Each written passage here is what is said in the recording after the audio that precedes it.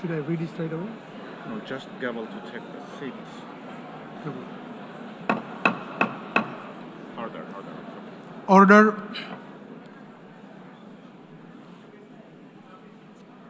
The plenary meeting, the 10th plenary meeting of the General Assembly is called to order.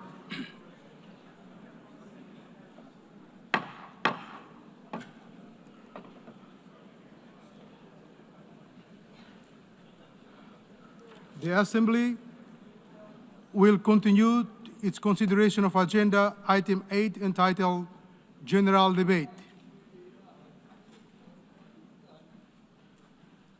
The Assembly will hear an address by His Excellency Benjamin Netanyahu, Prime Minister of the State of Israel. I request protocol to escort His Excellency and invite him to address the Assembly.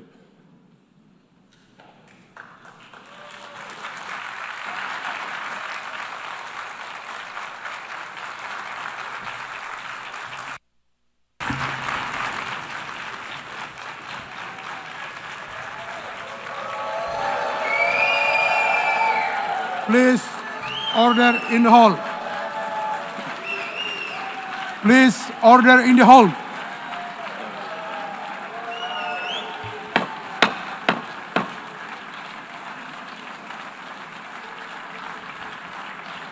Please, order in the hall.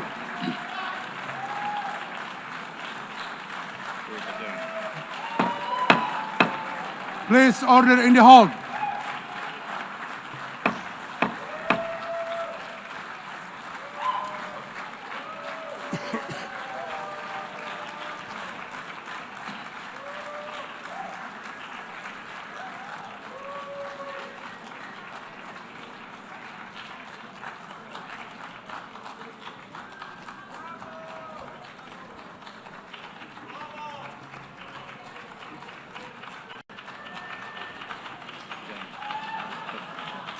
Please order in the hall and please be seated.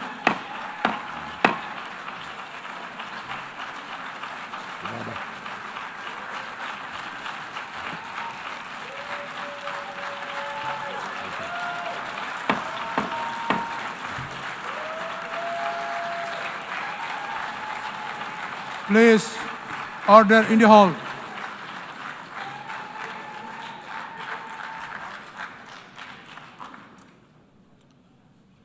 Mr. President, the families of our dear hostages languishing in the dungeons of Gaza,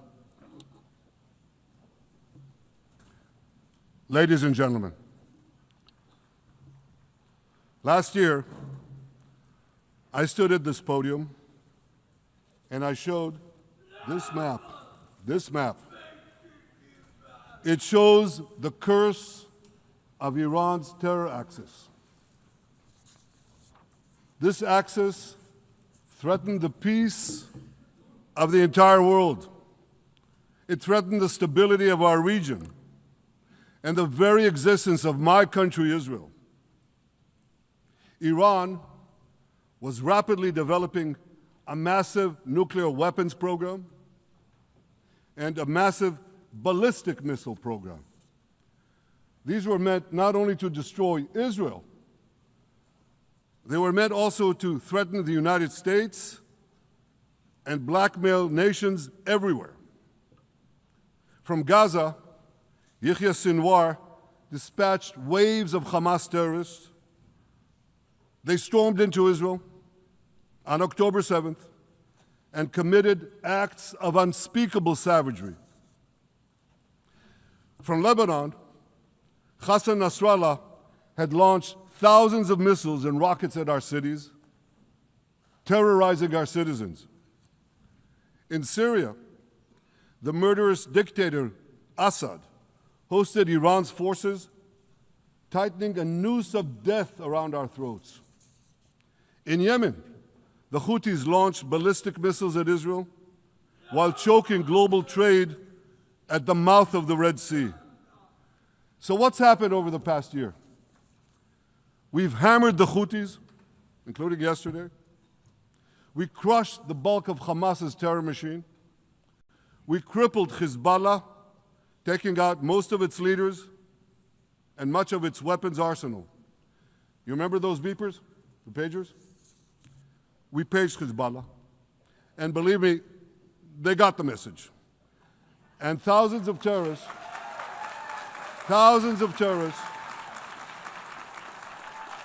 dropped to the ground. We destroyed Assad's armaments in Syria. We deterred Iran's Shiite militias in Iraq. And most importantly, and above anything else that I could say to you or that we did in this past year, in this past decade, we devastated Iran's atomic weapons and ballistic missiles programs.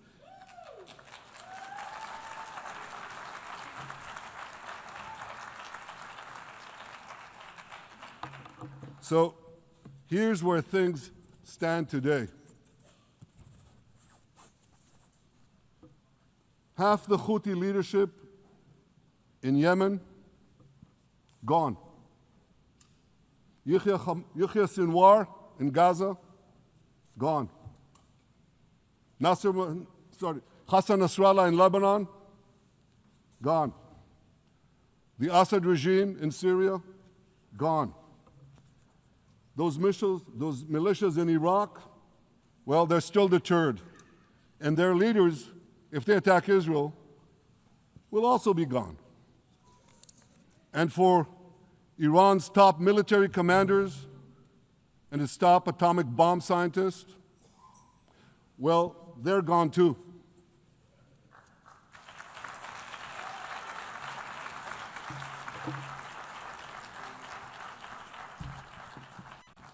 Israel's 12-day war with Iran, which I renamed Operation Rising Lion, that's from the Bible. This 12-day war will go down in the annals of military history. Our daring pilots neutralized Iran's missile defenses and took control of the skies over Tehran. And you saw this. Israeli fighter pilots and American B-2 pilots bombed Iran's nuclear enrichment sites.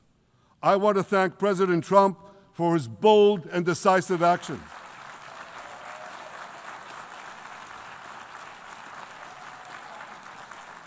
President Trump and I promised to prevent Iran from developing nuclear weapons, and we delivered on that promise.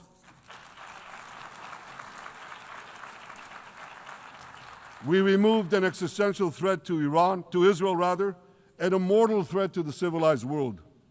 We lifted a dark cloud that could have claimed millions and millions of lives. But, ladies and gentlemen, we must remain vigilant. We must remain absolutely clear-minded and vigilant. We must not allow Iran to rebuild its military nuclear capacities.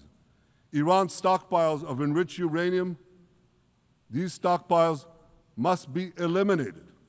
And tomorrow, UN Security Council sanctions on Iran must be snapped back.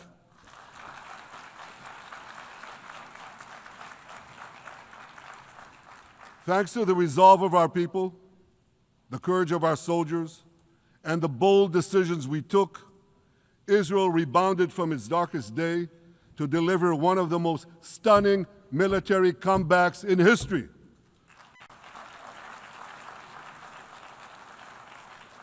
But we're not done yet.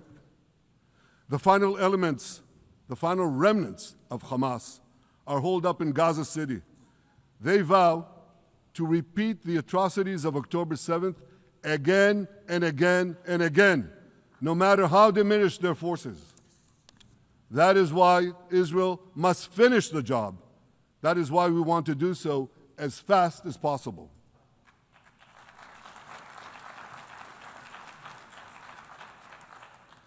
Ladies and gentlemen, much of the world no longer remembers October 7th.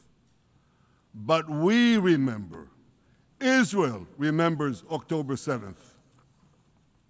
On that day, well, I'll tell you, you can remember October 7th too. You see this large pin here? It's a QR code. What I ask you to do is hold up your phones, zoom in, and you too will see why we fight and why we must win. It's all in here. On October 7th, Hamas carried out the worst attack on Jews since the Holocaust.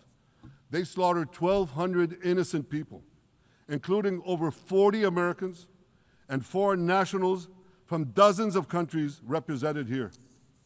They beheaded men. They raped women. They burnt babies alive. They burnt babies alive in front of their parents.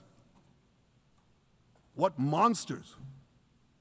And these monsters took more than 250 people hostage. And those included Holocaust survivors, grandmothers and their grandchildren. Who takes hostage grandmothers and grandchildren? Hamas does. So far, we've brought home 207 of these hostages, but 48 still remain in the dungeons of Gaza. 20 of them are alive, starved, tortured, deprived of any daylight, deprived of humanity. These are the names of the 20 living hostages.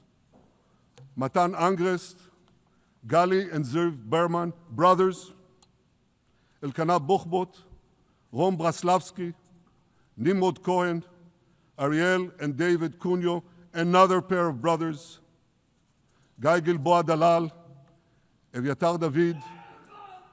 You saw the picture of Evyatar David, emaciated, forced to dig his own grave. Maxim Herkin, Eitan Horn, Segev Kalfon, Bar Kupperstein, Omri Meran, Eitan Moore, Yosef Chaim Ochana, Alon Ohel, Avinatam Or, and Matan Tsengarker.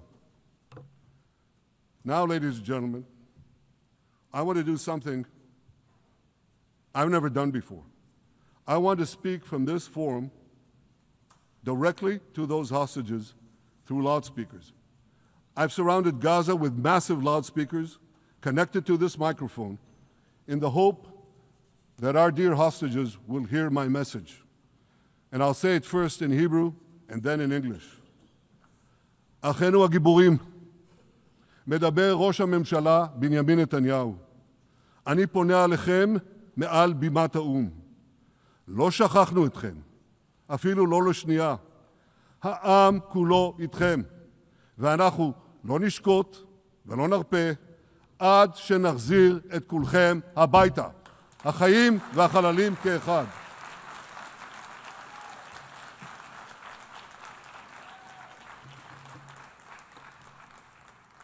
Our brave heroes. This is Prime Minister Netanyahu speaking to you live from the United Nations. We have not forgotten you, not even for a second. The people of Israel are with you. We will not falter and we will not rest until we bring all of you home.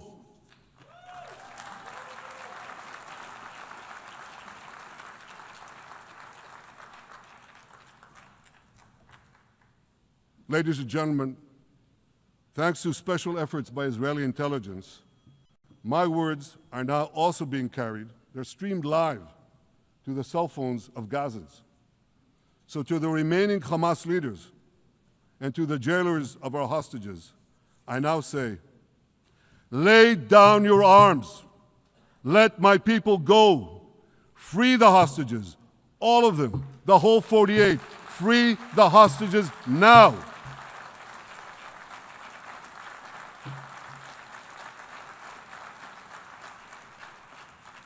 If you do, you will live. If you don't, Israel will hunt you down. Ladies and gentlemen, if Hamas agrees to our demands, the war could end right now. Gaza would be demilitarized, Israel would retain overriding security control, and a peaceful civilian authority would be established by Gazans and others committed to peace with Israel. And of course, you understand that the war in Gaza has affected every Israeli. But I'm sure there are people in New York or in London or in Melbourne and elsewhere who are probably thinking, what does all of this have to do with me? And the answer is everything. Because our enemies are your enemies. So let's do something else, so first at the UN. Let's do a pop quiz. And raise your hand if you know the answer. Here's the first question. Who shouts, "Death to America"? Is it A, Iran, B, Hamas, C, Hezbollah, D, the Houthis, or E, all of the above? All of the above. Correct, all of the above. Second question. Who has murdered Americans and Europeans in cold blood? Is it A, Al-Qaeda, B, Hamas, C, Hezbollah, D, Iran, or E, all of the above? All of the above. Correct. Again. So here's the point I wanted to make. Our enemies hate all of us with equal venom. They want to drag the modern world back to the past, to a dark age of violence, fanaticism, and terror. I think many of you are already feeling in your own societies the radical Islamist surge. You know, I'm sure you do, you know deep down that Israel is fighting your fight. So I want to tell you a secret. Behind closed doors, many of the leaders who publicly condemn us privately thank us. They tell me how much they value Israel's superb intelligence services that have prevented time and again terrorist attacks in their capitals, time and again saving countless lives. General George Keegan, former head of U.S. Air Force intelligence, once said, "If the United States had to gather on its own the intelligence that Israel gives us, we would have to establish 5 CIAs. 5 CIAs. This past June, when Israel struck Iran's nuclear facilities, German Chancellor Merz admitted the truth. He said, Israel is doing the dirty work for all of us. President Trump understands better than any other leader that Israel and America face a common threat. He showed the world that when Iran and its proxies murder Americans, take Americans hostage, shout death to America, burn American flags, and try to assassinate the President of the United States, not once, but twice. He showed them there is a price to pay for all that.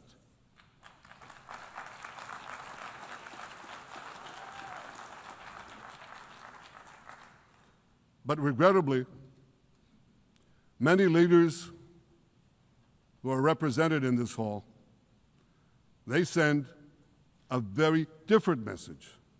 Sure, in the days immediately following October 7th, many of them supported Israel. But that support quickly evaporated when Israel did what any self-respecting nation would do in the wake of such a savage attack. We fought back. Now just imagine, just sit back for a second and imagine an attack against America proportioned to the attack against Israel on October 7th. Imagine a regime, a terror regime, dispatching thousands of terrorists to invade the United States. They massacre 40,000 Americans. They take 10,000 Americans hostage. What do you think America would do? You think America would leave that regime standing? You don't think that. No way, not a chance. The United States would wipe out that terror regime and ensure that such savagery would never threaten America again. This is precisely what Israel is doing in Gaza. We're wiping out the terror regime of Hamas and ensuring that this savagery will never threaten Israel again. That's what we are doing. That's what any self-respecting government would do.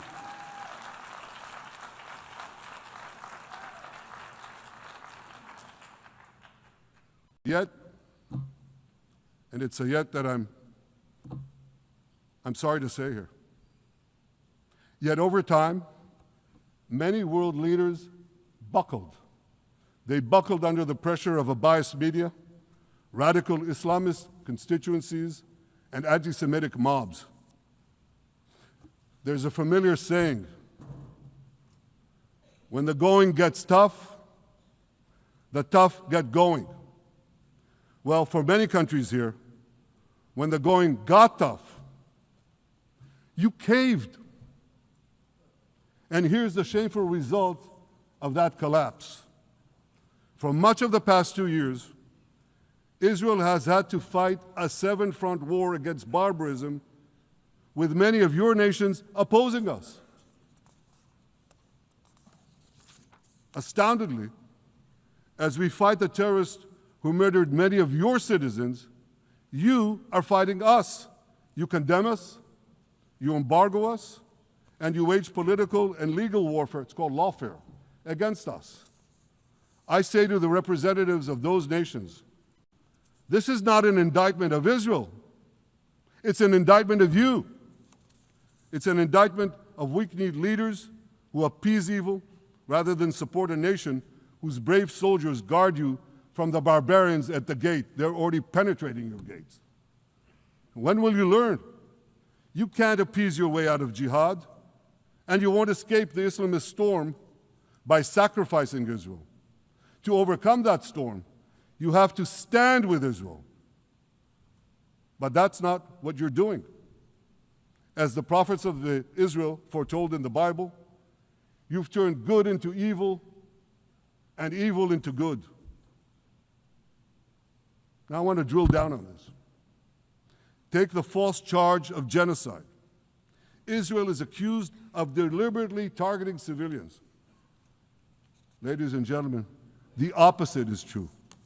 The head of urban warfare studies, Colonel John Spencer, he's perhaps the world's greatest expert on urban warfare. And he says, Israel is applying more measures to minimize civilian casualties than any military in history. And because we're doing that, the ratio of non-combatant to combatant casualties is less than 2 to 1 in Gaza. That's an astoundingly low ratio, lower than NATO's wars in Afghanistan and Iraq, especially when you consider that Gaza is one of the most densely populated urban areas on Earth. It has hundreds of miles of terror tunnels underground, and it has countless terror towers above ground, and thousands of terrorists embedded in the tunnels and in these towers in civilian areas. If you want to see what measures Israel takes to avoid civilian casualties in this war, just look at what we're doing now in Gaza City, the last Hamas stronghold, one of the 2 last strongholds.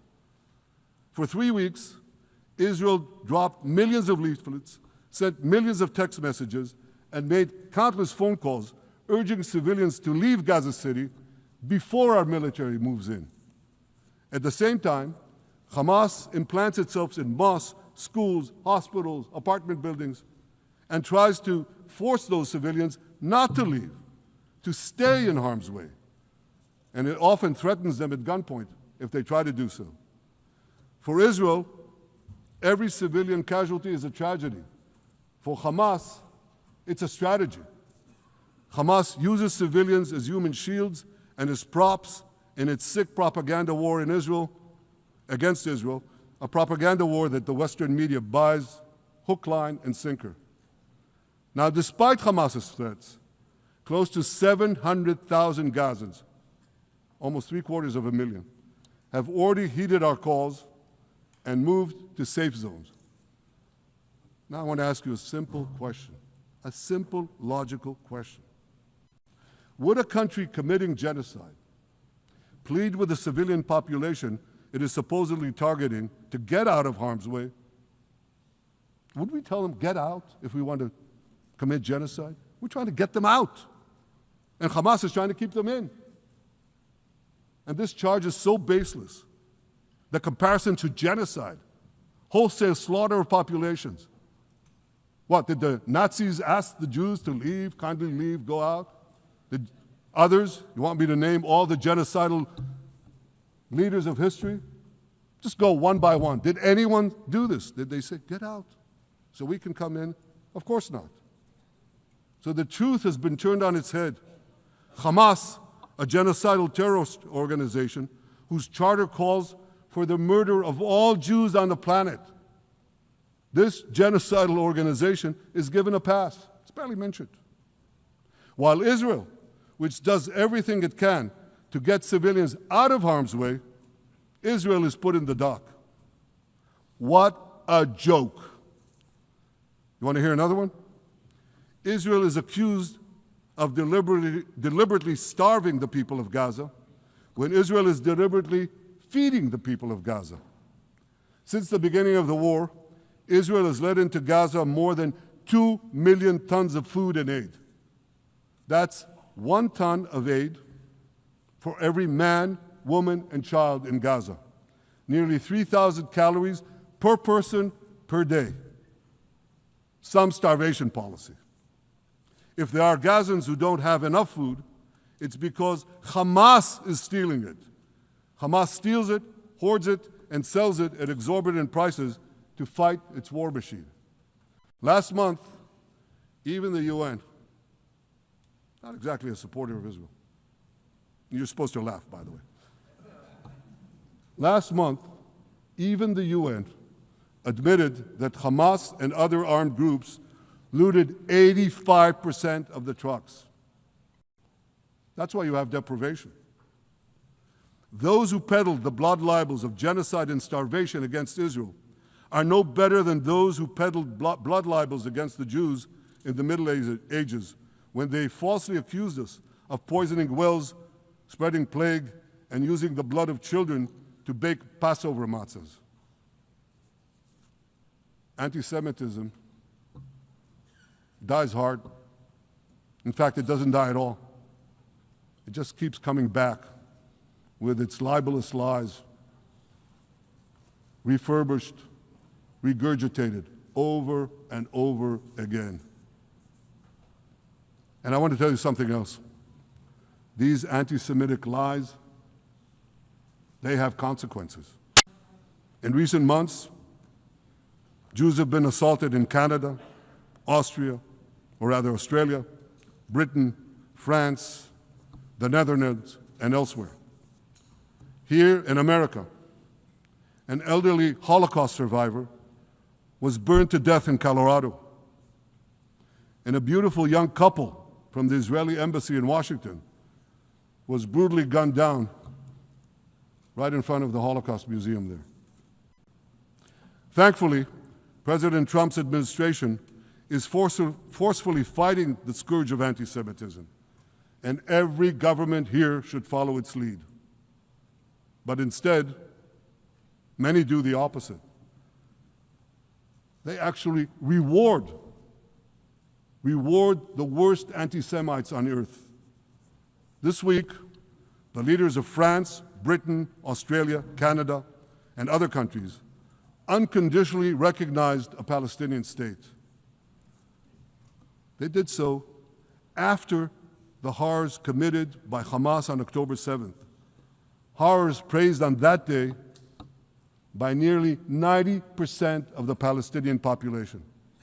Now, let me say that again.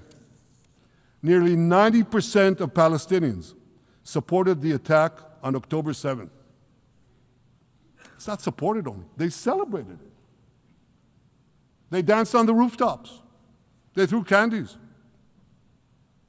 That's both in Gaza and in Judea, Samaria, the West Bank, as you call it.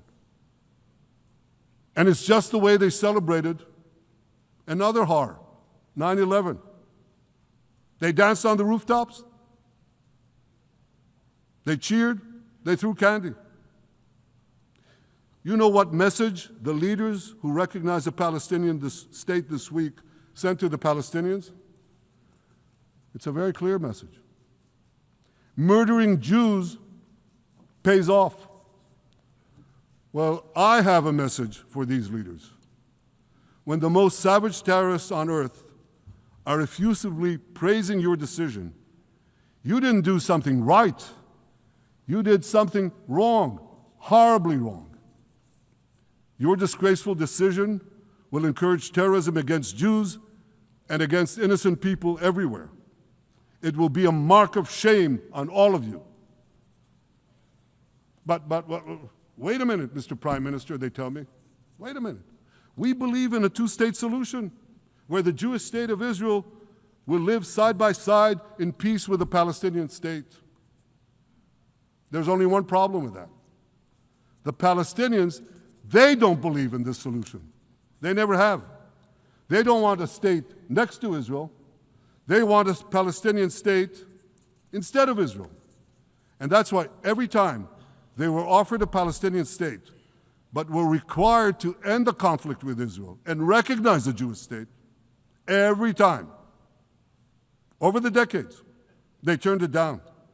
And that is why every time they were given territory, they used it to attack us. In fact, they effectively had a Palestinian state in Gaza. So what did they do with that state? Peace? Coexistence? No. They attacked us time and time again. Totally unprovoked. They fired rockets into our cities. They murdered our children. They turned Gaza into a terror base from which they committed the October 7th massacre. So here's the uncomfortable truth. The persistent Palestinian rejection of a Jewish state in any boundary is what has driven this conflict for over a century. It is still driving it. It's not the absence of a Palestinian state. It's the presence and existence of a Jewish state. And I find it amazing, that the foreign chancelleries and the ministries and all those who pontificate about this, and the leaders, how can they not see this basic truth when it is repeated again and again and again ad nauseum? And I want to say something else. This rejection of a Jewish state not only applies to Hamas, it also applies to the so-called moderate Palestinian Authority. You should know that the Palestinian authorities pays terrorists to slay Jews. The more Jews the terrorists slay, the more the Palestinian Authority pays. The Palestinian Authority names its government buildings, its public squares, its schools, after the mass murderers of Jews, which they glorify as martyrs. They pay and glorify not just the killer of Jews, but also killers of Christians. Christians like Taylor Force, an American veteran who was brutally murdered in Israel by Palestinian terrorists. But, that I hear from the Western leaders. They tell me, the PA promised us it will reform. And I know this time, Prime Minister, it will be different. Yeah, right. We've heard these promises for decades. They always promise. They never deliver. Because you see, the Palestinian Authority is corrupt to the core. They haven't held elections in 20 years. They use the same textbooks as Hamas, exactly the same textbooks. They teach their children to hate Jews and destroy the Jewish state. And Christians don't fare much better. When Bethlehem, the birthplace of Jesus, was under Israeli control, 80% of its residents were Christians. But since the PA took control, that number has dwindled to under 20%. These are the people you want to give a state to? What you're doing is giving the ultimate reward to intolerant fanatics who perpetrated and supported the October 7th massacre.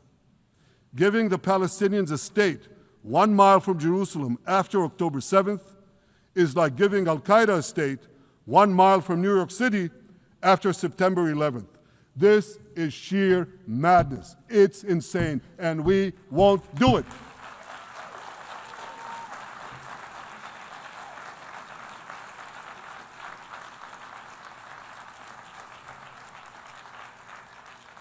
So here's another message to those Western leaders. Israel will not allow you to shove a terror state down our throats. We will not commit national suicide because you don't have the guts to face down a hostile media and anti-Semitic mobs demanding Israel's blood. And I want you to grasp something else, which is also distorted in the media. I say this not only in my name or the name of my government, but on behalf of all the people of Israel. Last year, there was a vote in the Knesset, our parliament, whether or not to oppose the imposition of a Palestinian state. You want to guess what the results were? Out of 120 members of our parliament, 99 voted against and only 9 supported. That's over 90%. It's not a fringe group. It's not the Prime Minister who himself is extreme or he's held hostage by extreme parties to his right. It's over 90% of Israelis. My opposition to a Palestinian state is not simply my policies or my government's policy. It's the policy of the state and people of the state of Israel.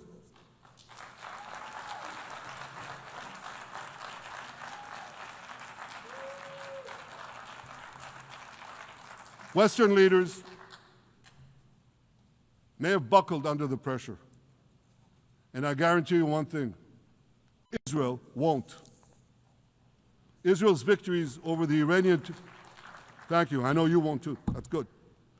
Israel's victories over the Iranian terror axis have opened up possibilities for peace that were unthinkable 2 years ago. Take Syria. For decades, the very idea of peace between Israel and Syria seemed unimaginable. Well, no more.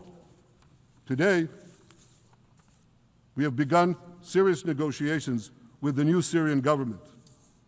I believe an agreement can be reached that respects Syria's sovereignty and protects both Israeli security and the security of the minorities in the region, including the Druze minority.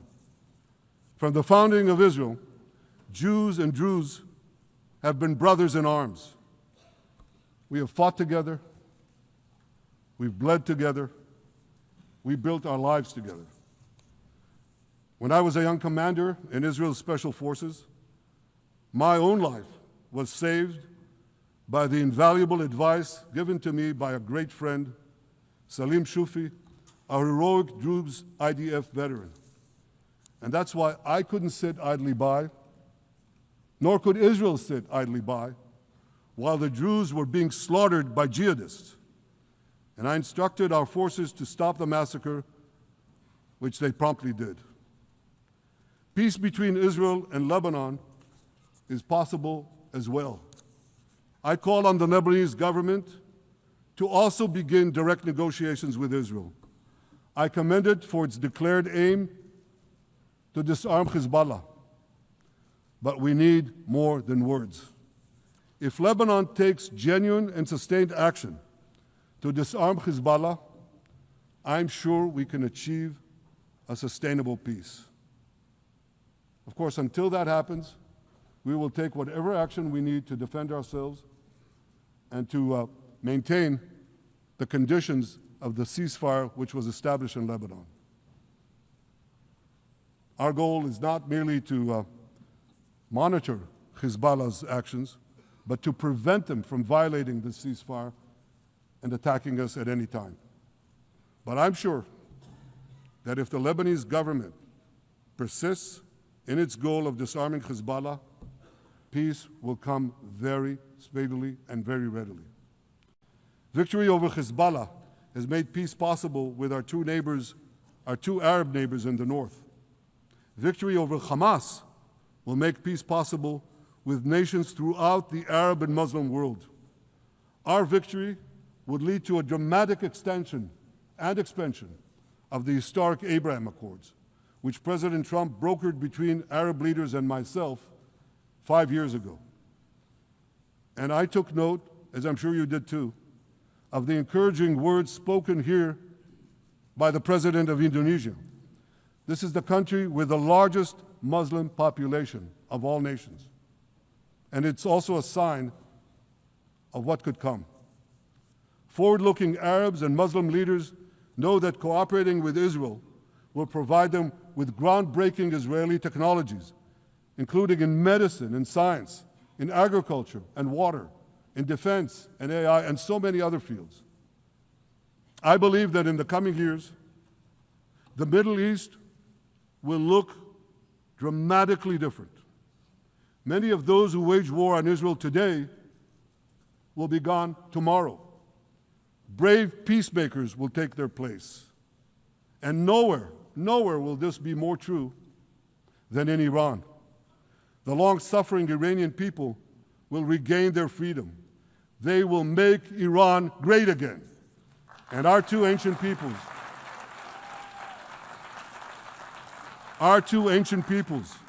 the people of Israel and the people of Iran, will restore a friendship that will benefit the entire world.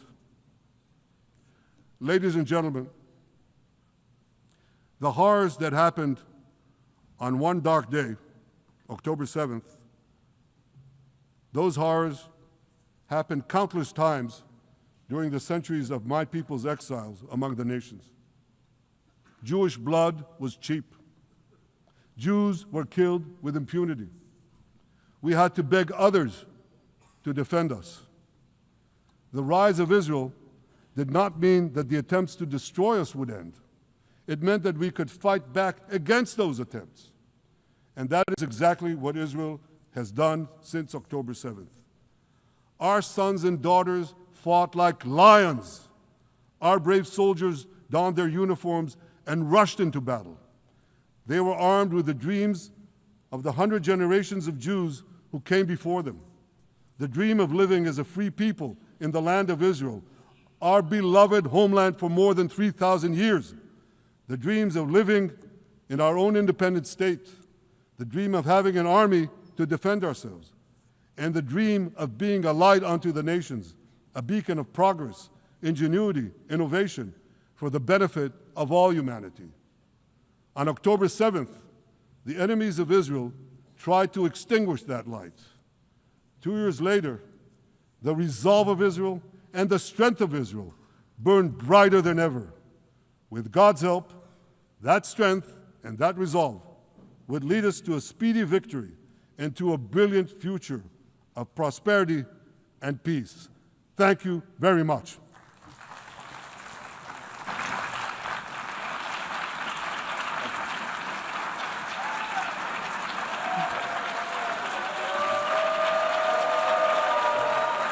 On behalf of the Assembly, I wish to thank the Prime Minister of the State of Israel.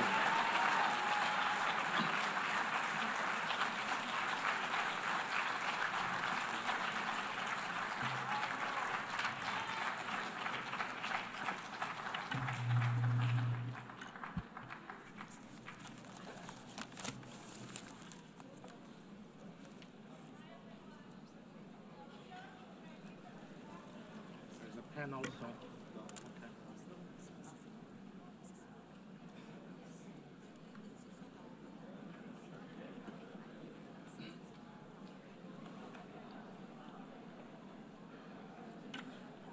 Okay.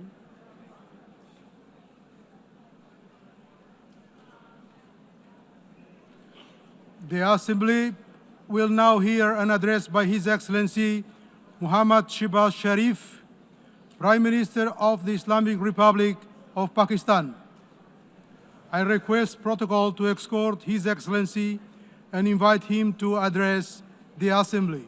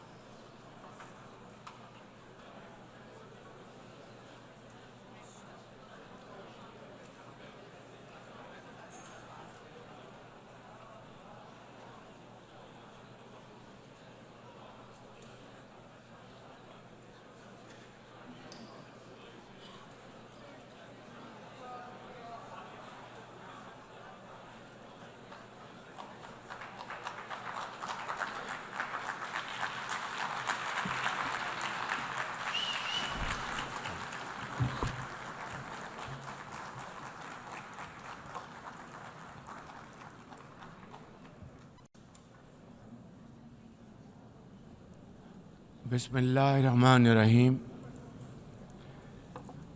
ليس البر أن تولوا وجوهكم قبل المشرق والمغرب ولكن البر من آمن بالله واليوم الآخر والملائكة والكتاب والنبيين وآتى المال على حبه ذوي القربى واليتامى والمساكين وابن السبيل والسائلين في الرقاب وأقام الصلاة وآتى الزكاة والمؤفون بعهدهم إذا عاهدوا والصابرين في البأساء والضراء وحين البأس أولئك الذين صدقوا وأولئك Those who believe in God are those who are on the side of good and not evil. Excellencies, ladies and gentlemen, Assalamu alaikum and a very good morning. I wish to congratulate Her Excellency Annalena Baerbock on assuming the presidency of the 80th session of the United Nations General Assembly. I also commend Secretary General Antonio Guterres for his bold leadership of the United Nations in testing times. Ladies and gentlemen, our world is more complex today than ever before. Conflicts are intensifying, international law is being brazenly violated, humanitarian crises are multiplying, terrorism remains a potent threat, disinformation and fake news undermine trust, climate change threatens our very survival, and more so countries like Pakistan. Today, multilateralism is no more an option, it is need of the hour. Excellencies, Pakistan's foreign policy, guided by the vision of Quaid-e-Azam Muhammad Ali Jinnah, is based on peace, mutual respect and cooperation. We believe in the peaceful settlement of disputes through dialogue and diplomacy. Last year, from this very podium, I had warned that Pakistan would act most decisively against any external aggression. Those words of mine proved true. I hope it didn't. But then that is destiny. When in May this year, my country confronted unprovoked aggression from our eastern front, the enemy came shrouded in arrogance. We sent them back in humiliation, delivering our bloody nose. Excellencies, India sought to extract political gains from a human tragedy by spurning my sincere offer of an independent international investigation into the Pahalgam incident. Instead, it attacked our cities and targeted our innocent civilians. When our territorial integrity and national security were violated, our response was in accordance with the right of self-defense under Article 51 of United Nations Charter. Our valiant armed forces, under the stellar leadership of Field Marshal Syed Asim Munir, mounted an operation of stunning professionalism, bravery, and acumen, repulsing the enemy's attack under Air Chief Marshal Zahir Babar Sidhu. Our falcons took flight and etched their answer across the skies, resulting in 7 of the Indian jets turned to scrap and dust. A decisive response.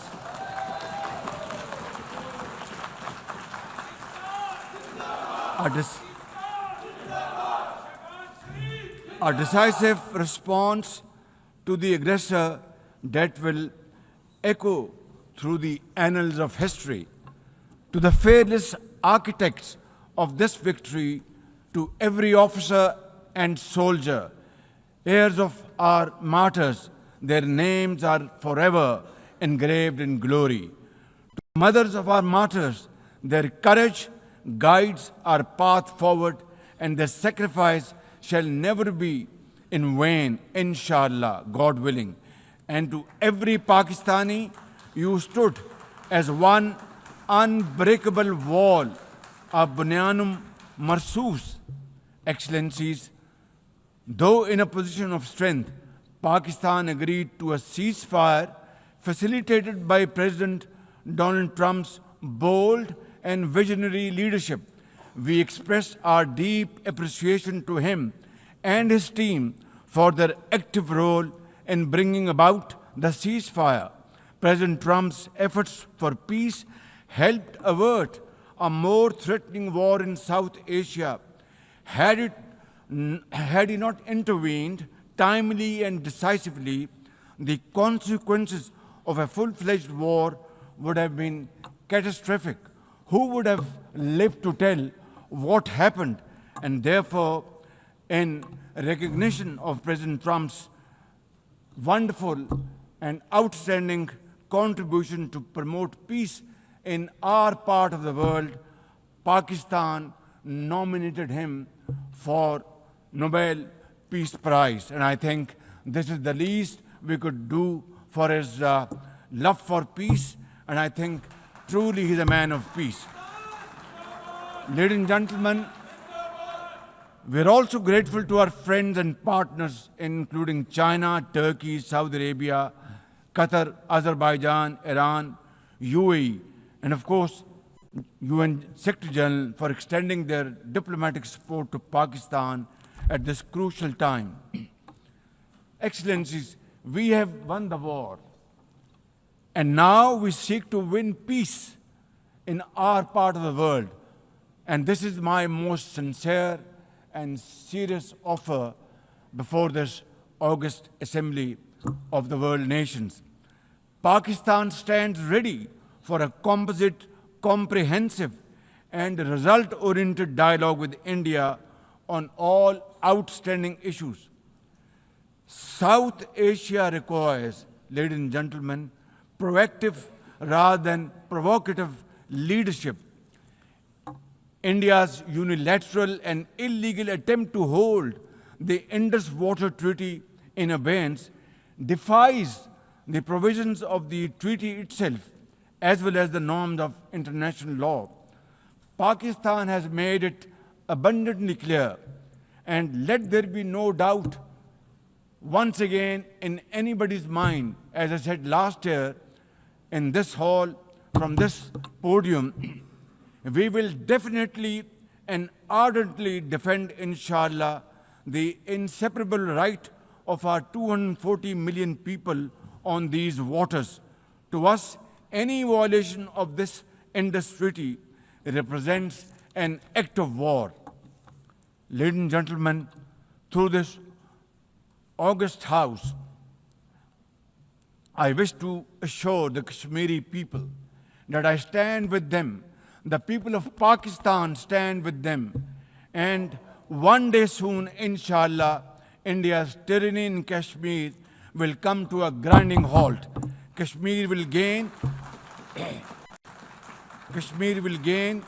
its fundamental right to self-determination through an impartial plebiscite under the auspices of this very organization, United Nations. Excellencies, the plight of the Palestinian people is one of the most heart-wrenching tragedies of our times. This prolonged injustice is a stain on the global conscience and our collective moral failure. For nearly 80 years, the Palestinians have courageously endured Israel's brutal occupation of their homeland. In the West Bank, each passing day brings new brutality, illegal settlers who terrorize and kill with impunity, and nobody can challenge them and question them. And in Gaza, Israel's genocidal onslaught has unleashed unspeakable terror upon women and children in a manner we have not witnessed in annals of history. In blind pursuit of its nefarious goals, the Israeli leadership has unleashed a shameful campaign against the innocent Palestinians, which history will always remember as one of its darkest chapters. But speak we must, Madam President, we must speak and speak loud and clear. Our words are too little, too late for Hind Rajab, a child, nay, a little baby.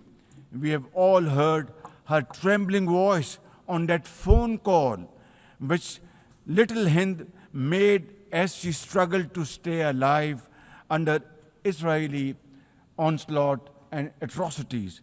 Can you imagine that little girl, Hind Rajab, as if she was our daughter?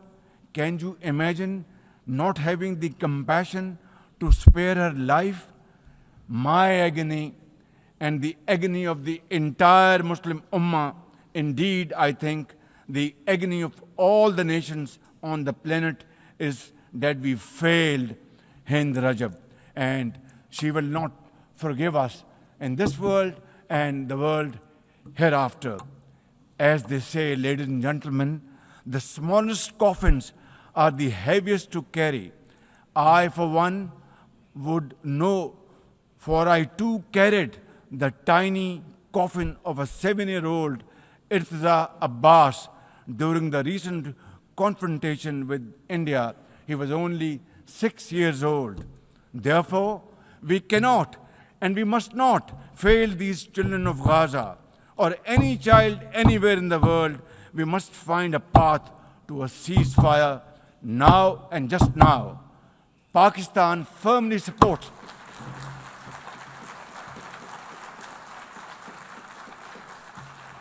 Ladies and gentlemen, Pakistan firmly supports the demand of the Palestinian people for the establishment of a sovereign Palestinian state with pre-1967 borders and Al-Quds Sharif as its capital. Palestine can no longer remain under Israeli shackles. It must be liberated, and liberated with full commitment and with full force.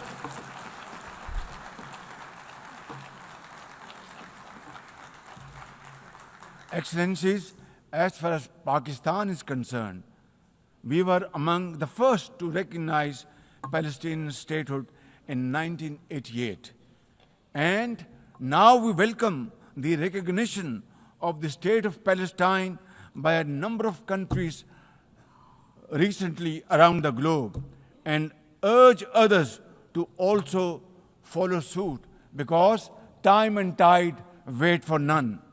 We are further grateful for President Trump's timely initiative to invite Arab Islamic states 3 days ago here in this building for a consultative session at the United Nations. And I was also part of that consultative process. And I think, and I hope and pray to God that it has rekindled hope for a ceasefire in the nearest future, for which the credit must again be attributed to President Trump for this peace initiative. Excellencies, Israel's recent attack on Doha and its continued violations of the sovereignty and territorial integrity of numerous countries is reflective of its rogue behavior. Pakistan stands unwaveringly with our brothers and sisters in Qatar. we also support all efforts for a peaceful resolution of the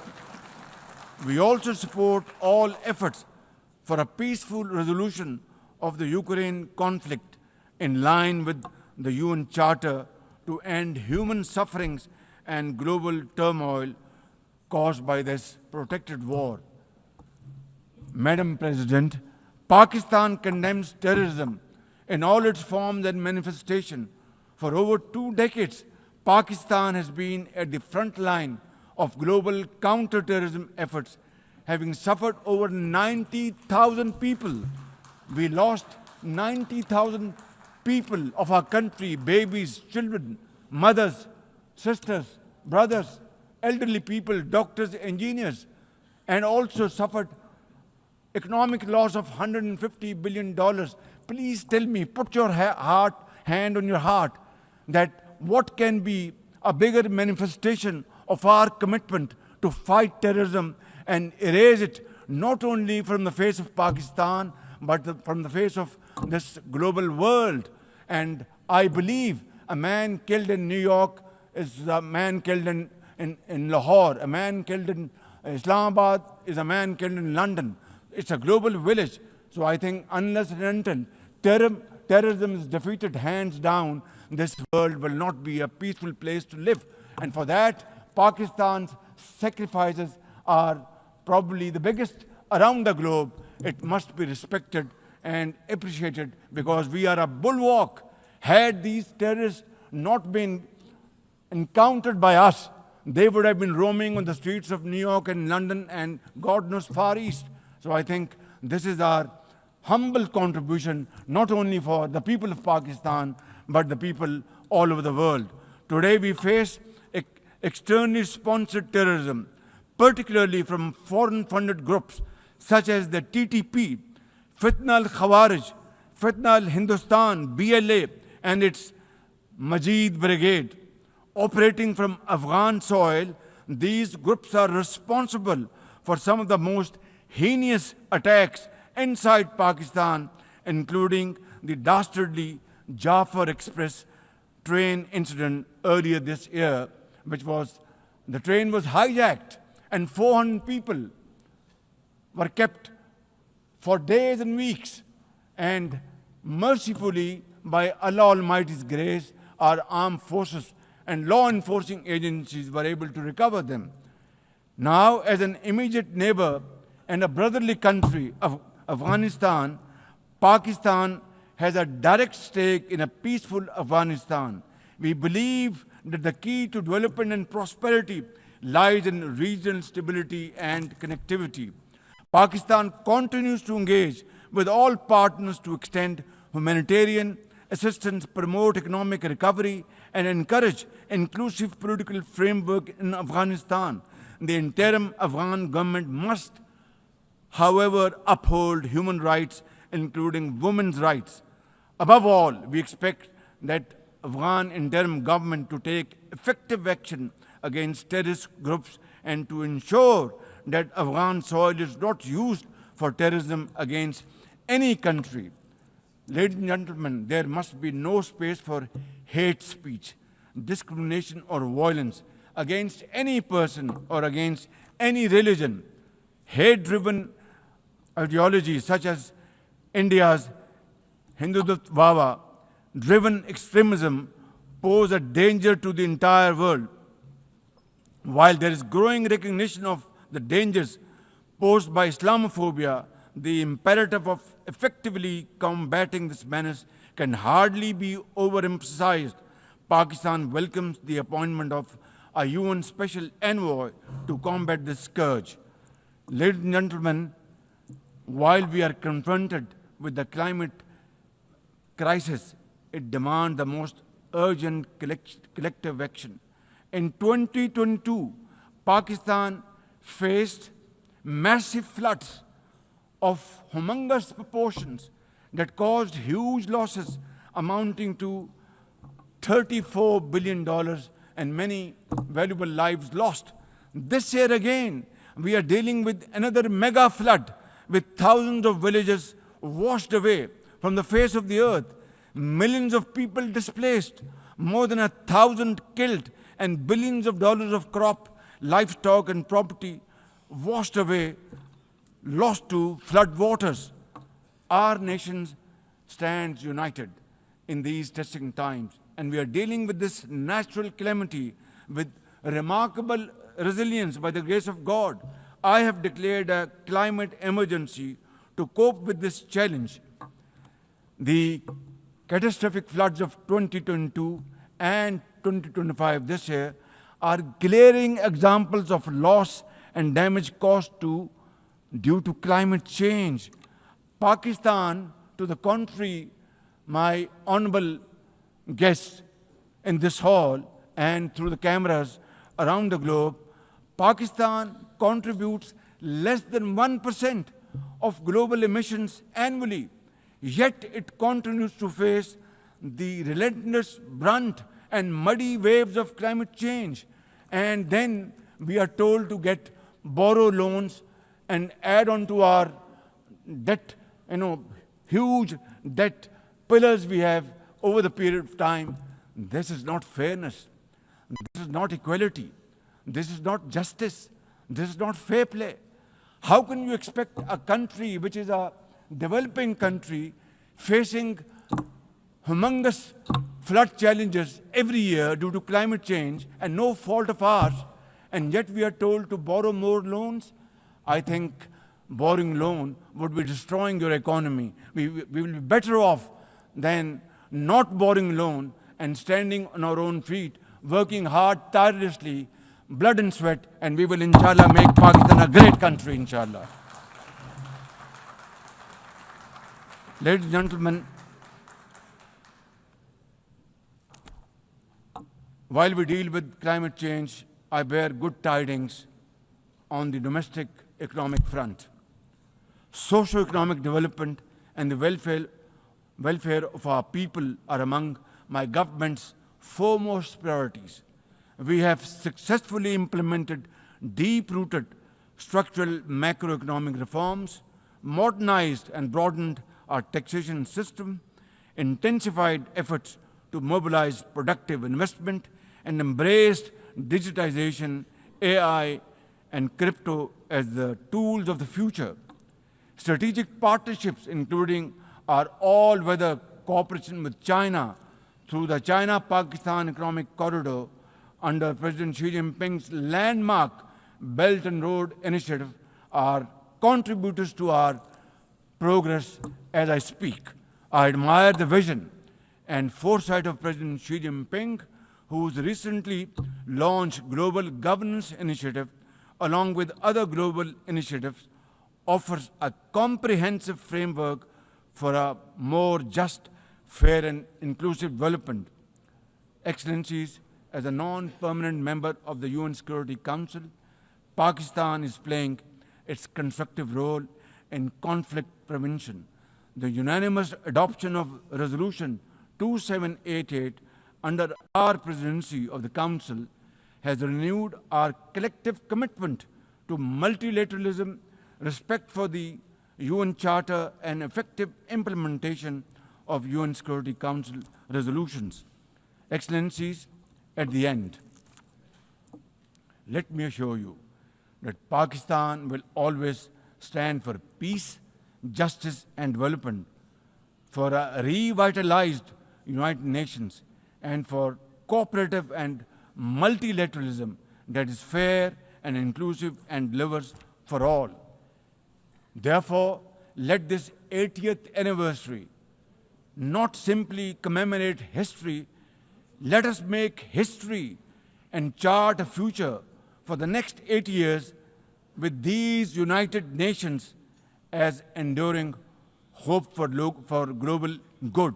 Let us truly strive to become better together. Thank you very much. United Nations, long live. God bless you.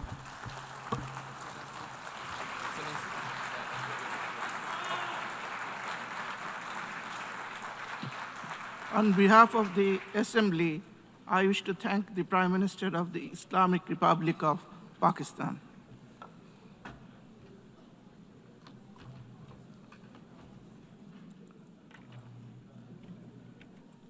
The Assembly will now hear an address by His Excellency Li Qiang, Premier of the State Council of the People's Republic of China. I request protocol to escort His Excellency and invite him to address the Assembly.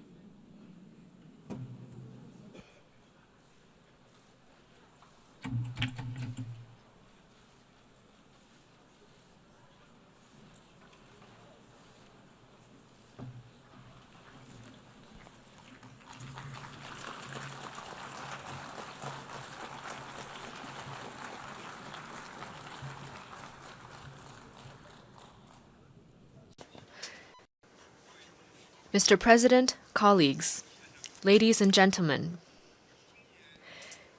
this year marks the 80th anniversary of the victory of the World Anti-Fascist War. It is also the 80th anniversary of the founding of the United Nations. 80 years ago, fascism was defeated in fearless battles by countless heroic men and women around the world.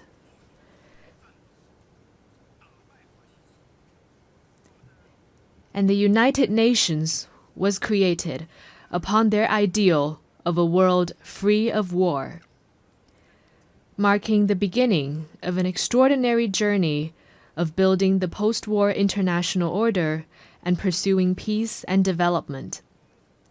The past 80 years have been tortuous but purposeful. Today, the UN is the world's most universal, representative, and authoritative intergovernmental organization.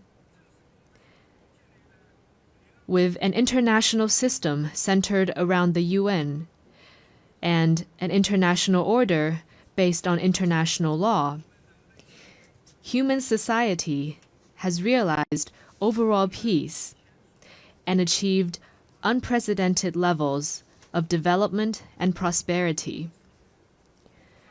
The past 80 years have witnessed tectonic changes in our world. Straddling 2 centuries, this period saw human society leapfrog from the age of electricity and computers into a digital intelligence era. While the world we live in has changed enormously, the ideal of making it a better place remains unchanged. Looking back, we can draw a number of valuable inspirations. First, peace and development are the strongest aspiration shared by the people of all countries. Having gone through 2 world wars, we must never forget the bitter lessons learned through bloodshed and loss of lives. For 80 years, a generally peaceful international environment has led to remarkable growth in the global economy. Today, as the desire for peace and development grows even stronger around the world, it is incumbent upon our generation to further strengthen the force for peace and development. Second, solidarity and cooperation are the most powerful drivers for human progress. In the ferocious years of the World Anti-Fascist War, countries with different social systems, histories, and cultures rose above their differences, fought side by side, and prevailed together. In the 80 years that followed, they weathered a succession of vicissitudes, such as the Cold War standoff, financial crises, and global pandemics, by staying connected and working together. All this proves a simple yet powerful point. Solidarity lifts everyone up, while division drags all down. The road ahead might be hard and bumpy, but when all countries unite as one and collaborate in good faith, our strengths will converge into a mighty force with which we can withstand any headwind and cross any hurdle. Third, fairness and justice are the most important values pursued by the international community. History keeps reminding us that when might dictates right, the world risks division and regression. Should the era of the law of the jungle return, and the weak be left as a prey to the strong, human society would face even more bloodshed and brutality. As members of the global family, we must uphold justice while pursuing our own interests. This is particularly true for the major countries. Only when all countries, big or small, are treated as equals and true multilateralism is practiced, can the rights and interests of all parties be better protected. At present, the world has entered a new period of turbulence and transformation. Unilateralism and Cold War mentality are resurfacing. The international rules and order built over the past 80 years are under serious challenge. And the once effective international system is constantly disrupted. The various problems induced are distressing and worrying. Humanity has once again come to a crossroads. Anyone who cares about the state of affairs in the world would want to ask, why couldn't we humans, having emerged from tribulations, adopt a greater sense of conscience and rationality, and treat each other with kindness and coexist in peace? How could we, in the face of deplorable incidents such as humanitarian disasters, turn a blind eye to atrocities that trample blatantly on fairness and justice and sit on our own hands? How could we, when confronted with unscrupulous acts of hegemonism and bullying, remain silent and submissive for fear of might? And how could we let the ardent passion and dedication of our forefathers in founding the UN simply fade into the pages of history?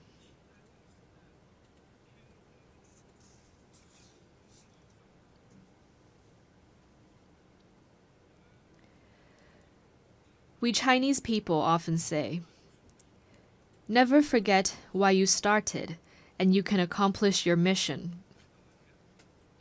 Arriving at the UN headquarters this time, I saw over 190 national flags lined up in front of the building and fluttering in the breeze. I saw the sculptures, "Let us beat swords into plowshares," and "Nonviolence," with their time-tested message ever so loud.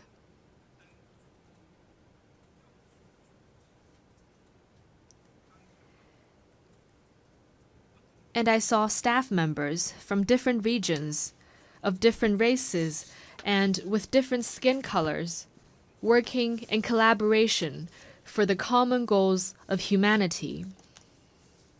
What I saw got me thinking. Those people, objects, and scenes that embody peace, progress, and development are exactly why we choose to commemorate victory. They are also what inspires us to forge ahead, hand in hand. While we may not be able to go back in time and relive the victory, we can definitely create a better future together.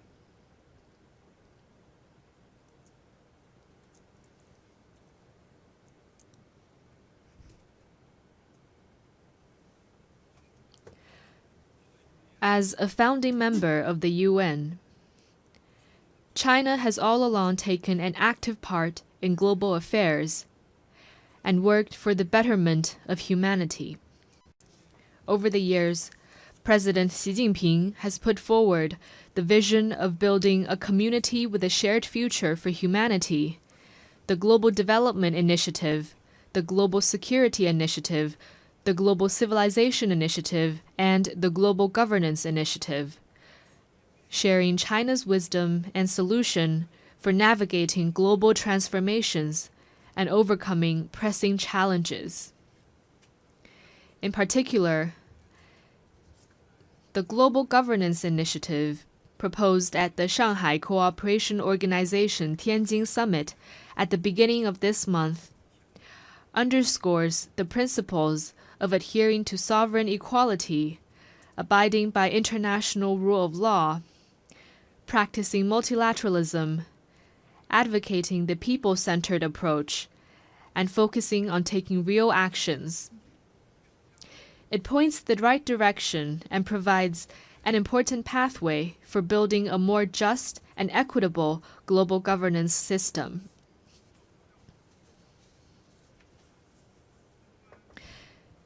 China is ready to take coordinated and effective actions together with all sides to offer more concrete solutions and promote world peace and development. First, amid the volatility and turbulence in the world, we must work together for peace and shared security. All countries belong to the same global village and rely on each other for security. We should uphold the vision of common, comprehensive, cooperative, and sustainable security, and respect the legitimate security concerns of all countries.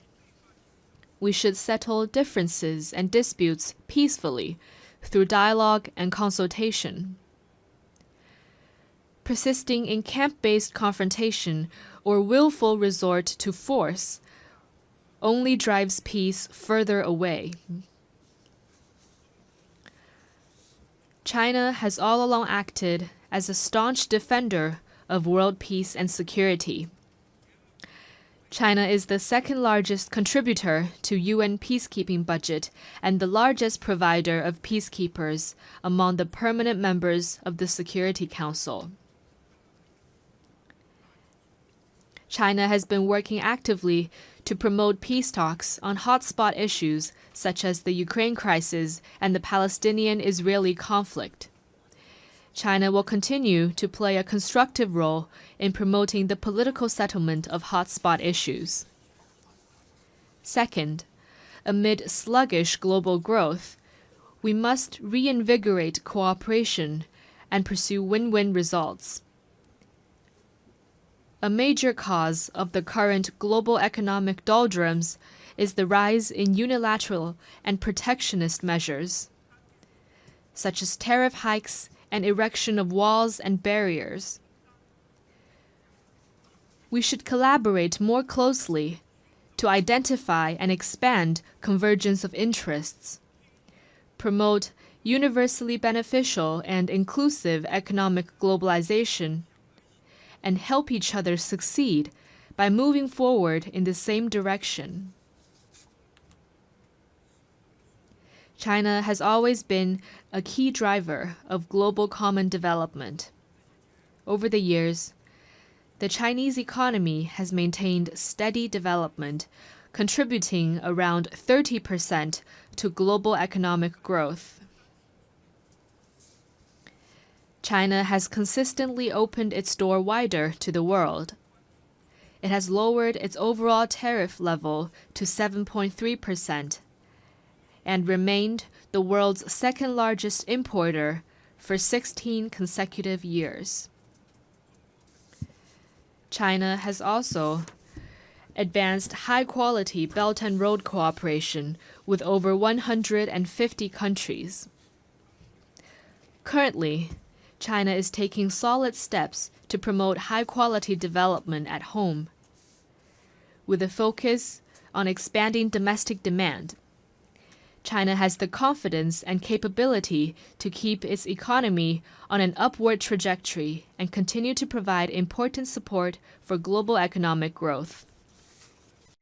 Third, amid dynamic interactions among civilizations, we must champion dialogue and mutual enlightenment. Every civilization has its unique value and heritage, and deserves acknowledgement and respect. Obsession with so-called civilizational superiority or ideology-based circles only breeds more division and confrontation. Adopting an inclusive attitude and engaging in exchange and mutual learning is a sure way to build more consensus and collective strength. China has all along engaged in active civilizational exchange and mutual learning. Over the next 5 years, China will carry out 50 development cooperation programs in the field of culture and civilization for fellow developing countries, and host 200 thematic training and seminar programs, contributing its part to inter-civilizational dialogue and the progress of civilizations. Fourth, amid emerging challenges, we must respond with concrete efforts and protect our shared home. Climate change is a major challenge confronting all of us.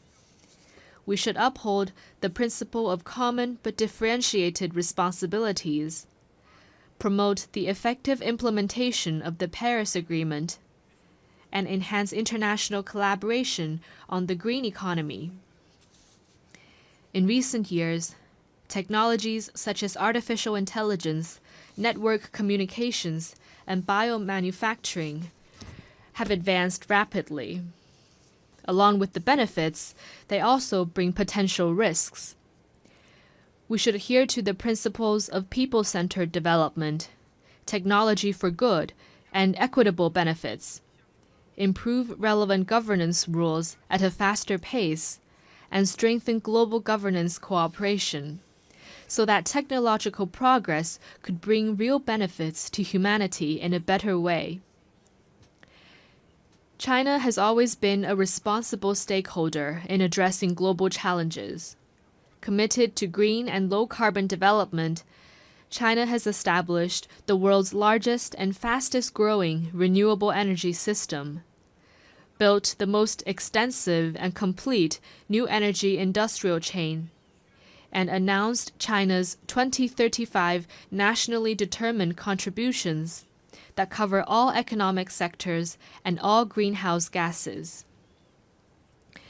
China has proposed the Global AI Governance Initiative and advocated the establishment of a World AI Cooperation Organization. This time during the 80th session, China will present to the UN the lunar soil samples collected by Chang'e 6 from the far side of the moon.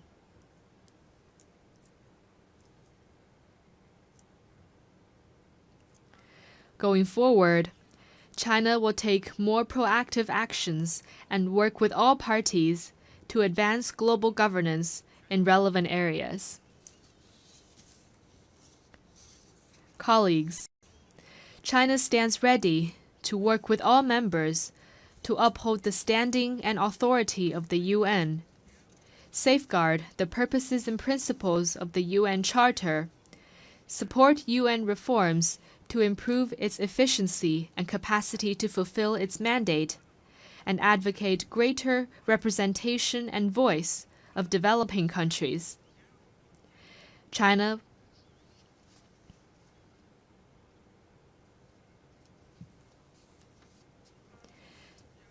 will work with the UN to set up a China-UN Global South-South Development Facility and provide it with $10 million in budgetary support.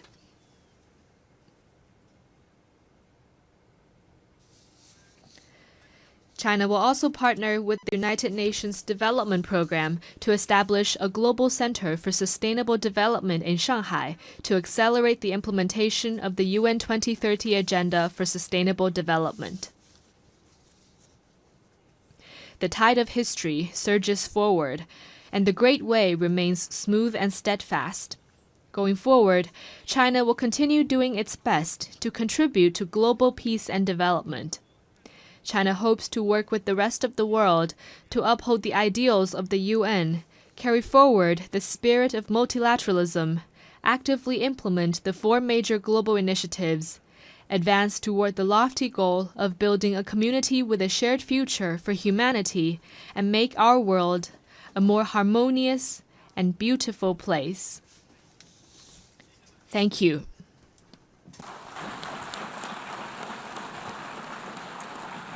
On behalf of the Assembly, I wish to thank the Premier of the State Council of the People's Republic of China.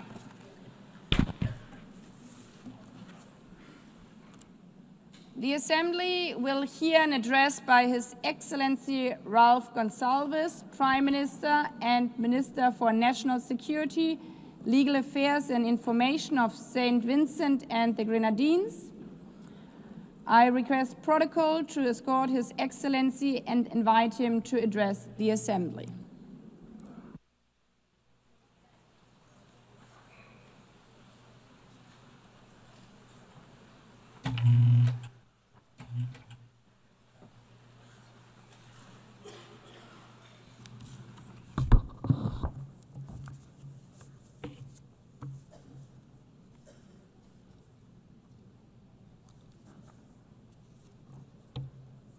Madam President, Excellencies, the condition of today's world is more complicated, more dangerous than ever, more uneven in its human development, more integrated, yet more disparate and desperate.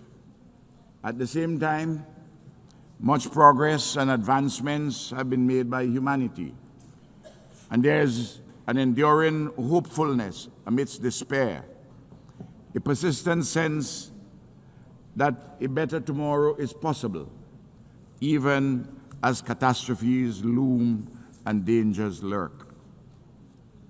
Your Excellencies, big power rivalries interlaced with personal vainglories and hubris are gravely unsettling the world, to the advantage of not one single nation state. Civilized discourse, tempered with patience and calm, has given way to a bellicosity of language shouted across continents and oceans, designed presumably to satisfy nativist longings in the breasts of those who think that, despite their good fortune, relatively, they have been grievously wronged by some dark and hidden forces. Can none of these persons pause and reflect upon the question posed and answered by all the world's great religions, but in particular through the words of the Hebrew prophet Micah? What does the Lord require of us? To do justly, to love mercy, and to walk humbly with our God. The intractable problems facing humanity cannot be solved by any one nation unilaterally. A mature multilateralism is required to address satisfactorily rampaging climate change in the age of the Anthropocene, to resolve the threats posed by nuclear weapons and their further spread, to pursue peaceful coexistence rather than conflict, terrorism, and war, to reform the system of financing for development, inclusive of a just climate financing, to tackle successfully the growing challenges of artificial intelligence, to achieve the 17 Sustainable Development Goals by 2030, be guided by the Global Digital Compact and the Pact for the Future, and to reshape global governance more inclusively. It is thus of the highest importance for this august body, the United Nations, and the overwhelming majority of nation states within it, to continue our efforts to persuade the powerful to act equitably, honorably, and multilaterally, to tackle efficaciously the extant and looming challenges facing the global community. Oftentimes, it is frustrating and disheartening to those of us who are committed to this necessary and desirable path of mature multilateralism, because our Herculean efforts seemingly deliver correspondingly negligible results. Nevertheless, we cannot give up. We cannot afford to get weary. We have no choice but to persist in this ever more urgent multilateral solidarity and cooperation as we pursue the political and economic spaces to make this world a better place for all humanity. Your Excellencies, St. Vincent and the Grenadines, like all countries globally, have been shaped by our history and geography, our nature and neighbors, our extant circumstances, and our dreams for a better future. For example, we carry the benefits and the burdens of our geographic location, near to the greatest economic, military, scientific, and culturally dominant power the world has ever seen. St. Vincent and the Grenadines is where it is. It cannot be lifted up and taken to Vladivostok or the mouth of the Amur River. Yet, as a free and independent people, we have the right to pursue peacefully and securely our quest for shared prosperity without domination, interference, or intervention from any of our neighbors or from any power that comes from afar. Today, as I speak, my government and my people have another challenge: from the nefarious activities of the agents of a rising or risen hegemon from another hemisphere, and from some greedy, unprincipled, non-state operators in Europe, acting in concert, seeking to pollute and interfere in our democracy, our free and fair elections, which are scheduled to be held later this year. Their conduct is unacceptable and hugely injurious to our people. Your Excellencies, the raging genocide and neocolonial oppression being committed against the Palestinian people in Gaza and the West Bank before our very eyes on global television and are continuing affronts to the elemental rights of the Palestinians, to civilized conduct, and to international law. How can one state, a member of this august body, act with such impunity against defenseless men, women, and children? Surely, the hottest part of hell is reserved for those perpetrators of genocide and those who are complicit in it. Over 200 years ago, the British committed large-scale genocide against the indigenous people of my country. And we are still suffering, enduring the historical legacies of underdevelopment therefrom. Similarly, the genocidal enslavement of African bodies in our Caribbean, in our hemisphere. It will take centuries for the pain, suffering, and legacies of the current genocide of the Palestinians to be repaired. We in the Caribbean are today demanding justly reparations for native genocide and the enslavement of African bodies, which occurred centuries ago. This tragedy, this madness that has been unfolding unabated in Palestine must stop.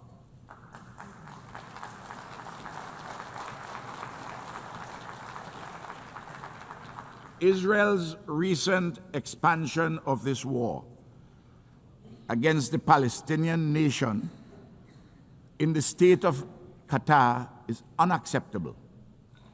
We stand in solidarity with Qatar.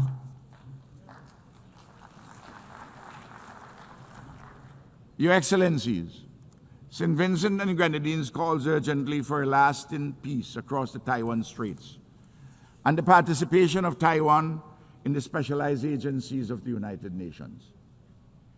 It is a continuing absurdity that this country of 23 million people, a functioning democracy with a settled yearning for self-determination, a legitimate institutional expression of the Chinese civilization, with first world living standards, a land of peace and ingenuity, cannot be properly accommodated in the global bodies concerned with health, climate change, civil aviation, policing, and so forth. Similarly, it is long overdue that the fractured relationship between the United States of America and Cuba be made whole in mutual respect, in accordance with international law and consistent with the interests of both neighbors for peace, security, and shared prosperity. St. Vincent and the Grenadines implores the great American nation, and it is a great nation, to listen and act upon the near unanimous advice of this General Assembly, which has repeatedly called for an end to the oppressive, unlawful embargo against Cuba. I am calling for a mature conversation between the United States of America and Cuba. Likewise, the recent ramping up of tensions between the USA and the Bolivarian Republic of Venezuela is most unhelpful to peace and stability in our Caribbean and Latin America. St. Vincent and the Grenadines calls for the scaling back of actions and rhetoric which are so inimical to cordial neighborly relations. In particular, we find the foreign militarization of the waters around Venezuela exceedingly troubling. Repeatedly, the countries of the Caribbean and Latin America have unanimously declared our area a zone of peace. We urge our American friends to abide by this declaration.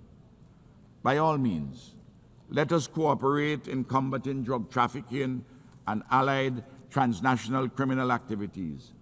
But the unilateral militarization is decidedly not the way to go. Also, again, I'm imploring my American and Venezuelan friends to sit down maturely and talk through these problems so that we can have a resolution. In Haiti, matters political, economic, and social continue to deteriorate.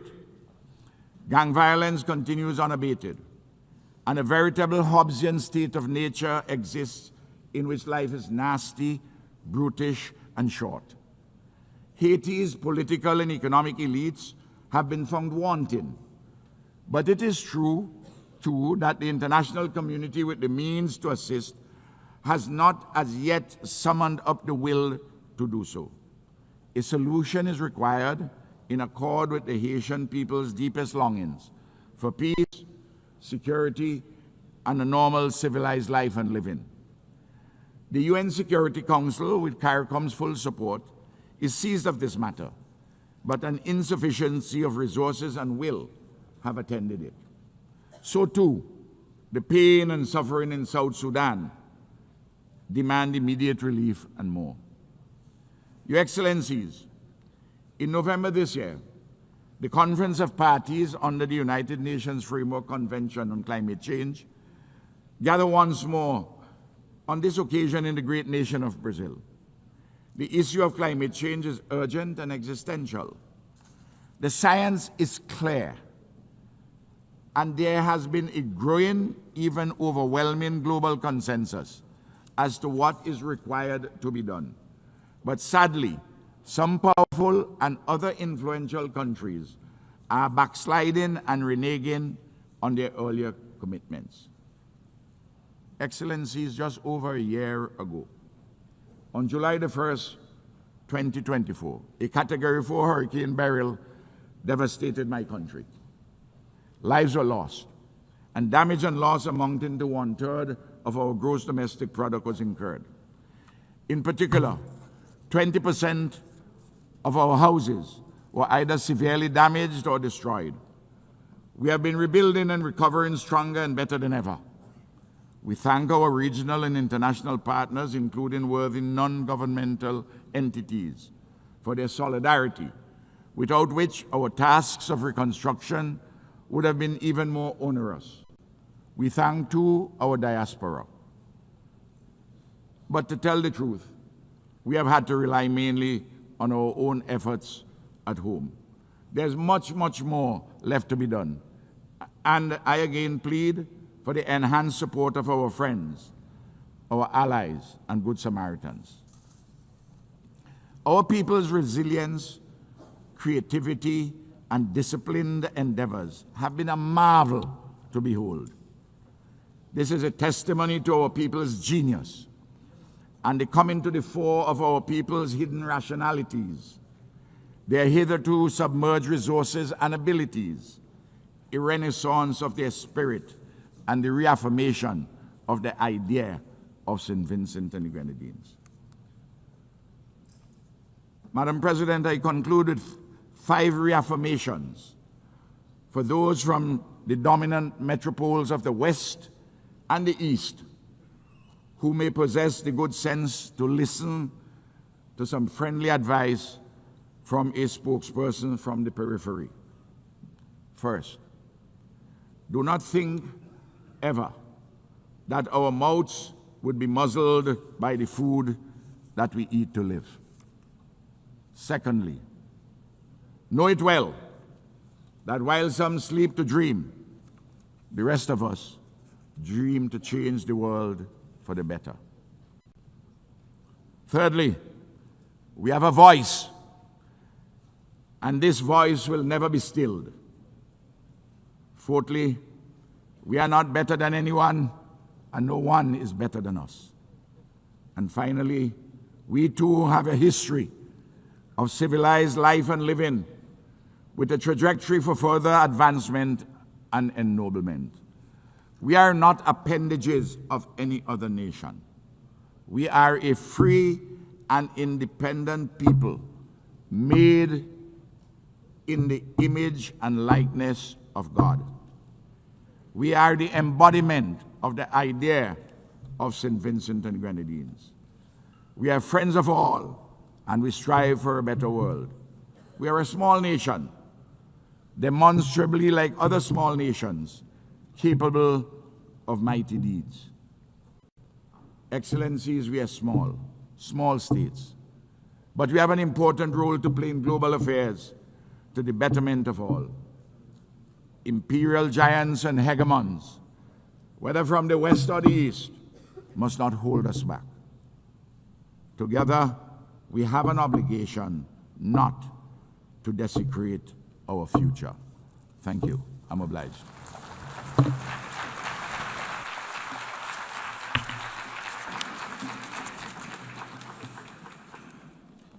On behalf of the Assembly, I wish to thank the Prime Minister and Minister for National Security, Legal Affairs and Information of St. Vincent and the Grenadines. The Assembly will hear an address by His Excellency Luc Frieden, Prime Minister of the Grand Duchy of Luxembourg. I request protocol to escort His Excellency and invite him to address the Assembly.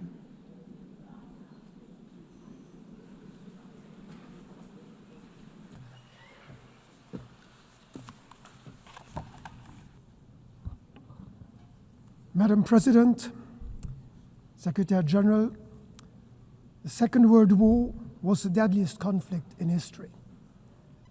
It took the combined efforts of 50 nations to resist the Axis powers and end their seemingly unstoppable campaign of conquest and subjugation. But in the course of their struggle, Allied countries, including my own, found a second, even bigger purpose. They would end the war, and they would seek to end war itself.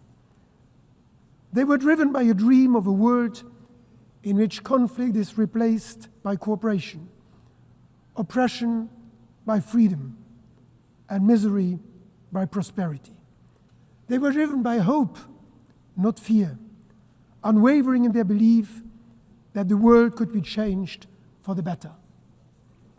A world of peace in which war would be prevented not just for their generation, but for all those to come after them. A world of justice in which the relations between the nations would be governed not by force, but by law. A world of freedom in which people do not face oppression, but enjoy fundamental rights without distinction as to race, sex, language, or religion. These ideals go hand in hand. Peace, justice, freedom, dignity, human rights, international law. Looking back, and indeed at the current state of world affairs, it is painfully obvious that we are not always living up to those ideals. The last few years have seen an unprecedented erosion of international norms and violations of humanitarian law. The international order is at a breaking point. Too few defend it. Too many have lost faith in it. For Luxembourg, the United Nations still represents the highest of mankind's ambitions.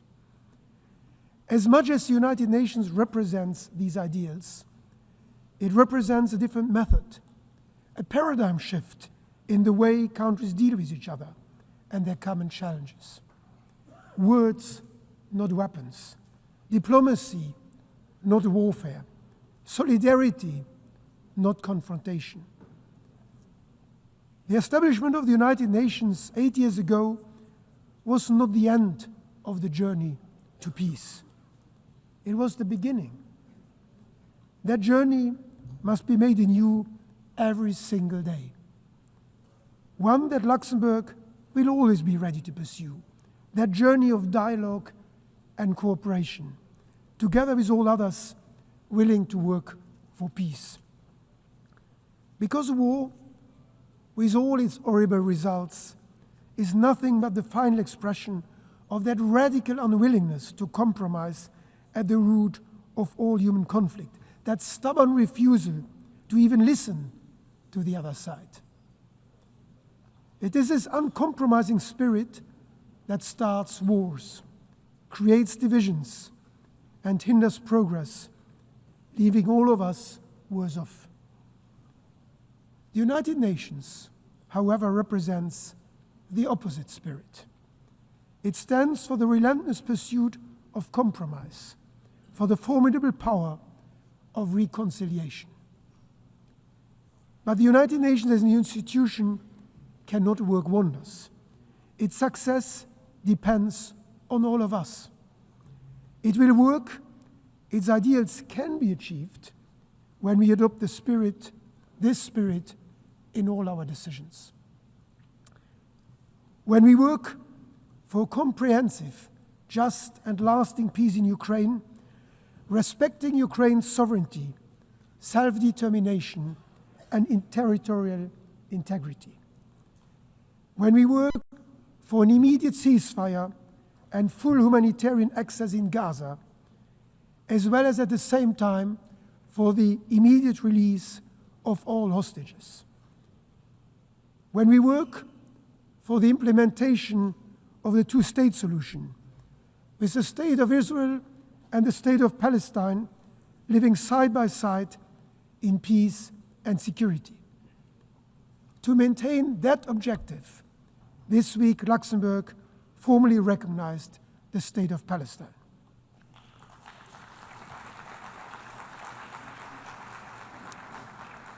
When we work to ensure equal rights, to educate all children, to eradicate hunger and disease, and to protect our cultural heritage. And when we work for a United Nations that is fit for purpose, with a more effective and more representative governance, and with the necessary resources to keep pushing us towards our ideals.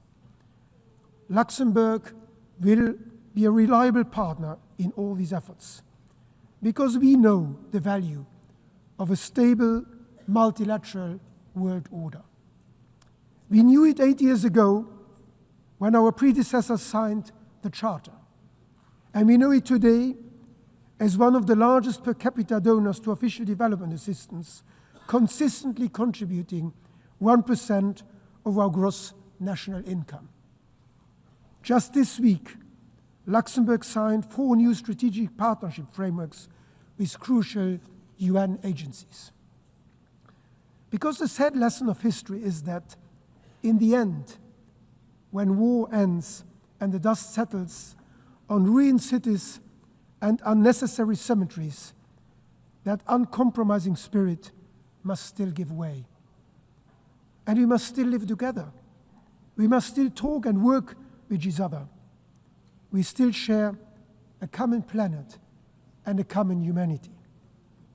That realization lies at the origin of this great institution, giving those who lost the war the opportunity of a new start was one of the most far-sighted, even if the least intuitive decision of the 20th century.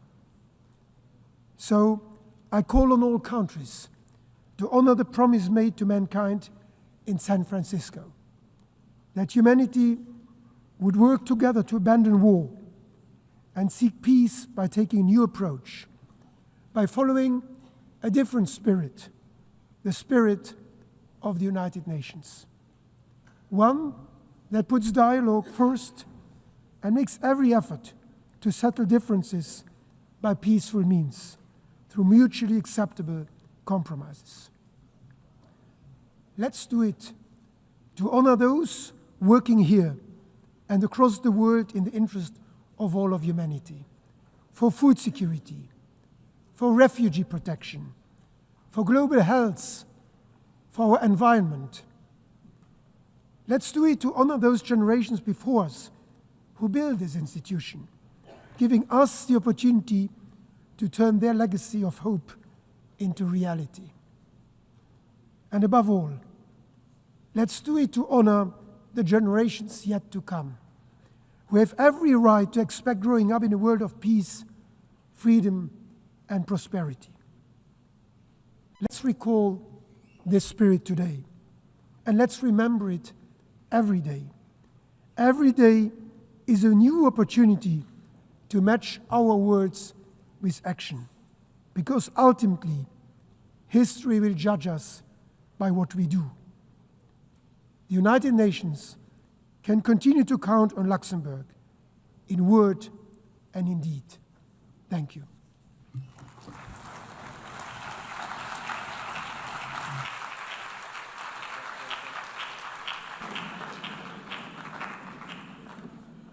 On behalf of the Assembly, I wish to thank the Prime Minister of Grand Duchy of Luxembourg. The Assembly will hear an address by His Excellency Micheal Martin, Taoiseach of Ireland. I request protocol to escort His Excellency and invite him to address the Assembly.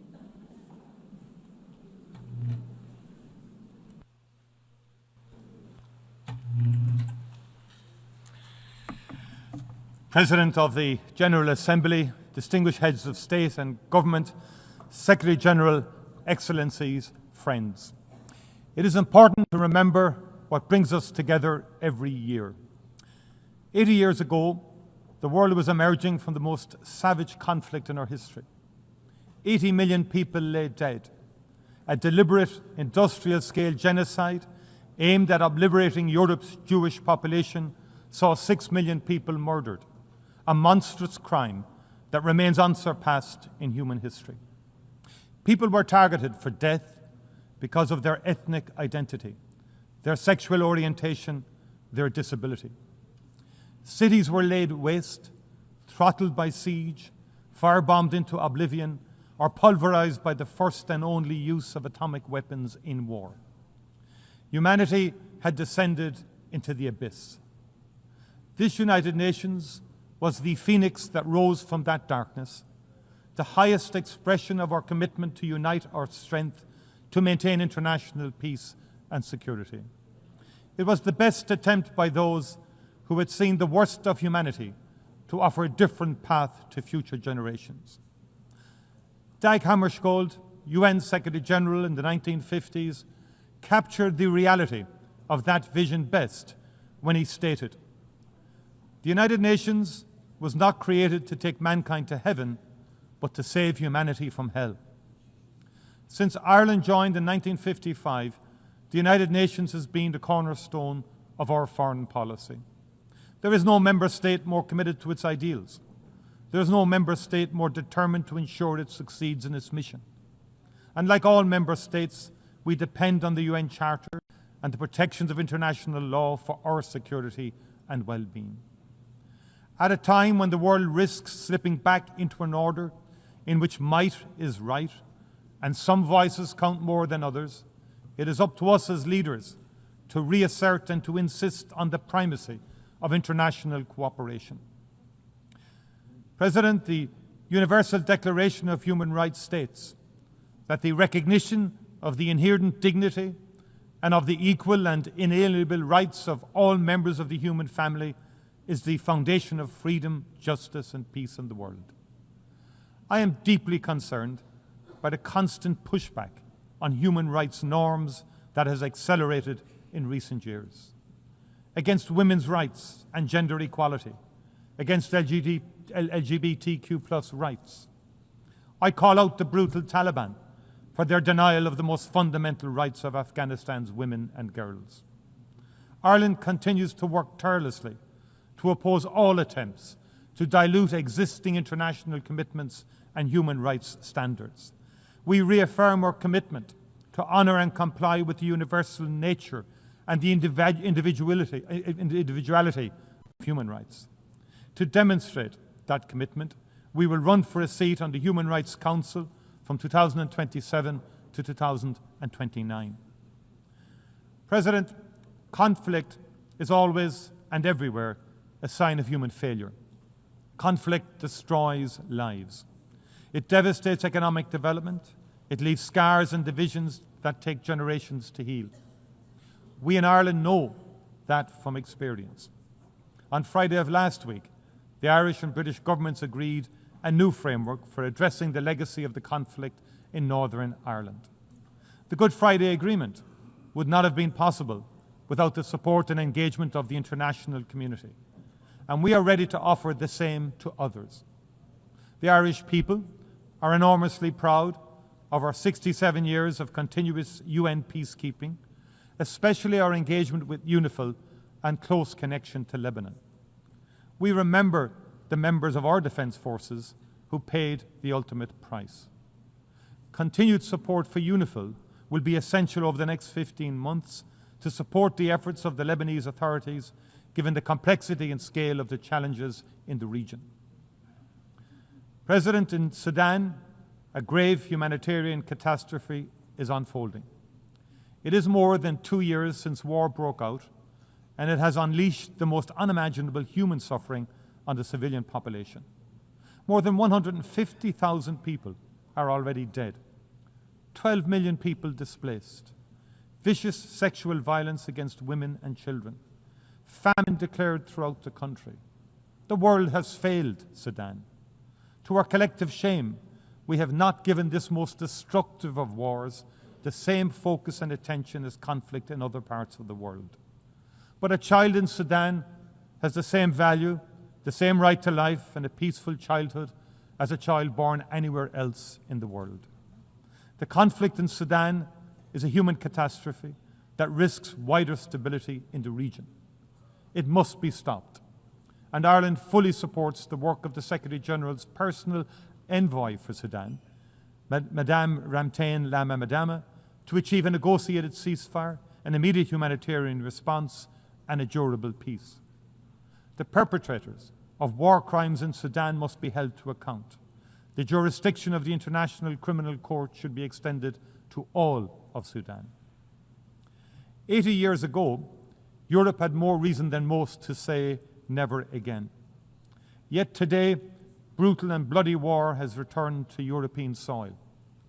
In February 2022, Russia, a founding member of the United Nations and a permanent member of its Security Council, launched a full-scale illegal invasion of Ukraine in defiance of international law, in defiance of the UN Charter.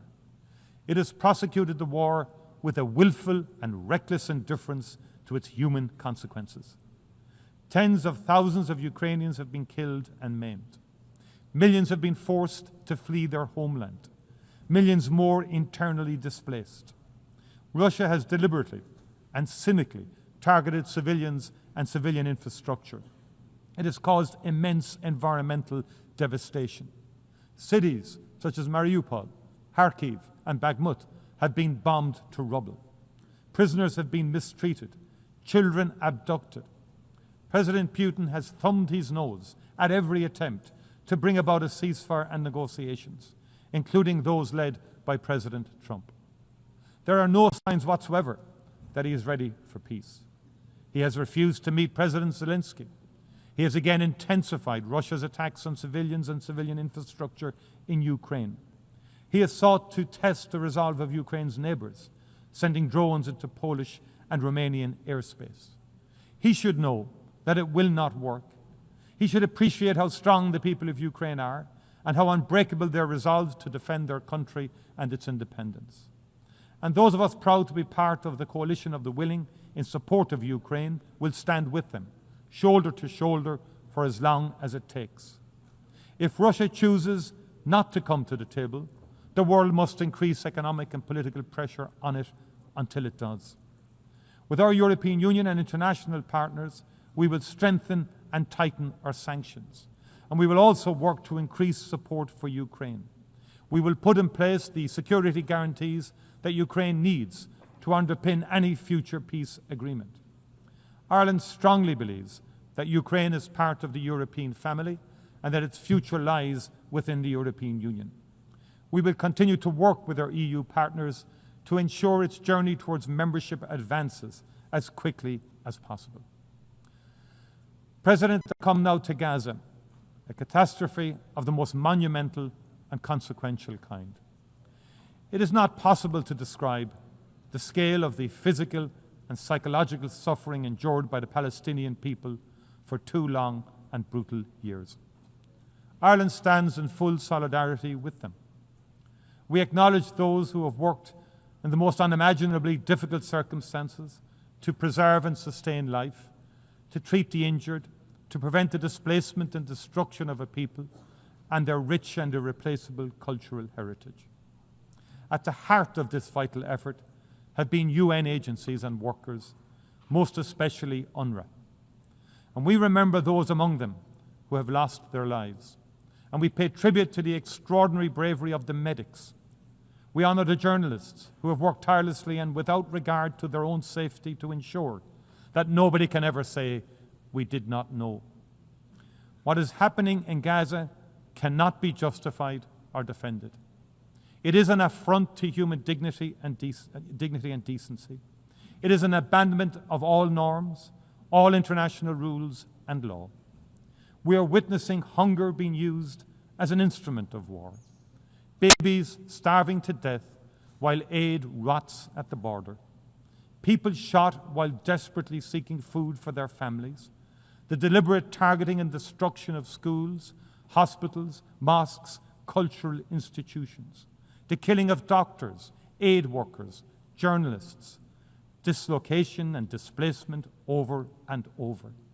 We are all witnesses to the immense wrath of one of the world's most modern and best equipped armies brought to bear on a trapped and defenseless civilian population. Last week, the Independent International Commission on the Occupied Territories called it out for what it is.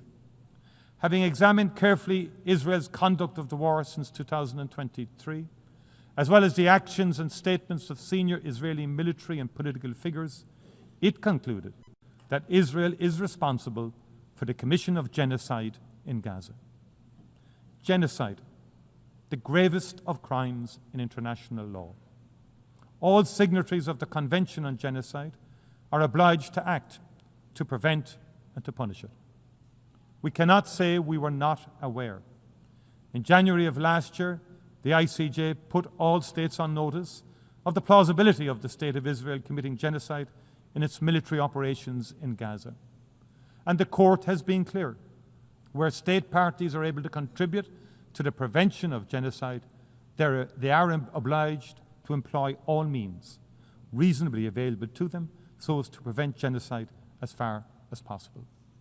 As Navi Pilar, chair of the Independent Commission, said last week, the prevention of genocide is not a matter of discretion of states.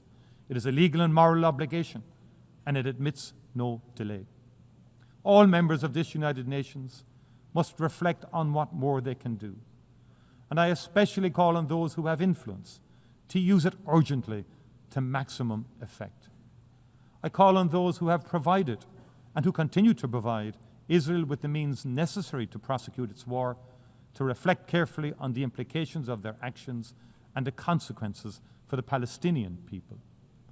There cannot be business as usual in the face of genocide.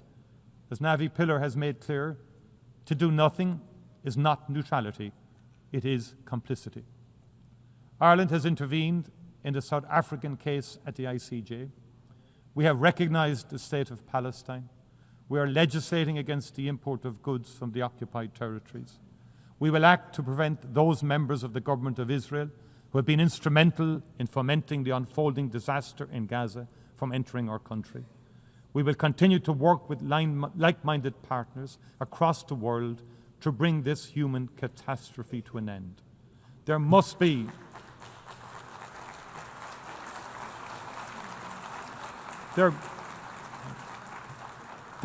an immediate ceasefire, the release of all remaining hostages, and unimpeded access for humanitarian and aid workers to Gaza. Those responsible for war crimes must be held accountable. There can be no impunity. We also need to hold to account those responsible for the attack on Israel of the 7th of October 2023. That too was a monstrous war crime. I appreciate the profound and continuing impact the trauma has had on the people of Israel. Hamas, not the Palestinian people, were responsible. Hamas must answer for its crimes. Hamas can have no role in the future governance in Palestine. But no crime, however heinous, can justify genocide. We also need to recognize the crimes being perpetrated in the West Bank. The scale and pace of appropriation of Palestinian land by illegal Israeli settlers. The open backing this receives from the Israeli government. The harassment, imprisonment and abuse of the Palestinian population. The withholding of tax revenues from the Palestinian Authority. It must not be allowed to continue. In its advisory opinion published in July 2024, the ICJ was clear that all states are under an obligation not to recognize as legal the situation arising from the unlawful presence of the State of Israel in the occupied Palestinian territory and not to render aid or assistance in maintaining the Palestinian territory. The world knows what drives this illegal activity is a determination to render the possibility of a two-state solution impossible. It must not succeed. A two-state solution remains the only prospect for a peaceful future in which the people of Israel and the people of Palestine can live in peace and security side by side. I welcome the decision to recognize the state of Palestine taken by France, Belgium, Luxembourg, the United Kingdom, Canada, Australia, and others. I commend France and Saudi Arabia for the leadership they are providing in working towards a political process that can deliver a just, lasting peace and security in the region. They have my full support. President, as it marks its 80th anniversary, the United Nations has never been more necessary. Today's challenges are ever more complex and ever more interconnected.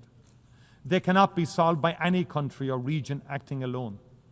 The threat to the future of our planet and the wonder of its biodiversity, the need for development, leaving nobody behind, the health and well-being of our people, the protection of our shared cultural heritage in all its magnificent diversity, the stability of our economies and our ability to trade fairly, the immense opportunity of the digital revolution, but also the potential consequences for our shared humanity.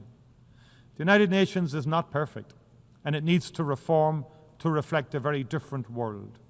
I pay warm tribute to the role that Antonio Guterres has played as Secretary General during his term in office in that regard. The UN continues to represent the best of humanity.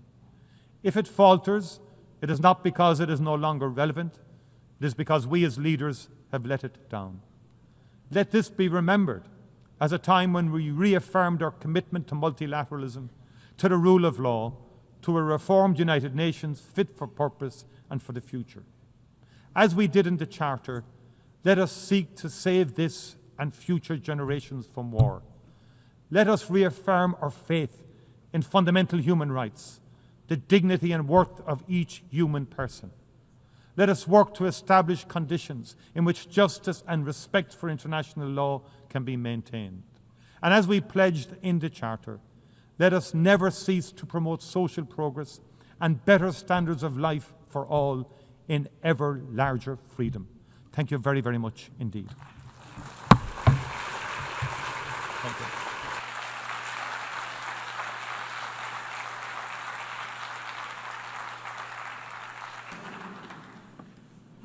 On behalf of the Assembly, I wish to thank the Taoiseach of Ireland.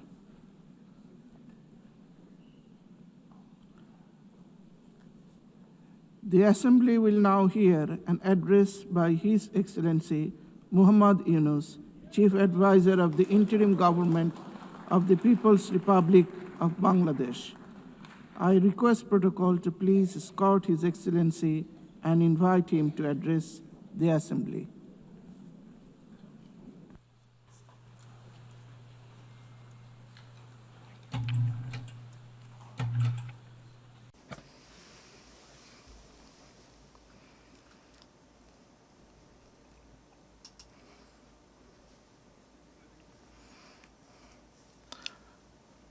Assalamu alaikum wa rahmatullahi wa barakatuhu. Madam President,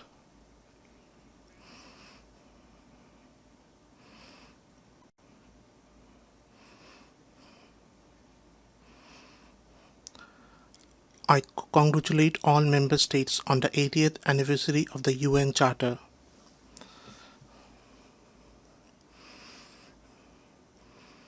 This session is especially important both for looking back at our journey and for shaping the road ahead. Over the past 8 decades, the UN has steadily expanded its scope of work and deepened its engagement in many areas. It has played an indispensable role in advancing peace and security, in promoting human rights, in improving lives across the world, and in upholding justice, fairness, and equality. Because of the UN, today more than 130 million vulnerable people in 120 countries receive urgent food and humanitarian support.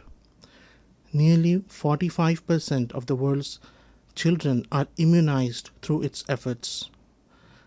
Its agencies stand by those in distress, delivering food, clean water, sanitation, vaccines, and other life-saving services in every corner of the world.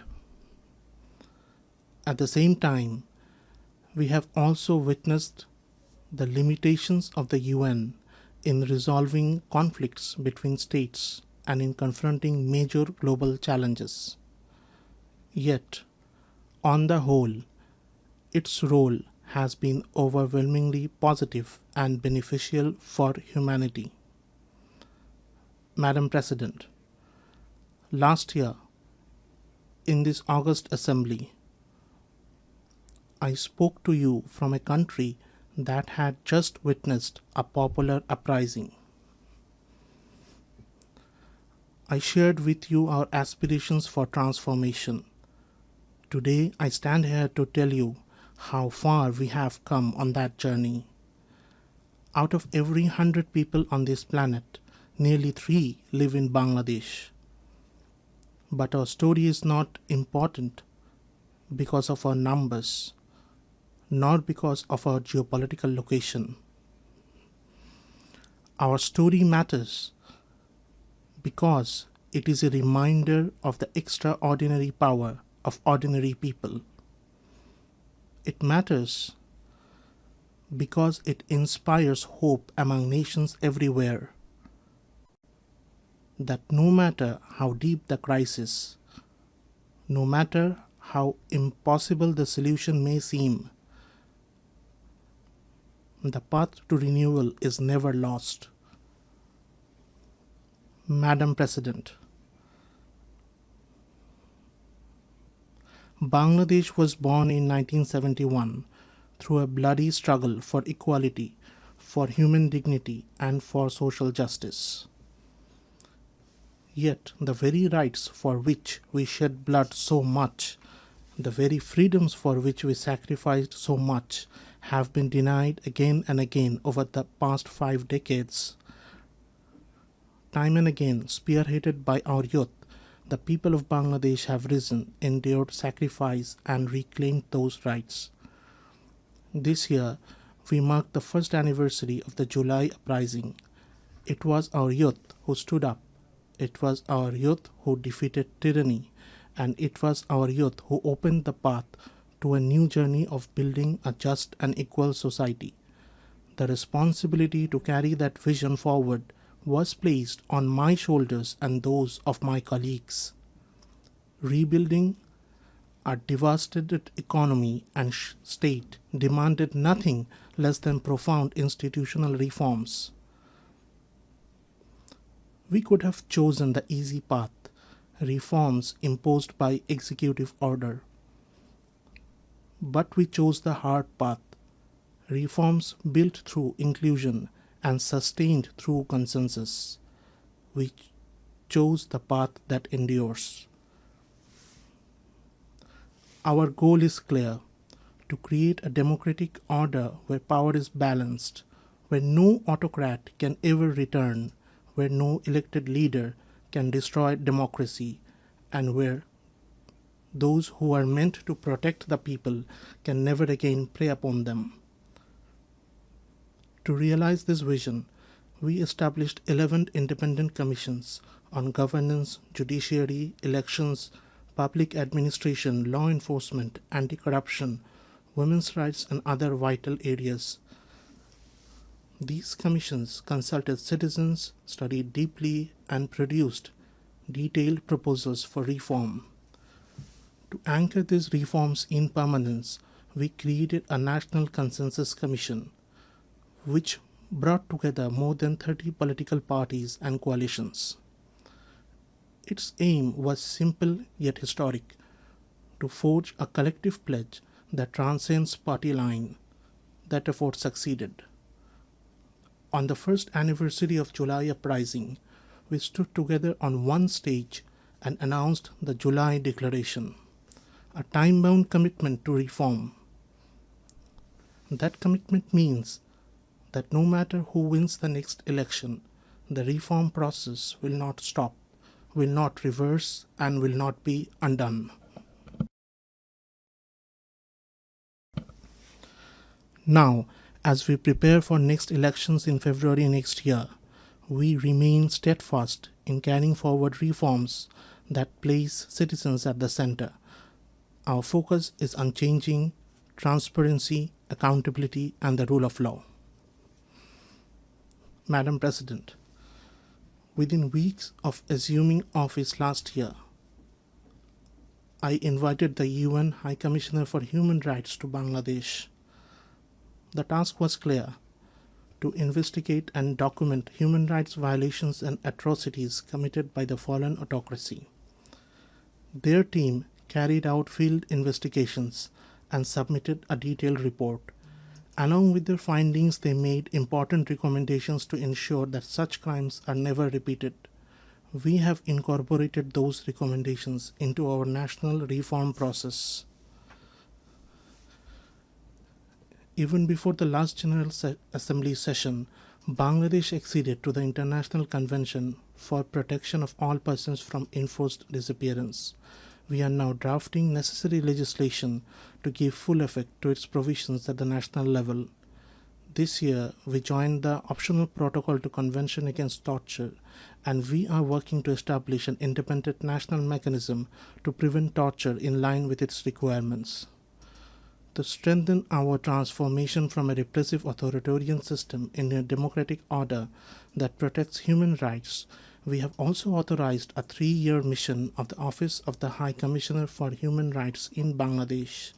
This mission has already begun its work, providing technical support to help us build strong and lasting safeguards.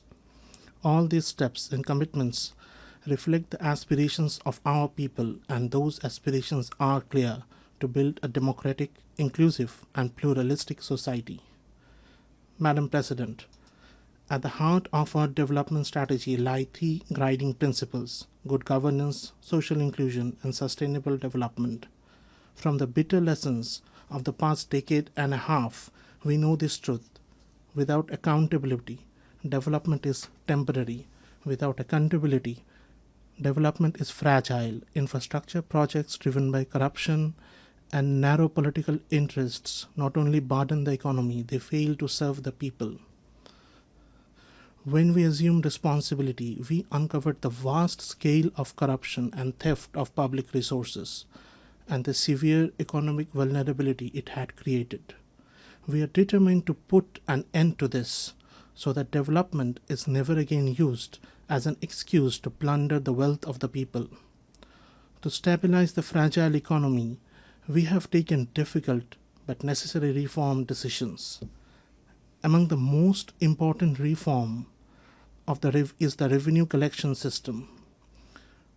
For the first time, legislation has been enacted to separate policy-making body from the implementing authority. This ensures transparency and accountability, and it will expand our revenue base. These measures are fully aligned with the severe commitment adopted at the recent FFD4 conference. Just as Bangladesh is striving to implement reforms in line with the severe commitment, we hope that the developed world will also honor their responsibilities under that collective pledge. We also believe that reform of decision-making and governance in global financial institutions is urgently needed. Equally vital are an inclusive framework for international tax cooperation, coordinated global measures against illicit financial flows and corruption, and stronger international cooperation for the recovery of stolen and illicit assets. Madam President, recovering the illicit assets stolen from our country is now one of our highest priorities. In the past 15 years, billions of dollars were siphoned abroad through corruption. We are working tirelessly to bring this wealth back. Yet, legal processes in the concerned countries and different other obstacles are hurting our efforts. Without sincere political commitment from the countries concerned, we will not be able to recover these assets. The current global financial system has failed to prevent the illicit transfer of resources from developing nations.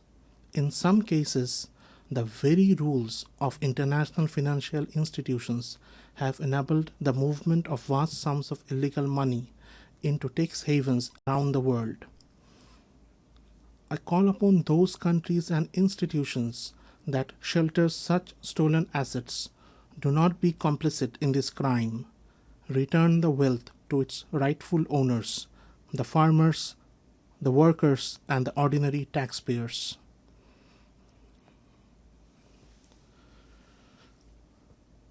I propose the adoption and enforcement of strong international regulations to prevent the plunder of resources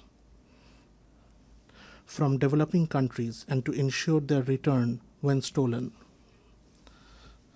Madam President, alongside historic reforms in revenue, we have introduced a market-based exchange rate, brought discipline and stability to the banking sector through asset quality reviews, a new bank resolution ordinance, and a forthcoming deposit protection ordinance. We have modernized capital market oversight with a reformed task force and a strengthened investigative system. In public procurement, e-tendering is now mandatory and conflicts of interest must be disclosed. A new public accounts audit ordinance has reinforced accountability. Our aim is not only financial stability, but also an investment-friendly environment. The Bangladesh single window now integrates 19 agencies to simplify customs procedures. Specialized commercial courts have been established to expedite dispute resolution. The Investment Development Authority has set up a coordination committee to ensure smooth one-stop services, bringing regulators under one roof and easing visa and work permit processes. An FDI heat map and a national semiconductor task force now provide transparent information on high potential sectors. Trade logistics are also improving. Year on year, container handling at Chattogram port grew by 27.6% in August, a striking sign of new efficiency. These initiatives strengthen economic governance and make investment safer. Bangladesh is now entering a new phase of sustainable and inclusive growth. This progress would not have been possible without the extraordinary contribution of our migrant workers. Month after month, they send record remittances home through their hard work abroad. Their contribution is not only vital for Bangladesh, it is equally valuable for host countries, where they provide essential services in high demand. Migration is therefore mutually beneficial, good for us, good for them. We are also advancing human labor rights reforms in line with our commitments. A committee has already been formed to implement the recommendations of the Independent Labor Reform Commission. Amendments to the Bangladesh Labour Act are at the final stage, including easier trade union registration, longer maternity leave, and expanded social protection for workers in both formal and informal sectors. Online trade union registration has been introduced, and further simplification is under review. As a sign of our commitment to workers' rights, we have also signed the Charter of the OIC Labour Center. For these reasons, we strongly support safe, orderly, and regular migration. We call upon all countries that receive migrant workers to ensure empathy and protection for them. While developed nations struggle with aging populations, Bangladesh is blessed. More than 60% of our people are under the age of 35. If migration pathways are opened, it will be mutually beneficial. By harnessing the strength of our youth, we can help meet labor needs in developed countries while creating opportunities for our own people. Madam President, the young generation of Bangladesh has already shown that they are the driving force of social change. We are investing in their skills in information technology, artificial intelligence, renewable energy, and green innovation. Our goal is clear: to shape every young person not only as a job seeker but also as a job creator. To this end, in partnership with the UN, we are launching a permanent platform to connect young people at the grassroots with senior policymakers of the government. Across the country, consultations have already begun. Today's youth want to be directly connected to their representatives from the local to the national level through online and offline forums, surveys, and campaigns. They demand greater opportunities for leadership, skills development, and digital literacy. They call for accountability in this process with regular progress reports and continuous dialogue. Above all, they insist that the process be inclusive with equal space for women, minorities, persons with disabilities, and marginalized groups. This year is especially significant for youth policy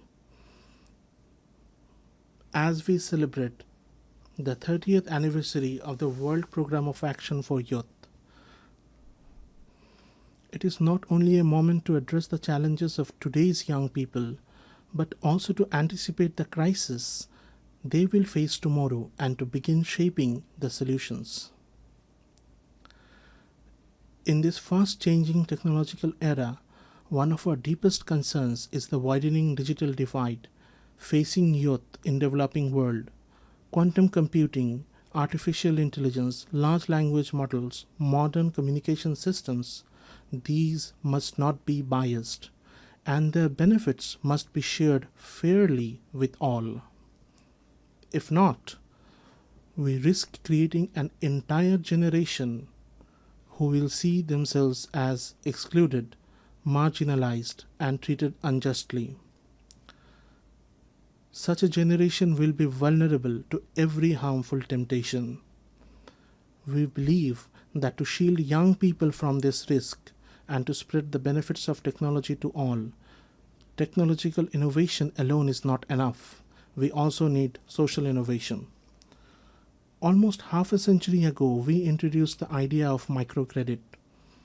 It was then a radical experiment against conventional wisdom. Today, it is a globally recognized tool that has lifted millions out of poverty. In the US, for example, Grameen America has disbursed more than $6.2 billion till date to low-income women entrepreneurs with repayment rates close to 100%. Today, in Bangladesh and across the world, we are advancing the idea of social business. It is a form of business where profits are entirely reinvested for social good. Social business has shown that the entrepreneurial spirit of every human being can be harnessed for the welfare of society and the solving of social problems. This gives humanity a creative method to address every challenge, whether environmental degradation, concentration of wealth, healthcare, unemployment, or poverty. It is a path that can be applied and sustained everywhere. Madam President, in confronting the climate crisis, the goal of limiting global temperature rise to 1.5 degrees Celsius has already slipped beyond our grasp.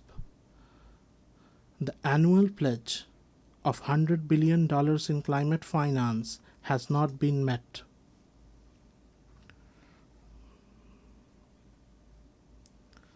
Worse still, the small sums that are disbursed are often shown on paper as many times larger than what they really are. This is unacceptable. For the sake of our children's future, we must act now. The Loss and Damage Fund must be made fully operational. Efforts to mitigate climate change must be intensified, but adaptation must be given equal priority. And adaptation must be locally determined, locally led, and locally managed. Bangladesh has already embraced locally led adaptation as a guiding principle. At the upcoming COP30 conference, we will announce our third nationally determined contributions, which will include both mitigation targets and adaptation actions, with special emphasis on protecting mangrove forests and restoring wetlands. At the same time, we expect the global community, particularly the high-emitting countries, to meet their responsibilities with sincerity. Madam President, another great challenge of our time is the rise of protectionism in global trade. In our own lifetimes, we have seen how trade and globalization lifted almost 1 billion people out of poverty in just 3 decades. If we now turn back, our children will lose that opportunity. It is undeniable that in trade, every nation's sovereign interests must be safeguarded, and no country should be forced to bear burdens beyond its capacity. But for the sake of global peace and prosperity, there is no alternative to open, fair, and rules-based trade. We must also expand the role of social business in global trade. A growing share of development assistance must be directed towards spreading social business worldwide. My generation has witnessed how a system of interdependent economies made conflict too costly and helped preserve peace. Today, more than 120 armed conflicts are raging across the globe. If economic interdependence collapses, these conflicts will only multiply, development will falter, and peace itself will be destroyed.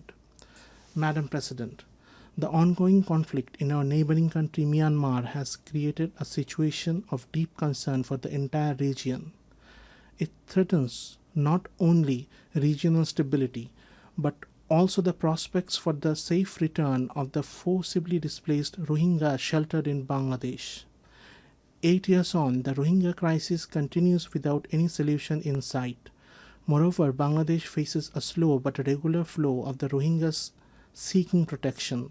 Evidently, deprivation of rights and persecution of the Rohingya rooted in cultural identity-based politics continue in Rakhine. Reversal of the process of marginalization of the Rohingya cannot wait any further. Most of the discriminatory policies and practices that made them vulnerable can be reversed, and remedial measures can be advanced without waiting for a comprehensive national political settlement in Myanmar. There must be a political solution to the problems in Rakhine involving the ethnic stakeholders there so that the Rohingya become part of the Rakhine society with equal rights as equal citizens.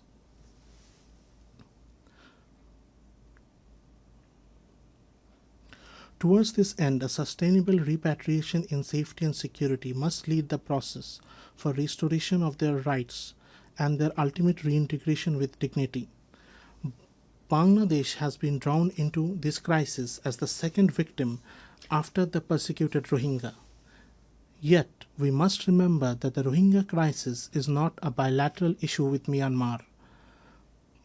Bangladesh has been realizing its part of obligation as a responsible neighbor and a committed member of the international community. But our collective goal of maintaining a minimum standard of living in the camps face a situation of potential collapse given the funding crunch. The World Food Programme warns of a critical funding shortfall for its emergency response.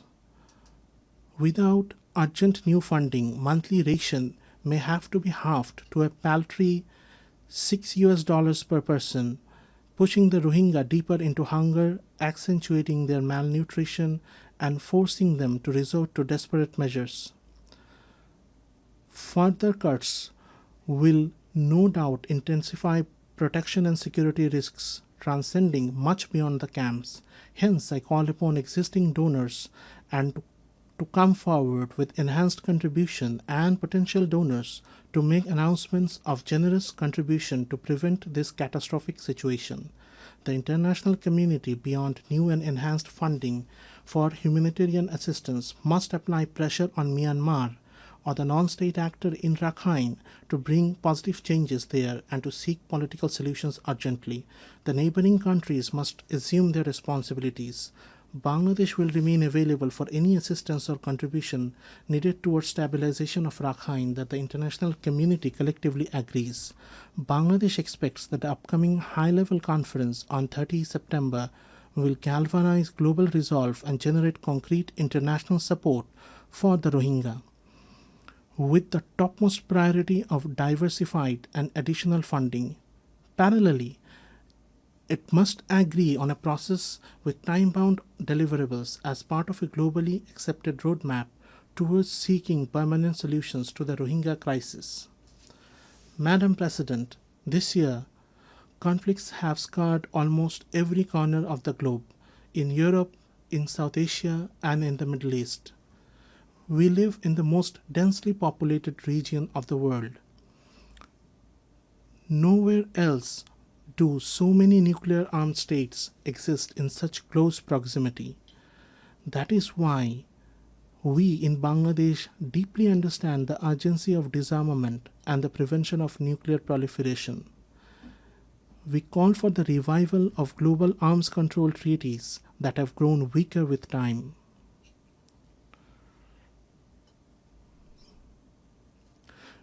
We renew our call for the establishment of nuclear weapon-free zones, particularly in the Middle East and South Asia. At the same time, we reaffirm the right of every nation to use nuclear energy peacefully, with full transparency.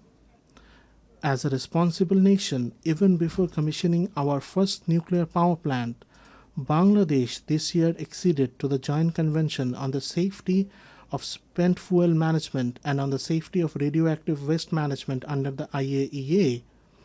By doing so, we reaffirm our commitment to the highest standards of nuclear safety and transparency. Madam President, I have always spoken the language of hope.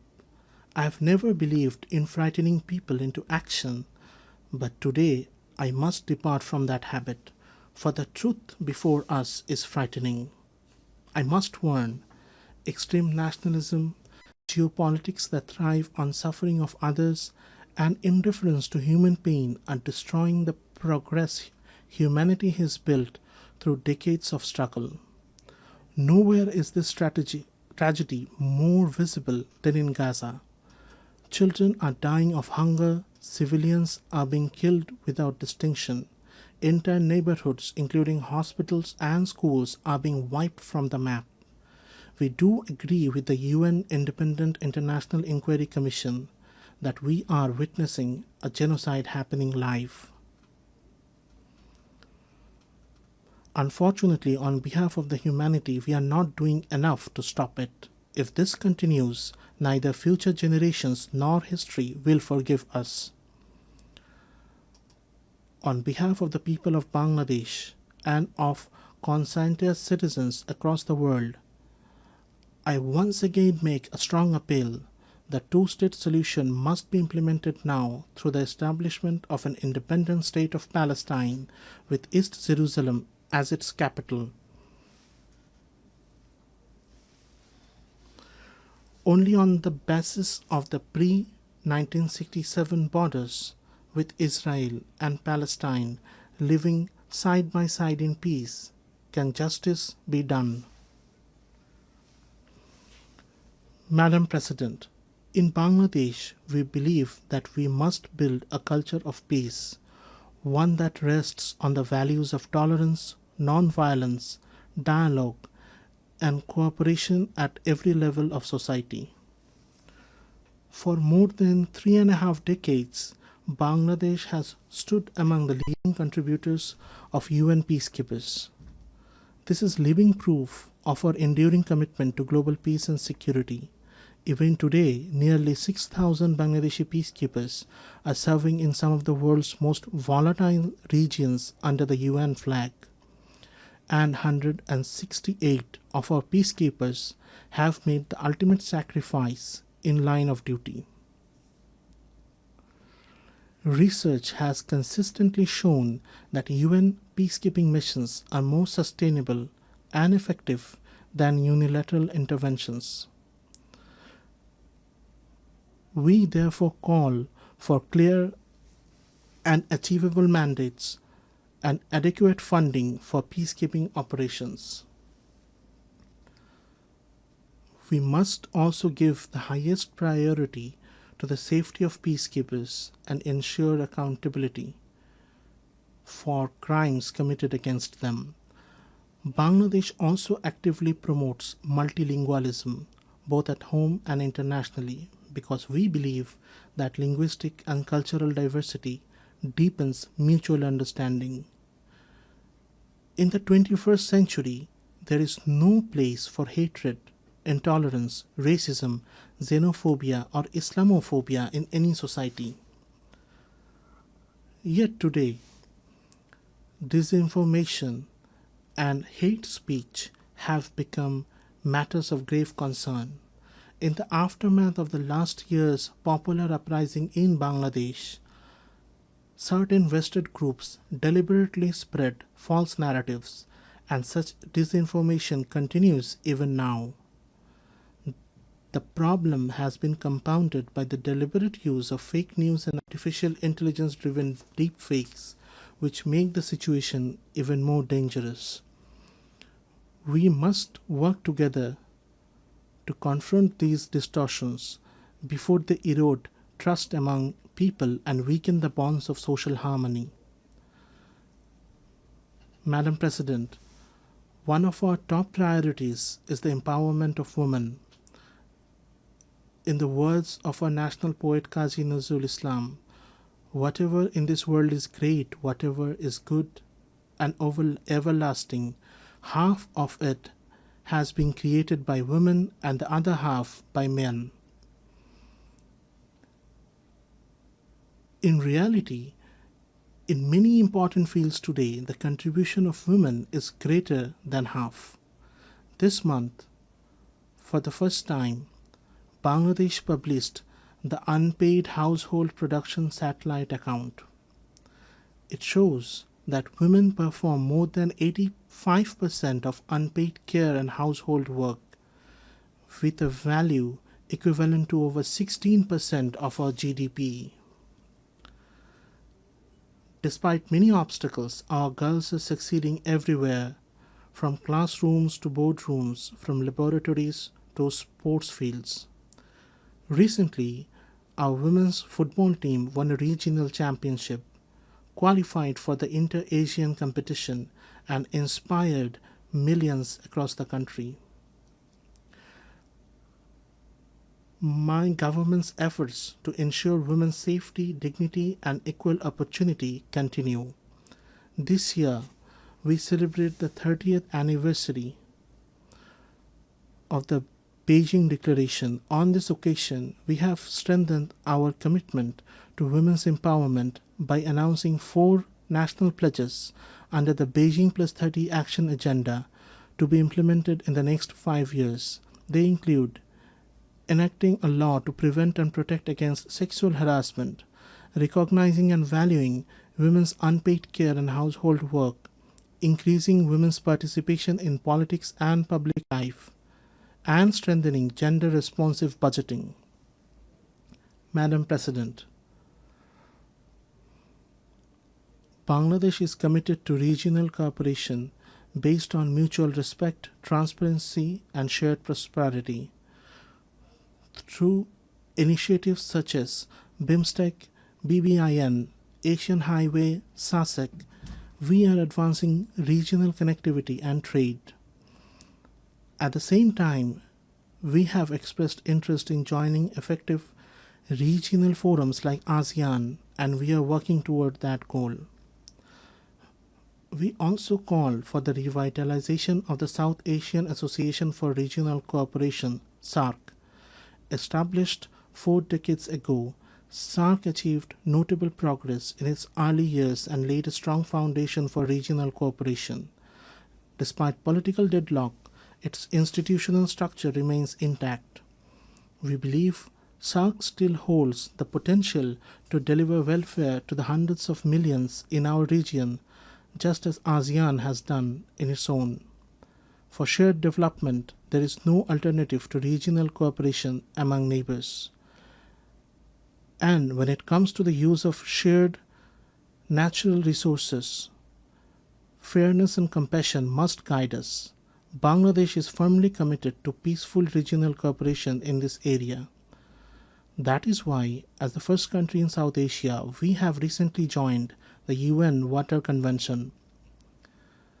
Madam President, centuries of political exploitation, plunder of resources, and structural inequalities have created today's stark realities of uneven development. A decade ago, when we agreed on the 2030 agenda, we were filled with hope that the world would change course and move toward the right path. Yet the reality today is sobering. Progress toward the SDGs has fallen dangerously behind. The gap in development financing continues to grow, while the flow of official development assistance is shrinking. We urge donor countries to reverse this trend and to honor their commitments. We are in the process of graduating from the category of least developed countries to that of developing countries. Enhanced cooperation from the international community, in particular the relevant entities of the UN, is essential to ensure a smooth and sustainable transition. In this regard, we commend the work of OHRLLS and other relevant UN entities. We call for further strengthening of this office to enable more effective support to the LDCs and other vulnerable countries. At the same time, alongside grants and loans, we call for a massive expansion of social business through both public and private initiatives.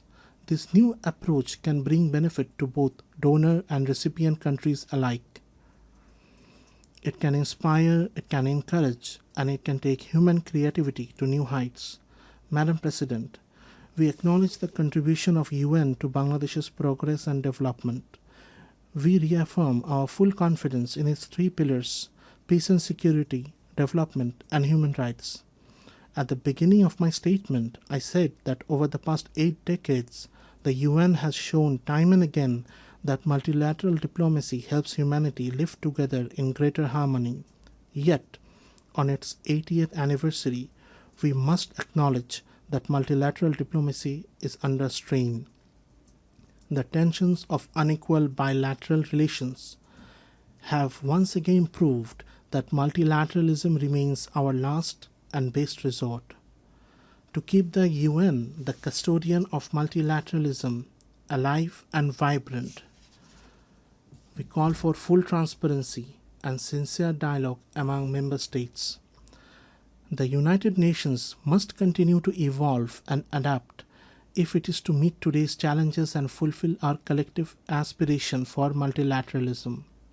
In this spirit, we welcome the Secretary General's UN 80 initiative, but we must also insist reform must not weaken multilateralism or silence the voices of developing countries. Reform must have one goal only: to bring about real and positive change on the ground. Madam President, last year our people proved that injustice in this world is not eternal. They proved that change is not only possible, it is inevitable. We must remember that the challenges ahead cannot be met by any single country alone. And we must also remember that in today's world, where one nation falls into crisis, when crisis erupts in one corner of the globe, the security of the whole world is put at risk. We must move forward with the dream of building a world of 3 zeros. Our young generation will grow as the soldiers of that dream. Before them will stand 3 goals: zero carbon, zero wealth concentration, and zero unemployment. On this foundation, they will build their world. Let the dream of a 3-0 world be the dream of all nations united in this assembly. With this hope, I conclude my statement. I thank you all.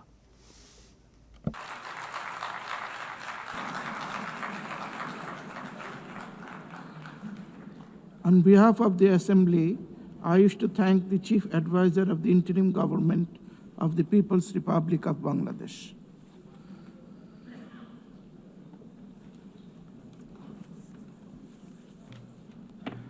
The Assembly will now hear an address by His Excellency Robert Blair, Prime Minister of Republic of Malta.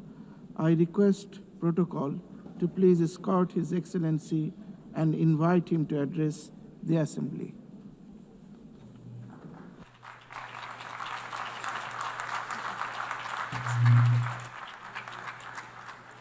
Mr. President, Excellencies, distinguished delegates, and dear friends, we are gathered here just a few weeks shy of the 80th anniversary of the foundation of this United Nations. Unfortunately, even a glance at the global headlines is enough to produce the depressing thought that perhaps it should be less of a birthday party and more of a wake-up call. But firstly and firmly, I want to reject the idea that the need for the United Nations is any less imperative today than it was 8 decades ago. Then, as now, you could be forgiven for losing hope. In 1945, at the end of that global conflict, the world seemed to be in ruins. Thankfully, in 2025, our world isn't in ruins, but too much of it is in flames.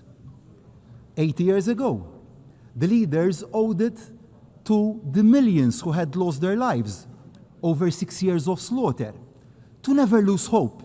So do we, as leaders of today, owe it to every citizen that we serve to similarly never lose hope, to never lose sight of the founding principles that brought the countries of the world together, to never allow that which divides us to obscure the much greater values that unite us, to never give in to pessimism or cynicism about what the future can hold.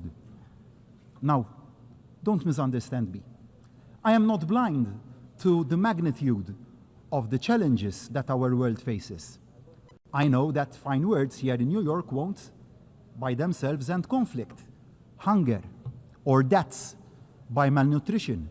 But I remain convinced that the resolution we show and the resolutions we pass here can make a real and tangible difference on the ground. We must never lose sight of the power of collective will and that of collective action.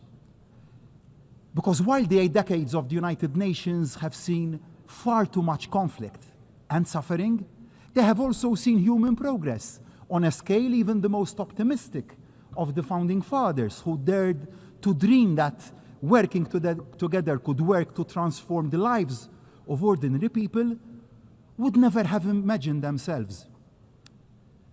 Let me cite just one example. In 1945, global life expectancy, war aside, was in the mid-40s.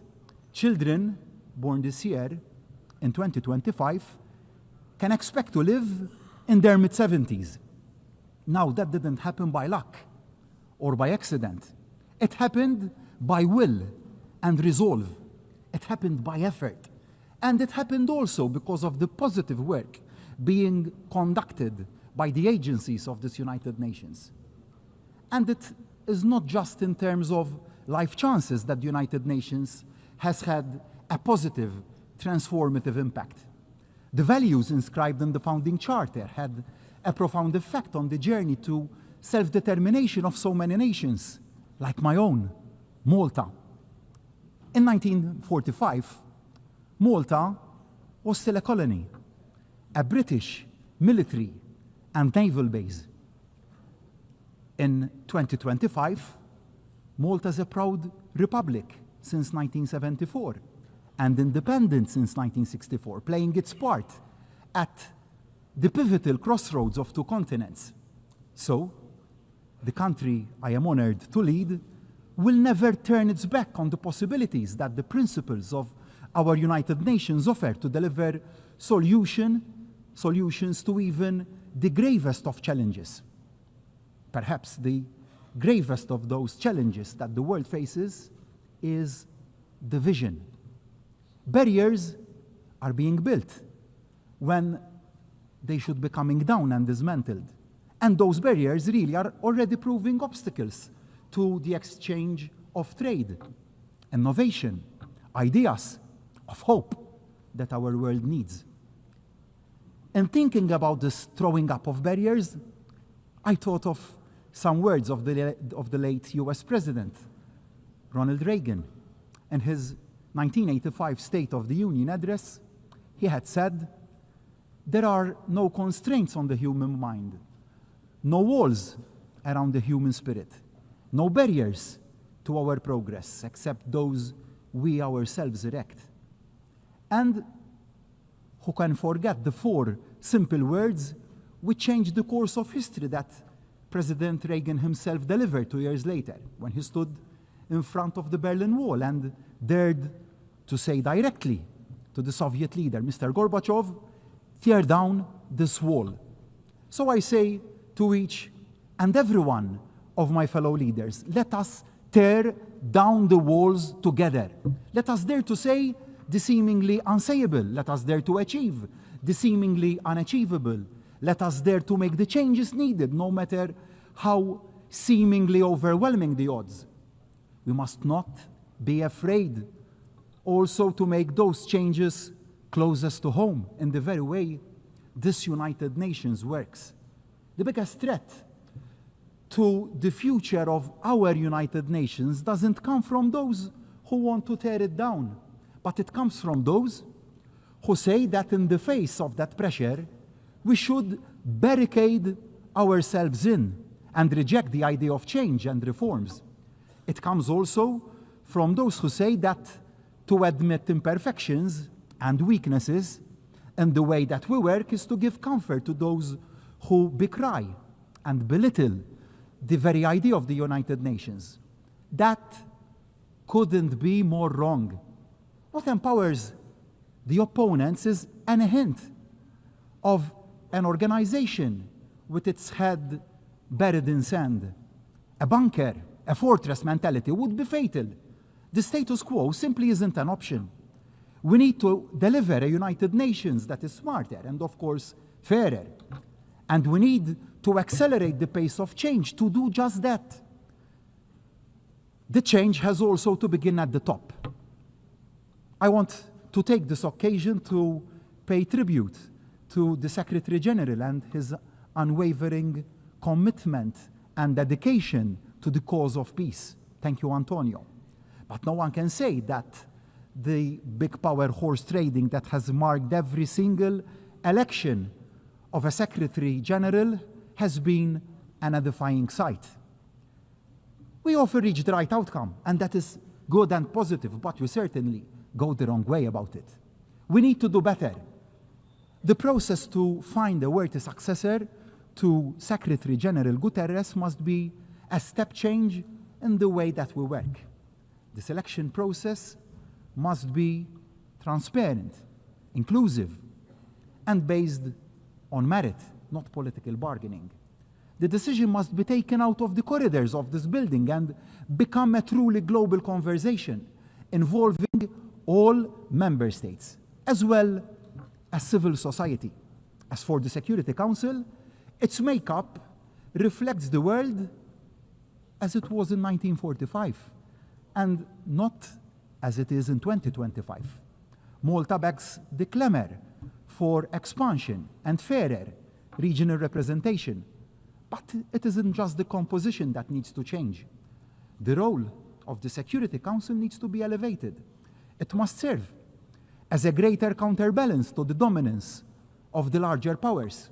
It must also be a genuine platform for all the nations of the world to have our voices heard. And change needs to come not just to political structures, but to the way the United Nations works. All around the world, including in Malta, my country, citizens are rightly pressing governments to do more with less, better value for money. The United Nations, like any other publicly funded organization, needs to make sure that it ruthlessly focuses not on protecting the way things are not done now, but on the way things can be done differently to deliver better outcomes for the same investment. No area of the United Nations can remain untouched. No vested interest left untackled. The United Nations must embrace digital diplomacy for the artificial intelligence age. Every system must be streamlined, every process scrutinized to ensure it delivers for the front line. Every program assessed against its actual impact. We shouldn't be afraid to ensure that the United Nations stops doing things it does badly and starts doing those things it does well, even better, and even more efficiently. Too often, global relations, like much of life, can seem merely a numbers game. Of course, the biggest states will always have the loudest voices, and that is understandable. But there can be no doubt that small states and developing countries are often underrepresented and underheard when key decisions are taken and made. Unless our unique experiences are taken into account and our needs, we won't put in place solutions that can actually deliver across the whole world. It is a self-defeating mistake for the Big Boys Club to crowd out the added value that small nations can bring to the table. We bring innovation, credibility, and moral authority to any concerted global action. To exclude the small is to damage the big. We all lose, which is why, although Malta may be one of the United Nations' smallest members in terms of geography, we have always been determined to be one of the UN's biggest voices. Malta remains as committed to the goals of peace, dialogue, diplomacy, and global cooperation as we were on that day in 1964 when we took our seat for the first time in this United Nations. As we've grown as a nation, found our feet on the European and world stage, and developed a fast-growing economy, so too have we found our role in the work of the UN. Small nations, like ours, have to be realistic about how we can add value. But I firmly believe that Malta has a combination of two major factors that makes our country an asset to the global conversation. Firstly, Malta has a deep commitment to the power of multilateral engagement. We bring to the table the recent experience of both chairing the OSCE and serving on the UN Security Council, alongside the insight gained from our current presidency of the Committee of Ministers of the Council of Europe. I am particularly proud that Malta's presidency coincides with the 75th anniversary of the European Convention on Human Rights, rising, like the United Nations, from the ashes of the Second World War, guaranteeing for hundreds of millions of Europeans and other peoples the fundamental human rights for which so many people lost their lives in their fight for them. Secondly, Malta offers a unique platform for peace. We offer a unique mix that leaves Malta particularly well placed to host dialogue and discussions between parties, between countries, no matter how far apart they are. Our geography at the crossroads of two continents, our neutrality enshrined in our constitution, our diplomatic tradition as a respected and knowledgeable fair broker. Together, they make Malta the ideal location to come together to try and find solutions to even the most intractable of disputes. So, today, I renew my open offer to the warring parties of the world and those working to bridge those divides. Malta stands ready to welcome you, to facilitate, and to support you in finding ways forward. Now, nobody disputes how deeply entrenched are the barriers to peace, but that doesn't mean that the search for solutions should ever be paused. Thinking back and going back to President Reagan when he dared to call for the walls, physical and political, that were dividing Europe to be torn down, many had dismissed it as an impossible dream, unrealistic, never going to happen. But it did. The seemingly intractable Cold War came to an end. As global leaders, we must equally never give up, never say peace can't be achieved, never give in to defeatism, even the most outwardly unresolvable of conflicts. Sadly, on Malta's doorsteps, two such conflicts, wars, are raging. Ukraine and Gaza. The world must not turn its back on either, or tackle them with double standards, as this would undermine our credibility and effectiveness. We must never wring our hands and consign any conflict to the too difficult to deal with pile. It is now 3.5 years since Russia's unprovoked and illegal invasion of Ukraine.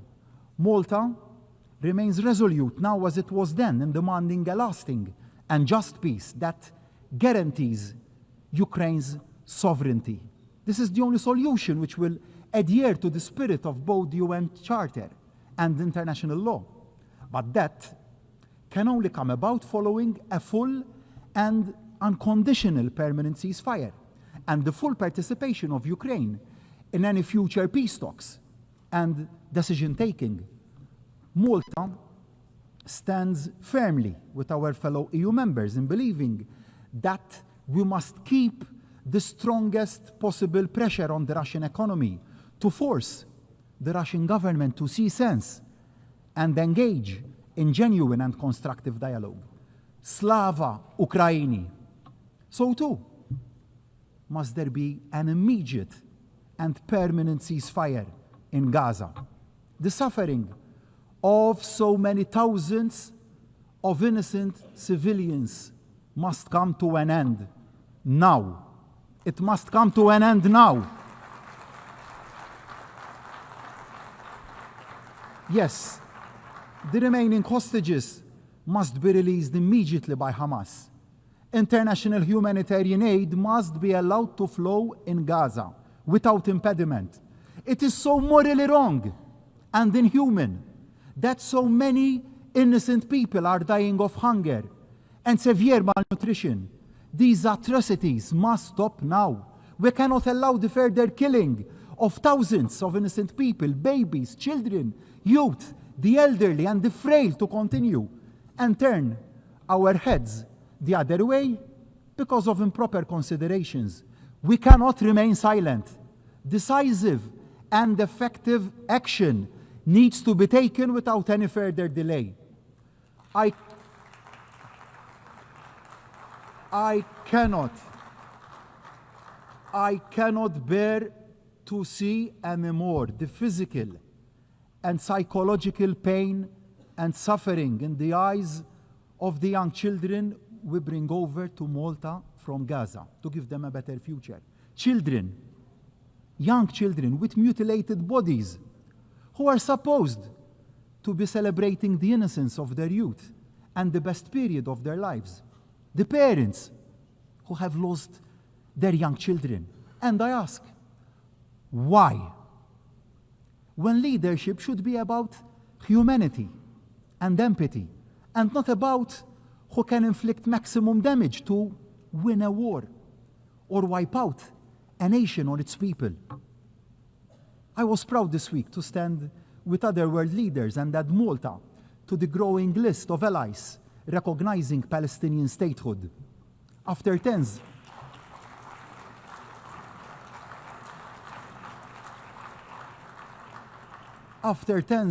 of years of discussion in Malta, we took decisive action and did the right thing to do. I owe this to Ibrahim, a 15-year-old icon of the resilience and strength of the Palestinian people. Ibrahim is now receiving the best medical care and prosthetics in Malta after having both his legs blown off and severely injured by a missile fired from a drone in Gaza. His friends were killed in the same accident. These are the daily realities in Gaza, and we have to stand up and be counted. Not doing so would mean that we are complicit in what is happening. Now, a viable two-state solution, no, isn't a reward for Hamas. It is the exact opposite. It is the only way, in actual fact, to finally banish evil of Hamas. It is the only solution that can deliver the sustainable and peaceful future that both peoples wish for and deserve. Of course, the road to a fair two-state solution is a long one, fraught with difficulties. But just because something is hard doesn't mean it is impossible. The world owes to Israelis and Palestinians alike to pursue this path to peace. Indeed, the world faces a stark choice. In too many areas of life, too many barriers are being erected. When too many countries pull up the shutters and turn in on themselves, it is small island nations like Malta that pay the highest price and take the biggest hit. Let me be clear, security is the first duty of any government. Being against barriers doesn't equal being against sensible safeguards. Every nation has the right to take necessary steps to protect itself, but isolation doesn't make anyone safer, because as all the evidence of history shows, the greater the cooperation across borders, the greater the protection we can afford to our citizens. And a threat to global prosperity is a threat to global security. So, I urge the United Nations to redouble its efforts to safeguard the connectivity that trading nations like Malta have to rely on. It is incumbent on all of us to resist the trend to protectionism and fight for open markets. The alternative of a world of trade barriers will only make us all poorer. Of course, it is equally important that we work to tackle the downsides of globalization, to ensure that none of our citizens are left behind. But there can be no turning back of the clock. We can secure our borders without building fortresses. Addressing legitimate concerns about migration is not the same as pulling up the drawbridge. Clearly, the current growth of irregular migration is not sustainable. Yet, it will only be truly addressed by a truly global solution and response.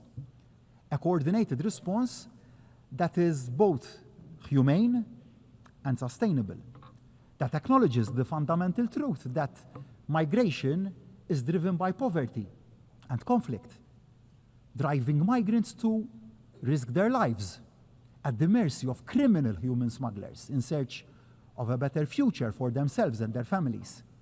Every country has a right to secure its borders, but every country equally has a duty to play its part in tackling the root causes of irregular migration. You might say, tough on irregular migration, tough on the root causes of irregular migration. Underpinning all this is the need for every member of this United Nations to recommit to the primacy of international law and the value of international cooperation. No country, however large, however strategically important, is above the rule of law. Might does not automatically equal right. Small states like Malta cannot afford the risks of a world where some ignore the laws when it suits them. Upholding the charter upon which this United Nations was born 8 decades ago isn't wide-eyed idealism. For nations like Malta, it is about our very survival, equally vital. For the survival of small island nation states is the absolute necessity of stemming down the impact of man-made climate change.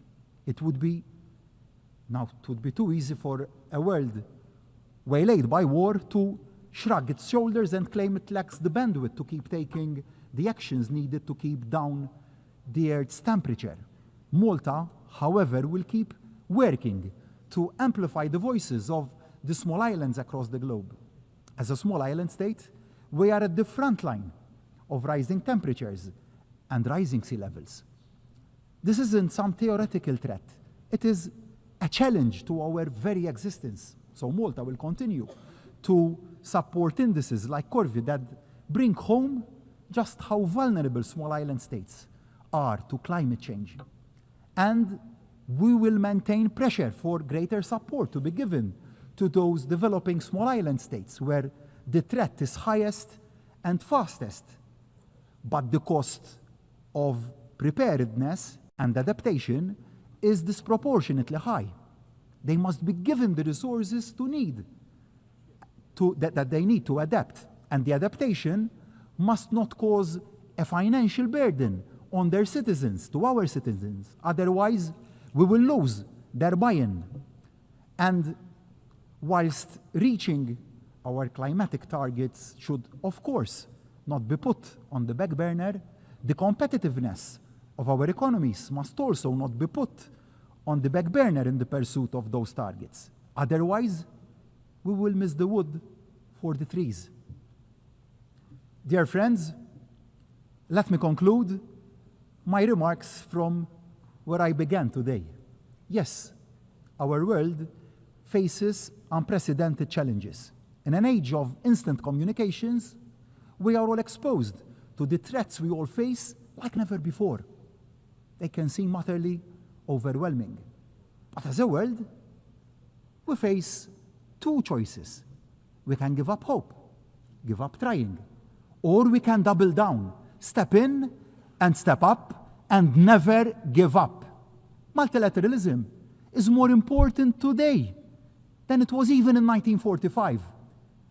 We won't keep our people safe, our planet protected, or our prosperity preserved unless we work together, listen to each other, and act in concert. So I say to my fellow leaders of all states, of all sizes, tear down these walls. Let us stop erecting new barriers. Let us knock down those existing walls, physical and metaphorical, that are standing in the way of progress. No more posturing, a lot more partnership. We owe it to those who had the vision 80 years ago. We owe it to the people who put their trust in us to lead them. United Nations isn't perfect, but it is indispensable. So let us commit loud and clear to making it better, better focused, better value, better at tackling the challenges of the next 80 years. And let that commitment start today. Thank you all.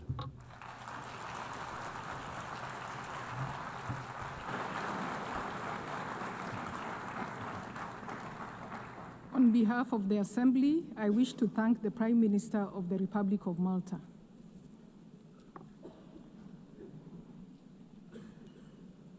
The Assembly will hear an address by His Excellency Kyriakos Mitsotakis, Prime Minister of the Hellenic Republic.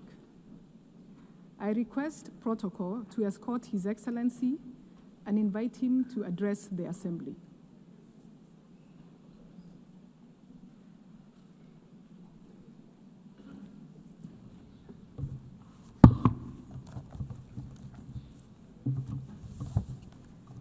Madame la Présidente, heads of state and government, ladies and gentlemen, it's an honor to address this assembly for the 7th time as Prime Minister of Greece. And as many other speakers have pointed out, this year carries a special weight as we celebrate the 80th anniversary of this United Nations. 80 years of hope, of struggle, of progress. And this milestone coincides with a very important moment for Greece, our 3rd tenure as a non-permanent member of the Security Council. And we accept this responsibility with honor and with a deep sense of duty as a nation that stood at the birth of this organization. And like so many other nations, my country came here devastated by the horrors of the Second World War. The Charter of the United Nations was not just a legal document, it was a commitment that never again should force prevail over the rule of law. And for 8 decades, the United Nations has defended peace, has advanced human rights, has expanded access to health, education, and equality for all. It has stood as a custodian of international law, safeguarding the rules and principles that make international cooperation possible. The United Nations was at the epicenter of a historic turning point. It gave voice to the hopes of people long denied freedom. Decolonization brought new nations into this assembly, and they brought with them their histories, their culture, their aspirations. And their participation helped redress historical injustices and transform the organization into a true reflection of the world's diversity. These achievements are real progress. They have made our world safer, fairer, and more prosperous, but they should never be taken for granted. They were won through effort and sacrifice, and they remain fragile. Ladies and gentlemen, a new global order is on the rise. Multilateralism is under strain, and fundamental tenets of the post-1945 world are being questioned. We witness attempts to revive the imperial ambitions of previous centuries. Revisionist narratives are resurging. And some leaders, unfortunately, remain trapped in the past, chasing illusions of a bygone glory. Might over right risks once again becoming the norm in international relations. A norm the international community has sought to overcome for more than 80 years. And this trend is strengthening at a time when global challenges continue to multiply. Climate change, migration, the advent of artificial intelligence. Our world is changing. We must meet this change with courage and responsibility, but never, never at the expense of the principles that form the very fabric of the international community represented in this assembly. Most important of them being respect for territorial integrity and the peaceful resolution of disputes. Being situated at the crossroads of three continents, Greece is a pillar of stability and a reliable partner in a turbulent region. We uphold the principles of international law. We seek dialogue and peaceful coexistence with our neighbors. Some claim that these principles are irrelevant in today's world. We believe the opposite. They are the source of strength, the only path to lasting peace. And we are certainly not naive. We remain fully aware of the threats and the risks of instability in our wider neighborhood. This is why we're strengthening our economy, enhancing our deterrence capabilities, and deepening our alliances, so that we stand ready to defend and uphold our values. For us, this is not just words. Greece is already allocating more than 3% of its GDP to defense, and we're ready to do more. Security is the very foundation of prosperity. After all, our paramount obligation as leaders is to keep our people safe. And we do this not in isolation. We are firmly anchored in the European Union, the most successful multilateral project of our age. It's born from the ashes of the Second World War. The European Union has secured peace and prosperity in Europe for generations. But today we must go further. And in the European Union, we are determined to take on a stronger role in our own defense. With war returning to our continent, I'm afraid there is simply no other option. Greece has long and consistently advocated for strengthening the European Union's strategic autonomy. We firmly believe that the time has come for joint European borrowing to finance critical European defense projects, such as missile and drone defense. And beyond that, it is imperative that we make Article 42, paragraph 7, which enshrines into European law the mutual assistance clause, truly operational. One of the founders of the European Union, Jean Monnet, famously once said that Europe was forged in crisis and will be the sum of the solutions adopted for those crises. He was right. What started as a project of economic cooperation needs to evolve into a union that safeguards our citizens' security and safety. Ladies and gentlemen, today we're witnessing the highest number of armed conflicts since the end of the Second World War. These are conflicts that claim tens of thousands of lives each year, conflicts that leave behind mass destruction, shattered societies, and conflicts that have displaced millions. And the prospects, if we fail to act, are even grimmer. A future of escalating violence and deepening instability. And nowhere is this urgency more evident than in Gaza. Greece has, from the very first day after the heinous attacks of October 7th, 2023, advocated for Israel's right to defend itself against a terrorist organization that rejects Israel's right to exist. We have called for the immediate release of all hostages and a comprehensive ceasefire. But we have, at the same time, made it very clear that no military targets, no matter how valuable they are, can justify the death of thousands of children, the forced displacement of over 1 million Palestinians within the Gaza Strip, and the humanitarian suffering of the Palestinian people. Greece maintains a strategic partnership with Israel, but this does not prevent us from speaking openly and frankly. The continuation of this course of action will ultimately harm Israel's own interests, leading to an erosion of international support. And I tell my Israeli friends that they risk alienating all the remaining allies if they persist on a path that is shattering the potential of a two-state solution. Greece will continue to advocate for a two-state solution which envisions the creation of a sovereign, democratic, and viable state of Palestine, building its future in peace and security alongside the state of Israel. But we should be lucid about the roadmap towards achieving this elusive goal. Israel's action in the West Bank risks creating irreversible situations on the ground. And at present, the most necessary is to stop the unnecessary killing and ensure a large-scale and sustainable delivery of humanitarian aid to Gaza. Greece remains committed to working with all our partners towards a roadmap that will achieve that goal, and that will revive the peace process, that will offer hope to a region which has suffered so much.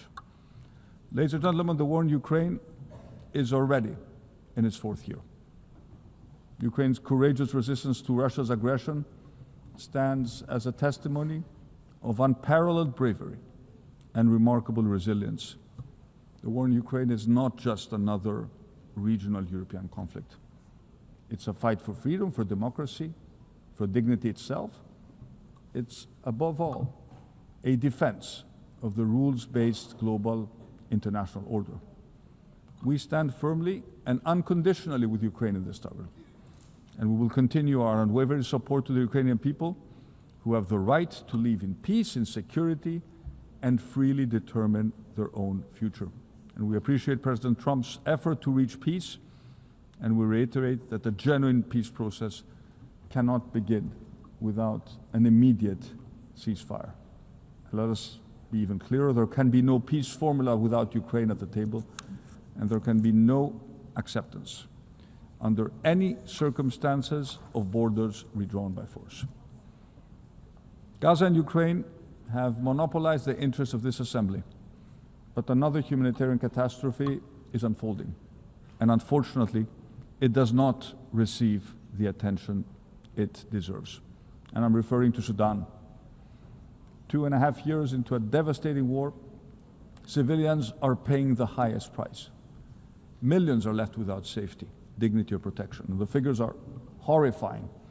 Almost 12 million people have been forced from their homes, creating the world's largest displacement crisis. More than 30 million could require humanitarian aid. Famine is spreading. And civilians must be protected. Humanitarian aid must flow freely and without obstruction, and those responsible for atrocities and war crimes must be held into account. There's only one path forward: silence the guns and renew a coordinated political process. The world must not forget the people of Sudan. We owe them nothing less than peace and the chance of a future built on hope, not despair. And as Europeans, it is also in our interest to take an active role in resolving the Sudan crisis. Otherwise, we risk facing a migration crisis of unimaginable proportions. Ladies and gentlemen, the Eastern Mediterranean is an area of strategic importance. It's Europe's southeastern frontier, a vital crossroads of trade and energy routes. Greece, at the heart of this region, holds a key geostrategic position. And we aspire to become an energy security provider, linking Europe with North Africa and the Middle East. And by exercising our sovereign rights, always in full respect with international law, we are strengthening our footprint and shaping developments in the area. Connectivity projects, such as the Great Sea Interconnector and the Greki project that links Greece to Egypt, are projects of mutual benefit, advancing stability and ensuring that our electricity grids are better connected. They will diversify Europe's energy supply, accelerate the green transition, and above all, bring our region closer. Renewables are the future, and in Greece we have already made significant strides in this field. But we also remain pragmatic. Fossil fuels will continue to play a role in an energy mix, with natural gas serving as a bridge in this transition. And that is why we're investing in infrastructure that will make Greece an LNG hub, and at the same time, together with our American partners, we're advancing the exploration and potential exploitation of our offshore gas reserves, a resource of strategic value, not just for Greece, but also for Europe. Yet the Eastern Mediterranean also faces profound challenges: climate change, migration, persistent conflict. The only way to meet them is through cooperation built on leadership, political will, but also a shared sense of responsibility. In all our relations with our neighbors, Greece is guided by a single unwavering compass: respect for international law. This is a cornerstone of our foreign policy and the basis upon which we seek dialogue and genuine cooperation. Let me begin with our relations with Turkey. Greece seeks peaceful coexistence with our neighbor. And in recent years, yes, we have succeeded in maintaining low tensions. And this is a positive development that we should not underestimate. However, the calm seas we have witnessed over the past 2 years must not be fleeting. They must allow us to build trust, find common ground, and pursue solutions in the interests of both our people. The way forward lies in dialogue, in respect for international law, and in the vision of a region defined not by rivalry, but by shared prosperity. And as I've repeatedly stressed from this podium, we are ready to work towards settling the only major outstanding issue between us, the delimitation of the continental shelf and the exclusive economic zone in the Aegean and the Eastern Mediterranean. Turkey must remove the threat of war against Greece that still hangs as a dark cloud over our relations. After 30 years, this casus belli has to be revoked. It has no place in relations between friendly neighbors. Our path forward must be one of diplomacy, not the language of weapons. Let me say a few words about the Cyprus problem.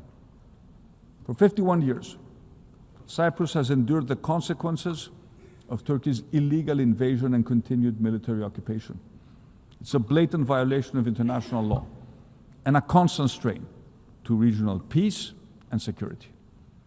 Our commitment to Cyprus's sovereignty, territorial integrity, and the solution of one state based on a bizonal, bicommunal federation is steadfast. It's a matter of credibility and determination to defend the core values and principles upon which the United Nations are based and fully aligned with all the decisions taken by the UN Security Council. And Greece fully supports the efforts of the Secretary General and his personal envoy to give a new impetus to the resumption of negotiations. And a just and viable settlement will serve the interests of the Cypriot people and contribute decisively to the stability of the wider region. Turning to Libya, our two countries share maritime borders. We are neighbors. It is therefore in our common interests to reach a fair and lawful delimitation agreement in line with the provisions of the United Nations Convention on the Law of the Sea. The true stability in our neighborhood also depends on Libya itself being united and sovereign. The Libyan people must be free to determine their future without foreign interference, and Greece stands ready to assist constructively in a UN-led efforts to achieve a political solution and reunite the country. When it comes to Syria, after 14 years of bloodshed, last December brought a moment of change and a new hope for the Syrian people. The future of the country must be built on tolerance, dialogue, and full political representation for all religious and ethnic communities. Only then can Syria's diverse society find peace and prosperity, free from sectarian violence and external interference. I made it clear to the Syrian president that our support regarding Syria's rapprochement with Europe is conditional upon the protection of religious and ethnic communities, in particular, the Christian Orthodox minority, which has been repeatedly targeted by Muslim extremists. At the same time, we expect Syria and its authorities to act in full accordance with international law, including the United Nations Convention on the Law of the Sea. Finally, let me turn to the Western Balkans, our immediate neighbors, our strategic partners of the European Union, and candidate members of our common family. This region has made remarkable progress over the past decades, yet the balance remains delicate, with the risk of backsliding always present. The future of the Western Balkans lies within the European Union. Greece has been a pioneer in this endeavor through the Thessaloniki Agenda, which set the path for the region's European perspective. And this path must be grounded in full respect for international law, for existing international agreements, the rule of law, human rights, but also minority rights. Most of all, it requires rejecting revisionist agendas and building trust among neighbors. The ghosts of Balkan nationalism have haunted this region for centuries. They must not be allowed to re-emerge. And it's up to the leadership of the Western Balkans to assume their responsibilities and secure a future of peace and prosperity for all their people. Ladies and gentlemen, let me conclude by returning to a topic I also addressed in my speech at the General Assembly last year. Technology is both our greatest shared opportunity and one of the defining challenges of future prosperity. Last year I spoke about artificial intelligence and its extraordinary transformative promise, but I also warned of the danger it breeds. Today, Greece is pursuing a visionary yet practical AI strategy through pilot programs in areas such as education, healthcare, and natural disaster prevention. Teachers and students will soon engage with custom-designated AI teaching assistants. Digital screenings, telemedicine, predictive diagnostics are already making care not just more personalized, but also more accessible. At the same time, AI is helping us detect and contain wildfires at their earlier stages. And the promise of AI making governments more efficient in serving their citizens is materializing at breakneck speed. However, AI in the wrong hands and without safeguards can become extremely dangerous. It can severely impact our children's mental health, flood our public square with disinformation, cause massive displacements in the job market, and concentrate immense power in the hands of a few multinational corporations. And this is why I welcome the United Nations establishment of the Independent International Scientific Panel on AI and the Global Dialogue on Artificial Intelligence Governance. These institutions lay the foundations of a global architecture where artificial intelligence can be steered by science and guided by cooperation. The most urgent task is to protect the mental health of our children. The scientific evidence is damning. We are running a massive, unsupervised experiment with the brains of our children and teenagers. And what was envisioned as a space of connection and creativity has too often become a landscape of manipulation where harmful content reaches even the youngest users. Addictive scrolling is addictive by design, not by accident. And every time I talk to parents, I hear the same story. We're scared about online bullying, adult content, unrealistic standards of beauty, the promotion of self-harm. We feel powerless and helpless. We don't want our kids to share their intimate thoughts and feelings with an AI chatbot. Greece has decided to do something. We have banned our phones in schools, but we have also launched the Kids Wallet, the first government-backed application giving parents simple, effective control over their kids' smartphone while enabling platforms to verify the age of their users. And our proposal for a pan-European digital age of majority to access digital platforms has already won the support of 13 EU member states. It's examined by the European Commission. But this is not a debate for governments and parents alone.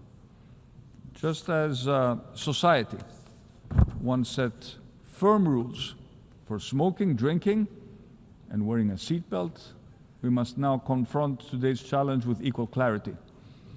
Big platforms can no longer profit at the expense of our children's mental health.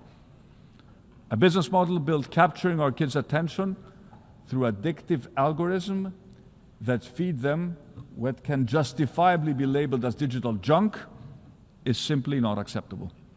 And let me repeat what I said last year. Digital technology is no different than any other industry that needs to operate under health and safety regulations. The overarching principle, the golden standard, is one and the same: do no harm. Ladies and gentlemen, looking back at the foundation of the UN means to recall and acknowledge that the need for effective multilateralism is as necessary in 2025 as it was in 1945. And there's no doubt that multilateralism must be reinvigorated. We must make it fit for the challenges of the third decade of the 21st century, but we must do it without disrupting its core, the rules-based order. These rules were agreed for a reason: to save humanity, to ensure progress and prosperity for all.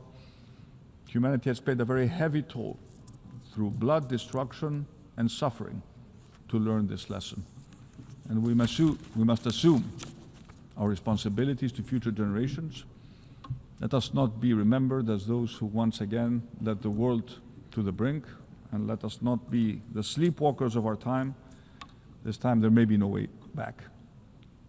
Instead, let us prove that we have the vision, courage, and resolve to build a world of peace, of security, of shared prosperity, worthy of generations to come. Thank you very much for your attention.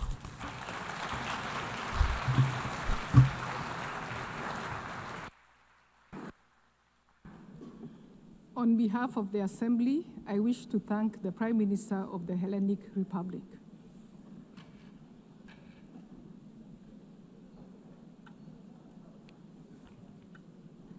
The Assembly will hear an address by His Excellency Tshering Tobgay, Prime Minister of the Kingdom of Bhutan.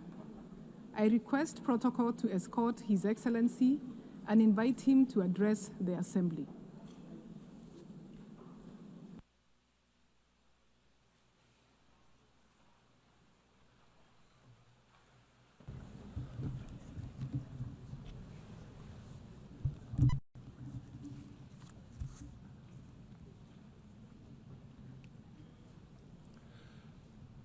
Kuzuzangpo.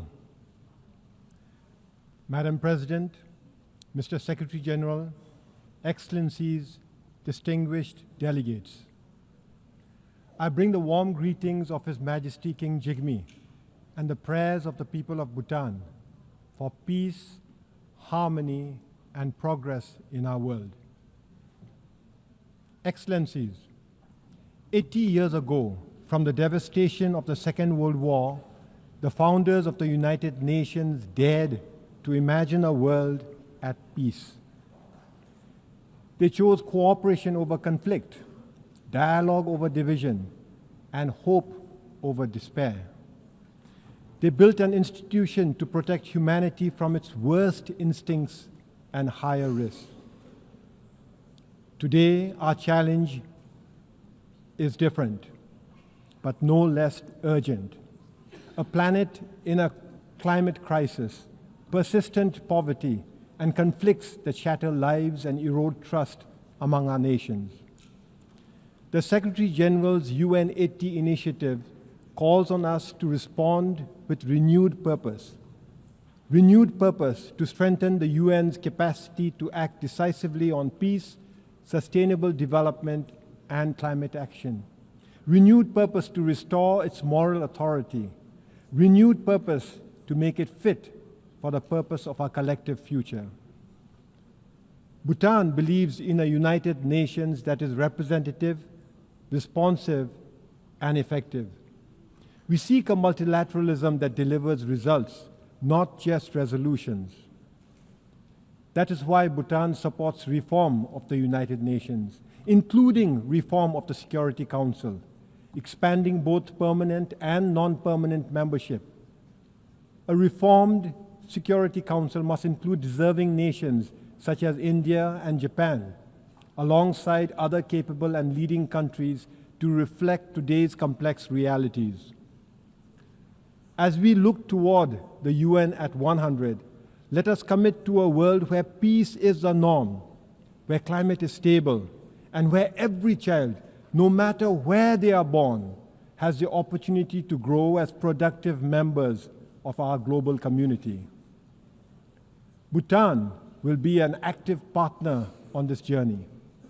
We will speak for the poor and vulnerable. We will champion sustainability and climate action. We will promote gross national happiness as an alternate measure of success to the conventional gross domestic product. Excellencies, reform of the United Nations must serve a purpose beyond itself. It must equip the United Nations to confront the defining challenge of our times, the climate crisis. In Bhutan, we have endeavored to protect our forests, keep our rivers pristine, and we take pride in being carbon negative.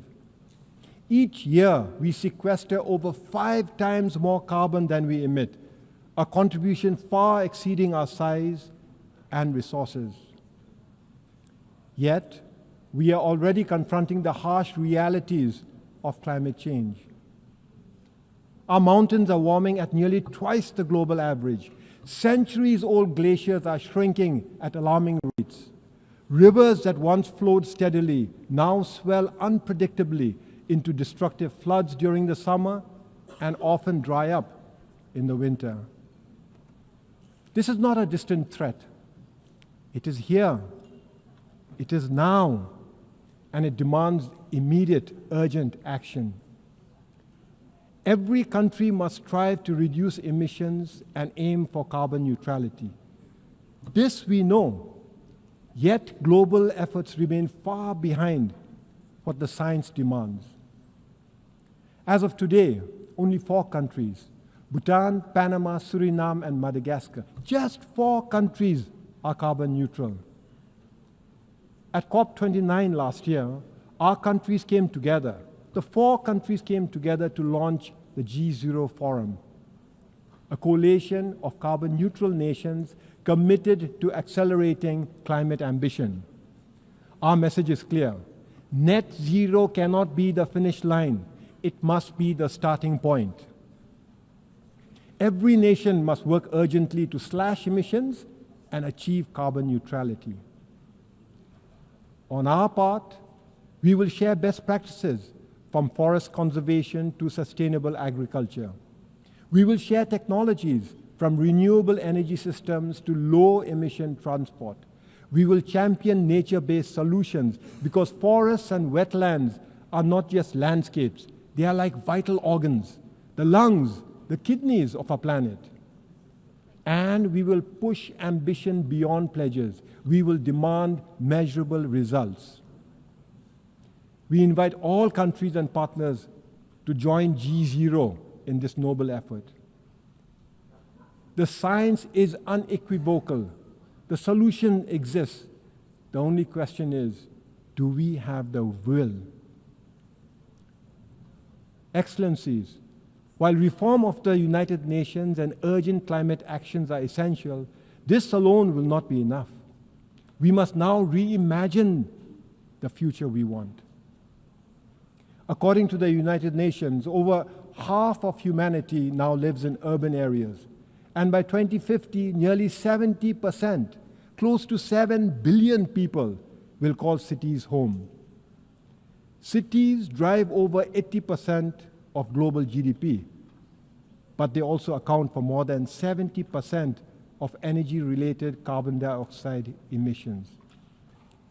This makes cities both the engines of innovation and the front lines of our greatest challenges. Challenges like unsustainable consumption, environmental degradation, and rising inequality. We face a choice. We can keep building cities that consume more than they give, or we can reimagine and redesign our cities that heal, that sustain, that uplift. 50 years ago, Bhutan offered the world gross national happiness, an alternate approach to development. Today, under the visionary leadership of His Majesty King Jigme, Bhutan offers the world an alternate approach to urban living. the Gelifu Mindfulness City, a city founded on the values of sustainability, harmony, spirituality, and the ideals of gross national happiness. The Gelifu Mindfulness City is a special administrative region that is already taking shape in Bhutan. With executive and legislative autonomy, as well as an independent judiciary now established, preparatory works are already underway and economic clusters are being advanced. The Gelifu Mindfulness City is not an idea on paper. It is a living project in action. The Gelifu Mindfulness City will not be a city of glass towers and unchecked sprawl. Instead, it will be a place where modernity and tradition meet, where nature is the foundation of urban living. Powered by renewable energy, built with sustainable materials, and designed for low-carbon living, it will offer inclusive housing, green public spaces, and meaningful jobs. For Bhutan, the Mindfulness City is a strategic step, a step towards taking gross national happiness to the next level, a step towards advancing prosperity, and a step towards fostering deeper global engagement without losing our identity or our bond with nature. But the Gelifu Mindfulness City is not just Bhutan's project. It could serve as a forerunner in rethinking urbanization, a model city built on the values of mindfulness, sustainability, and shared harmony. I extend a warm invitation to all of you to join us in this exciting journey. A journey to bring a royal vision to life. A vision of how cities and urban living can heal, can inspire, and can sustain both humankind and nature. Excellencies, the founders of the United Nations gave us more than an institution. They gave us an inheritance of hope and the solemn responsibility to carry that hope forward. In this spirit, and mindful of the troubled times we live in, I have the pleasure of announcing that Bhutan will host the Global Peace Prayer Festival later this year. From the 4th to the 17th of November this year, the Global Peace Prayer Festival will unite spiritual masters, scholars, and practitioners from across the world and across traditions in a common aspiration for peace, healing, and harmony. Through the recitation of the Melam Chemo, or Global Peace Prayers, the sacred Bhazaguru Mantra, the Kala Chakra Empowerment, and the powerful Jabji Gap ritual, Bhutan seeks to offer not only a spiritual event, but also a diplomatic and cultural contribution to world peace. For Bhutan, it is both a privilege and a prayer that in these turbulent times, the voice of a small Himalayan nation can help nurture the great cause of peace for all humanity. We extend a warm welcome to all who wish to join the Global Peace Prayer Festival.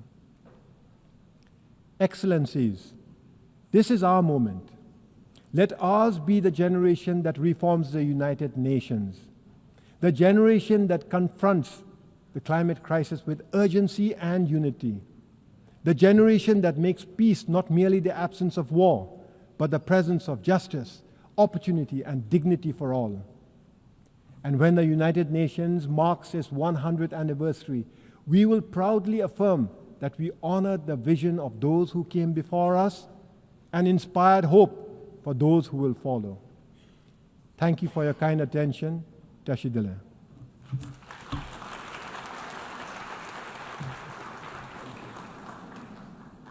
On behalf of the Assembly, I wish to thank the Prime Minister of the Kingdom of Bhutan.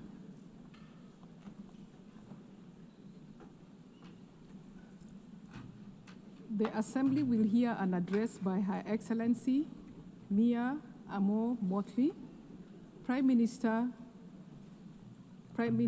and Minister for National Security and the Public Service, and Minister for Finance, Economic Affairs and Investment of Barbados.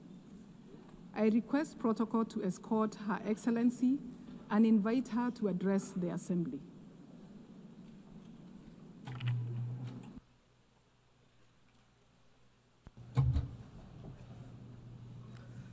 Thank you very much, Madam President, Excellencies, distinguished ladies and gentlemen. The 21st century has been marked by a series of crises for which our world has been unprepared.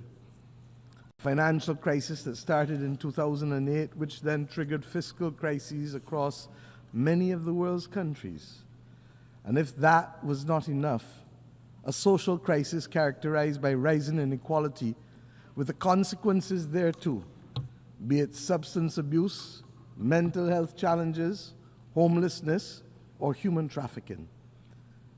Then there was a global pandemic, lasting 2 to 3 years and taking the lives of millions of people. And for those surviving, they had restricted movement and restricted choices. All of this, my friends, has been exacerbated by the spreading of fake news. This distorts reality and threatens the stability of our societies, creating a platform for hate to thrive and prejudice to rise. But deeper than all of these crises is a bigger, more insidious crisis that is undermining our domestic and global institutions that have promoted order, peace, and prosperity. It is, my friends, the crisis of truth. Excellencies, when we lose shared truth, our communities, our countries, our global society loses their center of gravity. At first, the damage may seem quiet. Words bend and facts drift in the service of political point scoring. But slowly, over time, we descend into political tribalism. We develop alternative realities and we are unable to understand each other and communicate with each other because we lack a center. Then we grow suspicious of each other. In the absence of truth, trust deteriorates. And we see it all around us, in global forums, and indeed on the blocks and in the communities in our own countries. Trust between neighbors, trust between the governed and the governing, trust in our instructions, trust in our social order, trust in our health systems, trust in our global rules, governance structures. It all seems, in the words of Chinua Achebe, to be falling apart. When we lack truth and we lack trust, law becomes theater, news becomes spectacle, and science becomes just another opinion. As I've had cause to say in this great hall on a few times, our world today worryingly resembles the world of 100 years ago. And this has become even more evident with the closing of our borders to both goods and to people. This has magnified the geopolitical tensions which had already taken root. Disturbingly, war, regrettably, has only entered the daily lexicon of the West, not when thousands were dying on the continent of Africa or in Myanmar, but when war came to Europe. Nevertheless, we still call for peace in the Ukraine. Only yesterday, a leading British newspaper reminded us that for 500 days, 260,000 people, virtually the population of my country, 260,000 people have been trapped in the Sudanese city of El Fasher. The article reported that while political progress stalls, those who attempt to escape are killed, and those who remain inside are starved. The world must not ignore the horror in Sudan. And of course, I don't need to remind you that it must not ignore the horror in Gaza. The genocidal destruction taking place in both places must now have our full attention. And as it relates to Gaza, Yes, there must be a release of the hostages taken on October 7th. But we have now gone to a point where all of our human sensibilities are offended by the continuous and disproportionate attacks on the Palestinian people and the failure to allow access by the international community to the survivors for the provision of humanitarian aid. The survivors are entitled, my friends, to use the words of Bob Marley. How can you be sitting there telling me that you care, when every time I look around, the people suffer in the suffering in every way, in everywhere? My friends, it calls to mind the Roman historian Tacitus, who quoted a Scottish chieftain fighting against the military might of the Roman Empire. And I mention only the last two sentences.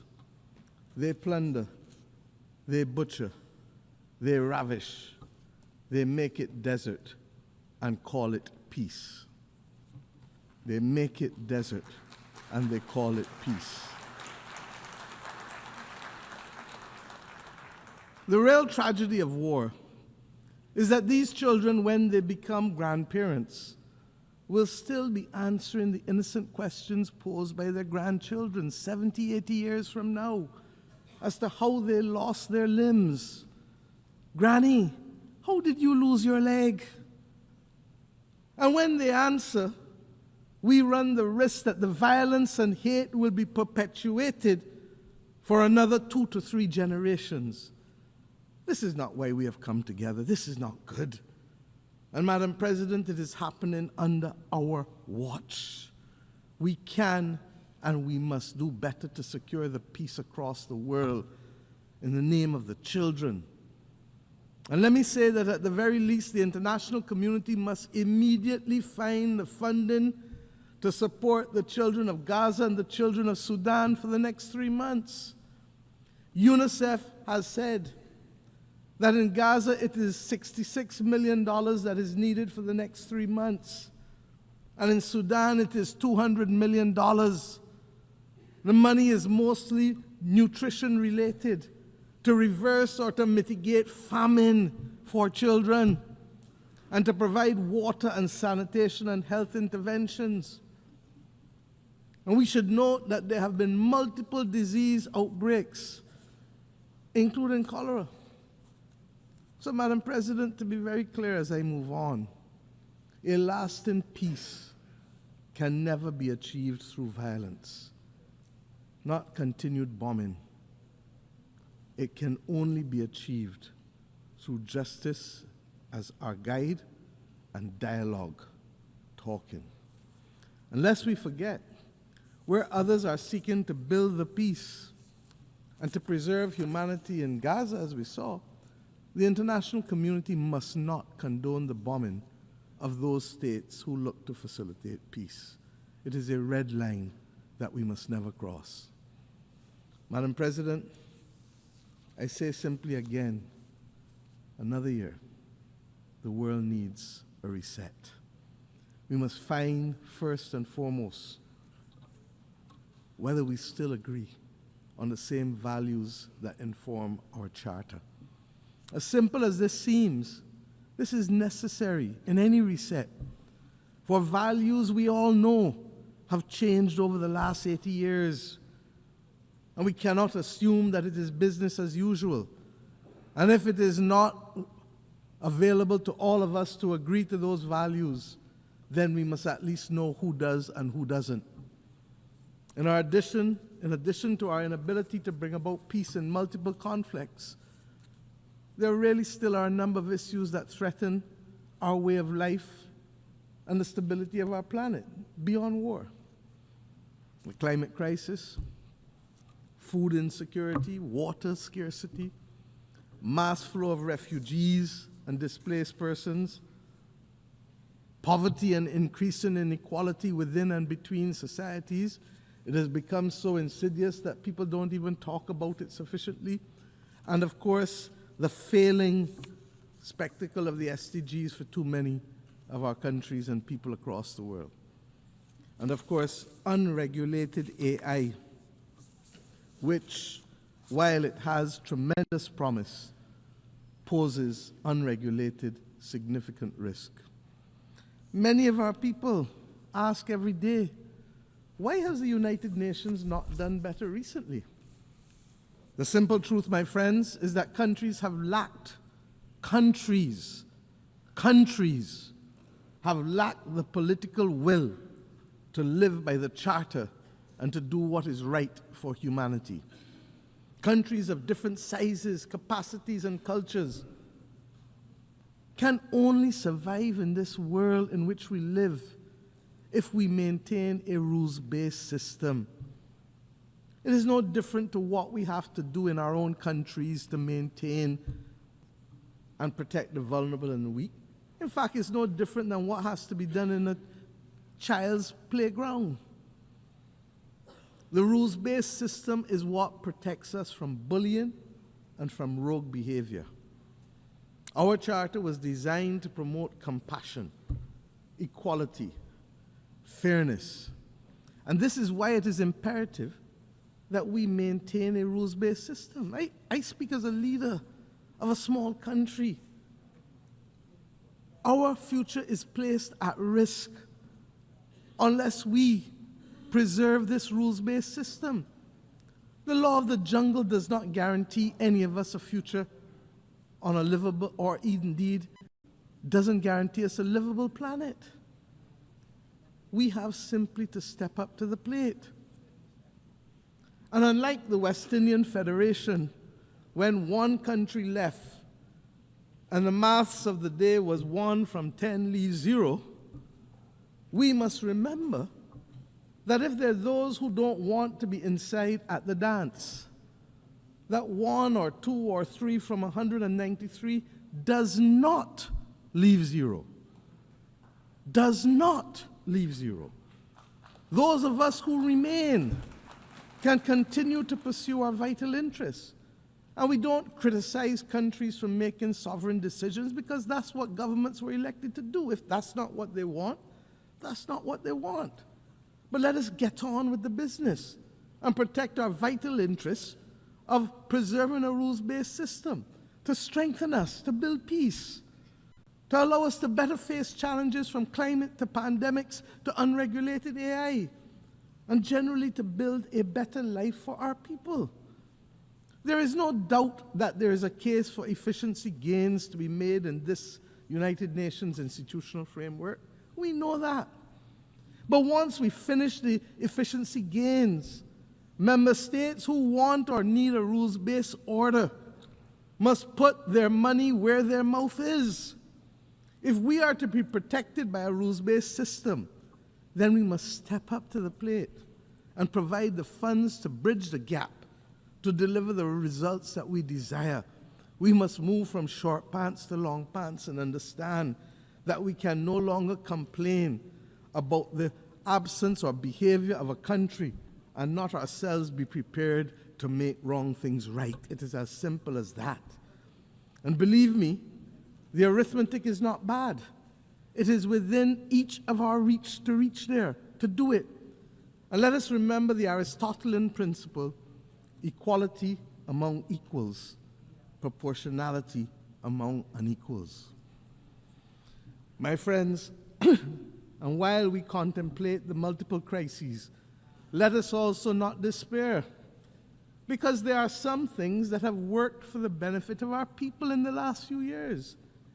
We now have, globally, a historic pandemic agreement that was adopted to make the world equitable, more equitable, and safer from future pandemics. A full appreciation of this will only come when the next pandemic hits us. We have agreed to the Seville Commitment on Finance, which seeks to fulfill the promise of the SDGs, and which, even though the funding has not been fully identified, has mainstreamed a number of financing concepts that were simply not taken into account a decade ago. Debt swaps, natural disaster clauses, or what they call climate resilient debt clauses. These are the things that we advocated in the Bridgetown Initiative. We have committed also as a world, last year here, to an ambitious global action plan to combat antimicrobial resistance. And what does that have to do with any of us in here? I've said repeatedly, this is the silent, slow-motion pandemic of the 21st century and threatens to reverse a century of medical progress. And when we know people who die from hospital-aided infections, we understand the importance of the vital steps taken here. Earlier this week, we successfully brought into force the Beyond Boundaries and National Jurisdiction Treaty. As a large ocean state, as Barbados is, I am acutely aware of the critical importance to protect our oceans and its marine biodiversity as part of the ecological balance of the planet. And last year, we adopted the ambitious Pact for the Future, which provides a roadmap, a North Star, for our work to protect people and planet of the future. The two instruments mentioned on Tuesday morning by our Secretary General for regulating AI must now be our priority if we are to avoid the severe deepening inequality of our times and to avoid leaving our people exposed to the risk and exploitation of AI and the distortion of facts. I must tell you that regrettably, I have experienced on a well-known commercial AI platform examples of censorship that seek to deny access to the details of our history in this hemisphere, in terms of the Barbados Slave Code, in terms of the South Carolina Slave Code. So we must be vigilant. Speaking as a small country, therefore, we see no future without a rules-based system. And before I go on, let me recognize the outgoing President of the General Assembly, His Excellency Philemon Yang, for his impactful presidency last year. And let me also congratulate Her Excellency Annalena Baerbock for assuming the presidency, particularly in this year when we celebrate Beijing +30. Barbados looks forward to working with you, ma'am, to execute your vision. The fact that you are only the 5th woman to occupy this post over the last 80 years is a cause both for profound concern, but I say renewed optimism. This is a testament to the very point that I'm seeking to make. The organization is working, even if not at optimal levels, but we still have so much to do. Madam President, on climate finance, climate and finance, I should say, there's a real danger that debates in this great chamber, at the conference of the parties and elsewhere, risk being reduced to mere performative exercises. We have watched the widely celebrated green wave which swept Europe in 2019. We've seen it now recede, and in its backwash, that continent now faces deep division over the scale, scope, and speed of delivery on commitments made to eliminate climate-harming pollution by 2050. We've seen others withdraw from the Paris Agreement.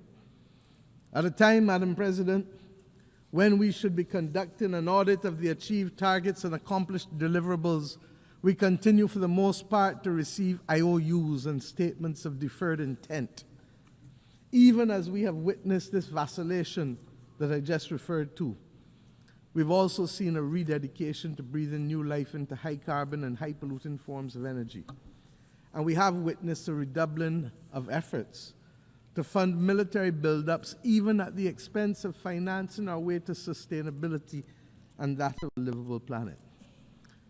Barbados does not treat climate science as a mere conjecture, and neither does the International Court of Justice nor the Inter-American Court of Human Rights. Their advisory opinions have affirmed the legal rights and entitlements of citizens who must on a daily basis confront the impact of the climate crisis. In this regard, we especially welcome the International Court of Justice's ruling to the effect that states have obligations to protect the climate system and other parts of the environment from emissions, and that those obligations can be enforced against other states. Given this new reality, as we look ahead, we must seize the opportunity to find common ground, given the diversity of opinions on this question of the climate crisis. I propose that one possible way forward is to focus on emissions rather than focusing on the fossil fuel industry. As I've said before, the fossil fuel industry is not the enemy. It is the emissions. In this regard, we should consider working towards a globally legal binding framework on methane, which could contribute to reversing global temperatures, I'm told by the scientists, by as much as 0.5 degrees, while purchasing time for the fossil fuel industry to scale up to a commercial level the use of decarbonizing technology. This is possible. The Baku to Belém roadmap must also ensure that the necessary resources, $1.3 trillion annually by 2035, are not only committed, but delivered. It is the political will and the ingenuity of countries and financial institutions that will ensure that these sums can be delivered. It must not, and we must not allow that roadmap to suffer the same fate as the Loss and Damage Fund, which, despite its historic establishment, remains grossly undercapitalized, with less than $800 million pledged, and regrettably, only half of those pledges have actually materialized. This ambivalence towards finance and fiscal space, my friends, is what gave birth to the Bridgetown Initiative. Its latest iteration, Bridgetown 3.0, will shortly be reviewed, given the rapidly changing global environment in which we live. We still need to expand liquidity support and to close the financing gap to assist vulnerable countries, especially the V20, many of whom still face the possibility of a debt crisis. They need it to build their resilience and to adapt to the new climate reality. I am conscious of the progress by which multilateral institutions have taken on board some of our arguments in the Bridgetown Initiative, especially as it relates to climate finance and to the issue of vulnerability. I referred earlier to debt swaps and the climate resilient debt clauses.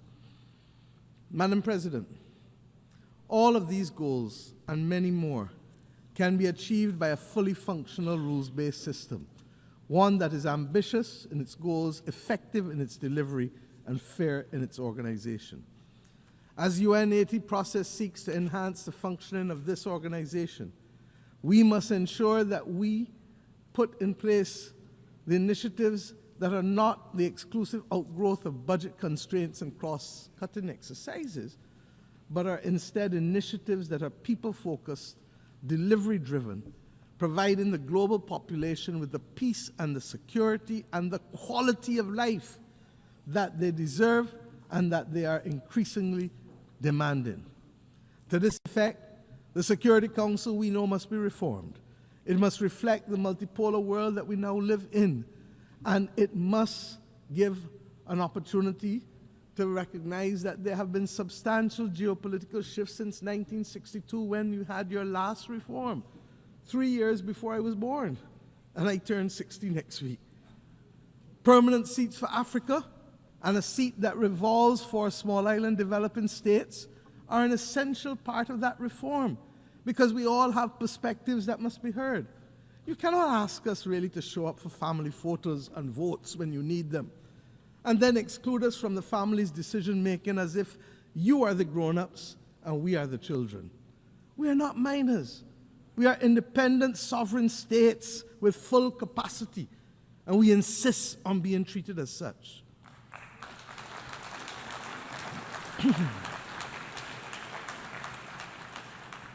Madam President, I have left the peace and security of our Caribbean region for last. It is deeply troubling. Example, Haiti, and you've heard Prime Minister Gonzalez speak eloquently this morning on these matters. Haiti, which was once a beacon of emancipation and revolution for all of us as black people, is today a victim of centuries of external interference and contemporary internal conflict, and regrettably, even blindness. We want to thank Kenya for its extraordinary leadership of the Multinational Security Support Mission, even when they were out there on their own.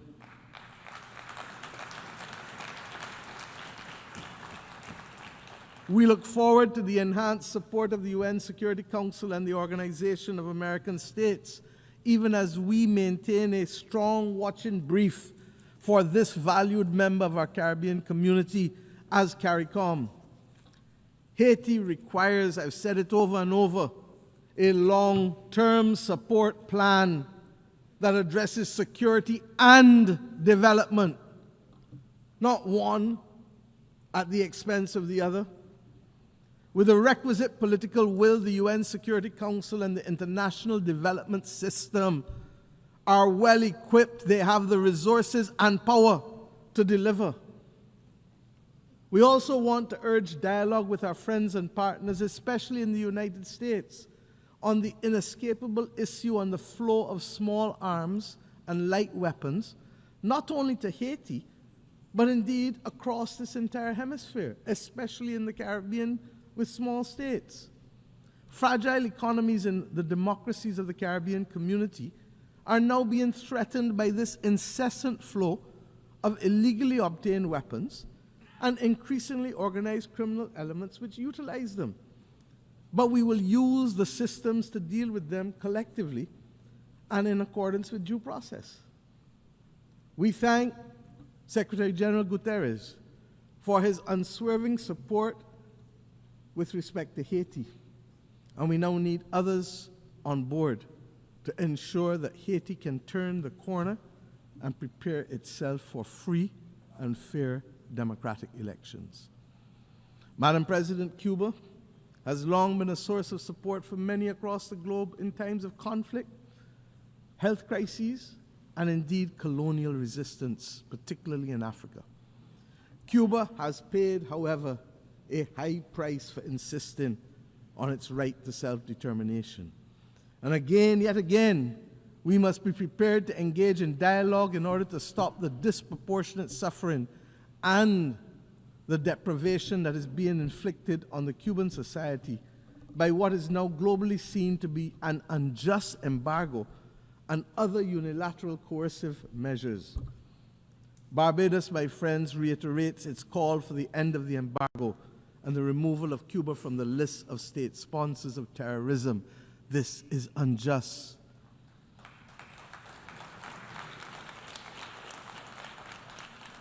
What is even more, in the Caribbean Sea, we're now seeing a shocking violation of a hemispheric understanding that the Caribbean be treated as a zone of peace. There has been a buildup in military assets in the last few weeks in the Caribbean by both sides, by the United States of America and by Venezuela.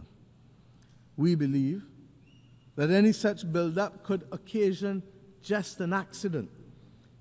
And if it does, a simple accident can put the Southern Caribbean at disproportionate risk. I need not tell you, therefore, what a war can do. It is not acceptable for our islands, our countries, to be viewed as collateral damage.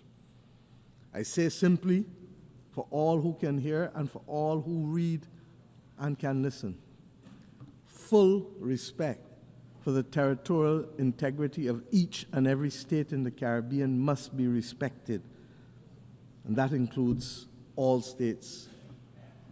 Almost all wars end as a result of dialogue. Let us make a greater effort to have the necessary conversations to prevent war. It is too simple. As I close today, I leave you with an image that has stayed with me for the last week of a young Palestinian girl of 6 or 7 years old walking in the midst of the rubble in Gaza. Her eyes were hollow and full of despair. It was clear that she was in great pain, but she carried her sister on her shoulders, both shoulders. clearly recognizing that it was she who would have to carry the burden of taking them to safety. My friends, this is the ultimate picture for me of hope and resilience. Let us be inspired that even in the face of the greatest adversity and challenges that the world faces, that we too can rise. For if a 6-year-old can push past the pain, all the physical and emotional pain, and still find hope that there's a better moment ahead of her, then we as leaders and members of the global community have a duty to summon that spirit. The world needs it now more than ever. It is not beyond us to forge a better world that is fair and just. 80 years ago, it was just a few countries that summoned that will. Today, those of us who were denied the right to be heard then must now be the core responders to this critical clarion call. I leave you inspired by the words of my own anthem as I think about the world. Inspired, I say, upwards and onwards we shall go, inspired, exulting, free, and greater will our world grow in strength and unity. If a 6-year-old child can summon the will against all that she faced, then we, with much, much, much more, and with a commitment and an obligation to many, many, many, many more, must summon that will. I thank you.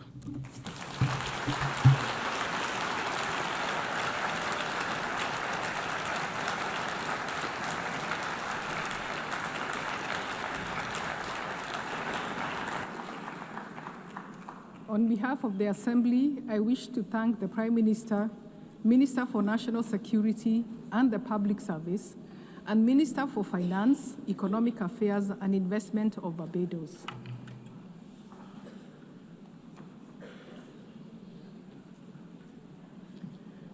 The Assembly will hear an address by His Excellency Jeremiah Manele, Prime Minister of Solomon Islands. I request protocol to escort His Excellency and invite him to address the Assembly.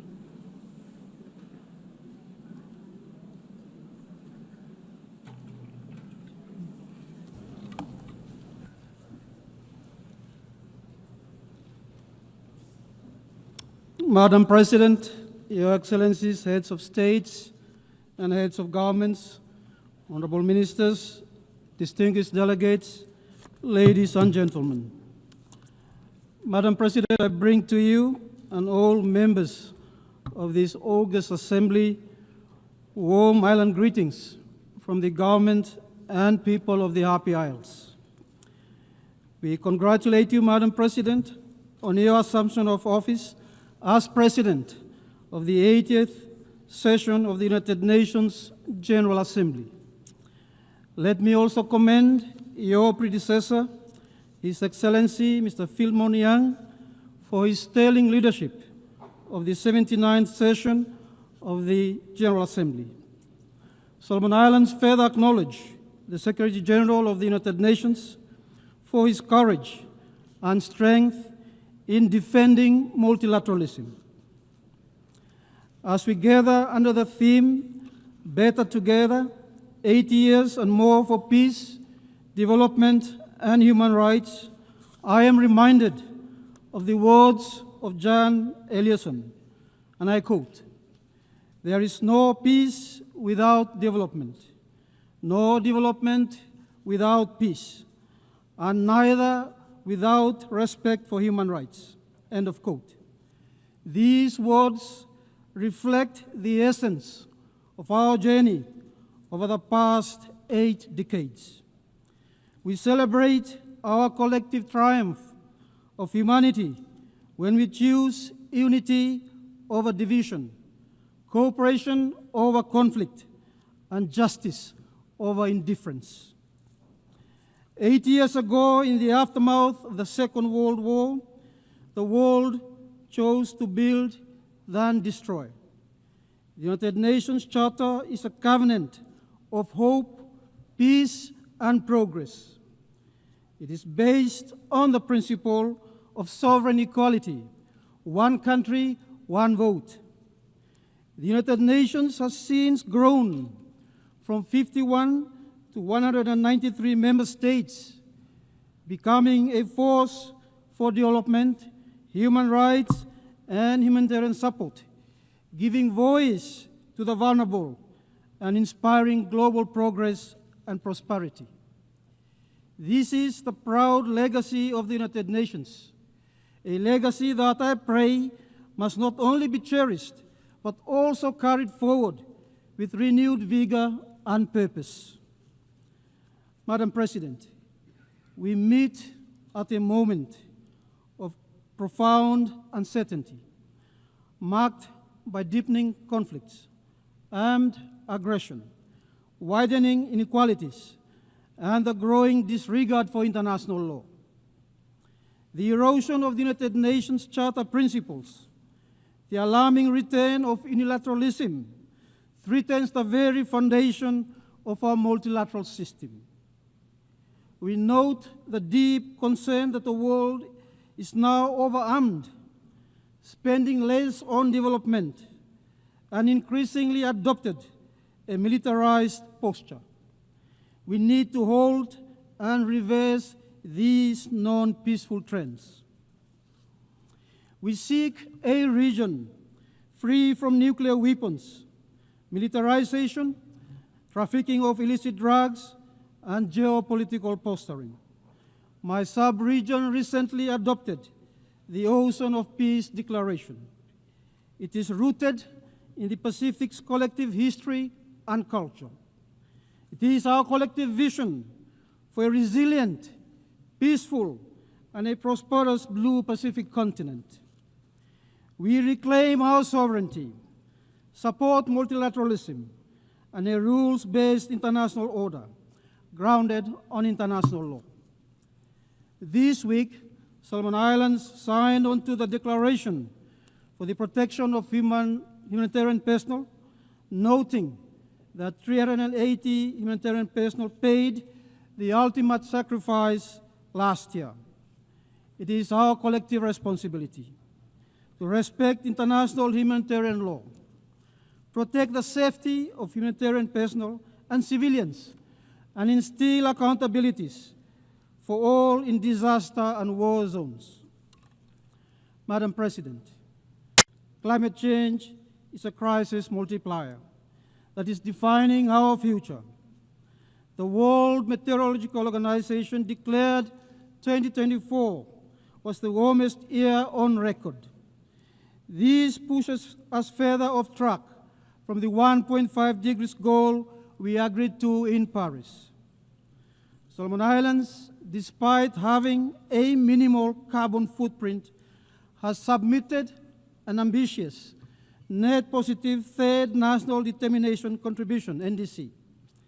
We can do more with international partnerships, investing in reforestation and the conservation of our forest, including renewable energy investments.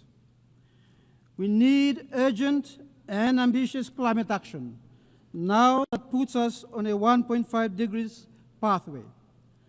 Large emitters and those with historical responsibility must take the lead in drastically cutting emissions.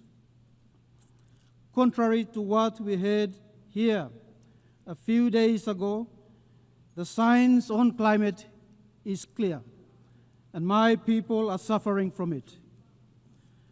On 23 July 2025, the International Court of Justice, ICJ, issued a landmark advisory opinion in response to a request by the United Nations General Assembly under Resolution 77276.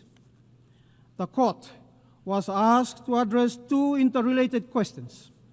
First, the obligation of states under international law to protect the climate system from harmful greenhouse gas emissions, including duties owed to both present and future generations, in keeping with the principle of intergenerational equity.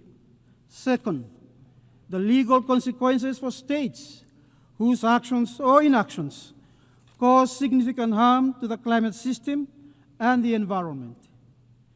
This includes the responsibilities owed to injured or especially affected states, such as small and developing states that suffer the greatest impacts despite contributing the least, as well as to peoples and individuals, including future generations whose fundamental rights and livelihoods are threatened. Solomon Islands welcome the historical advisory opinion of the ICJ and support ongoing process for a follow-up UN resolution. Madam President, the Court has made clear that states carry binding obligations to act on climate change, to prevent harm, to cooperate, and to protect the rights of both present and future generations. These duties are legal, moral, and universal, and hold states accountable to stop harmful practices, to prevent repetition, and to repair the damage caused. Madam President, Solomon Islands also raised the issue of climate displacement. Entire communities are already at risk of losing their homes and homelands. The Court has now confirmed that the principle of non-refoulement applies, which means that no state can lawfully return people to places where climate change makes survival impossible. This is indeed a powerful affirmation that rights to life, food, water, and habitable land must be protected. For us small island developing states, this recognition is existential, and it reminds us that climate obligations are erga omnes, owed to the world as a whole, demanding collective responsibility for a shared future. The Court's opinion is a powerful reminder and a fervent call that better together we are bound by law and by duty to act. It rejected narrow interpretations that limit obligations to the Paris Agreement, affirming instead that all states must cut emissions under human rights law, the law of the sea, customary international law, and other treaties. It made clear that the 1.5 degrees Celsius target is legally binding, that major emitters cannot evade responsibility, even those outside the Paris Agreement, and that breaches will carry consequences, including reparations for harm caused and accountability for failing to address fossil fuel production, subsidies, and consumption. For small and developing states, this opinion brings hope and recognition. It affirms that even if rising seas inundate our islands, our statehood and maritime boundaries will endure, preserving our sovereignty and our rights. Madam President, this is more than a legal finding. It is indeed a call to the international community that only better together can we honor the 1.5 degrees Celsius commitment, protect the most vulnerable, and secure a just and sustainable future for all nations and peoples. Solomon Islands wishes to acknowledge the exemplary leadership of Vanuatu and the tireless efforts of Pacific youth who have stood at the forefront of this initiative. Their voices and vision have carried the urgency of our cause onto the global stage, reminding us that the strength of the Pacific lies in our unity. Though small in size, our island nations are large in purpose, and when we stand together, governments, communities, and young people alike, we embody the very theme of this assembly: better together, 80 years and more for peace, development, and human rights. As Pacific Islands Forum Chair, I am pleased to announce the establishment of the Pacific Resilience Facility. It is a Pacific-owned and Pacific-led response to the escalating impacts of climate change and disasters on our peoples. Our goal is to capitalize the fund by USD 500 million by the end of 2026. We acknowledge partners and investors who have pledged USD 166 million. We call for more partnerships for the facility. On the question of COP31, Solomon Islands supports Australia's bid to host COP31. It will provide a vital opportunity for the Pacific to amplify its voice and demand stronger climate action. Madam President, as a big ocean state with 98% of our territory covered by ocean, the lives and livelihoods of our people are inextricably linked to the health and resilience of the marine environment. Solomon Islands is proud to stand among the 60 countries that have ratified the BNJ agreement, and we look forward with great anticipation to its entry into force early next year. While the BBNJ agreement is a critical step forward for the stewardship of the world's oceans, it must be accompanied by robust conservation and sustainable use within areas of national jurisdiction. At the United Nations Ocean Conference, at the third United Nations Ocean Conference, Solomon Islands launched the Melanesian Ocean Reserve Initiative. The initiative unites sovereign nations, sovereign oceans, under indigenous stewardship to support ecological resilience and sustainable growth, using both traditional knowledge and scientific research in line with international standards.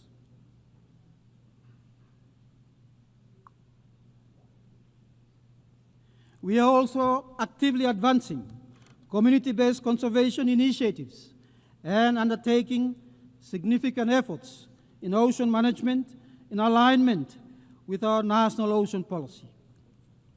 This year, Solomon Islands co-hosted a summit on SDG 14.4 with several UN and regional partners. The event gathered Pacific leaders, fisheries organizations, the private sector, and scientists to assess global health of tuna stocks, climate impacts, and strengthen partnerships on small-scale fisheries. Its conclusions were presented at the third UN conference in Nice. Over half of the world's tuna is caught in Pacific waters, and all 4 species, albacore, yellowfin, big eye, and skipjack, remain biologically healthy. Our region stands ready to collaborate with the international community and share our experience in fisheries management and restoring fishing zones to sustainable level based on science. This is proof that when we act together as stewards of the ocean. Solomon Islands is an archipelagic state that shares maritime border with 5 neighboring countries. Earlier this year, Solomon Islands made 2 continental self-submissions to the United Nations Commission on the Limits of the Continental Shelf. A bilateral submission with Fiji concerning the Melanesian border plateau, and a trilateral submission with Fiji and Vanuatu for the North Fiji Basin. Solomon Islands looks forward to engaging constructively with the Commission on these matters in the spirit of cooperation and mutual respect. The alarming rate of pollution in the ocean is endangering marine life and the ocean's health. We have banned the use of certain single-use of plastic in 2023. But we remain very concerned that negotiations on a legally binding treaty on plastic pollution has stalled. We have a collective interest to finalize the treaty and protect our ocean. On deep-sea mining, Solomon Islands is taking a precautionary approach and has placed a moratorium on it. On the same note, we support a regional approach on deep-sea mining as agreed to by our forum leaders early this month. Madam President, only 35% of SDGs are on track to meet their targets by 2030. The Pact of the Future was our collective commitment to turbocharge sustainable development. We can and must deliver on this pledge. Solomon Islands government's policy to achieve the SDGs and address our development challenges centers on 4 pillars: unity and stability, economic transformation, game-changing infrastructure development, and human capital development. These priorities are supported by reforms, responsible investments, climate-resilient infrastructure, and human resource development. We are prioritizing the productive sector to drive economic transformation with strategic focus on agriculture, fisheries, tourism, and mining. This is reflected in our national budget to enable private sector-led growth. As Solomon Islands prepares for LDC graduation in 2027, strengthening trade relations and these development areas remain critical. The COVID-19 pandemic highlighted the importance of global cooperation in health, including the sharing of medical technology. In this connection, Solomon Islands welcome the endorsement of the Pandemic Treaty adopted at the 78th session of the World Health Assembly and looks forward to its full implementation. Non-communicable diseases, NCD, has reached crisis level in the Pacific. In the case of Solomon Islands, 87% of deaths are NCD related. NCD accounts for 84% of Solomon Islands adult hospital admission, placing stress on our health system. This year, we have significantly increased our health budget to restore health services and manage NCDs and neglected diseases. Solomon Islands welcomes the convening of the high-level meeting on NCDs and mental health. The Pacific is confronted with rising mental health and abuse of drugs. Integrating the 2 health issues into primary health care, supported by trained health workers to support, screen, manage the well-being of our people. Madam President, my delegation welcomes the Secretary General's reform agenda, the UN 80 initiative, and the vision to revitalize the United Nations and its operations. The UN must evolve with the new realities and remain responsive to the special circumstances and needs of SEEDs and LDCs. We support China's global governance initiative to strengthen multilateralism, preserve sovereign equality of states, observe international law, and placing people-centered development with an action-oriented approach. Solomon Islands support ongoing efforts to develop a governance framework to manage responsible use of artificial intelligence for development, combat misinformation, cybersecurity challenges, protection of data and privacy. These are new and emerging issues we cannot ignore. Madam President, Solomon Islands reiterates its call for an elevated UN presence. The time has come to review the UN regional architecture to ensure it remains connected to the members that need it most. Solomon Islands remains underrepresented within the UN staff establishment. We call on the UN to consider convening in-country competitive recruitment exams in Solomon Islands. On Security Council reform, we seek a more democratic, expanded council that reflects today's geopolitical realities. The use of the veto by the Council continues to undermine peace, international law, and expose the vulnerable to harm. The veto must be eliminated as part of the reforms of the Council. We hope to see proposals shift into text-based negotiations under your presidency. Solomon Islands is seeking, for the first time in 46 years, a non-permanent seat in the UN Security Council for the period 2032 to 2033.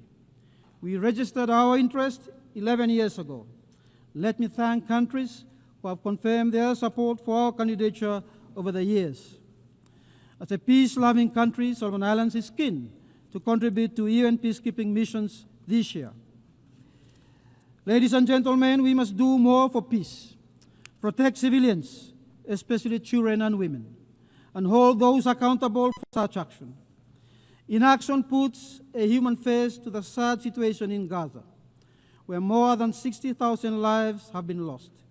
Solomon Islands condemn Hamas attacks on Israel and for all lives lost. We also call for the release of all remaining hostages and an immediate ceasefire in Gaza. This is critical for regional stability and global peace. Solomon Islands reaffirms its consistent support for a peaceful and permanent solution to the Israeli and Palestine conflict. We look forward to Palestine and Israel living side by side in peace, along secured borders, in accordance with international law, UN resolutions, and the UN Charter. Let us give peace a chance and put an end to one of the world's unyielding conflicts, marked by displacement, occupation, and the unnecessary loss of lives. Madam President, Solomon Islands reaffirm its strong commitment for the total elimination of nuclear weapons. This year, the Pacific celebrates 40 years since the adoption of the South Pacific Nuclear Free Treaty. The Pacific has been used to test weapons, store nuclear waste, and discharge treated nuclear water. We see the scars of nuclear impacts and will remain the world's strongest advocates for a world free of nuclear weapons. Unexploded ordnance from World War II remains a threat to our communities, people, and obstruct development. Solomon Islands would like to acknowledge the United States, Japan, and Australia in disposing World War II UXOs and carcinogenic substances buried in our land and seas left behind from World War II. This is the cruel reality of a war we never chose, yet whose scars we continue to carry.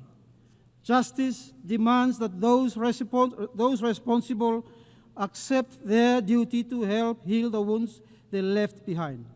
And it is only by standing better together in solidarity, with shared responsibility and compassion, that we can finally close this painful chapter of history and build a safer, more just future for our people.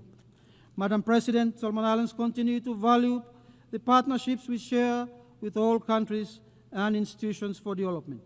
These partnerships have been crucial to our development in the past 47 years. We express gratitude to Australia's long-standing partnership and support to Solomon Islands across all development objectives of our national development strategy. China's infrastructure projects in health, transport, and communication are enabling economic growth and transforming lives. We thank the government and people of the People's Republic of China for this growing partnership. Solomon Islands reiterates and reaffirms its respect for the One China principle. New Zealand's support expanding and upgrading airports across the country and the fisheries sector addresses our key development areas. Japan's work on one of our key provincial hospitals, economic infrastructure, and capacity development is very much appreciated.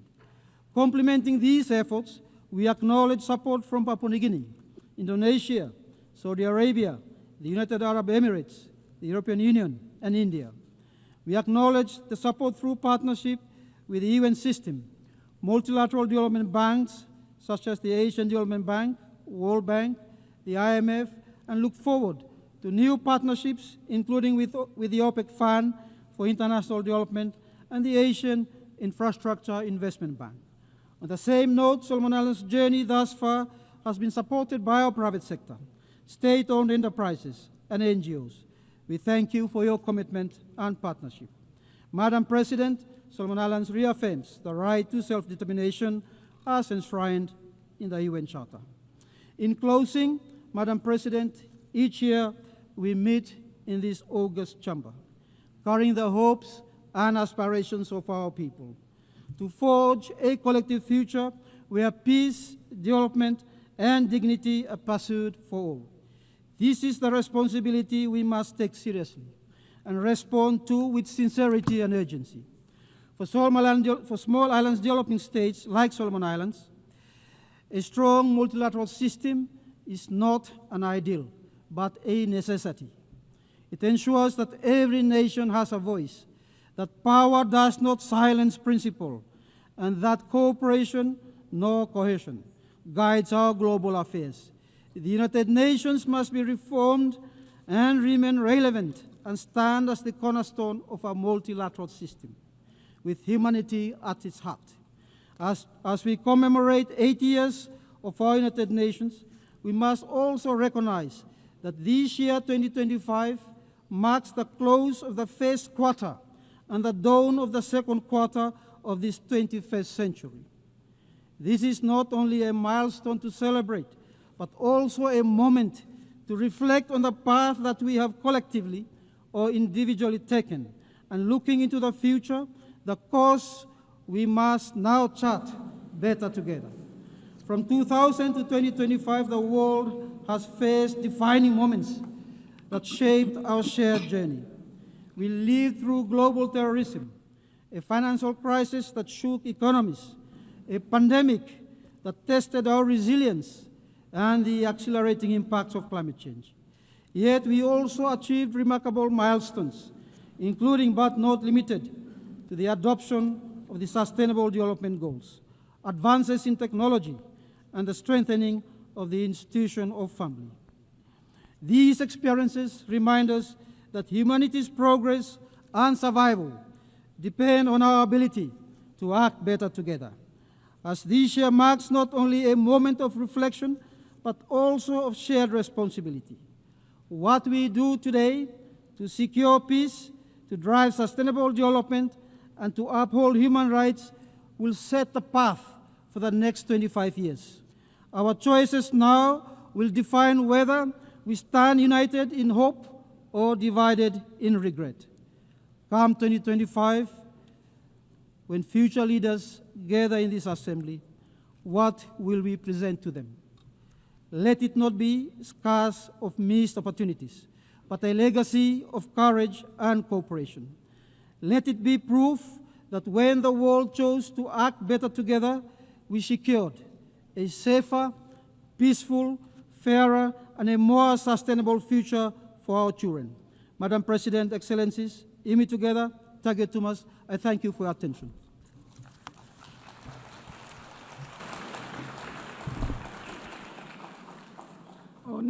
On behalf of the Assembly, I wish to thank the Prime Minister of Solomon Islands.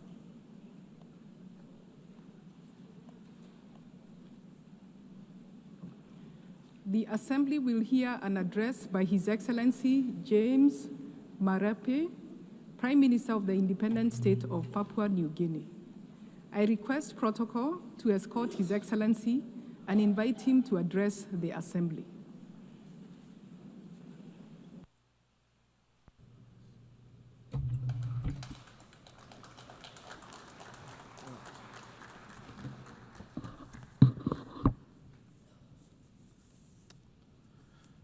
Madam President, congratulations on your election to the presidency of the 88th session of the United Nations General Assembly. I want to also thank the outgoing president for his wonderful work. Secretary General, Excellencies, distinguished delegates, ladies and gentlemen. Firstly, on behalf of my country, Papua New Guinea, I want to say thank you to Almighty God, the Creator God, for the care of my country the last 50 years. It is truly with deep honor that I bring to this assembly warm greetings from the 10 million people of my country. Just a few days ago, we celebrated 50 years of our independence, and very soon, on the 10th of October, we will mark 50 years since we joined the United Nations. And I want to say, 50 years on, we have been proud participants in the United Nations family, and we have stood to the principles of the United Nations Charter. Deep in the core of my nation's continued success, we have maintained our nation under our Constitution. At independence, the founding fathers and mothers of Papua New Guinea gave us a single constitution, something that we value to the core. Our constitution has kept our diversity together. It protects total human rights, affirms our Christian heritage, it guides the way we live and govern. Despite being Christian, for instance, we protect the freedom of religion of every sort in our country. It safeguards our culture and it protects our environment. Papua New Guinea is home to extraordinary diversity. Since time past, over 1,000 tribes have lived, over 850 languages thrive in the 600 islands that we call Papua New Guinea today. It is this one constitution that binds my country into a symphony of one nation, one people, one country. And I want to say thank you very much to the fathers of my country and to the mothers of my country who have given this wonderful constitution that protects the democracy we have today. I want to also acknowledge the work of our churches, who alongside state has delivered education, health, and community services that has contributed to holding my country together. For this, we are forever grateful. I want to say deep in the heart of this Constitution, it preserves human rights and human dignity. And we coexist amongst ourselves. If you look into PNG today, we got mosque for our Muslim brothers and sisters. We have Hindus who practice their Hindu faith. We have many religions in our country. Our Constitution, whilst pronounced our Christian faith, tolerates diversity of religion, diversity of people's opinion, diversity of individuals' choice in as far as they practice worship and how they want to live. In a world of so much divergence, Papua New Guinea has one or two lessons to teach the world. One of them is living amidst diversity, coexisting and living in unity. A second lesson we possibly want to speak to the world is a lesson of peace. Papua New Guinea, like many parts of the world, also has known conflicts for a decade. In fact, 14 years after independence in 1975, Bougainville Island in our country suffered extreme violence. But through dialogue under the oversight of United Nations, we've achieved the 2001 Bougainville Peace Agreement. And since then, I am happy to say not a bullet has been fired since the peace agreement was signed. We continue to resolve questions around Bougainville's future through dialogue, our Melanesian conscience, our Christian brotherhood sitting together on the table, and through our consensual process. And I want to say Bougainville reminds us that peace can be achieved. In a world today where we struggle to find peace, I want to say peace can be found on the table of peace. I remind all who are in conflict, different conflicting parties, needless to name, peace can be found. Why don't you give peace a go? Sit on the table of peace. This morning I was pleased to hear Israel Prime Minister saying for the first time, or in fact he's been saying when re-emphasized again this morning, that Hamas, if you let go those who you capture, they could stop the war right now and then. That's a construct of peace. And I want to say, why don't we give peace a go? Hamas, for Israel conflict with you, you have the opportunity to give your people a moment of peace. This morning, Israel Prime Minister uttered that if you let go the hostages, including those that have been killed, they could stop the war now, right now.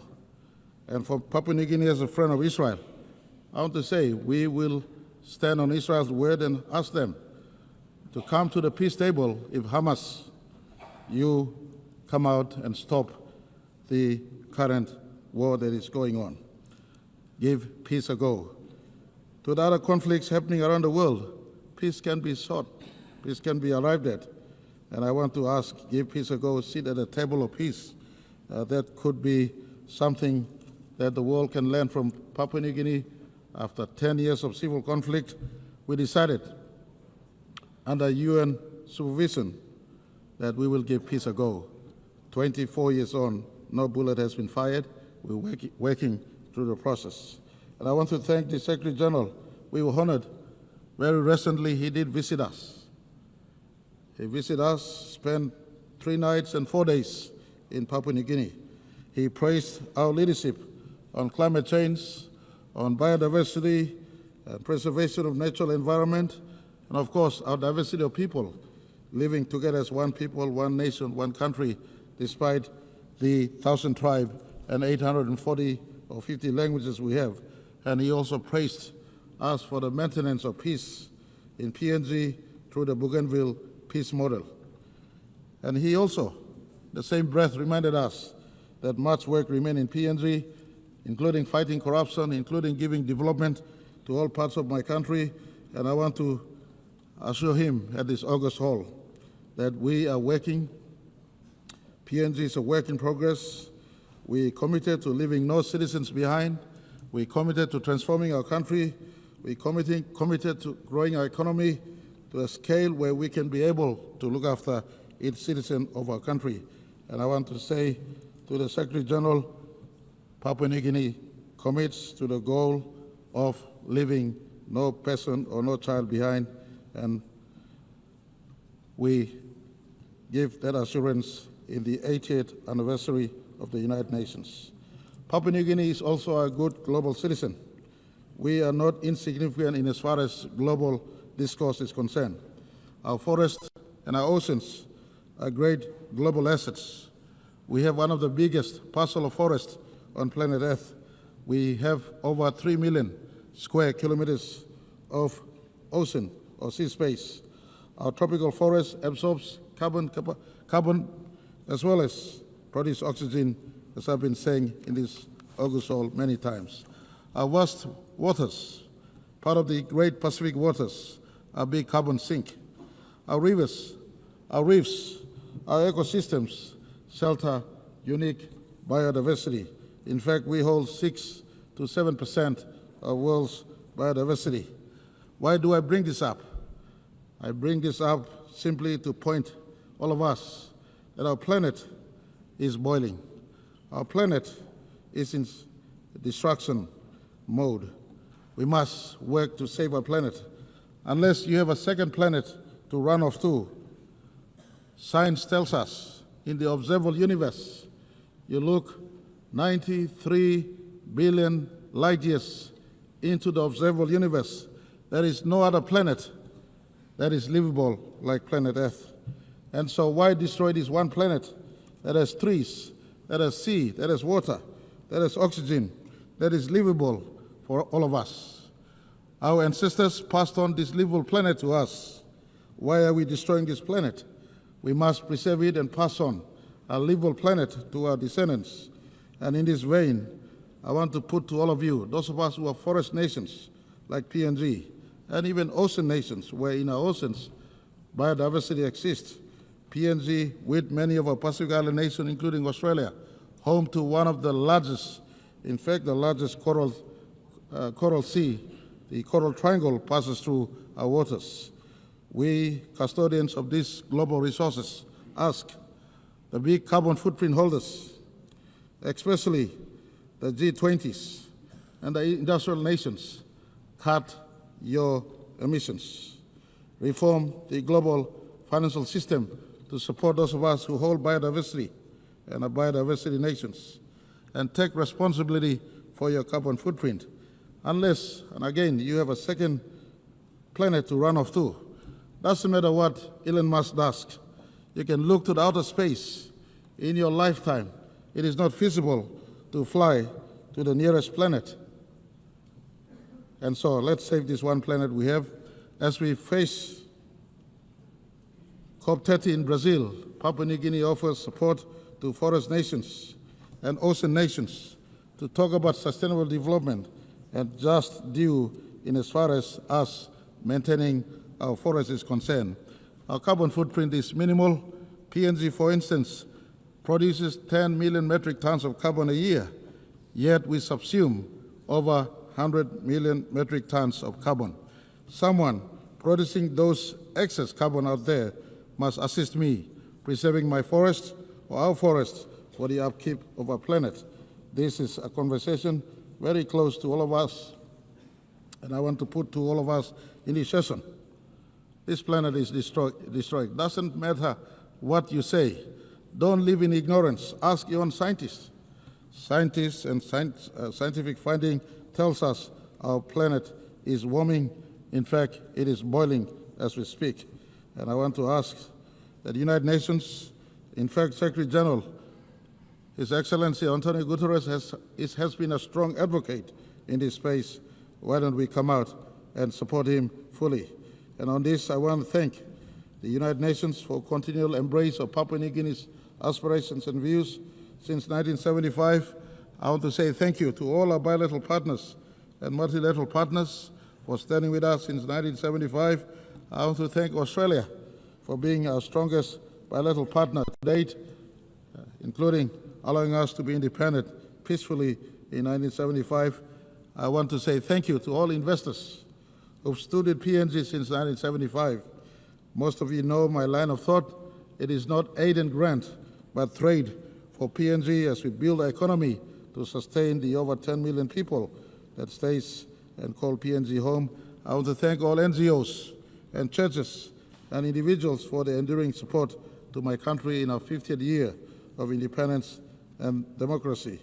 Your solidarity has kept Papua New Guinea united thus far. In closing, I want to say 50 years ago we entered this assembly as one of the youngest members. Today, 50 years on, we stand tall as a free, vibrant democracy, nation that is still united amidst our diversity, resilient and strong, working to grow our economy so that our people can be prosperous and to improve our region as well as contribute to the world around us. On behalf of Papua New Guinea, I want to congratulate United Nations for turning 80 this year, and to the world, 80 years may have passed. Some things don't change. Core values of humanity don't change. United Nations is the meeting place of the diversity we have called planet Earth, rather. Papua New Guinea has diversity in ourselves. Our diversity finds our meeting place in our national parliament, in our constitution. Likewise for humanity. Many of you may think that the United Nations is irrelevant, but Papua New Guinea at the 80th year of United Nations want to say the Charter is relevant. We must keep the sanctity of the United Nations running. In this place, humanity can meet. In my closing message, I want to say, unity can be found in diversity, like PNG maintains our unity in diversity. It is better together than being alone. Peace is built and sustained through dialogue and not through war. This one planet must be preserved for all generations. Thank you very much. Thank you too much. On behalf of Papua New Guinea, I say thank you all for listening.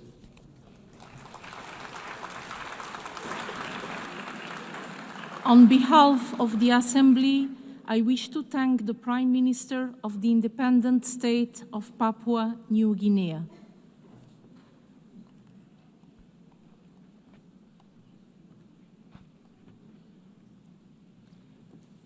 The Assembly will hear an address by His Excellency Andrew Holness, Prime Minister, Minister for Defense, and Minister for Economic Growth and Job Creation of Jamaica.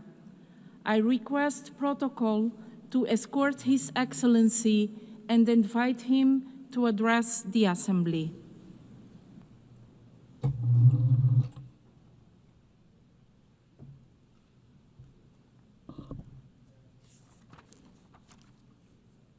Madam President, Excellencies, on behalf of Jamaica, I extend warm congratulations to you, Madam President, on your election to preside over this landmark 80th session of the General Assembly. Just last week, Jamaica marked 63 years as a proud member of the United Nations. As we celebrate the UN's 80th anniversary, we reaffirm our unwavering commitment to the principles of the UN Charter. From decolonization to peacekeeping, from eradicating diseases to promoting human rights, the UN has achieved remarkable success over these past 8 decades. Yet, as we confront global challenges, including pandemics, climate change, armed conflict, and persistent poverty, we must acknowledge that our multilateral system requires urgent reform and revitalization to meet the needs of the 21st century. The UN 80 initiative is an opportunity to strengthen multilateralism with concrete action, institutional reform, and renewed political will. We must build a system that is more democratic, representative, and responsive to evolving challenges. Jamaica is honored that our permanent representative is co-chairing the working group on UN 80 mandate implementation review, along with the permanent representative of New Zealand, and we look forward to meaningful outcomes. Madam President, Jamaica believes in a future where multilateralism works for all, where no country is too small to be heard, where the concerns of small islands facing rising seas are addressed, where the benefits of globalization are equitably shared, and where international cooperation is based on respect for the sovereignty of each nation. Climate change, Madam President, is not a distant threat or an academic consideration. It is a daily reality for small island developing states like Jamaica. Frequent hurricanes, droughts, and erratic rainfall destroy infrastructure, displace communities, and set back decades of hard-fought progress. Jamaica has demonstrated unwavering leadership in climate action despite our limited resources. We have committed to achieving net zero emissions by 2050 and have implemented our national adaptation plan with specific measures to build resilience across key sectors, and we are on track to achieve our renewable energy target of 50% by 2030.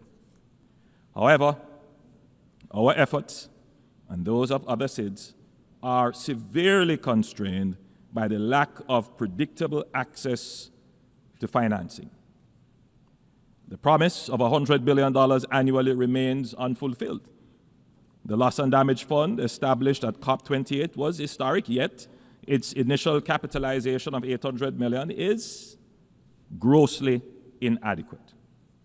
Developed countries must honor their commitments and scale up climate finance, recognizing that adaptation is a necessity for the survival of small island developing states. The global financing system remains fundamentally flawed. It penalizes reforming economies like Jamaica with high borrowing costs while ignoring our vulnerabilities. Through sacrifice, discipline, and sound management, Jamaica has reduced its debt to GDP ratio from 144% to now 62%. Yet we remain locked out of concessional financing because of outdated metrics based solely on per capita income. Jamaica supports the application of the Multidimensional Vulnerability Index that more accurately assesses countries' development needs and their eligibility for concessional financing.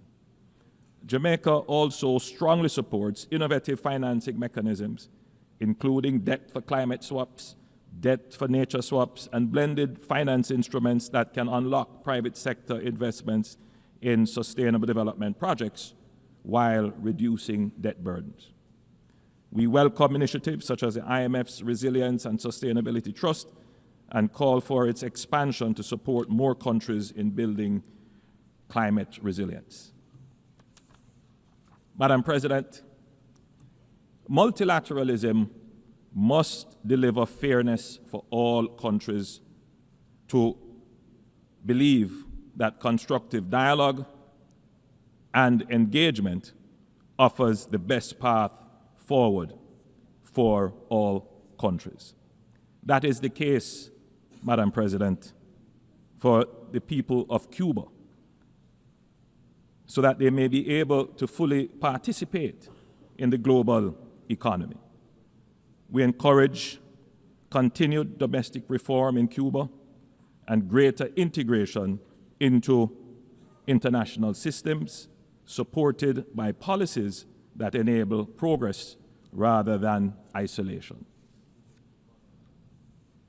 Madam President, Jamaica once again condemns the heinous October 7, 2023 attack on Israel and is deeply horrified by the devastating humanitarian consequences of the counteroffensive in the Palestinian territories. A just and peaceful resolution to the conflict is only possible through diplomacy and dialogue. We continue to support United Nations Security Council Resolution 242 and support the call for a ceasefire agreement that includes the release of all remaining hostages and definitively ending the protracted war and human suffering. Madam President, political instability, gang violence, and humanitarian crises in Haiti affect not only the Haitian people, but the entire region. As current chair of CARICOM, Jamaica has led and participated in efforts to restore peace and constitutional order in Haiti. Last year, we welcomed and participated in the deployment of the Multinational Security Support Mission to Haiti, and we commend Kenya's leadership in this initiative. Despite progress made, the situation remains dire.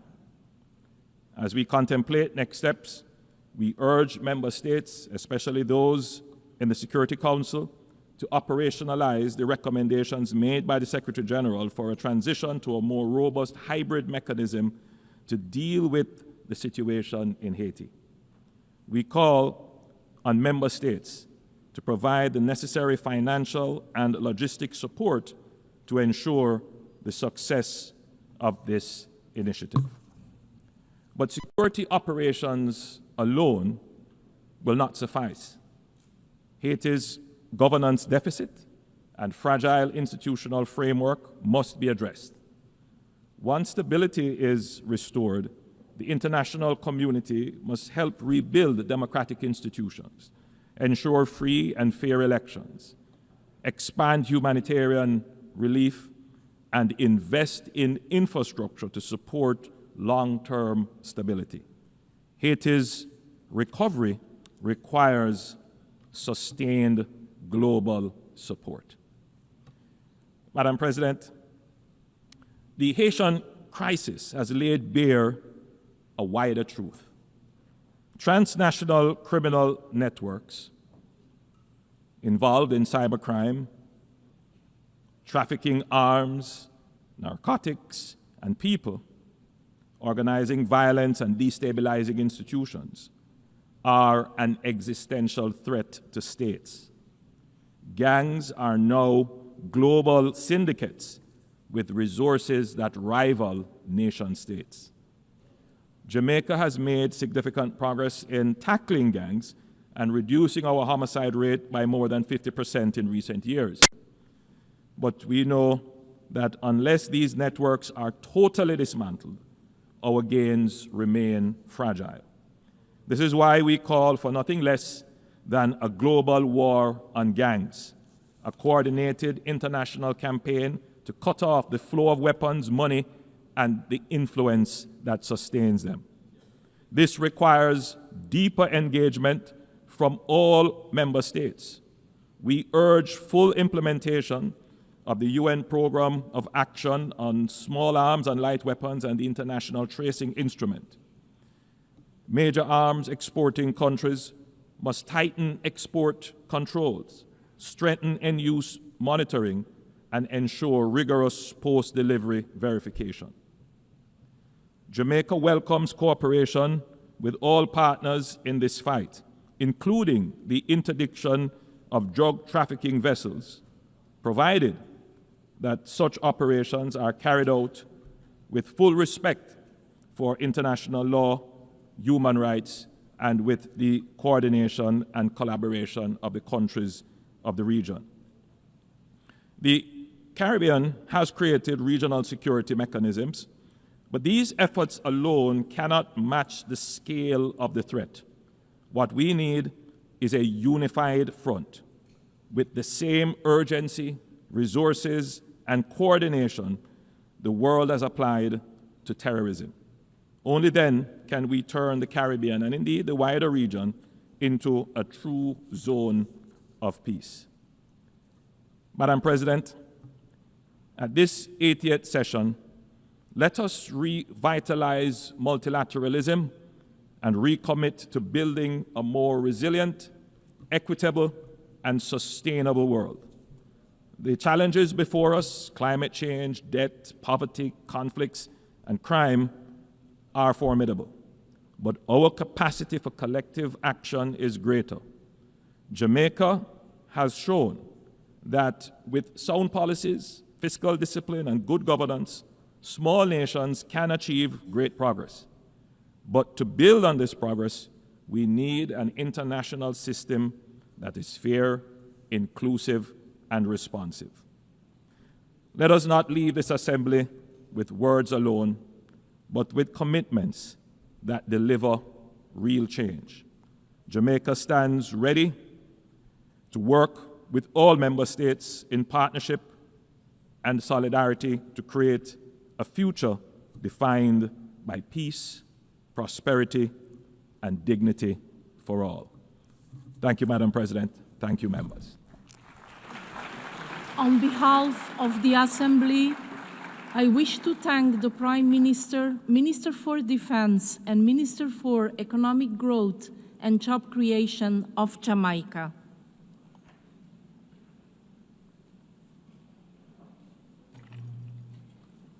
The Assembly will hear an address by His Excellency John Briceño, Prime Minister and Minister of Finance, Investment and Economic Transformation, Civil Aviation and E-Governance of Belize. I request protocol to escort His Excellency and invite him to address the Assembly.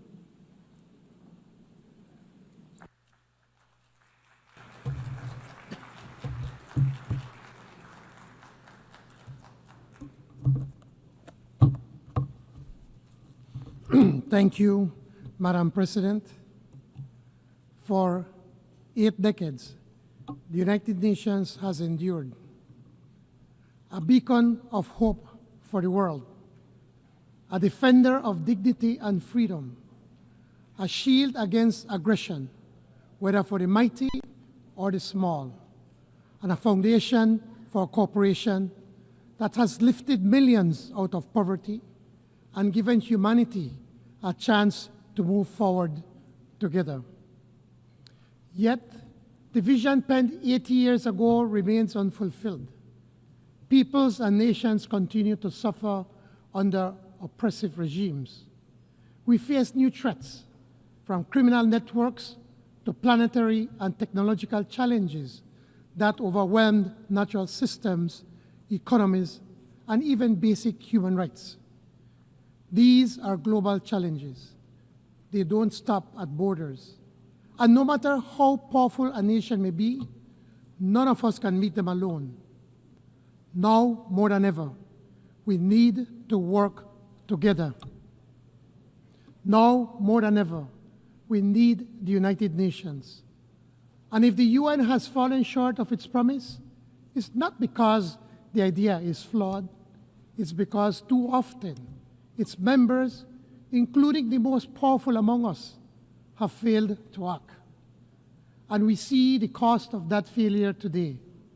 The world is facing more conflicts than at any time in recent decades. This year alone, 6 nuclear powers have been drawn into conflict in Asia, in Europe, and in the Middle East. Military spending has rose by 9% to $2.7 trillion last year, even as global insecurity deepened. That is more than half the GDP of all the countries of Latin America and the Caribbean. Wars in Ukraine, Gaza, and Sudan, dragging on year after year. Hundreds of thousands dead, millions displaced, orphaned, left with nothing.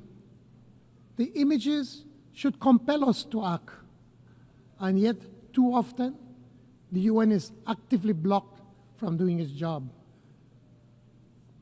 In Gaza, one of the largest man-made humanitarian crises grows worse day by day. The UN's relief agency, lifeline to millions, is being pushed to the brink. And the two-state solution, the vision of peace this body has long supported, is slipping away. In Sudan, a UN embargo has not stopped the killing. In Haiti, gangs have overrun the country. Political turmoil deepens. And a mission meant to restore order, Kenyan-led, backed by the UN, remains underfunded and under-resourced. These are only a few of the many crises. And in each of them, weapons flow, drugs flow, violence crosses borders, and governments are left weaker, peace fleeting. These are not isolated tragedies. They are a warning. They reveal a pattern of international indifference, disregard for international law, impunity, a tolerance of inhumanity, and deepening cynicism. So the question before us is simple. Do we allow this cycle to continue, or will we summon the will together to break it? Over the last 2 weeks, my country has chosen to act with restraint and caution in the face of repeated aggression and provocative actions by our neighbor Guatemala at our southern boundary. Actions which seek to challenge Belize's sovereignty and territorial integrity. Actions that do not accord with the obligations of states not to exacerbate or extend the dispute before the International Court of Justice. Latin America and the Caribbean are committed to maintaining our region as a zone of peace, an area free of nuclear weapons, an area where conflicts are prevented through dialogue. And it is for this reason that we are concerned about the serious implications of utilizing military tactics against civilian vessels in the Caribbean Sea. Madam President, for 44 years of independence, Belize has been a peaceful and welcoming nation. We have been a refuge for those fleeing war and terror from countries near and far. Per capita, we have absorbed more migrants than any other country in our region. These new Belizeans have enriched our society and enjoy equal protection under the law.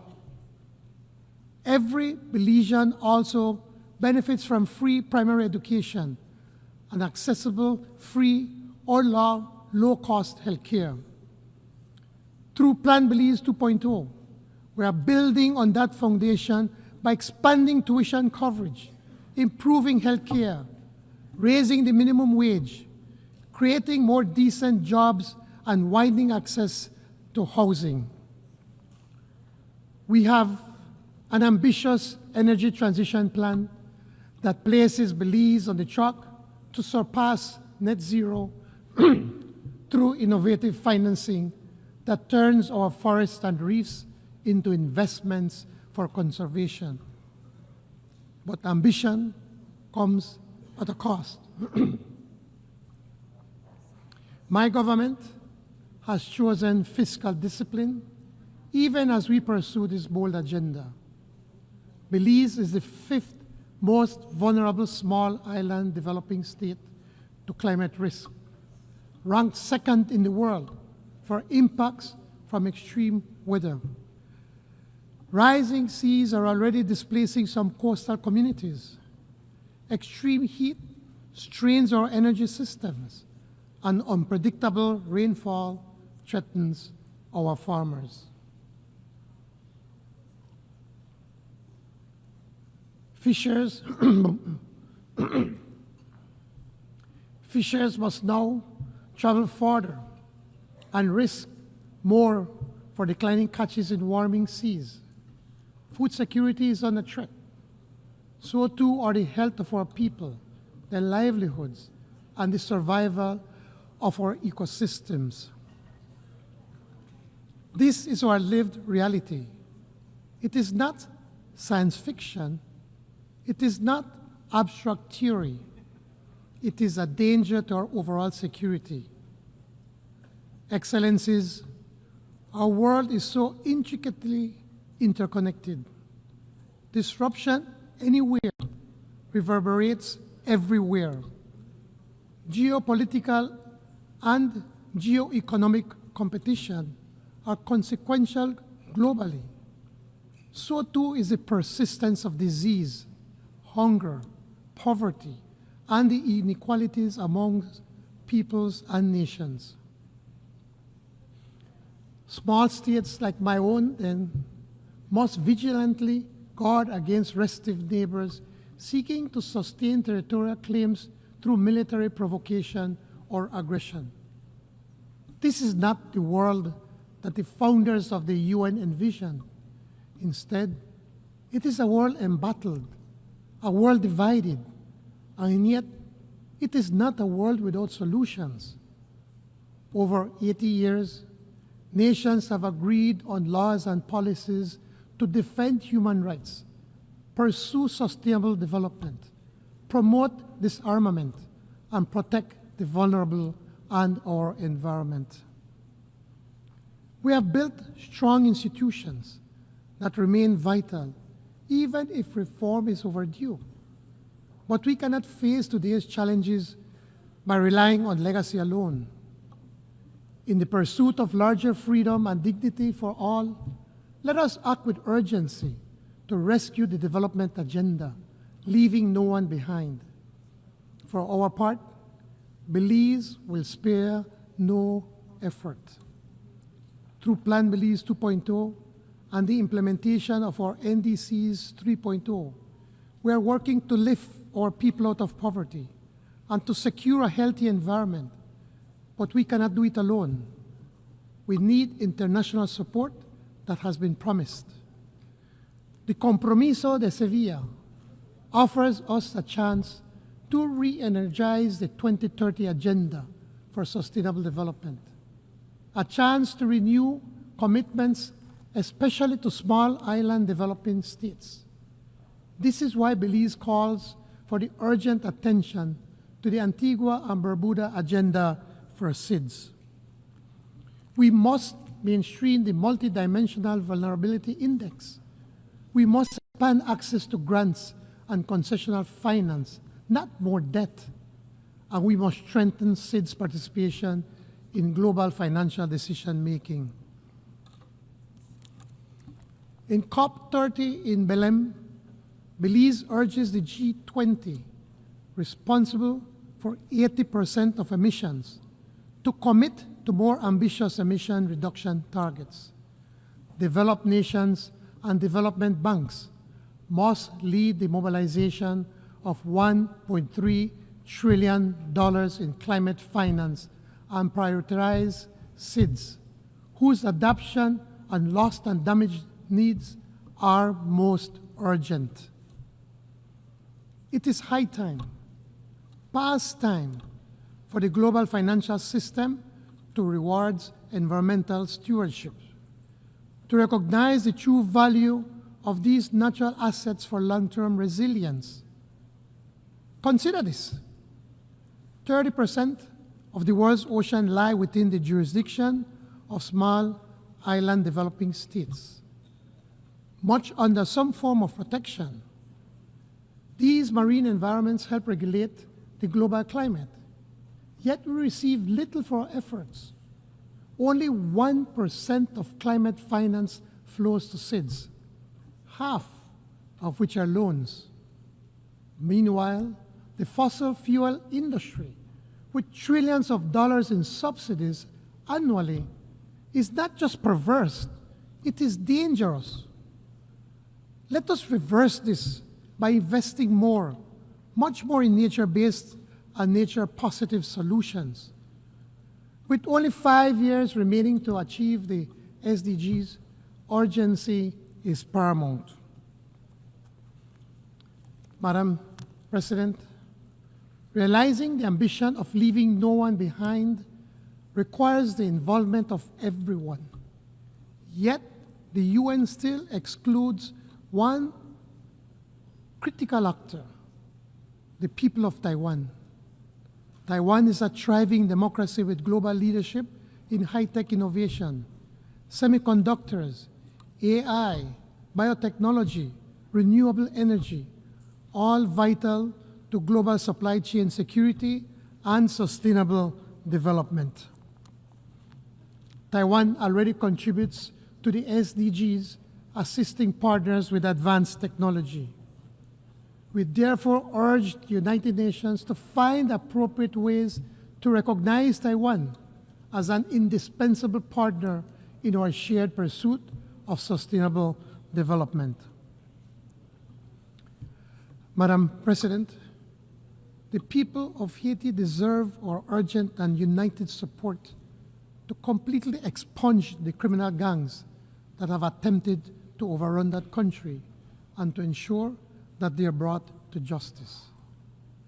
A workable path forward for Haiti exists, but it requires sustained security assistance, resources, and a coherent international response. We must act now. Excellencies, each nation must be free to define its own path. The International Court of Justice has affirmed that self-determination is a preemptory norm.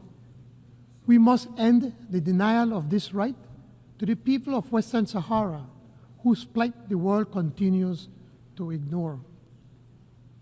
The economic, commercial, and financial blockade imposed by the United States of America against Cuba must end, and Cuba must immediately be removed from the list of countries that allegedly sponsor terrorism.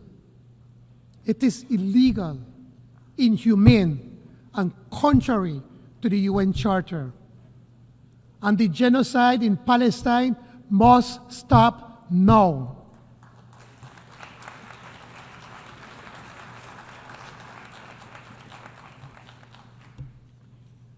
What hope can a child in Gaza have for tomorrow when their home is destroyed, their family murdered, their future erased?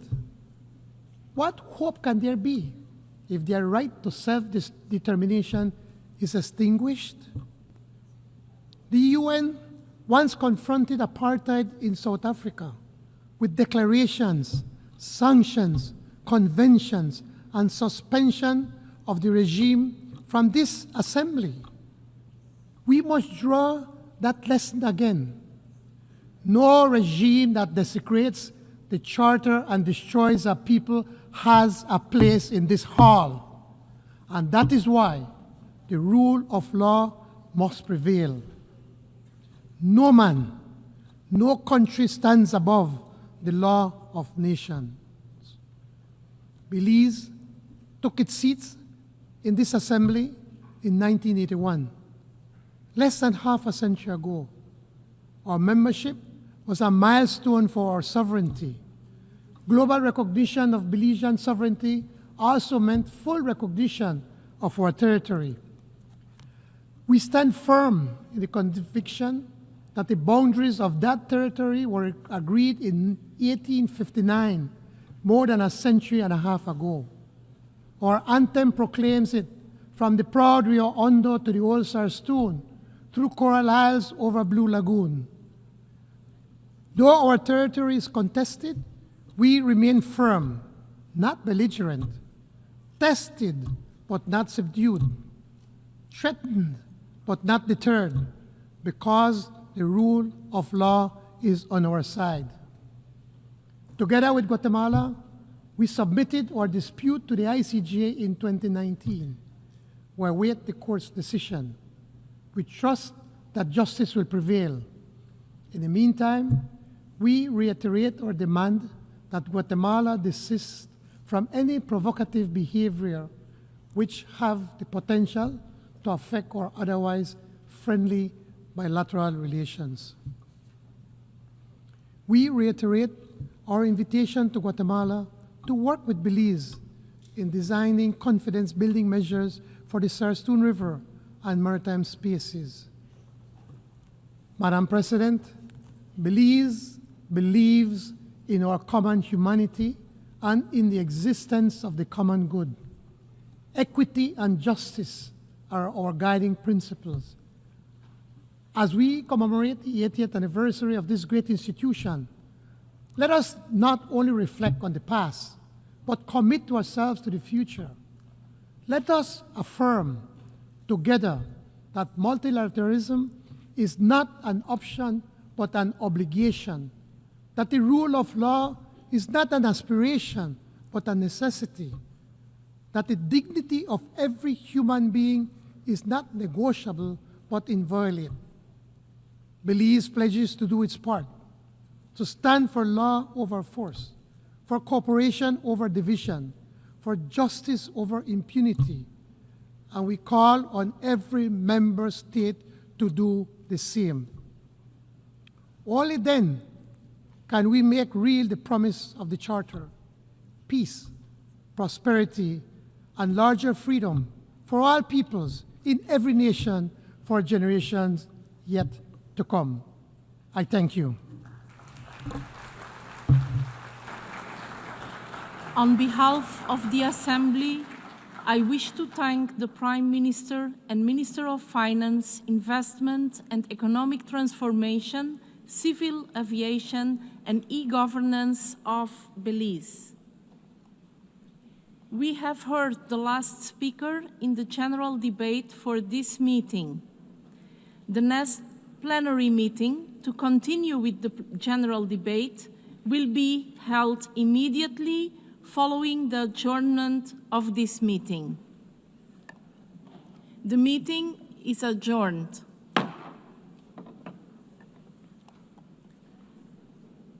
The 10th plenary meeting of the General Assembly is called to order.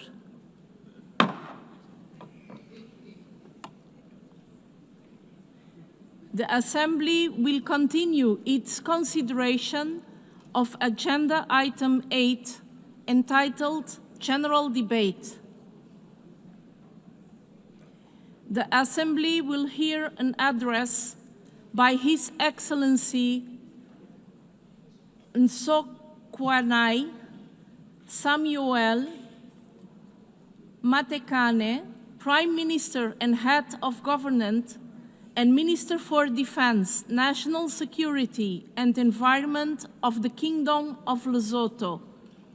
I request protocol to escort His Excellency and invite him to address the Assembly.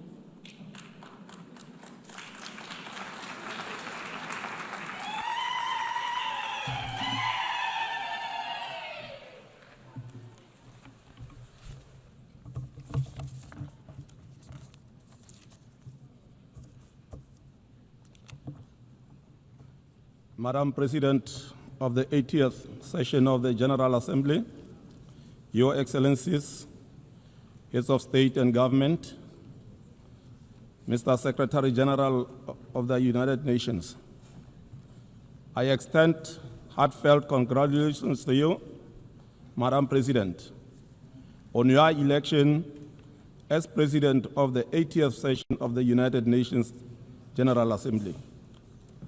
Your assumption of this esteemed office as the 5th woman since the founding of the United Nations 80 years ago stands as a powerful affirmation of member states' enduring commitment to the principle of gender equality and women empowerment, which are the essential pillars of the United Nations. As one of your vice presidents, my delegation pledges its full support and cooperation to ensure a successful and impactful tenure of office as the president of the 80th session of the General Assembly. We also take this opportunity to commend your predecessor, His Excellency Mr. Philemon Yang, for his distinguished leadership during the 79th session. Africa takes its pride in his exemplary service and the values he brought to the global stage. To the Secretary General, Mr. Antonio Guterres, we express our profound appreciation for your unwavering dedication to the multilateral system and to the service of humanity, particularly in these challenging times underpinned by rising global tensions and trade wars. Notwithstanding these selfless contributions, we remain deeply concerned by the budgetary constraints facing our organization, which should derail the work of the organization and the attainment of its goals. The ongoing volatility in global trade and the unilateral measures, including the selective adherence to the principle enshrined in the Charter of the UN, constitute the main challenges to the multilateral system. In addition, the apparent disregard of the United Nations General Assembly decisions by some of the powerful members undermines the credibility and effectiveness of the United Nations. All these challenges require our collective and concerted efforts to achieve the objectives of the UN. Madam President, I wish to inform this August Assembly that since 2014, the Kingdom of Lesotho has embarked on a path of comprehensive national reforms aimed at addressing the legacy of political and security instability. These reforms, supported by our international partners, including the United Nations, the European Union, the Commonwealth, the Southern African Development Community, and the African Union, have culminated in the adoption of the 10th Amendment to our Constitution, a landmark achieved in our pursuit of sustainable peace and stability. Under my leadership, the government of Lesotho remains resolute in engaging all stakeholders to complete the remaining components of this vital process. We recognize that peace and security are the foundations for inclusive and sustainable development. The success of our reform agenda will serve as the testament to the power of preventative diplomacy and its alignment with the principle of the United Nations Charter. In this regard, we call upon our friends and partners across the globe to continue supporting our reform efforts so that Lesotho can reclaim its rightful place among the Committee of Nations. Madam President, at the sub-regional level, the Southern African Development Community, SADC, has acknowledged a significant milestone in Lesotho's national reform journey by formally removing the kingdom from the SADC organ Troika agenda of countries under special observations. We welcome this decision with deep appreciation and reaffirm our unwavering commitment to completing the remaining constitutional amendments, namely the 11th and 12th amendments. With the continued support of the international community, we are confident that our collective efforts will culminate in lasting peace and stability while paving way for inclusive economic development. Madam President, the theme of this 80th session, Better Together, 8 years and more for peace, development and human rights, resonates profoundly with the founding principles of the United Nations. It also reflects the enduring mission of the United Nations. It further calls for renewed multilateral cooperation to address global challenges and advance the pillars of peace, sustainable development, and human rights. We welcome the outcomes of the 4th International Conference on Financing for Development and the 3rd United Nations Conference on Landlocked Developing Countries. These landmark gatherings offered member states a rare opportunity to renew their commitment to bridging the financing gap for developing nations and to address the unique challenges faced by countries in special situations, such as Lesotho. While official development assistance is regrettably in decline, it remains a vital source of development financing for least developed countries. Its reduction threatens to erode the progress achieved thus far. We therefore make a clarion call to development partners to honor their ODA commitments, thereby safeguarding vulnerable nations from the risk of entrenched poverty and underdevelopment.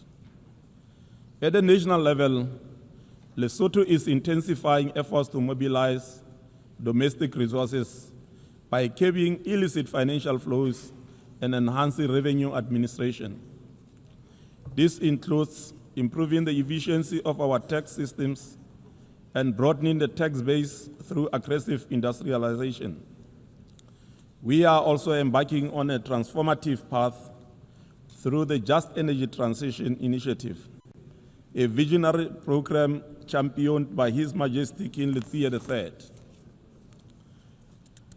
As we may all be aware, Lesotho is endowed with the pristine mountains water, strong winds, and a year-round sunshine that's offering unique potential for hydro, wind, and solar energy.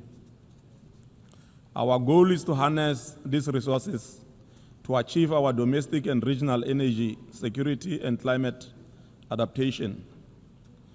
This clean energy potential also creates opportunities for Lesotho to host data centers, powered sustainably by renewable and cooled naturally by our temperature highland climate.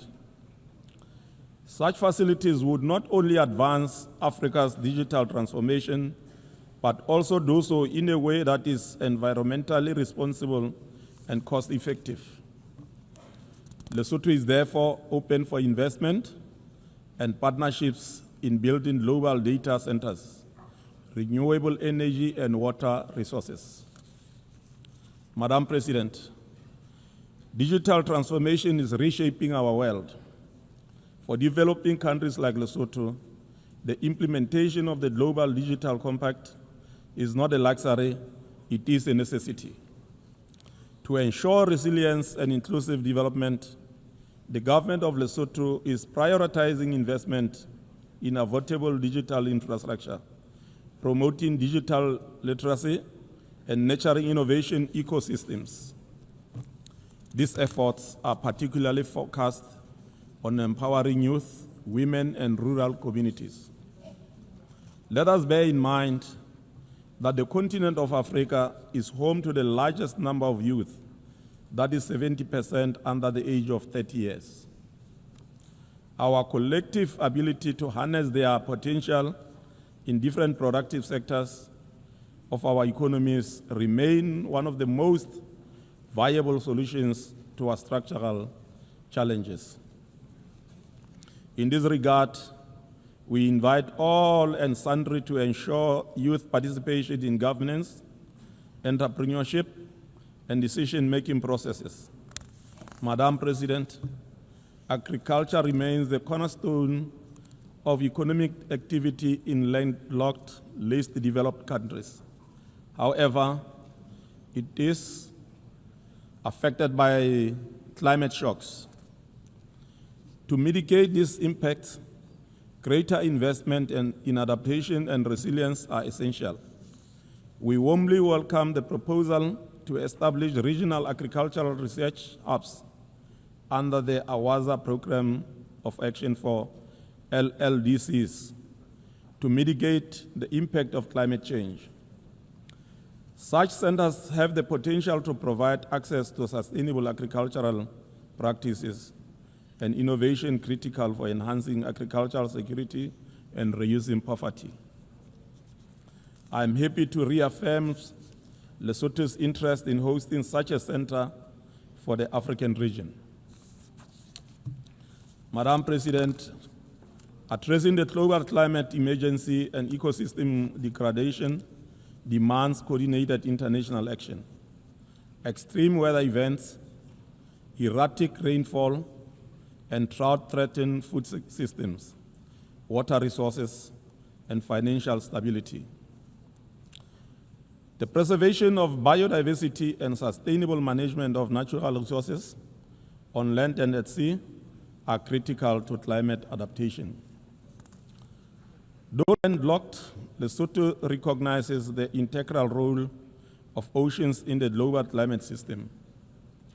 In this spirit, Lesotho signed the agreement on the conservation and sustainable use of marine biological diversity of areas beyond national jurisdiction, BBNJ agreement, on 13 June 2025, during the United Nations Ocean Conference in France. This act reaffirms our belief that stewardship of the high seas is a shared responsibility of all humankind. Madam President, a healthy population is the bedrock of a resilient and prosperous nation. Lesotho remains committed to ensuring equitable, accessible, and quality health care for all, regardless of age, gender, or location. We continue to expand primary health care services with emphasis on sexual and reproductive health, maternal and child health, communicable diseases such as HIV/AIDS and tuberculosis, and the growing burden of non-communicable diseases. Lesotho also recognizes that universal health coverage cannot be achieved without addressing gender equality. We remain steadfast in mainstreaming gender equality, strengthening women's rights, and eliminating gender-based violence. Madam President, as we mark 80 years of the United Nations, the UN institutional reforms are indeed essential for relevance and efficiency. 8 decades since its founding, the United Nations must evolve to meet contemporary challenges. Reform of the UN Security Council must not remain a distant aspiration eternally. Deliberate efforts by all of us must be made towards ensuring that negotiations garner the requisite support so that the historic injustices of the past are corrected.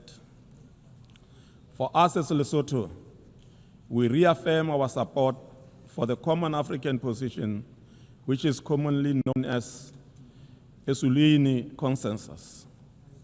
We also welcome the Secretary General's UN 80 initiative aimed at enhancing the organization's effectiveness.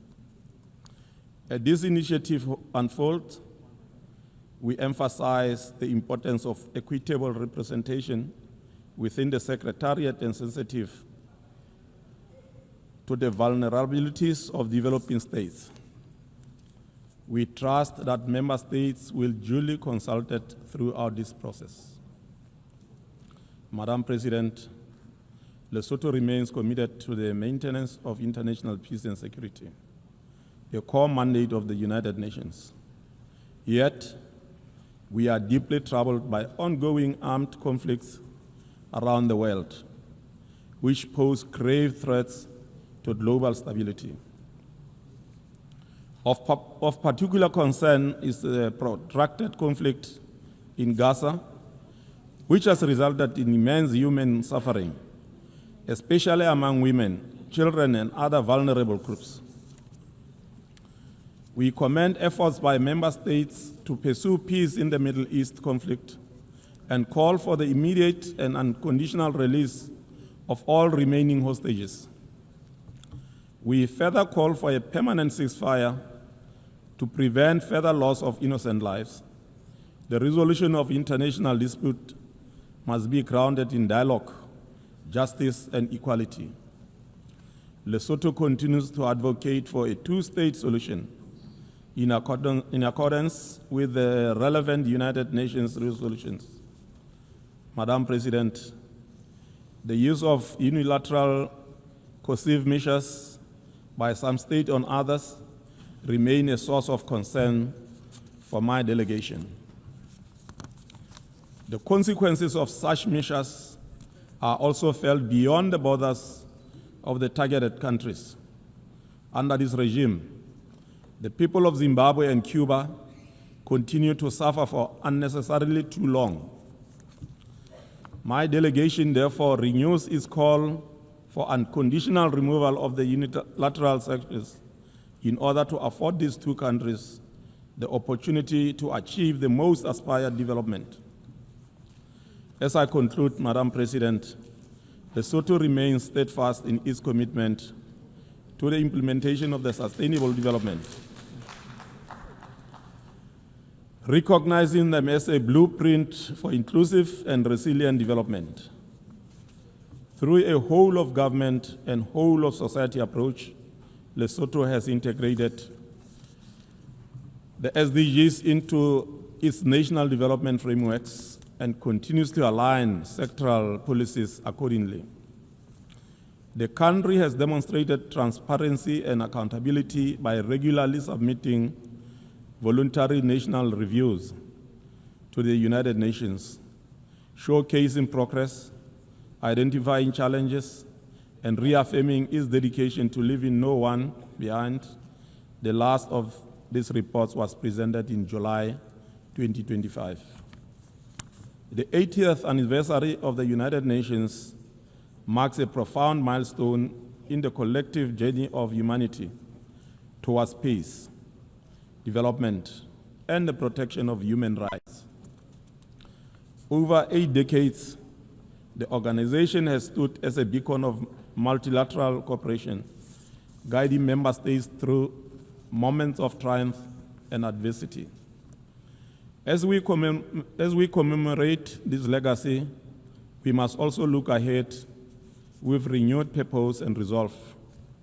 The future demands a United Nations that is more inclusive, responsive, and equipped to address emerging global challenges, from climate change and digital transformation to rising inequality and geopolitical tensions. The next chapter must be defined by bold action, strengthened solidarity, and a shared commitment to leave no one behind. I thank you for your attention. Thank you. On behalf of the Assembly, I wish to thank the Prime Minister and Head of Government, Minister for Defense, National Security and Environment of the Kingdom of Lesotho.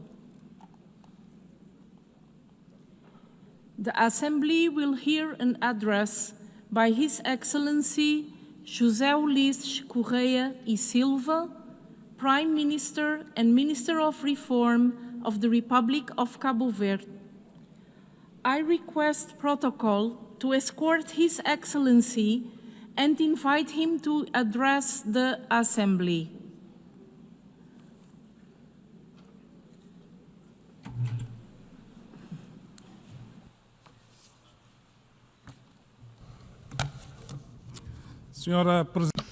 Madam President, Excellencies, it is with great honor that I take the floor in this General Assembly on behalf of the people and the government of Cabo Verde in the session in which we celebrate the 80th anniversary of the United Nations. This is taking place during turbulent times marked by devastating wars and armed conflicts, humanitarian crises of enormous magnitude, expansion of populism and extremism, a structured anti-system that fights to impose a system that eliminates the boundary between democracy and autocracy, as well as between truth and lies. This turbulent world helplessly watches the acceleration of climate change, threatening planet Earth and humanity. No country is immune to this disruptive movement that advances with the impulse to exercise absolute power, the provocation and exploitation of social fractures, and the ideology of post-truth. This turbulent world requires a United Nations empowered as a global regulator, and that is only effective when resulting from the political will of its member states. In this context, I would like to praise the UNGA initiative launched by Secretary General Antonio Guterres as a space for reflection and renewal of multilateralism and to mobilize political will for peace, sustainable development, and human rights. Cabo Verde welcomes the revitalization of the Commission on the Status of Women, a central instrument for the promotion of gender equality in the multilateral system. We believe that the acceleration of the Sustainable Development Goals depends on the empowerment of women. We will continue to be staunch advocates for this cause, both inside and outside the United Nations. We advocate the urgent and necessary reform of the Security Council in line with Africa's position. The Summit of the Future offers a unique opportunity to strengthen commitment to the SDGs. More than global goals, it is the human dignity of millions of people that is at stake. Real people, children of God, living in real countries. Acting in multiple dimensions, we recognize the importance and relevance of the Global Compact for digitalization, for equitable access to digital technologies and artificial intelligence. Excellencies, Cabo Verde is an active and dynamic CIDS committed to the multilateral agenda.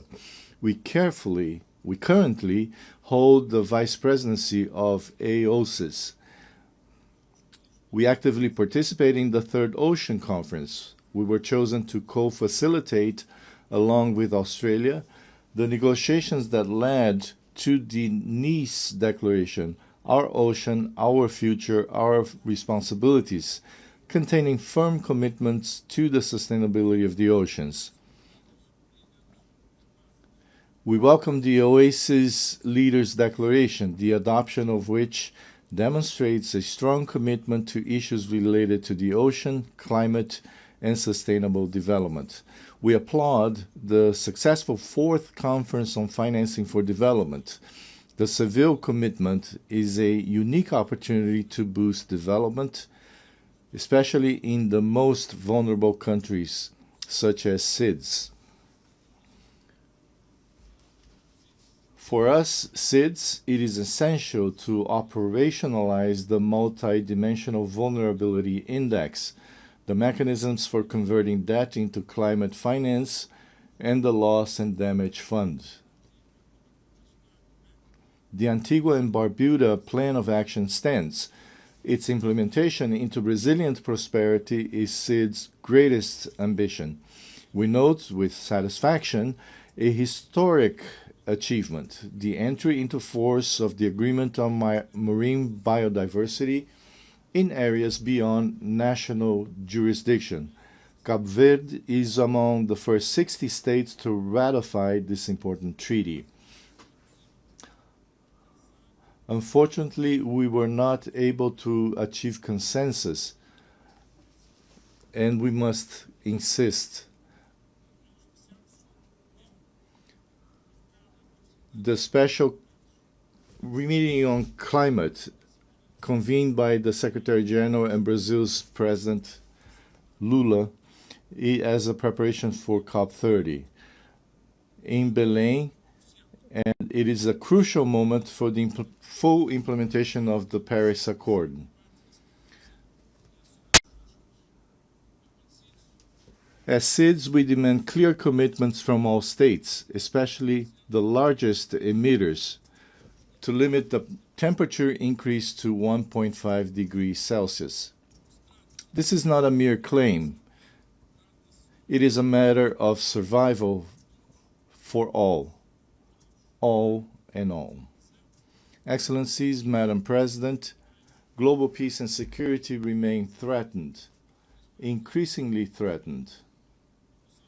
Cape Verde's position has been clear, predictable, and consistent. We condemn coup d'etat, we condemn terrorism, we condemn genocide, we condemn assaults on the territorial integrity of countries. We advocate for dialogue and diplomacy for the prevention and resolution of conflicts. We support a just and durable peace for the resolution of the war in Ukraine. We support the two-state solution with Israel and Palestine living side by side in peace and security. We advocate a strong commitment to preventing and combating terrorism and conflict in Africa.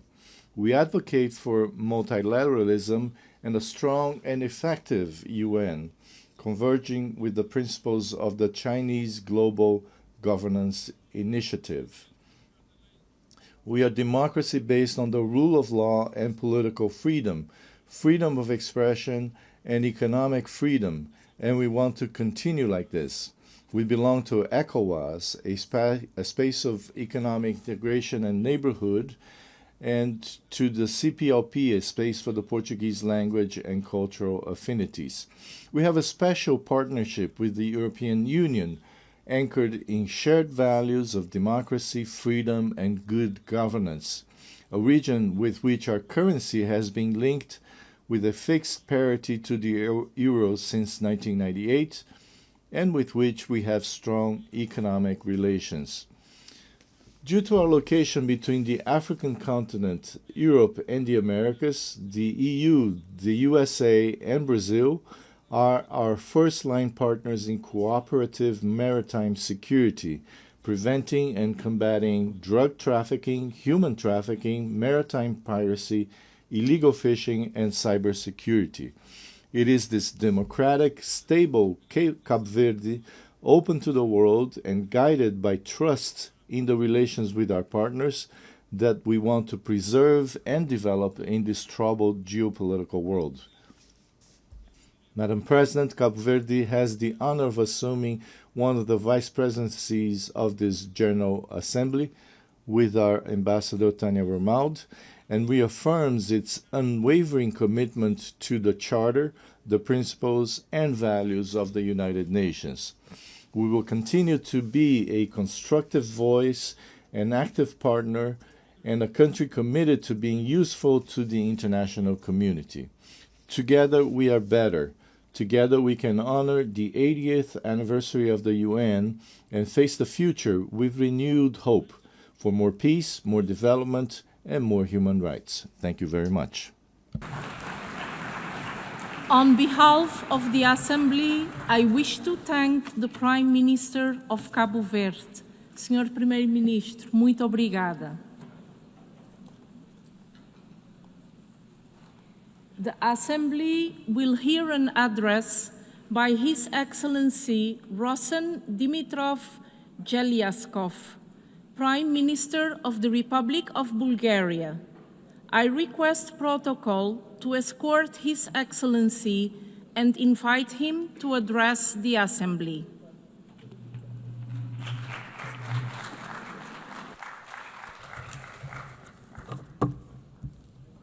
Madam President of the General Assembly, Excellencies, ladies and gentlemen, in Bulgaria, we carry a simple truth at the heart of our identity. Unity makes strength. These words are more than motto. They are a legacy born of struggle and solidarity. They echo through our history, from the forging of our independence to the building of our democratic institutions. And today, in a world shaken by division and conflicts, this principle feels more urgent than ever.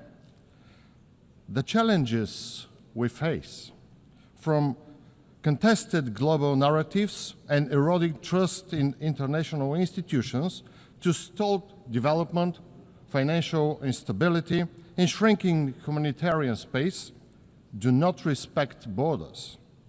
They demand a united response. Bulgaria's creed is a message we offer to the world, that the hope lies not in isolation, but in coming together.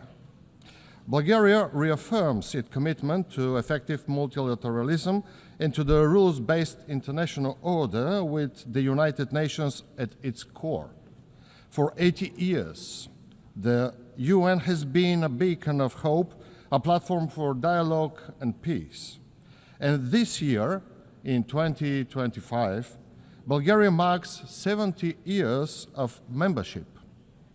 Over 7 decades, Bulgaria has stood alongside fellow member states in pursuit of the UN's founding ideals, contributing to peacekeeping, sustainable development, and the protection of human rights.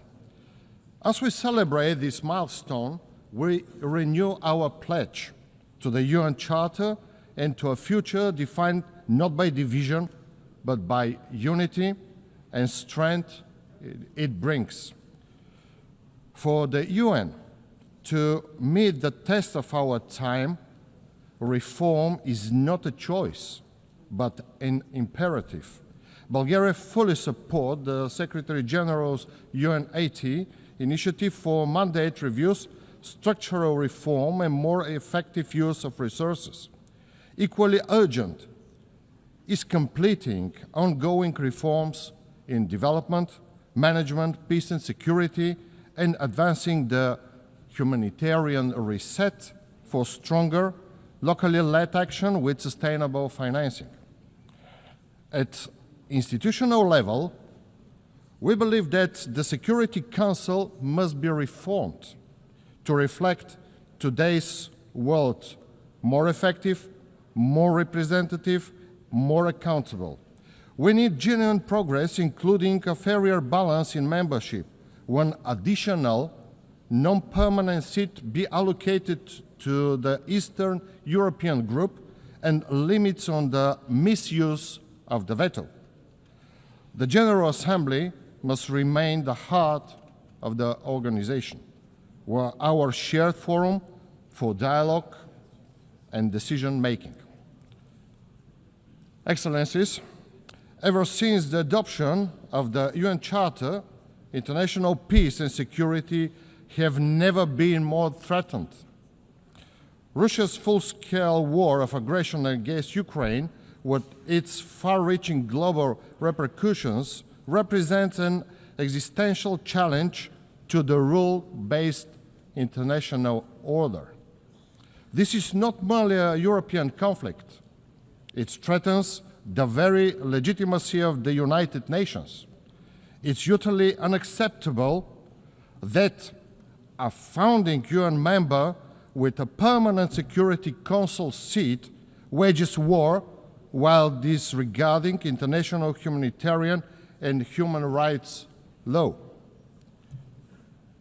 In recent weeks, Russia is escalating and conducting flagrant violation of EU member states and NATO allies' sovereign airspace by drones and planes. These actions demonstrate that Russia is the one undermining the prospects of peace. These actions cannot be tolerated and are meeting our strong collective resolve and response. The only path to peace is clear. Ukraine's sovereignty must be respected and its territorial integrity fully restored. A full, immediate, and unconditional ceasefire is essential. The need for urgent action is clear in the Middle East. The brutal Hamas attack on 7 October 2023 and the devastating conflict that followed have caused immense human suffering.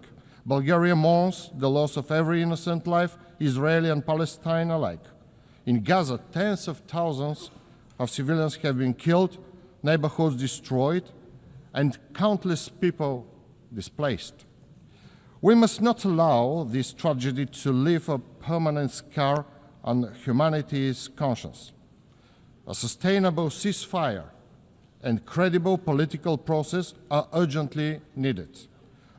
Only a two-state solution grounded in international law and mutual recognition can secure a just and lasting peace, allowing Israelis and Palestinians to live side by side in dignity and security.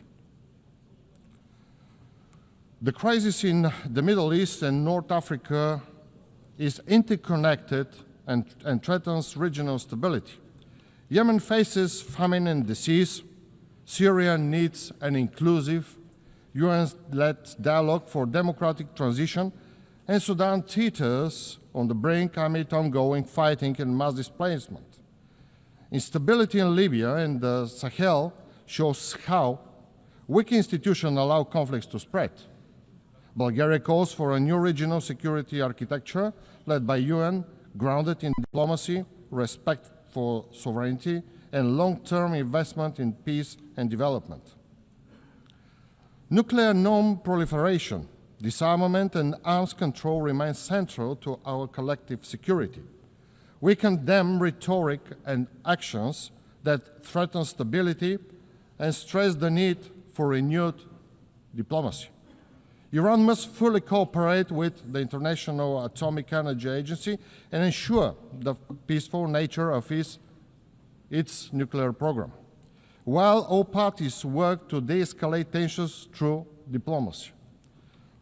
Likewise, the Democratic People's Republic of Korea must dismantle its program for weapons of mass destruction and ballistic missiles in a complete, verifiable, and irreversible way in accordance with international law and treaty obligations.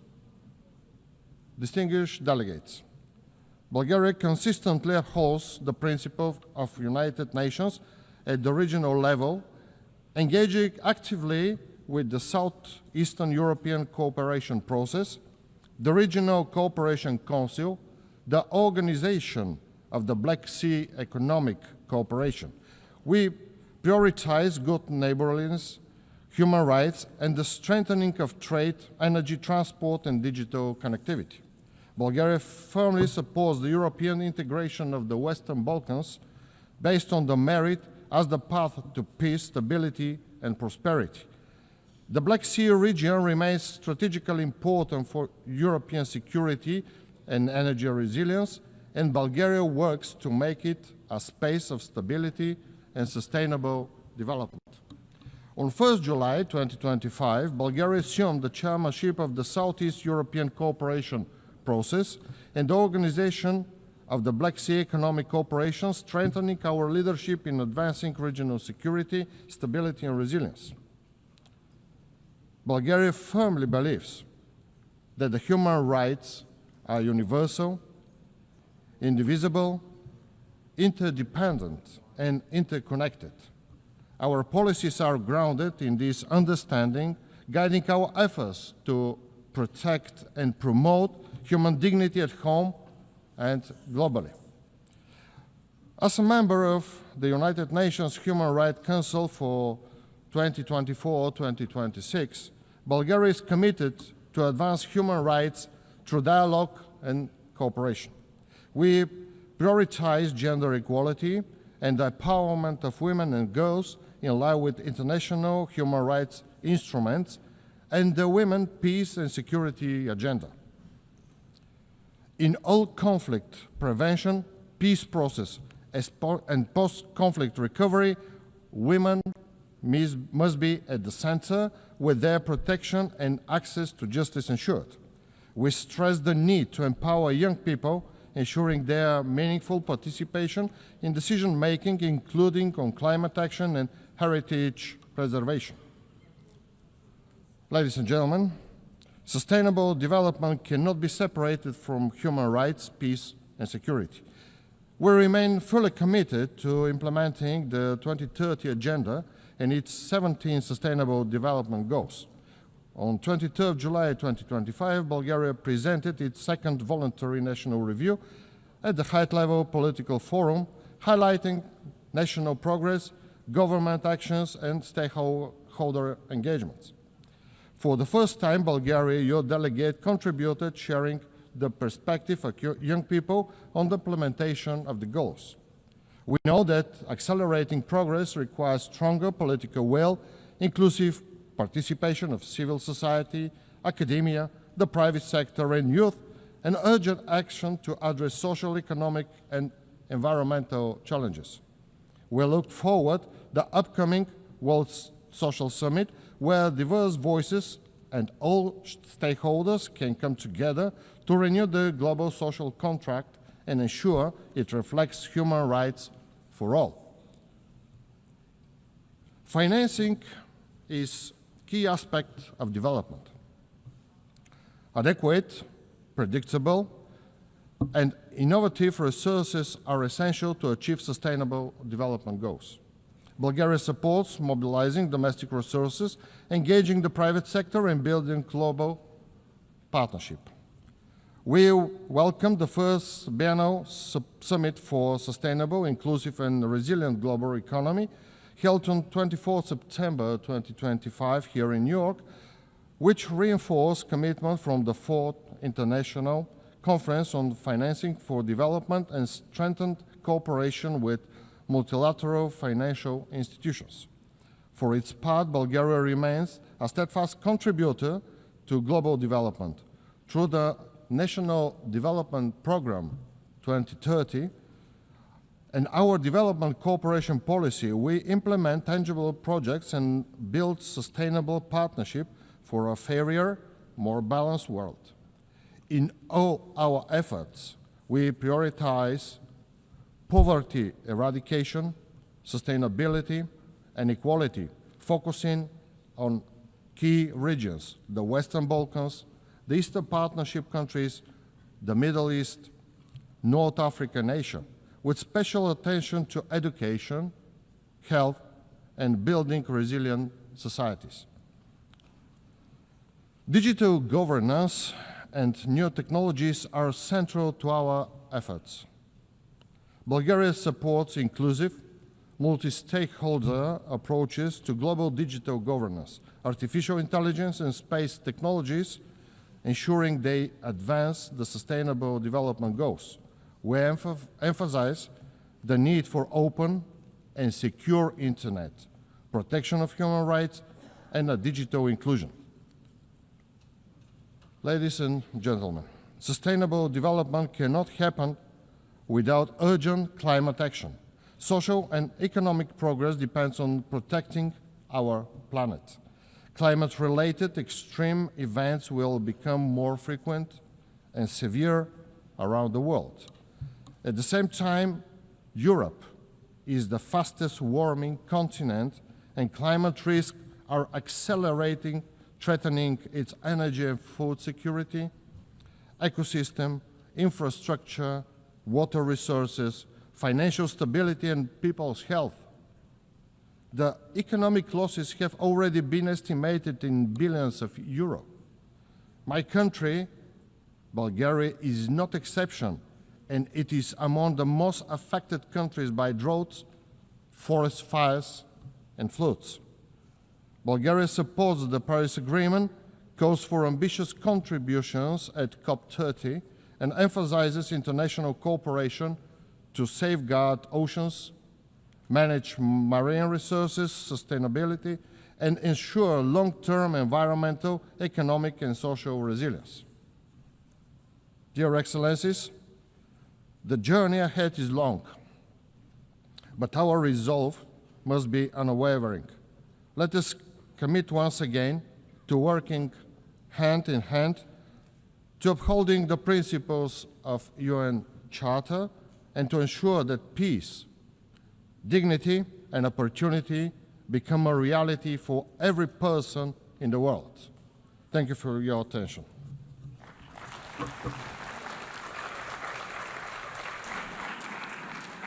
Au nom de l'Assemblée générale, je remercie Monsieur le On behalf of the General Assembly, I thank the Prime Minister of the Republic of Bulgaria. The General Assembly will now hear an address by His Excellency Mr. Abdullahi Maiga, Prime Minister, Head of Government and Minister of Territorial Administration and Decentralization of the Republic of Mali. I request protocol to please escort His Excellency, who I invite to address the Assembly.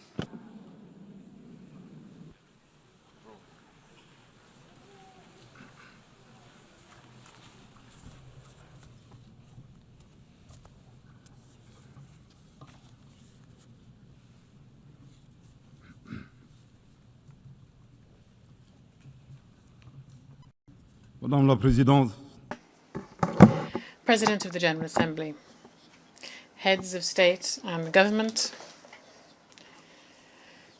United Nations Secretary General, ladies and gentlemen.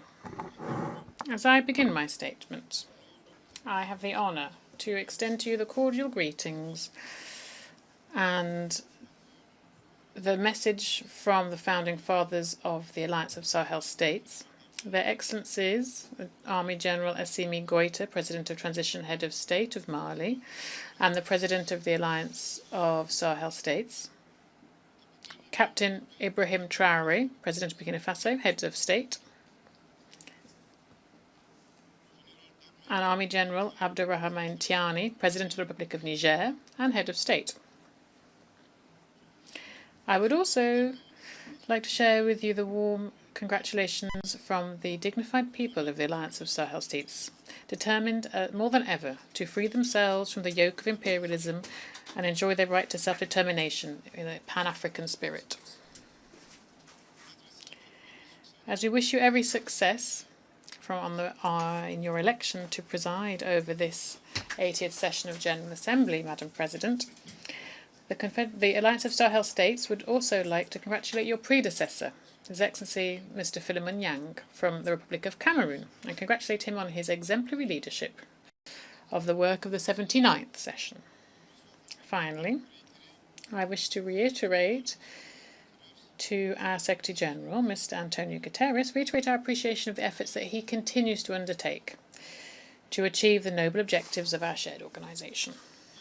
Ladies and gentlemen, the topic chosen for this 80th session of the General Assembly, Better Together, 80 Years and More for Peace, Development and Human Rights, end of quote, is of particular importance for the Member States of the AES Confederation. Yes, peace, mutual assistance, development and the preservation of human rights remain the main objectives. Indeed, the raison d'etre of the United Nations. Alas, these key objectives have never been so sorely tested in the world, and in Sahel in particular, because essentially of armed groups with dark age thinking, weaponized and supported by foreign state sponsors. The member states of the Alliance of Sahel States are on the front line of the fight against terrorism, which is both a real threat to international peace and security, but also and above all, a grave attack on the very foundations of our states. Led by our heads of state, our security and defence forces of the three countries of the Sahel Alliance are working closely together in a spirit of collaboration and complementarity that has never been seen before. We are driven by a common commitment to pool our efforts to tackle the scourge of terrorism. This new momentum, which is built around strengthening operational capacity, of our security and defence forces through far-reaching recruitment, suitable training and appropriate provision of equipment is seeing results, encouraging results every day on the ground. This confirms the relevance indeed of our sovereign decision to work together to fight our common enemies. Unlike some states who open safe passage corridors onto their territory for terrorists so that they can attack other countries to use their territory as a rear base, the founders of the alliance, through, again, this Pan-African spirit and concerned as they are to preserve the interests of their people, decided to make their countries more safe, trying to stop this threat spreading to other African countries and indeed around the world, doing a real public service for security in the region and the world. There is no shadow of a doubt that through their sacrifice, the valiant security and defence forces are contributing to the security of other regions, particularly countries on the West African coast. We take this opportunity to pay tribute to the memory of the civilian and military victims of insecurity in the Sahel. The sovereign approach that's been implemented is part of a vision borne by the heads of state of the Alliance of Sahel State, which is dedicated to safety and security of our states following the withdrawal of international forces. Against all the odds and far from scuttling our plans, our country showed ingenuity and was able to benefit from the historic geographic characteristics and the resilience of their people who, despite more than a decade of security and humanitarian crisis, continue to show exceptional strength and patriotic engagement. Overall, 3 countries were able to provide a coordinated, homegrown response to this war that was imposed on us. Here I wish to reiterate the determination of the Confederation of the Alliance of Sahel States to become a Pan-African regional power, to continue and step up our actions, to put a stop to terrorism once and for all in our shared home. We are also determined to consolidate the authority of the state, protect our people and their property, and ensure our own prosperity. The Alliance of Sahel States reiterates strongly its condemnation of the open, blatant, sometimes public support of foreign state sponsors, who, for imperialist reasons, are destabilizing our entity on the one hand, providing advice to terrorist groups as well as logistical support, arms and ammunition, and on the other hand providing political support to them, providing them with rear bases located in some neighbouring countries in violation of all international rules. Ladies and gentlemen, though it may seem far away, the war in Ukraine and terrorism in the Sahel are connected. Let us remind you that following the terrorist attack against the Malian Security Defence Forces patrol on the 24th to 26th of July 2024 in Tenzawaten in the region of Kidal, Mali denounced this incident, by the way, in its statement on 2024 here in this room, and we condemned the attitude shown by Ukrainian officials who publicly affirmed their participation in this terrorist attack. This outrageous conduct, which we thought was simply that the Ukrainian officials unfortunately confused the international stage with a stage. 1 year later, the situation has worsened, and the Ukrainian regime has become one of the main suppliers of kamikaze drones to terrorist groups around the world. In this context, some Western states should stop supplying arms to Ukraine because they risk contributing to the promotion of international terrorism. For others, including the French regime, who's nostalgic for the colonial era and concerned by their loss of influence in the Sahel, support for the Ukrainian regime is a maneuver that's consistent, which aims to occupy the attention of the international community, focusing the attention on the war in Ukraine, at the same time sponsoring terrorist groups who are growing in number in the Sahel. Loyal as we are to the principles of the United Nations Charter, on the 15th of August 2022, Mali seized the Security Council to ask for a meeting of the Council so that my country could provide irrefutable proof of France's support for terrorist activities. So far, this request has not been followed up on, whereas their sabotage continues on various levels. It is time to act so that those responsible for this violence be identified and brought to justice, and resolutions be translated into concrete commitments, and the Saharan Spell should be safe once and for all, and the resources of the Sahel should benefit the people of the Sahel. International institutions, the UN chiefly, were created after the Second World War to protect people against violence and destruction and silent genocides. It is high time that the global conscience wakes up and that international organizations take their share of the responsibility and provide a real response to the distress cries of oppressed people who are clamouring for their sovereignty. The Alliance of Sovereign Sahel States reiterates its commitment to cooperate with all states, regional organizations, international organizations, and any partners that respect our sovereignty, our sovereign political choices, our security priorities, our priorities in terms of countering terrorism, our priorities for social and economic development. This should be part of a win-win partnership so that our people's aspirations can be met. Ladies and gentlemen, in addition to our efforts to secure our countries and see peace return, the governments of the Alliance of Sahel States are working to implement a comprehensive and integrated strategy. This includes political measures, economic and social development measures, as well as work on justice and reconciliation. In choosing to be audacious in our sovereignty, the Alliance's bodies have launched initiatives, disruptive initiatives focused on homegrown development. Here, there's a clear path so that we can ourselves provide the added value that is crucial for our economies, all the while preserving the dignity of our people. This choice, which we own fully, shows how unwavering we are in our wish to be masters of our own fate. In the same vein, we have included in our national priorities in strategic investment policy in different priority fields, such as infrastructure, energy, industrialization, and the diversification of our economy. As part of this work, we created the Alliance Bank for Investment and Development, which carries out various different projects across the Alliance. The Alliance of Sahel States has as one of its ambitions to develop development ambitions some clear advantages: a vast territory and 75 million inhabitants, and the majority of these inhabitants are young people.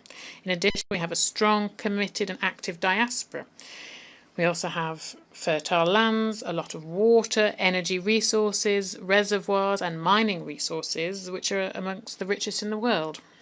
Ladies and gentlemen, the third dimension of the theme for this UN General Assembly session is human rights. The Alliance of Sahel States reaffirmed its commitment to respect international law. Human rights law is an international humanitarian law respected, and make sure that they are respected in line with our history that goes back millennia of humanism and our national and international commitments. However, we remain strongly opposed to the weaponization of human rights for political purposes or in order to destabilize our national institutions or indeed entire independent and sovereign states.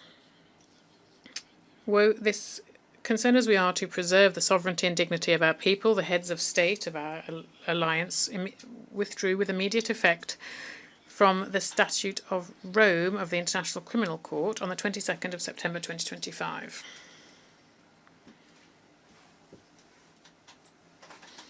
With this withdrawal, we are seeking to prioritize, as of now, homegrown justice mechanisms in line with our social values and mechanisms that are in the interest of our peoples.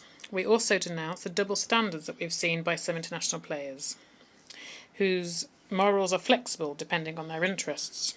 They like to give lessons, teach others lessons, but they're not themselves the best example for respect for human rights.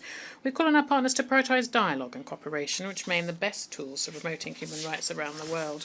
Ladies and gentlemen, at a time when we are marking the 80th anniversary of the United Nations, we must state that our multilateral framework, as embodied by the UN, is being sorely tested in an international context that is notably polarised, where we are seeing a return of nationalism, protectionism, inward-looking attitudes and struggles for power.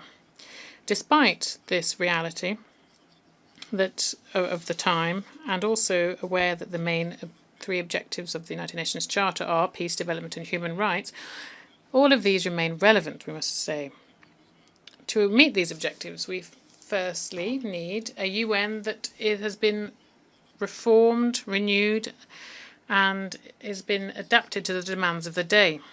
This is an essential criteria to make it more legitimate on an international scale and ensure that its decisions can be effectively implemented. Here I wish to recall strongly that Africa has for more than 20 years now been demanding reforms in order to repair historic injustice that it has suffered, particularly in terms of its representation at the Security Council. Here I wish to reiterate the total support of the Alliance of Sahel States to the Common African position on this issue, as set out in the Eswatini Consensus and the CERT Declaration, so that Africa can have 2 permanent seats at the Security Council and 5 non-permanent seats. Secondly, we need a United Nations that can guarantee the respect for international law for all. We are concerned to see flagrant violations of international law around the world with complete impunity. At this 80th anniversary of the UN, for us, Member States, this provides us with the opportunity to reaffirm our unwavering commitment to the multilateral framework that is based on the law and not on force. Thirdly, we need robust follow-up and implementation mechanisms for the outcomes of international conferences. One thing is clear here, the creation since 1945, when the UN was created, we've held dozens of international conferences, and the commitments from these international conferences have barely been implemented, and they're not benefited the people that we represent here. This situation must change. This is why we advocate for the envisaged reforms to be implemented and tackle this problem, so that our respective nations can benefit from the dividends of the commitments made at the United Nations.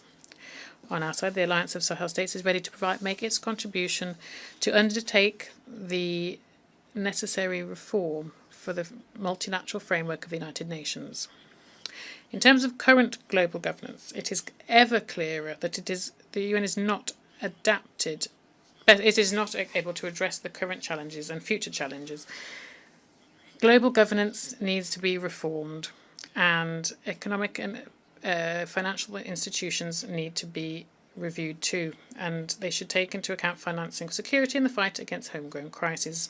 And this innovative mechanisms, for example, like in BRICS, provide a constructive alternative that respects the interests of emerging and developing countries, while in African initiatives for development financing that the Sahel pays particular attention to could break the vicious circle of dependence and over-indebtedness. Along in the same lines, the concerns of Africa's development concerns should be taken into account too. Africa is presented as a continent of the future with a rich youth, but alas, it is also facing a heavy burden of external debt. Its resources are being pillaged. There is unequal trade, and there's a negative transfer of resources and also there is problems posed by climate change. These are to name but a few of the challenges it faces. Ladies and gentlemen, on a national front, Mali, in its quest for peace and sustainable stability and in line with aspirations of our people as expressed in the Inter-Malian Dialogue for Peace and Reconciliation, adopted a charter for national peace and reconciliation. This was following an inclusive and participative process that focused on dialogue and cooperation within Malian society and Malians of all socio-professional strata, and as well as the diaspora. This charter embodies our determination to strengthen national ownership of the peace process in Mali. It is based on our own reality, our traditional values, our homegrown mechanisms for dispute resolution. The aim is to focus on a shared and promising future. On 22nd of July 2025, when the charter was officially signed, His Excellency the Army General Assimi Goïta, President of the Transition Head of State of Mali, in his speech focused on the historic importance of this event, and I quote, he said, "This ceremony is even more unique because it carries a collective dream, that of a hope of lasting peace, social cohesion, indeed reconciliation within our dear homeland." End of quote. Now, in terms of regional concerns, I must mention the destruction of a drone by the Malian Armed Forces on the 1st of April 2025 by the Algerian junta. Mali strongly condemns this aggression and has turned to the International Court of Justice to address this. Since independence on the 22nd of September 1960, Mali has spared no effort to support decolonization across the African continent. Here, we actively supported Algeria in its war for liberation from the French colonizers. Given this political position and favour that we have always maintained for Pan-Africanism, in addition, we have geographical proximity between the two countries. We have a border that is 1,300 kilometres long. Mali has always looked kindly upon our brotherly neighbours in Algeria. In return for this constructive approach in Mali, we underscore three situations that are incongruous and incomprehensible, and they have marked relations recently between our countries. Firstly, the cowardly, perfidious attack that targeted the Malian armed forces in Tinzawante, a few kilometres from the Algerian border. Curiously, the Algerian junta didn't see anything, hadn't heard anything, even though this terrorist act was planned on its Algerian territory. This is strange for a country that was designated as a AU champion for counterterrorism, and in recent years has become a champion of the promotion of terrorism and exporter of terrorists.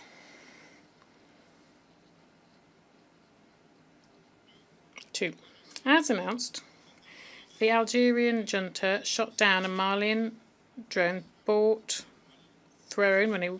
from Malian taxpayers on the false reason for violation of their airspace.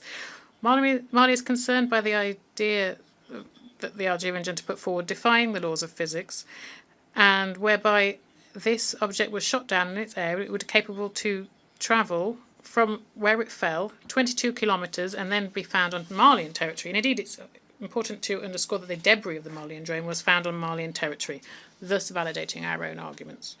On the 4th of September 2025, the Malian government informed that they had submitted an investigation at the International Court of Justice against Algeria concerning the destruction of this drone. In a communique from the Algerian Ministry of Foreign Affairs from the 19th of September 2025, we were perplexed to learn that there was an allegation whereby this investigation request from Mali was motivated by the press conference of the Algerian Foreign Affairs Minister on the 3rd of September 2025, during which he denied that Mali had submitted a request to the International Court of Justice. We would like to share with the Minister that the request submitted by Mali on the 4th of September has never meant that it was automatically registered by the International Court of Justice. Mali would recall that the aim of diplomacy is to defend your country's interests. In presupposing that the Malian complaint was launched by this press conference, the maniacs of Algeria show that their vision of diplomacy is to push other states to prosecute their country and international fora, thus scoring an impressive own goal, as we call in Mali, Yabe. Concerning, I would say. In passing, Mali is paying a vibrant tribute to the Minister of Foreign Affairs of the Algerian junta. Indeed, lies corrupt everything. They've lost all their version of the Algerian version of the destruction of Mali and Joan has lost all credibility. And then, surprised by how events turned out, the Algerian junta refused to give their consent to the jurisdiction of the ICJ following the drone destruction case, thus fearing being publicly unveiled as an aggressor and supporting a sport of international terrorism. With these 3 points in mind, Mali recommended to the Algerian junta to share this quote from Amadou Hamtaba, who, in Life and the Teachings of Tierno Bocca, Wisdom of Bandigara, said, "Some truths may seem unlikely to us simply because our understanding is not able to grasp them. We would like to invite them to get to know Mali and the values embodied by Mali Denra. Thus, faced with attacks and faced with adversary, we will not be simply spectators. For every shot fired against us, we will reciprocate. For every insult, we will reciprocate.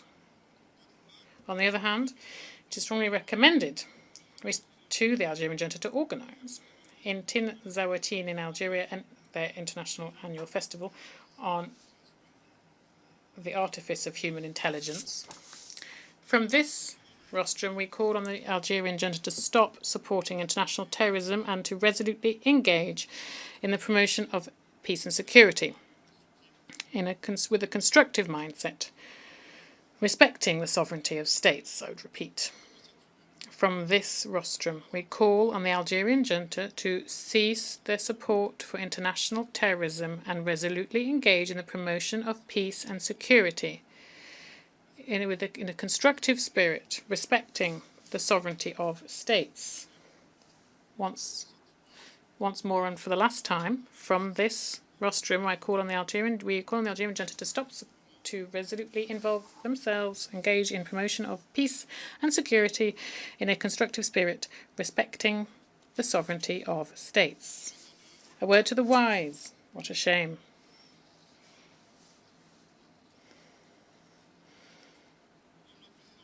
President, ladies and gentlemen, here I would like to share the view of a citizen, the raised fist of the dawn of our sovereignty, shared by the people of the Alliance of Sahel States. Our alliance is made up of fighting nations, a land of resistance. What we're facing is not simply a domestic conflict, it's a hybrid war supported by imperialist interests where enemies of peace often wear suits and ties. If the UN continues to feign ignorance, it will stop being just a summit of the world and it will be simply the passive arm of global injustice. As we say this here, the Alliance of Sahel States is not afraid. We will not give up. We will resist still, and we will continue to do so. However, the Alliance of Sahel States is giving the UN a historic opportunity to take the side of truth, to recognise that the people of the Alliance are being victims of aggression, a choice to support the Alliance, which is fighting for themselves, but also for Africa, for the stability of a continent, and therefore indirectly for the stability of the entire world. History will be our judge. It will judge those who armed the forces of evil. It will judge those who looked away. It will judge those who forgot that justice is the only path towards lasting peace. The Alliance of Sahel States is not asking for aluminites, asking for conscience raising. To conclude, I'd like to reiterate here the commitment of the Alliance of Sahel States to the values, purposes and principles of the UN Charter. Thus, the Alliance of Sahel States would say that we cannot be better together unless we work collectively for multilateralism with a human face, multilateralism based on dialogue, right, the law, cooperation and solidarity between peoples, one that promotes peace and development, one that respects the sovereignty of states. However, we must not continue to do the same thing over the years to come and hope for different results. There is an urgent need for reform within our existing multilateral framework, the framework that is embodied by our shared organisation. The 80th anniversary of the UN provides us with this historic opportunity to adapt the organisation to the realities of the time, one that can effectively respond to current and future challenges. The Alliance of Sahel States remains ready to play its part, its full part in the quest for collective responses to save future generations from the scourge of war, to ensure harmonious development for all, and to promote and protect human rights. God bless the Alliance of Sahel States, and may He save our people from the dark age and destructive forces of the world. May God bless Mali and spare Malians from dark age forces and those who seek to destroy the world. God bless Africa, and let it save Africans from dark age forces and those that seek to destroy the world. And may God bless the world and preserve humanity from dark age forces and those who seek to destroy the world. Thank you very much for your kind attention.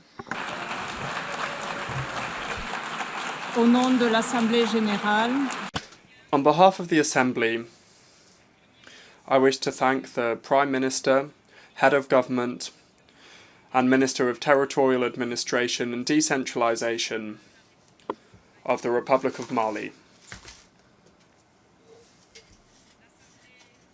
The Assembly will now hear an address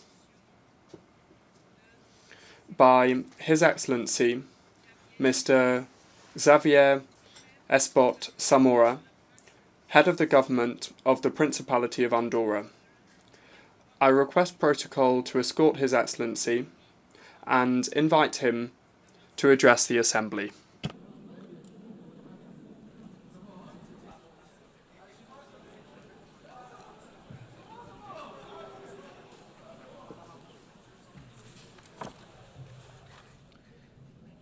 Señora Vicepresidenta, Madam Vice President, Mr. Secretary General, Excellencies, ladies and gentlemen. On the coat of arms of Andorra, there is a motto that embodies a profound political and ethical truth. Virtus unita fortior. United, virtue is stronger. This motto, which guides the preamble of our Constitution, carries a universal message that moral and political strength does not lie in imposition, but rather in the unity of values, in shared coherence, and in collective virtue. It is a lesson that transcends borders, and that today is ever more relevant than ever in today's global context. And in this spirit, which carries something Aristotelian, we are reminded that virtue is not an extreme, but rather a middle ground, attained through reason, and above all, for the common good. International cooperation, when balanced, fair, and guided by prudence, is a demonstration of political virtue, and when this virtue is shared and organised among nations, it becomes stronger. We face more challenges than ever before: climate change, armed conflicts, and forced migrations. Where we once saw horizons, we are now seeing walls rise. For this reason, now is the time to bring to the international stage the spirit that guides a country like ours. With more than 7 centuries of peace, we must uphold the essence of multilateralism, the raison d'être of this United Nations, which is an organisation of the peoples and for the peoples. Ladies and gentlemen, it is a great honour and a profound responsibility for me to address this General Assembly today on behalf of the Andorran people and government. I wish to begin this speech with a double expression of gratitude. First, to Her Excellency Miss Annalena Baerbock, who I congratulate upon her election as President of this 80th session of the General Assembly. We wish her every success in her role. Second, I wish to say that for Andorra, it is a privilege to serve as one of the vice presidencies of this symbolic session. This year's theme, Better Together, 80 years and more for peace, development and human rights, is a theme that really speaks to us, and not just as a declaration of intentions, but as an urgent need. We live in difficult times, times of conflict, polarisation and uncertainty. However, these are also times of opportunity to strengthen international cooperation, to update the institutions that support it, and to build lasting solutions collectively through multilateralism. 8 decades of diplomacy, peace building, development aid, and the promotion of human rights. In this context, Andorra also celebrates 32 years as a member state of the UN. Of course, this is a shorter history here than many, but it has been an intense one as well, during which multilateralism has been fundamental to our international recognition, to making our voice heard abroad, to our legal security, and to our economic and social progress. Since our accession to this organisation, our commitment to it has been clear. Andorra advocates for effective, inclusive, and people-centred multilateralism. A multilateralism that leaves no one behind, that listens to all voices, including the voices of small states. This position was emphasised during the first summit of heads of state and government held last May in our country on the occasion of the Games of the Small States of Europe.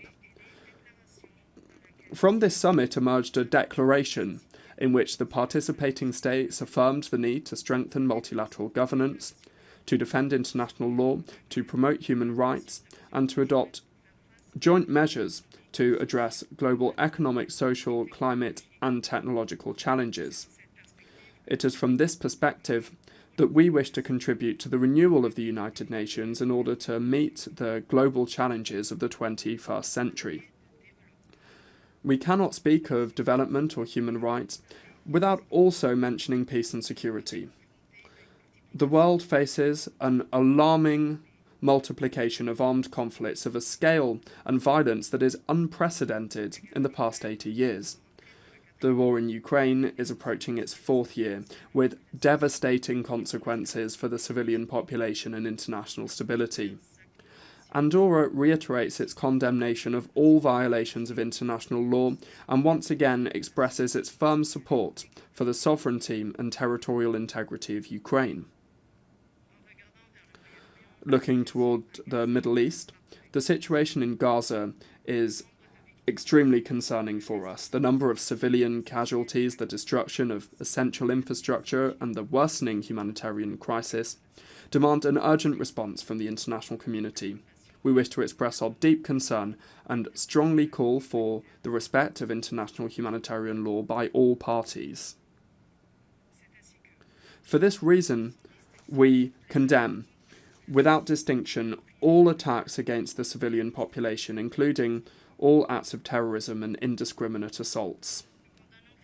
We strongly and specifically condemn the Hamas attacks of October 7, 2023, and we call for the release of the hostages. We believe that a lasting peace process for the conflict between Israel and Palestine and in the Middle East region can only be achieved through the two-state solution.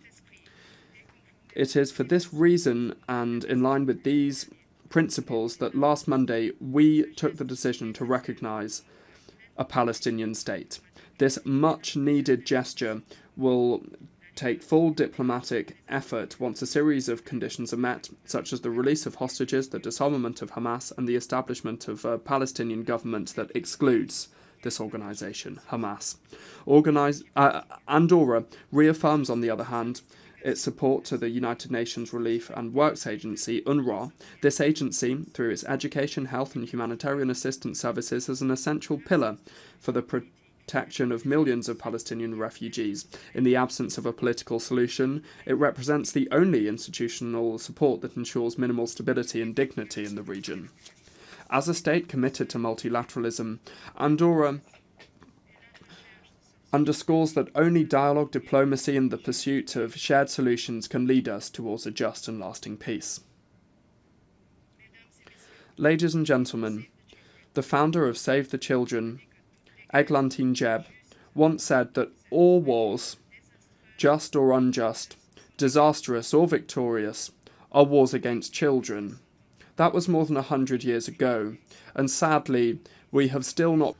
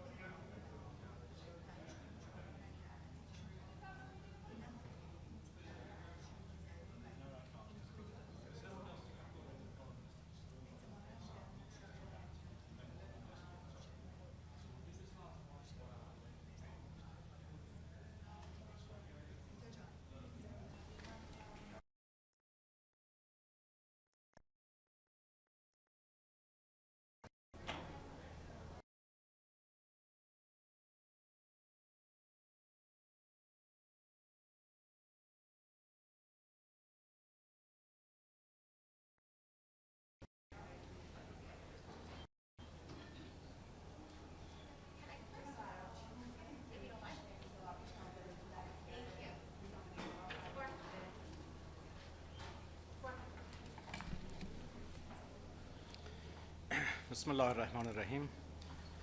Good afternoon, everyone, and thank you for being here. The Security Council just voted on a draft by China and Russia to give diplomacy another chance. Under US pressure, unfortunately, the Council refused. This is the second time in 1 week that diplomacy has been blocked. In my address to the Council, I highlighted an armed conflict, with whom we had the privilege of cooperating in support of this cause. I also wish to thank the many states represented at the highest level this Wednesday at the side event of this conference for showing that the protection of children in armed conflicts concerns us all. Child protection must not be limited to physical environments, because in the digital age, children face new risks, new threats, often invisible. For this reason, in Andorra we have created the Centre for Digital Wellbeing and Digital Skills and Competencies, and we have approved the Digital Wellbeing Plan for Children and Youth, which includes specific actions to protect minors in the digital environment. All stakeholders are actively working on these actions and tools required to ensure the digital well-being of our youth. Above all, they seek to understand from an adult perspective the key factors shaping the lives of today's children and adolescents in order to educate them on the responsible use of new technology. To reinforce these measures, Andorra has decided to join the New York Declaration for the Protection of Children Online. We advocate for a safe, inclusive digital environment that places children's rights at the very heart of it. We work with the ITU and other agencies to ensure regulatory and technical frameworks that make the Internet a tool for development and child protection. Women, unfortunately, remain another voice that is too often silenced.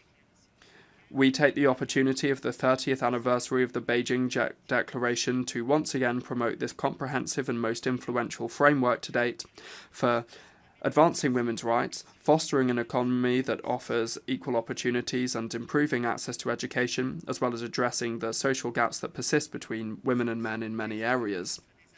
In this regard, the Minister of Foreign Affairs participated in the high-level meeting of Beijing Plus 30, where she reaffirmed Andorra's commitment to ensuring that all girls born today grow up in a world where their rights and leadership are fully recognised. In this sense, we also believe that the time has come to see a woman as Secretary-General of this organisation. Ladies and gentlemen, exactly a decade ago, the General Assembly adopted the 2030 Agenda for Sustainable Development, with 17 Sustainable Development Goals and 169 integrated and indivisible targets across economic, social and environmental domains. A decade ago, also from this very podium, Pope Francis described the SDGs as an important sign of hope, but warned of the danger of falling into a declarative nominalism, with solemn and pleasant statements instead of truly effective action against all scourges. In his encyclical Laudato Si, he invited us to reflect on the concept of integral ecology, because nature cannot be seen as something that is separate from us or merely a setting in which we live.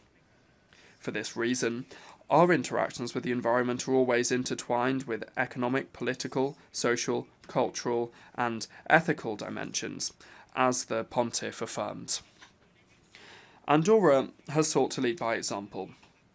We were the first to complete the initial cycle of enhanced transparency under the Paris Agreement and to submit the third nationally determined contribution, NDC, which increases our ambition in climate action. On a domestic level, we promote a balanced development model, protecting 30% of our territory, because our national heritage is the legacy that was handed down to us from previous generations, to which we are obliged to preserve. In March 2026, we will host the 7th global meeting of the Mountain Partnership under the theme Mountains for the Future, Responsible Tourism, Prosperous Communities. This will be an opportunity to bring the voice of mountain countries to the centre of global negotiations on climate change and biodiversity, to jointly address the challenges of mountain areas and their populations, and specifically their shared strengths and vulnerabilities. The 13th World Congress on Snow, Mountain and Wellness Tourism is also another global event, a significant global event hosted by our country aimed at fostering broad discussions on tourism models and exploring how we can move towards a balance between quantity and quality, a balance that should allow us to ensure the future continuity of tourism from a sustainable perspective. Specifically, the Ministry of Tourism and Trade is working closely with UN Tourism on our General Tourism Law, a pioneering piece of legislation that places particular emphasis on governance, sector training, digitalisation, and sustainability. Climate change, excessive pressure on ecosystems, overcrowding during peak seasons, difficulty in accessing housing and economic dependence on a limited number of sectors are some of the warning signs that call us to action. For this reason, the guiding principles of our commitment to advancing a sustainable tourism model are limiting to protect, desynchronizing to diversify, and achieving better mobility. It is a shared commitment to make our country a benchmark in the area of sustainability. Ladies and gentlemen, in the financial sphere, we support the Compromiso de Sevilla, adopted at the 4th Conference on Financing for Development, and we affirm the need for a deep and inclusive reform to the international financial architecture in order to build a more just and representative global financial system. The international financial system must be capable of responding to the needs of the most vulnerable, including small states and territories with specific special characteristics. It is in this regard that Andorra has issued green, social and sustainable bonds and created a green fund for the energy transition. These policies not only serve as examples of best practices, but also demonstrate that, despite our size, we can be a relevant actor in the fight against climate change and in promoting sustainable development. We also reaffirm our commitment to official development assistance, ODA, and continue to explore new ways of technical cooperation that enable us to share the knowledge and best practices of our administration. We welcome, with a sense of hope, the upcoming World Social Summit scheduled to take place in Doha. It's a unique opportunity to renew the global social contract. Andorra will attend with the intention of defending cohesion, intergenerational solidarity, and social justice as transformative pillars. In the field of health, we continue to work closely with the World Health Organization. We wish to underscore the importance of protecting cultural and linguistic diversity. Multilingualism is not only a symbolic source of wealth, but it is a condition for truly equitable participation within the multilateral system. As co-facilitators of the resolution on multilingualism, we propose establishing an open and inclusive monitoring platform to build bridges and synergies, and we welcome the launch of the Group of Friends of Multilingualism at the United Nations with the support of the OIF. The expression of cultural diversity and therefore of multilingualism facilitates inclusive dialogue and helps bring positions closer together and connect with the citizens we serve. Diversity is our strength, and consequently we must continue to promote multilingualism, especially in a context of homogenization and digitalization where gaps may leave people behind.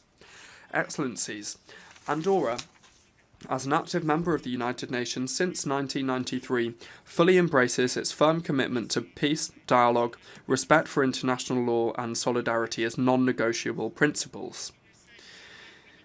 It is not only about taking an interest in our own affairs, but also about assuming a sense of global responsibility. Let us remember that virtue, when united, becomes strength, and that strength, when born from virtue, builds a more just world. This is the motto, as I mentioned at the beginning of my speech, that appears on the coat of arms of Andorra, which is a country that is small in terms of its size, but and population as well, but mighty in terms of our values, which has made coexistence, peace, and balance its way of life. My country affirms today its firm commitment to the founding values of this institution: peace, freedom, justice, and dignity for all people. We advocate for active, inclusive, efficient, and transformative multilateralism that places people and the planet at its core. We cannot allow indifference to paralyze action. It is time to renew the pact between peoples and governments, between present and future generations. It is time to move from words to action. That is why we leave this assembly with renewed hope and renewed responsibility. May our actions be consistent with our words, and may the future that we desire be the result of the commitment we make today. Thank you very much. Moltes gràcies, senyor cap de govern d'Andorra. On behalf I wish to thank the head of government of the Principality of Andorra. The Assembly will hear now an address by Her Excellency Kamla Persad Bissessar, Prime Minister of the Republic of Trinidad and Tobago. I request protocol to escort Her Excellency and invite her to address the Assembly.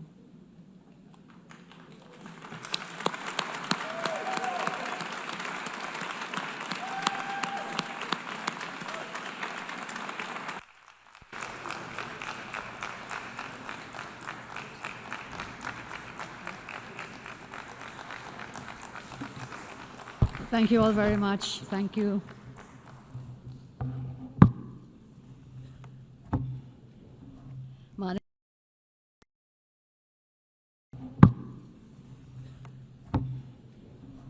Madam President, Excellencies, distinguished delegates, friends. It is an honor for me, on behalf of Trinidad and Tobago, to address this Assembly on the 60th anniversary of the United Nations. I congratulate you, Madam President, on your election, and I thank your predecessor for his service. Madam President, I'm very happy to see the escalator actually worked today. I'm very happy to see the teleprompter is also working. So as I address you, thank you all very, very much. So I've had some blessings coming to the UN today. The UN has been much more than diplomacy. It is a lifeline to many countries, bringing education to classrooms, care to clinics, recovery to villages, and growth to fragile economies. On this milestone anniversary, we must face a very hard truth. The spirit of multilateralism is under strain, the effects of which has begun to undermine the foundations of stability and peace. Trinidad and Tobago confronts conflicts that seriously threaten our stability and peace. The notion that the Caribbean is a zone of peace has become a false ideal. The reality is stark. No such peace exists today. For too many in the region, peace is not daily life, but an elusive promise, glimpsed and never grasped. In its absence, our citizens pay a terrible toll. In 2024, for example, Trinidad and Tobago, a tiny nation in the Caribbean of 1.4 million persons, we recorded 623 murders in 1 year last year. 41%, 100,000. That's about 40%, and many of them are gang-related. So the reality is, being a zone of peace is still an elusive dream that we're pursuing. In the last 25 years, we have had over 10,000 murders, which is equivalent to losing 1% of our adult population. Across Latin America and the Caribbean, homicides range from 20 to more than 60 per 100,000. President Trump's comments on the effects on countries of relentless narco and human trafficking, about organized crime, illegal immigration are correct. Countries are not only defined by geographical borders, but also by cultural identities, religious beliefs, ethnic compositions, and, of course, legal structures. That is why, through legal immigration, persons are allowed entry because they fulfill the criteria to integrate into the existing population and to add value to their own lives as well as their adopted society at large. However, illegal immigration neglects all checks and balances and will only create long-term disorder, as most illegal immigrants will not be able to assimilate into their adopted societies.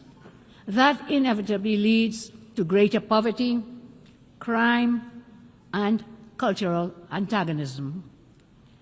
This, then, is not phobia. It is not hyperbole. It is simply the stark, naked truth. Small countries like mine, Trinidad and Tobago, suffers from illegal immigration. Because of the recent increased protections at the U.S. southern border, illegal migration of drug cartels and criminal gangs have been rerouted in the Eastern Caribbean, which is where my country is located. It is driving increasing gang violence, drug arms, and human trafficking. Efforts to repatriate illegal immigrants from Trinidad and Tobago from recent times has proven very difficult. Criminal syndicates are abusing asylum requests for refugee status. Therefore, Trinidad and Tobago is particularly grateful for the U.S. military presence in the Southern Caribbean.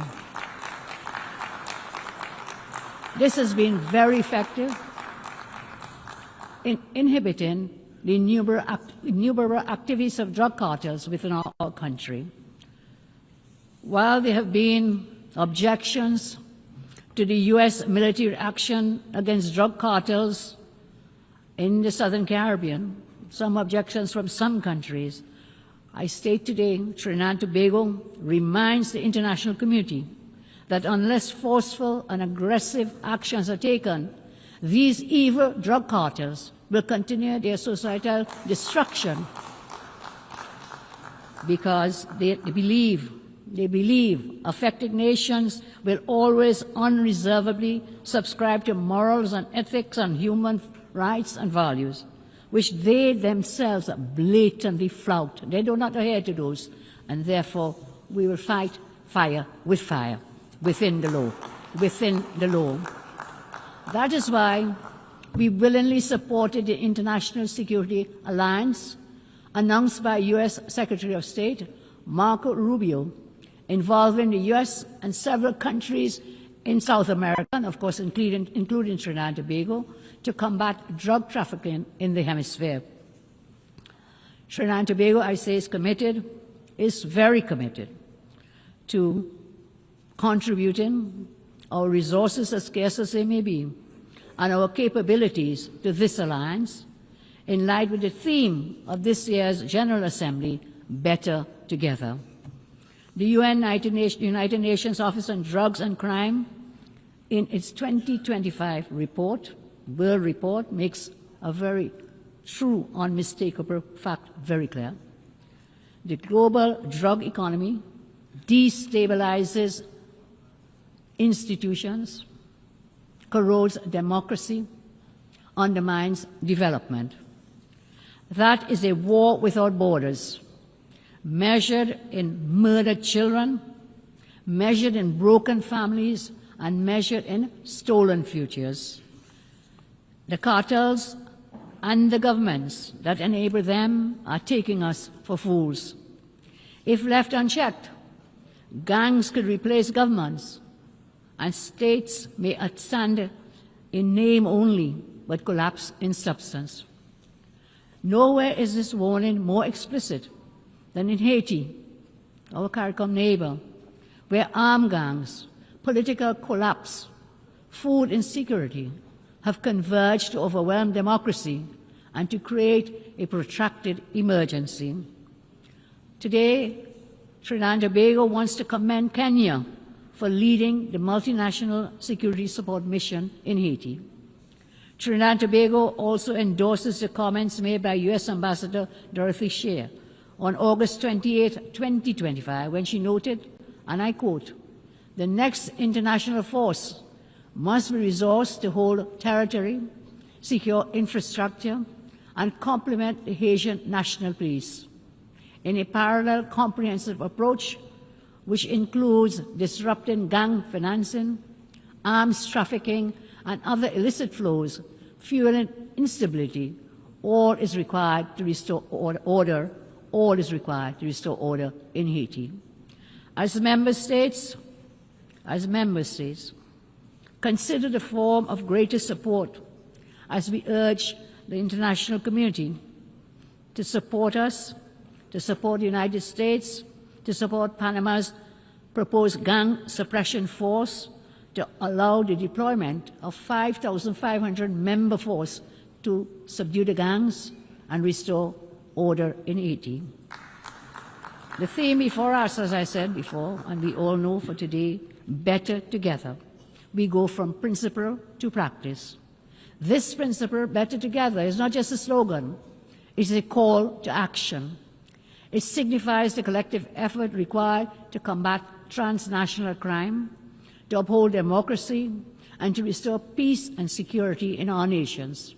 Therefore, despite being a very small country with limited resources, we are committed to sharing the burden with the United States, with Panama, and all countries willing in assisting the gang suppression force to bring some semblance of peace to Haiti.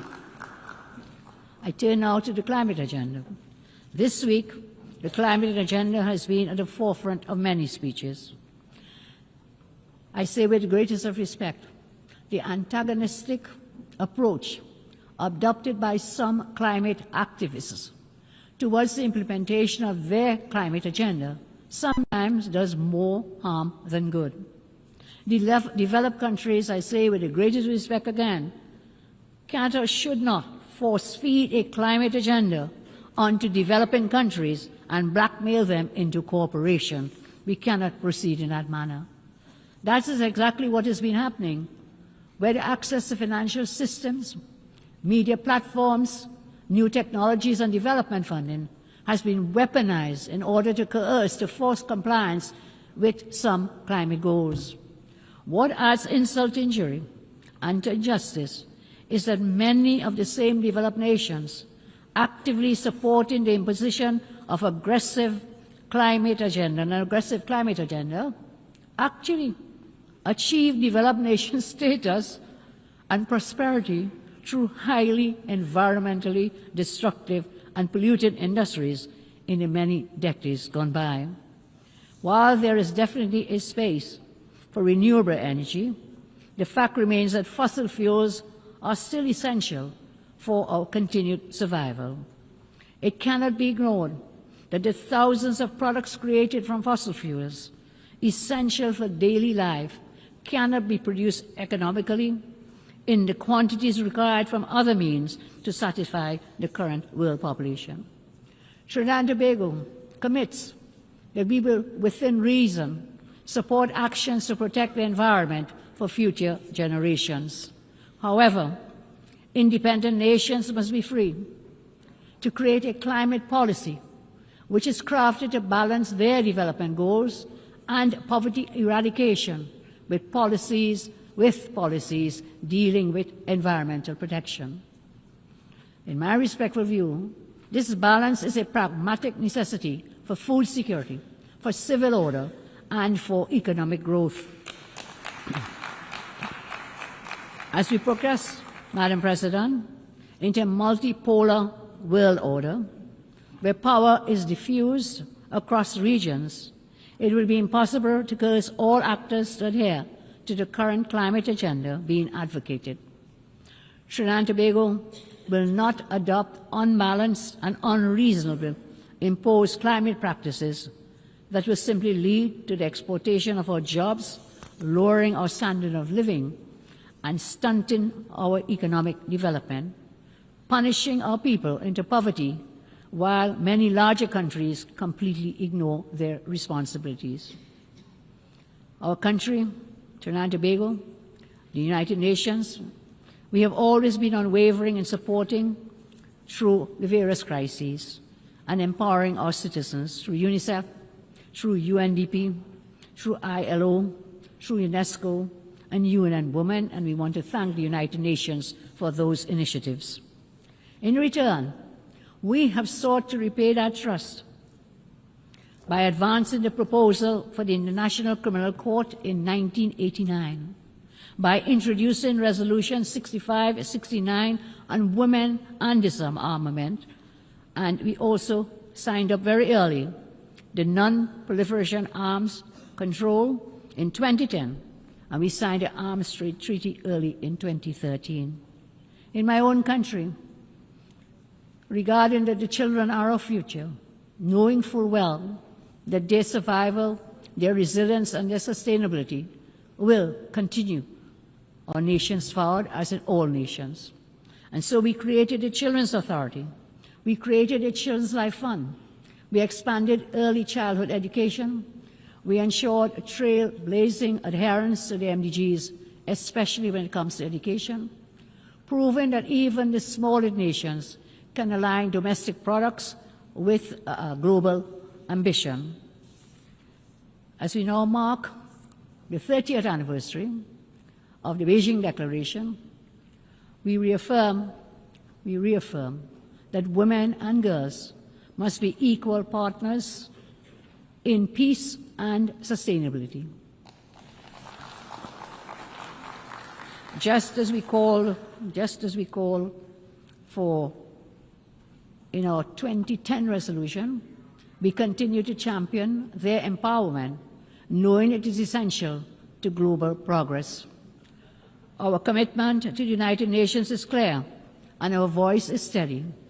For 63 years, we have upheld the rule of law, championed human rights, strengthened international law, and we have never been silent in the face of injustice.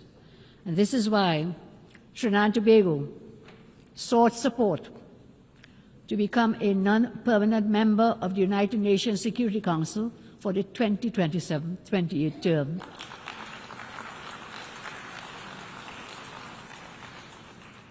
We are happy that there was a non-objection to that, and we willingly take on the mantle on that United Nations Security Council for the coming year.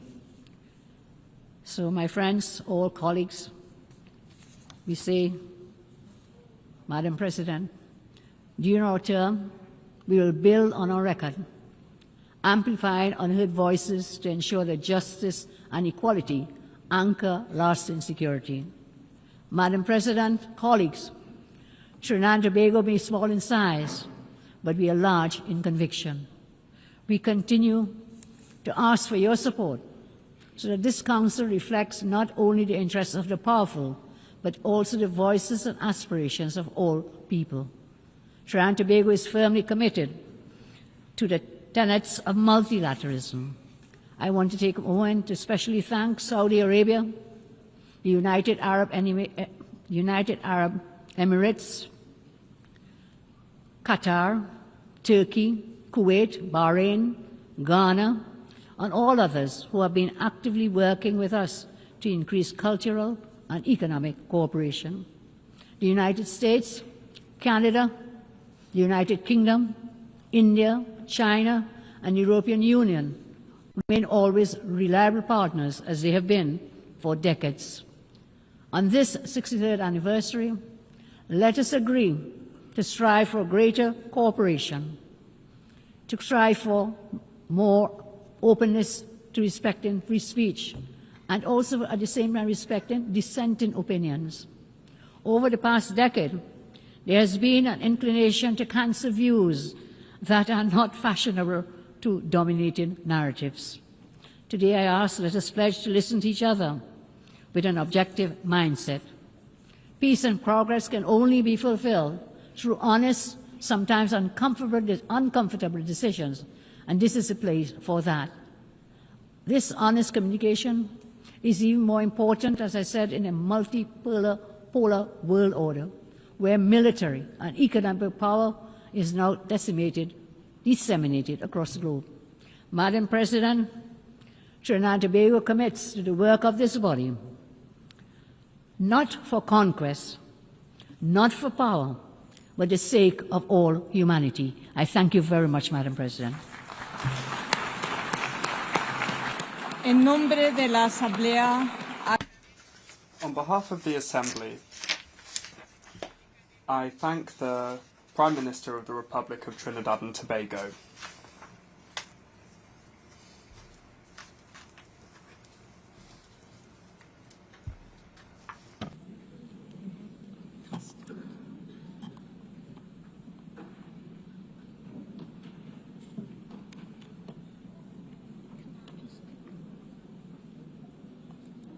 And now, the Assembly will hear an address by His Excellency Gaston Alfonso Brown, Prime Minister and Minister for Finance, Corporate Governance and Public-Private Partnerships of Antigua and Barbuda.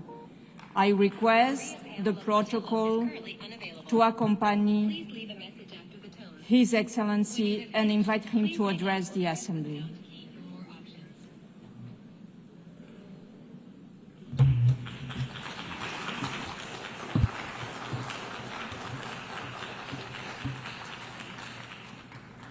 Madam President, Secretary General, Excellencies, Antigua and Barbuda speaks as a small microstate on the front line of the climate crisis, exposed to grave shocks and with restricted access to affordable financing. The fact that my country's economy is among the fastest growing in the Caribbean and enjoys a high level of human development, it owes little to the global financial system, and even less to the global effort to curb climate change. While there have been some benefits, neither have helped to achieve the transformation that they promoted. Yet, my people know that a brutal hurricane could destroy the progress that they have achieved in just a few agonizing hours. We have lived this reality before. Each year we fear we may live it again. Therefore, while my small country readily agrees that the nations of this world would be better together, as this year's theme proclaims, we must also remind this Assembly that 80 years after the Charter, better together remains an aspiration, devoutly to be wished and yet to be achieved. Madam President, our world is at an inflection point. A retreat from multilateralism, from the tenets of international law, and from respect for human rights and freedoms warns us that we have reached a pivotal point. The conflicts we witness, the disregard for human life, the refusal to lay down arms and engage in dialogue, the disrespect, neglect of the poor, the small and vulnerable, these trends sketch a dystopian future, more divided than together. This, then, is precisely the moment to resummon all nations to the purposes and principles of the Charter set down 80 years ago. Without international cooperation, universal peace will not be achieved. What humanity needs at this time is not only peace, but compassion, solidarity, justice, and love reigning in our hearts. The climate crisis is not a weather forecast, certainly not for small island states. It is our daily plight. Shores retreat, reefs bleach, storms intensify, while droughts destroy our crops and animals. This is not fate. Science has proven that it is the product of sustained high emissions which imperil small states and also damage the environment, economies, and health of the very nations that produce them. And that's the irony. Climate change science is not fraudulent, and we ignore it to our own peril. Madam President, we support a just, orderly energy transition, a transition that caps, then fairly phases down and ultimately phases out the fossil fuels that drive this destruction without sacrificing energy security or development. We favor a fair carbon levy on the heaviest emitters, public and private, with proceeds directed to adaptation, loss and damage, and resilience. The Loss and Damage Fund must operate as promised. Predictable, front-loaded financing that arrives when disaster strikes, disbursed timely on objective triggers so that help comes at the speed of need. But finance must be fair before a storm hits. Right now, the inequitable international financial system makes the most vulnerable countries pay the highest price just to protect themselves. These climate disasters force us to borrow expensively to rebuild. Consequently, debt swells and resilience stalls. We call yet again for full adoption of the multidimensional vulnerability index across international financial institutions so that exposure to shocks opens access to concessional terms. Lending should match climate horizons, long repayment periods, low fixed rates, sensible grace periods, and climate-resilient debt clauses that automatically pause payments after verified shocks. Local currency lending windows would end the foreign exchange penalty that deepens debt without adding value. That at least would be a step along the road to justice. Madam President, for islands like mine, the ocean is not scenery. It is the source of food and jobs and the opportunity for new chances of growth and development. But it must be protected. We urge decisive action against illegal, unreported, and unregulated fishing, plastics that choke reefs, and pollution that steals mangroves. As custodians of vast exclusive economic zones, small islands offer partnership and stewardship. Let us back robust global plastics and fossil fuel non-proliferation treaties. Expand the blue carbon finance for mangroves and seagrass, and make maritime domain awareness and the provision of satellite and data sharing services standard support for SIDS. Until independent science proves no serious harm, we support a moratorium on seabed mining. No one should mortgage the ocean to pay, or the ocean floor to pay for short-term bills. Madam President, law must be our guardrail. Consequently, Antigua and Barbuda and Vanuatu have sought and successfully obtained from ITLAS and ICJ legal clarity on climate obligations. Legal advisory opinions now define duties of states to prevent harm and protect the most vulnerable. If major emitters will not cut greenhouse gas emissions in line with science, victim states must retain the right to pursue legal remedies consistent with international law for climate harm. And I want to make the point here that this is not hostility. It is the logic of the law. It is justice. Antigua and Barbuda supports UN reforms to include the participation of small island states having a regular, structured voice in Security Council deliberations and climate-related security risk. Excellencies, last year the world came to Antigua for the 4th International Conference on Small Island Developing States and adopted the Antigua and Barbuda Agenda for SIDS, the ABAS, a 10-year contract for resilient prosperity. We launched the SIDS Center of Excellence on Antigua with a global SIDS data hub to turn promises into projects, better data, more investments, and the achievement of debt sustainability. Those who invoke partnership should help fund and implement it. If better together means anything, it means delivering where need is greatest and fiscal space narrowest. Small states are not asking for charity. Let me make that abundantly clear. We ask for equity, for finance that fits risk, for peace grounded in law, for rights that protect the vulnerable. We are seeking the chance to protect our lives and preserve our livelihoods. In a similar vein, Madam President, we assert that justice cannot be complete without addressing historic injustices. In the Caribbean, the stain of colonialism, slavery, and native genocide is still branded in the legacies we were left.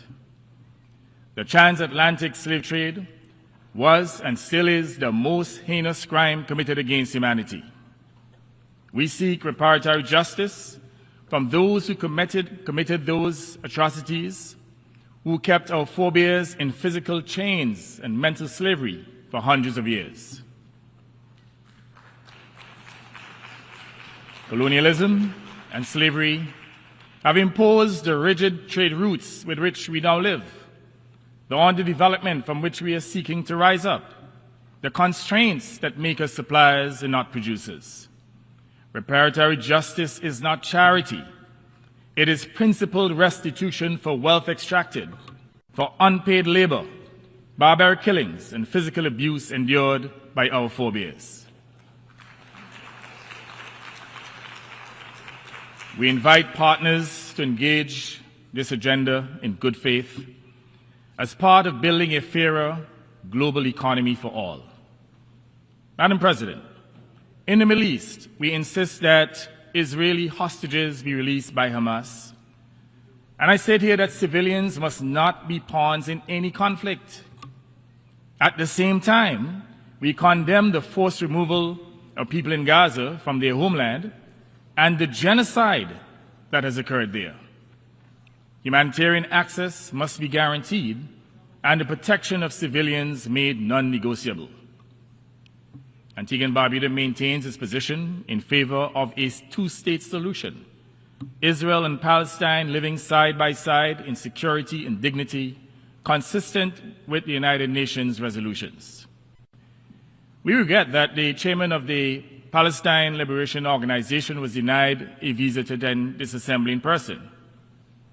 While we welcome the Assembly's decision to allow him to address this session by video, we remind everyone that the United Nations is, above all, a chamber for voices to be heard, not to be muzzled, especially during times of war and conflict.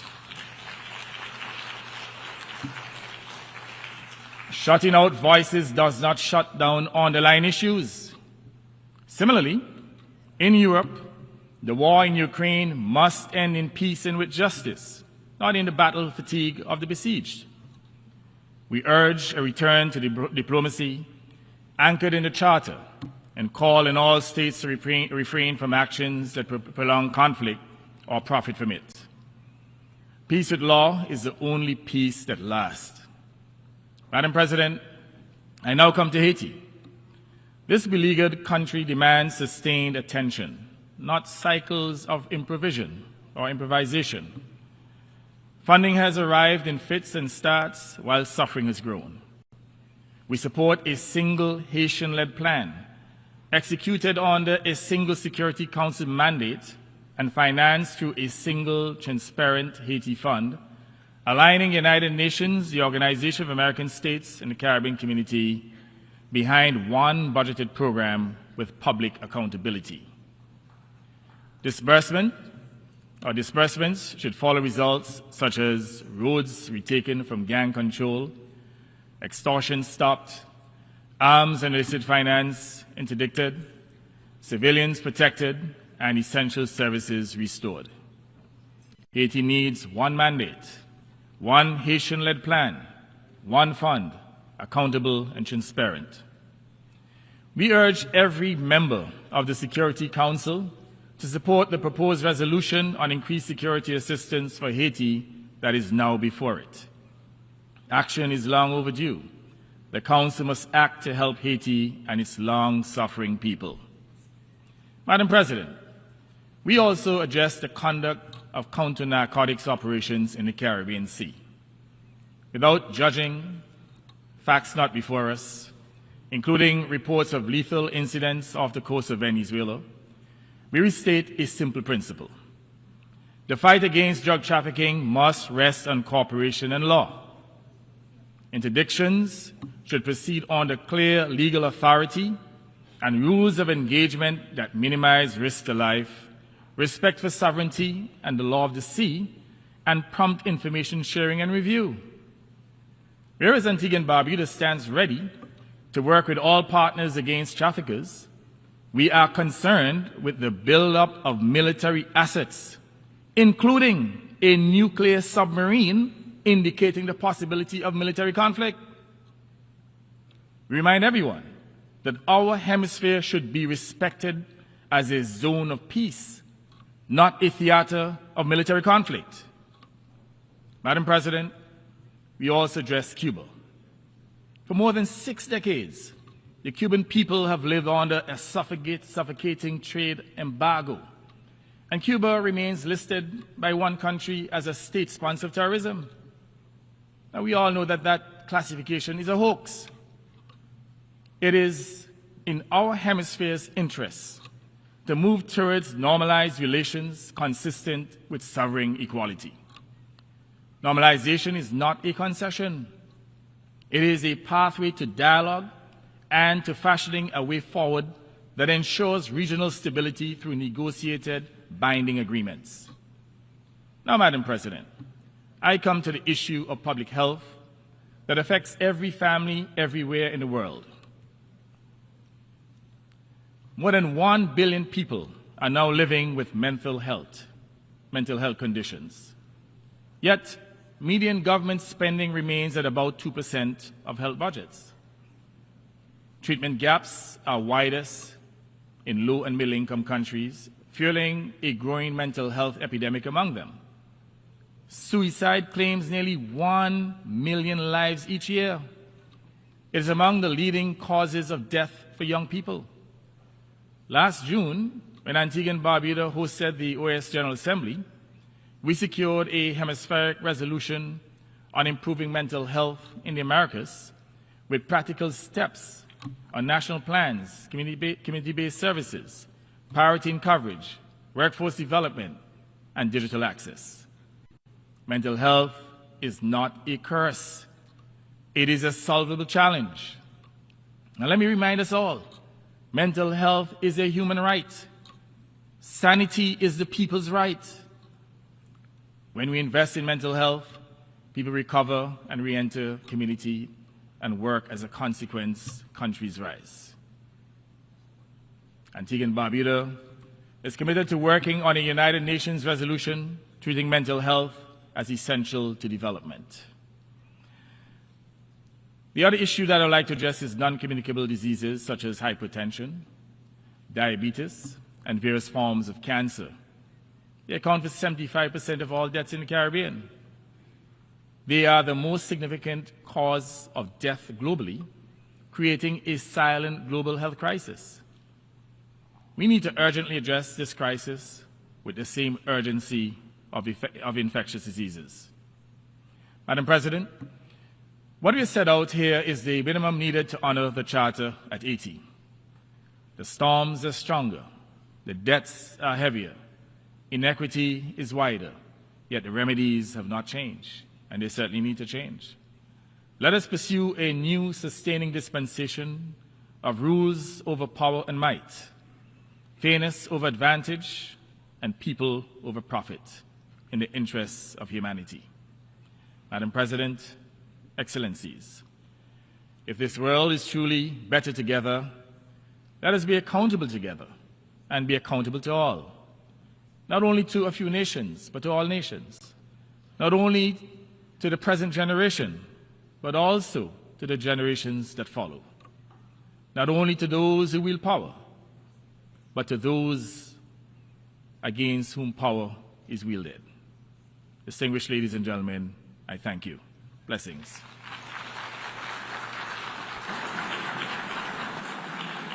On behalf of the Assembly, I wish to thank the Prime Minister, Minister of Finance, Corporate Governance, and Public-Private Partnerships of Antigua and Barbuda.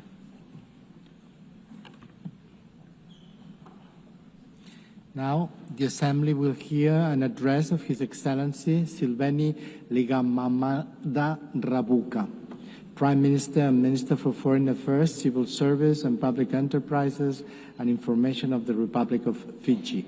I request protocol to escort His Excellency and invite him to address the Assembly.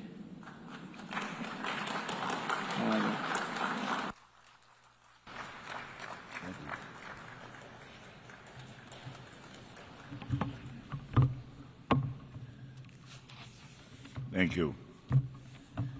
Madam President of the United Nations General Assembly, Secretary General of the United Nations, leaders, excellencies, ladies and gentlemen. I congratulate Her Excellency Annalena Baerbock on assuming the presidency of the 80th session of the General Assembly, as only the 5th woman to be elected to this position in the last 80 years.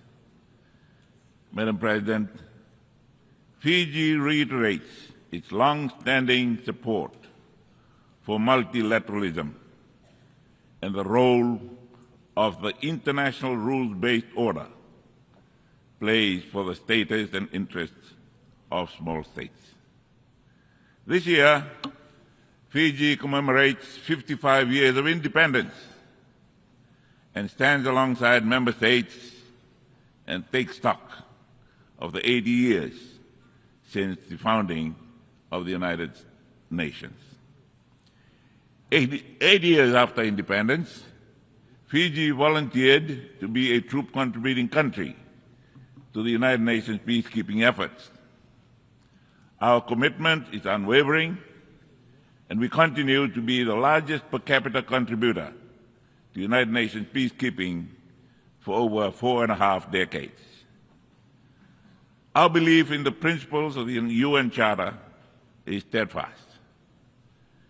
The most critical challenge facing nations in the Pacific region is to find a framework, an enduring framework, that influences the strategic competition between the major powers towards a stable, multipolar region where peace prevails.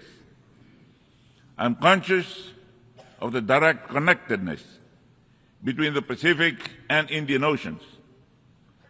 So when I talk of the Pacific, I'm also referring to the Indo-Pacific strategic area. Excellencies, when I addressed this Assembly in September 2023, I introduced the concept of the Pacific as an ocean of peace, as the Pacific's contribution to global order. The turmoil within each of our regions and the global community has been the common theme of the world leaders' statements this week. The question before us is, what must we do? The vision of the Pacific as an ocean of peace is rooted in the noble values of mutual respect for sovereignty, territorial integrity, and political independence. It embodies the essence of our commitment to peace and unity. These are born from the very Pacific way of life, that is the lifelong integral heart to our identity as Pacific peoples. It is my honor to announce that the leaders of the Pacific at the Pacific Leaders Meeting held 2 weeks ago adopted the Ocean of Peace Declaration at the Pacific Island Leaders Meeting under the able chairmanship of the Solomon Islands Prime Minister, the Honorable Jeremiah Manele, on Thursday, the 11th of this month. In so doing, the Pacific leaders have declared and claimed the right of our people to peace. The concept of peace comes from deep within our faith in God, the God of peace and justice, that finds its own expression in our own Pacific way. The Pacific Way was a phrase coined by Fiji's first Prime Minister, the late Sir Kamara, in his first speech in this hall in 1970, to describe the calm, conciliatory, and orderly moves to independence by Pacific Island states. At the core of the Pacific Way lies respect, quiet leadership, and reconciliation.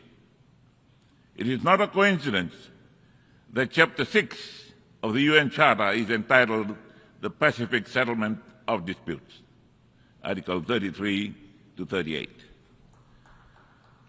This concept, therefore, sits snugly with this year's theme, Better Together, 80 years and more for peace, development, and human rights. If we must be better together, we need prolonged peace everywhere. Peace is the absence of fear and troubled hearts. Peace is the starting point. It is how things are held together and is the end state. The Pacific knows the value of peace as we had lived through the horrors of its absence. Our ocean, its diverse and vibrant lands, had been a theater of the 2 world wars and a testing ground for the world's most dangerous weapons. Its impacts are still felt and seen today. It is our expectation that the Ocean of Peace Declaration is seen as a platform that spurs on the evolution of our region's long-standing commitment to peace and prosperity.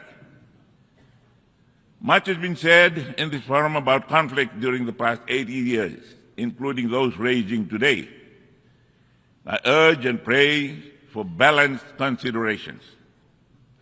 We look at how these conflicts started and by whom, be it in Ukraine, Gaza, or elsewhere. What is the motive that those that started these wars? What have they done to try to end it, if any? In our prescription for a solution based on history, on truth, on fairness, Madam President, we cannot be talking about ending the war without guaranteeing Israel its right to peaceful existence, nor the peaceful existence of the Ukrainian people. For peace, we collectively have a responsibility to seeing this is done. Anything short is hypocrisy on our part.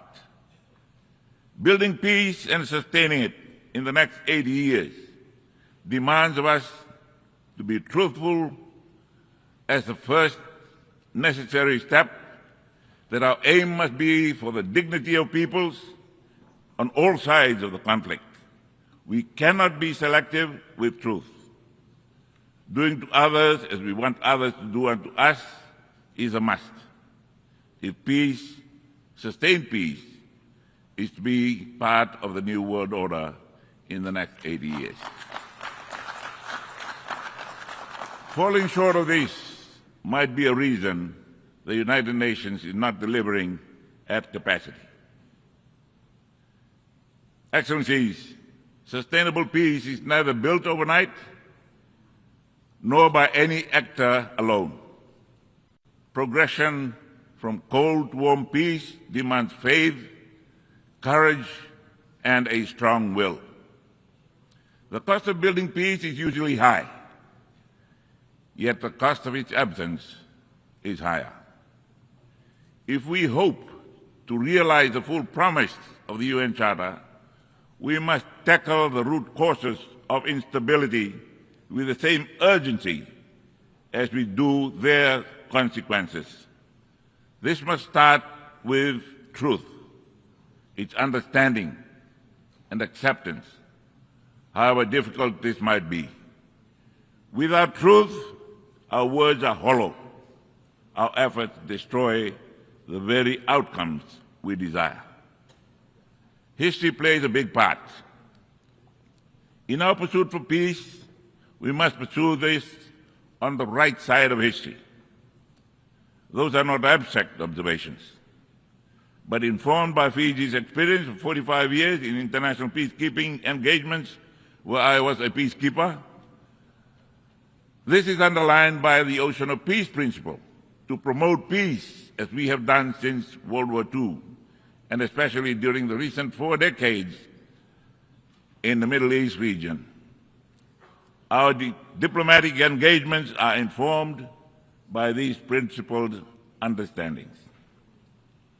Under the Ocean of Peace, Fiji sees its responsibility in advocating peace within and on behalf of the Pacific region, a responsibility I do not take lightly as the Prime Minister of my country. Under our foreign policy priority, Family First Pacific Regionalism, Fiji stands with our Pacific members. We know that sustained peace is only possible with prosperity. Fiji's primary focus is development, where my government's full attention is directed at poverty alleviation or eradication. Perhaps a way of assisting developing economies is to open markets for our produce. This reinstates and sustains the dignity of nations. Together, peace and development are integral to attaining the human rights of peoples. Furthermore, peace and prosperity for our people mean addressing expanded definition of security with climate change high on the list. Fiji, like other small island developing states, face ominous and disproportionate climate threats with negligible fraction of global emissions. Those who shoulder the blame must foot the bill. Science is clear. The powerful G20 group has been responsible for 80% of total emissions. I plead with them that they must lead the charge, keeping with the principle of common but differentiated responsibilities and respective capabilities in light of different national circumstances. Heading to COP30, I hope that the world will push harder and members agree on pending common grounds of concern. Fiji stands strongly in support of Australia's bid to host COP31 as a Pacific COP. We need a loss and damage fund that meets the scale of the challenge and developed countries meeting their adaptation financing promises. We continue to reward polluters who wreck our planet. The fossil fuel industry continues to pocket massive profits and subsidies, while everyday people bear the costs of climate catastrophe, from rising insurance premiums to lost livelihoods.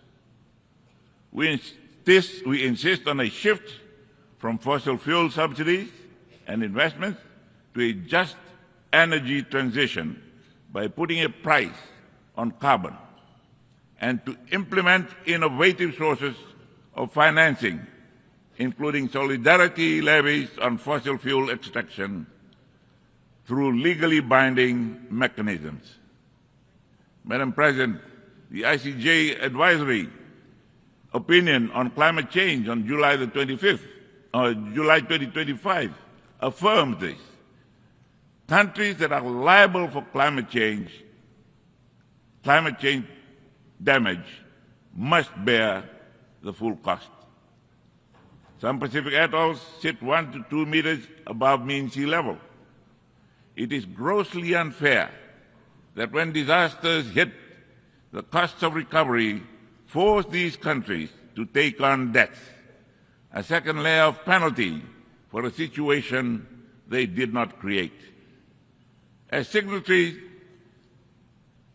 to the Paris Agreement, we are contributing our fair share towards the global effort to guide our low-carbon, climate-resilient development.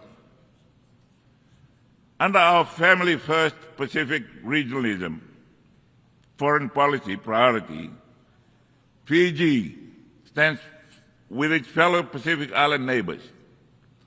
Some of our smaller Pacific Island communities are struggling to stay above sea level. The international community is faltering in its commitment to keep below 1.5 degrees Celsius. Low-lying Pacific states expect the worst. Today, my government is looking at ways to host these island communities if it is not possible to remain on their islands. The dignity of the people that are forced to leave their homes is fundamental. Let's start with the legal definition. Today, they are merely referred to as displaced people. In the Pacific, where 90% of land is communally owned, those that are being displaced will be landless before they become stateless, stripping them further of their dignity.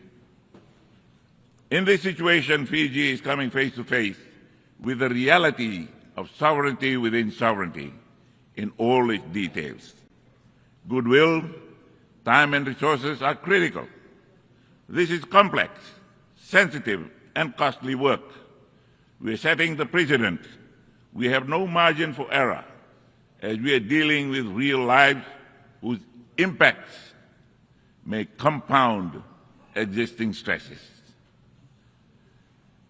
Excellencies, one of the biggest victims of the climate crisis is the ocean itself.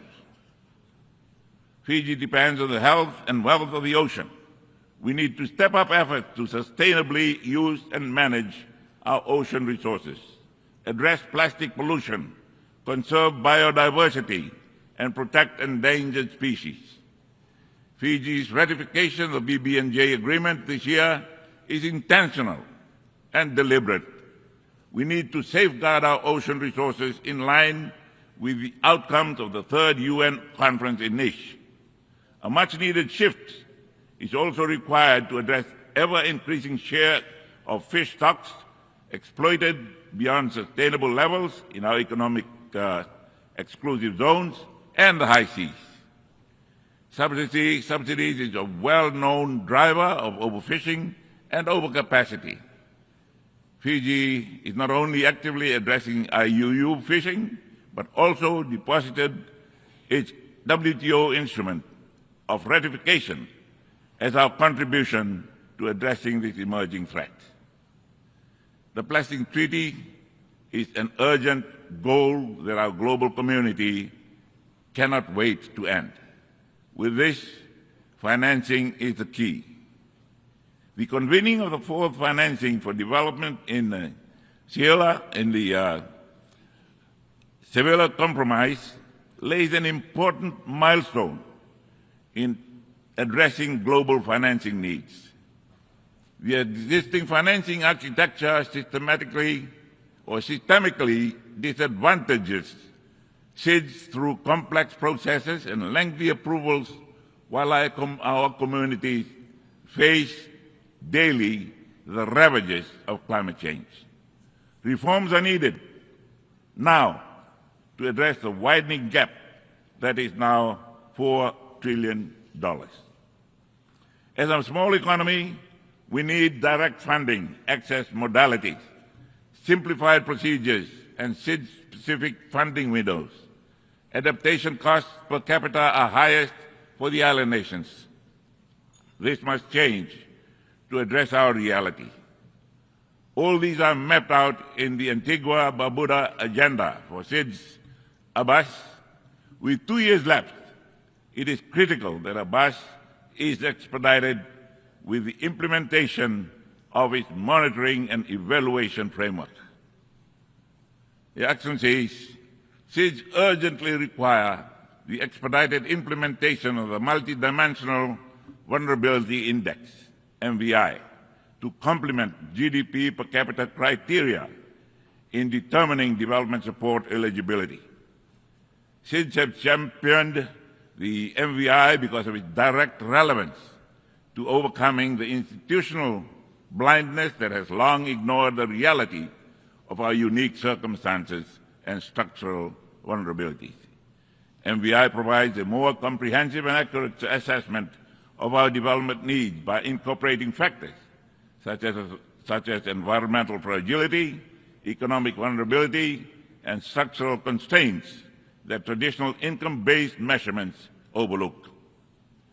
For Fiji, as with other SIDS, the implementation of MVI is a matter of development justice, ensuring that international support mechanisms recognize our inherent vulnerabilities and provide appropriate assistance regardless of per capita income levels.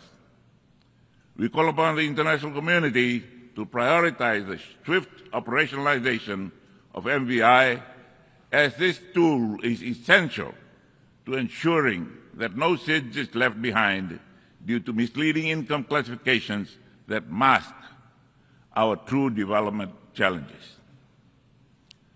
Excellencies, as we mark the UN's 80th anniversary and discuss UN reform, Fiji notes that the UN remains an indispensable partner for development in the Pacific SIDS. Our unique challenges require the specialized support that only the UN system can provide. Striking the right balance between a strong UN presence and operational effectiveness that reflects the priorities of PSIDS is preferred. On our part, Fiji is finalizing arrangements for a purpose-built UN house that will provide a functional platform for UN operations in Fiji.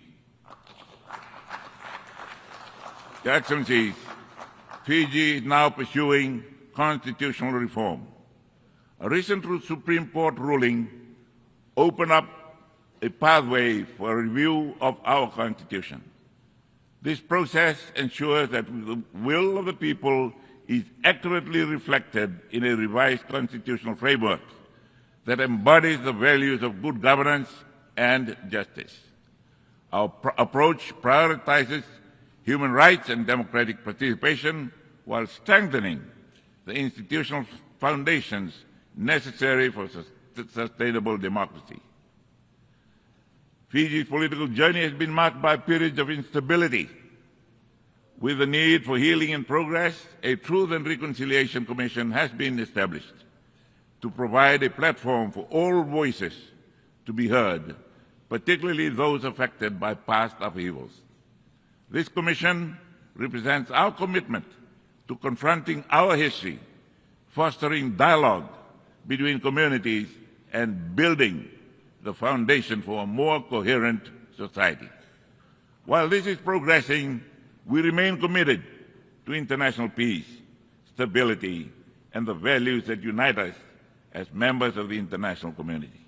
We congratulate those countries that have successfully trodden the path before and encourage those that haven't to get onto it. Fiji is also challenged by an upsurge in transnational organized crime.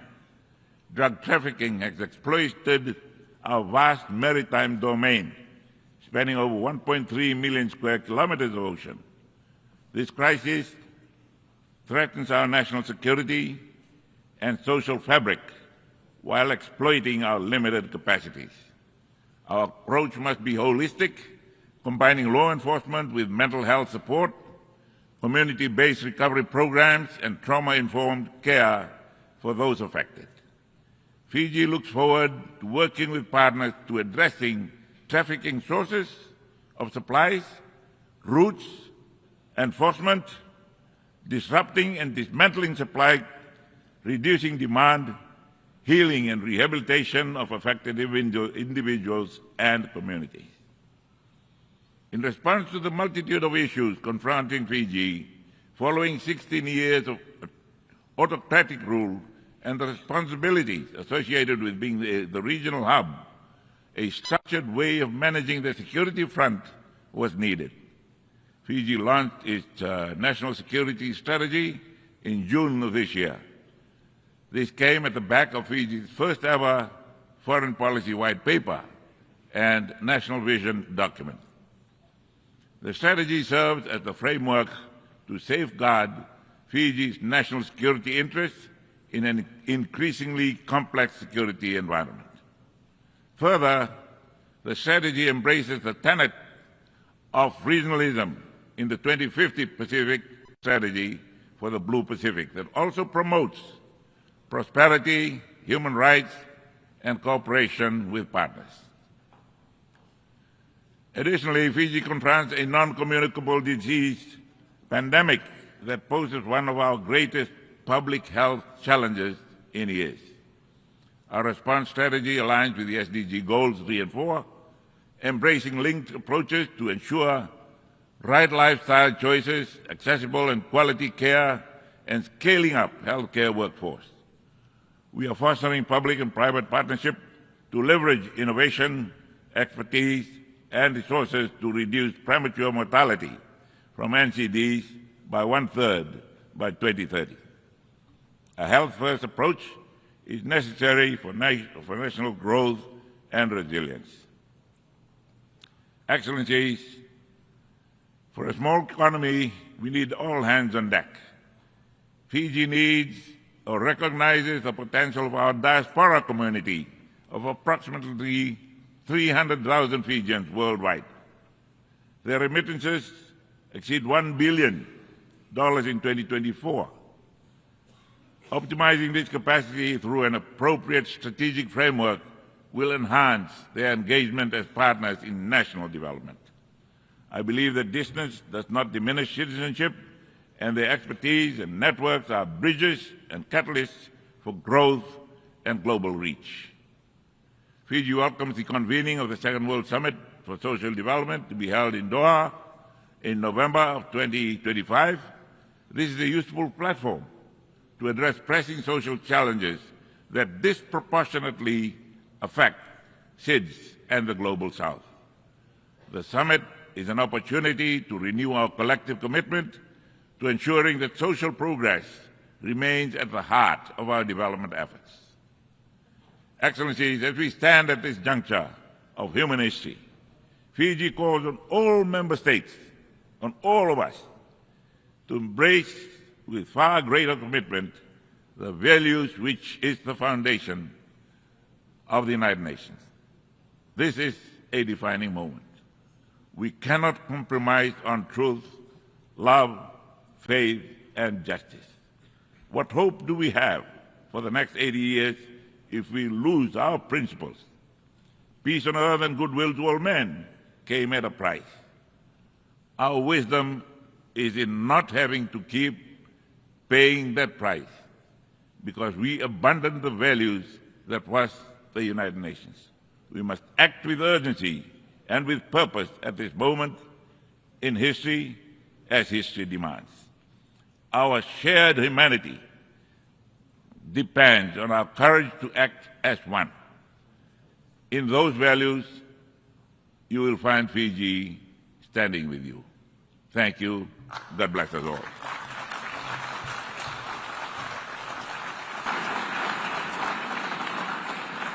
On behalf of the Assembly, I wish to thank the Prime Minister, Minister of Foreign Affairs, Civil Service and Public Enterprises and Information of the Republic of Fiji. Now the Assembly will hear an address of His Excellency Feleti Teo, Prime Minister of Tuvalu. I request protocol to escort His Excellency and invite him to address the Assembly.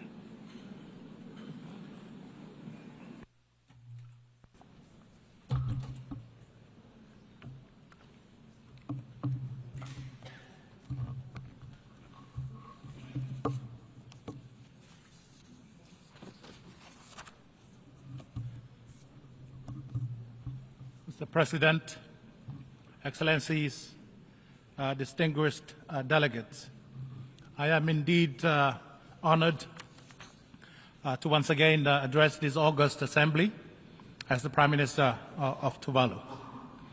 I convey to the General Assembly the warmest greetings and best wishes of the people and the government of Tuvalu. Allow me to extend my sincere congratulations to Excellency President Annalena Baerbock on their election as President of the 80th session of the General Assembly of the United Nations. I assure President Bayabok of my country, Tuvalu's full support of her presidency. Allow me also, Mr. President, to express my sincere gratitude to the outgoing President, His Excellency Philemon Yang, for his exemplary leadership over the past year. Mr. President, let me also express Tuvalu's heartfelt congratulations to the entire United Nations family for this historic milestone of 80 years of existence. For 8 decades, the United Nations stood as a steadfast pillar of peace, a champion of multilateralism, and a beacon of hope for humanity. The UN's enduring presence is a testament of the transformative power of unity and the remarkable achievement made possible when nations join forces in a spirit of cooperation and unity of purpose. Tuvalu takes enormous pride in its membership of the United Nations, especially as it celebrates its 25th anniversary of UN membership this month. Mr. President, the occasion of the 80th anniversary of the United Nations should and must be a moment of reflection and re-envisioning to ensure the United Nations remains true and faithful to the objective of its foundational document, the UN Charter. Despite our historic achievement, we continue to witness conflict, persistent human rights violations, and development setbacks. These challenges run counter to the principle of the United Nations Charter and serve as a stark reminder that our quest for peace, justice, and sustainable development remain incomplete despite the maturity and the advanced age of the United Nations.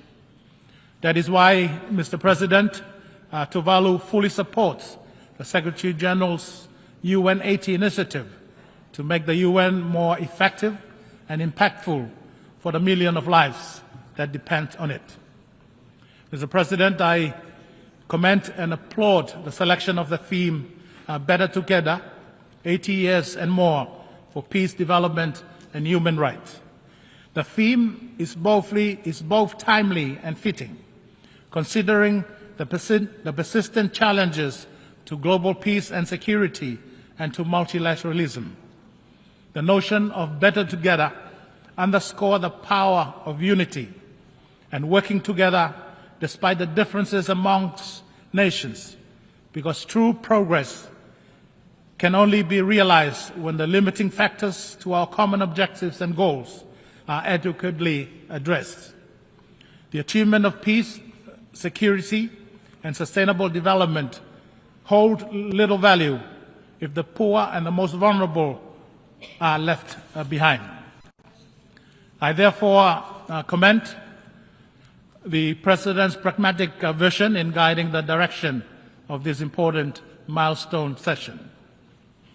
Mr. President, climate change and sea level rise remain the greatest security threats to Tuvalu, and they continue to be the top development and security priorities for Tuvalu.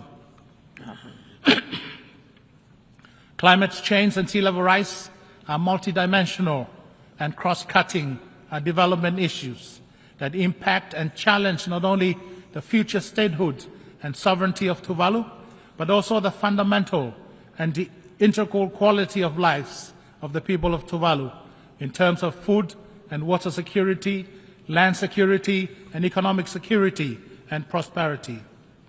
Tuvalu continues its strong international advocacy for the special case of Tuvalu as the most vulnerable of the most vulnerable countries to the impact of climate change, especially climate-induced sea level rise. Towards that objective, Tuvalu has been vocal and active in its efforts to future-proof its statehood and sovereignty by seeking to influence state practices and international law as they relate to the impact of climate change and sea level rise on statehood continuity and the permanency of properly demarcated maritime boundaries and the right to the resources therein pursuant to the UN Convention on the Law of the Sea. Tuvalu has also taken bold and unilateral actions in this regard. Tuvalu has amended its constitution to ensure Tuvalu's statehood in perpetuity and its maritime boundaries are protected and remain permanent, no matter what happens to Tuvalu's land territory because of climate change.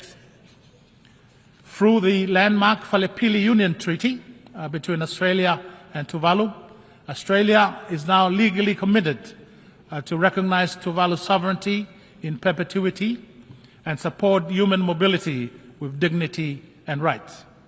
Tuvalu fully supports the effort of the UN General Assembly in elevating the issue of sea level rise as a standalone issue and commenced its historical high-level meeting last year in 2024 on sea level rise. Tuvalu welcomed the decision of the UNGA this year to convene another high-level meeting on sea level rise next year at its 81st session in September 2026, with the view to consider a UN declaration on sea level rise.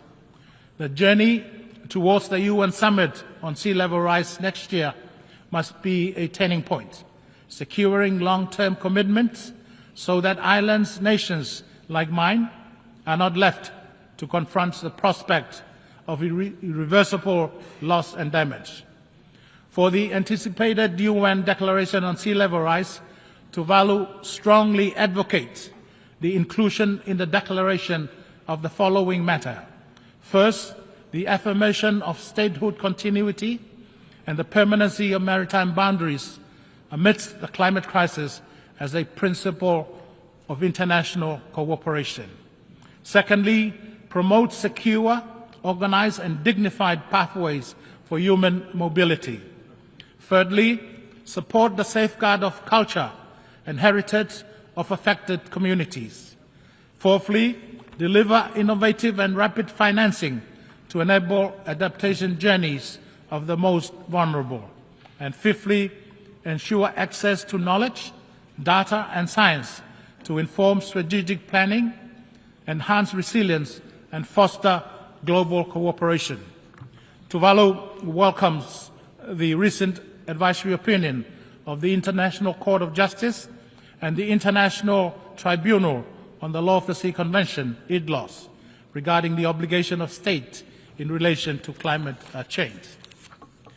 The IDLOS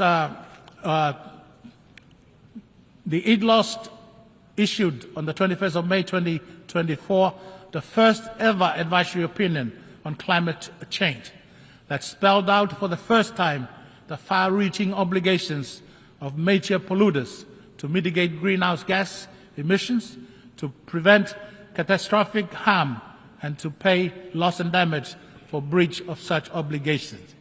The ICT's landmark advisory opinion delivered in July this year validates that climate change is urgent and is an existential threat to human life and natural ecosystem. The ICJ and the IDLOS opine that states have a duty to prevent significant harm to the environment, and therefore they must act with due diligence and use all means at their disposal to prevent activities carried out in their jurisdiction or under their control from causing significant harm to the climate system. The advisory opinions also affirm the principle of statehood continuity and the permanency of duly demarcated maritime boundaries despite the impact of climate change and sea level rise. The advisory opinions are significant milestones as they shift the conversation from political commitment to legally binding obligation. Despite the advancement in state practices and the recent judicial pronouncement on climate change and sea level rise, Tuvalu continues to call for the development of an international treaty on sea level rise that codifies the legal rights of affected states and peoples, and to reaffirm the principles of statehood continuity and the permanency of maritime boundary. It is my hope that the urgency to address the existential threat of climate change and sea level rise will not be overshadowed by the ongoing geopolitical competition between the superpowers and the military conflict around the globe. Mr. President, while the UNGA prepares for the UN Summit on sea level rise next year, Tuvalu continues to fulfill its obligation under the UN Framework Convention on Climate Change. With a sense of pride, Tuvalu has presented its first biennial transparency report to the UNFCCC, which is a testament to Tuvalu's commitment to transparency, accountability, and climate actions. During this week, I announced the third nationally determined contribution, NDC 3.0, which is Tuvalu's blueprint to resilience and a pledge to the world, linking climate action, sustainable development, cultural preservation, and a just transition to 100% renewable energy. But the fight for the 1.5 degree centigrade threshold cannot be won with carbon dioxide reductions alone. We must tackle methane and other short-lived gases that prevent near-term warming to buy time for deeper carbonization to take root. Only then can we protect the world from irreversible tipping points like the rapidly expanding coral bleaching that is devastating our ocean.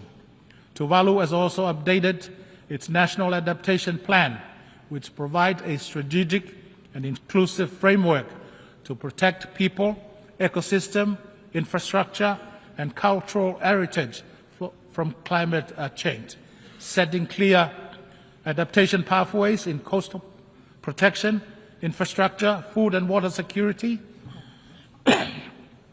health and disaster risk reduction, while addressing sovereignty and cultural preservation. Tuvalu also supports the Fossil Fuel Non-Proliferation Treaty Initiative for a just phase-out of the use of fossil fuel, and call on all nations that are serious about confronting the climate crisis to join this initiative and to act decisively to protect our planet and future generations. Mr. President, Tuvalu has 26 square kilometers of land just opposed against 750,000 square kilometers of exclusive economic zones, which makes Tuvalu a large ocean state. As such, the ocean is the lifeblood of our economy. The ocean defines our culture and heritage, and the ocean is our very source of existence. As custodian of the Pacific Ocean, Tuvalu reaffirmed its commitment to conserve and sustainably use the ocean, seas, and marine resources. To that effect, Tuvalu is in the process of developing its first ever national ocean policy, not only to coordinate and guide the implementation of our commitments under SDG 14, but to also discharge our obligation to save and keep our ocean healthy. Mr. President, Tuvalu has ratified the BBNJ agreement, which has achieved the requisite 60 ratification threshold to bring it into force. Earlier this year, Tuvalu joined the global community in Nice, France, for the third United Nations Oceans Conference. In that gathering, Tuvalu joined the Ocean Rise and Coastal Resilience Coalition, which aims to support coastal cities by planning and implementing the transformation required to address sea level rise. The Nice Ocean Conference reminded us that the fate of our ocean cannot be separated from the fight against climate change and sea level rise. The commitment made in Nice must be carried forward with resolve, including through strengthened partnership and predictable financing that empower frontline community to conserve and sustainably use the ocean on their own terms. In recognition of the need for a holistic approach to peace and security, the Pacific Island leaders this year endorsed the Pacific Blue Ocean of Peace Declaration, an initiative that aims to elevate the peace dimension of regional security and promote a Pacific-led vision of stability and resilience.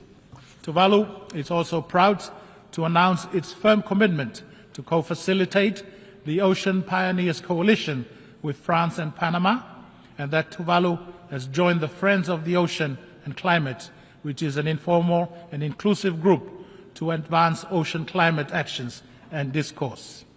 Tuvalu shared the disappointment for the inability of the Intergovernmental Negotiating Committee to finalize on time the development of an internationally legally binding instrument on plastic pollution, including in the marine environment, and therefore urges the leaders and the UN system to continue the work and to expeditiously finalize negotiation of such a treaty. Mr. President, the principle of better together is more than just a watchword. It is a powerful affirmation of partnership in the face of increased challenges to multilateralism.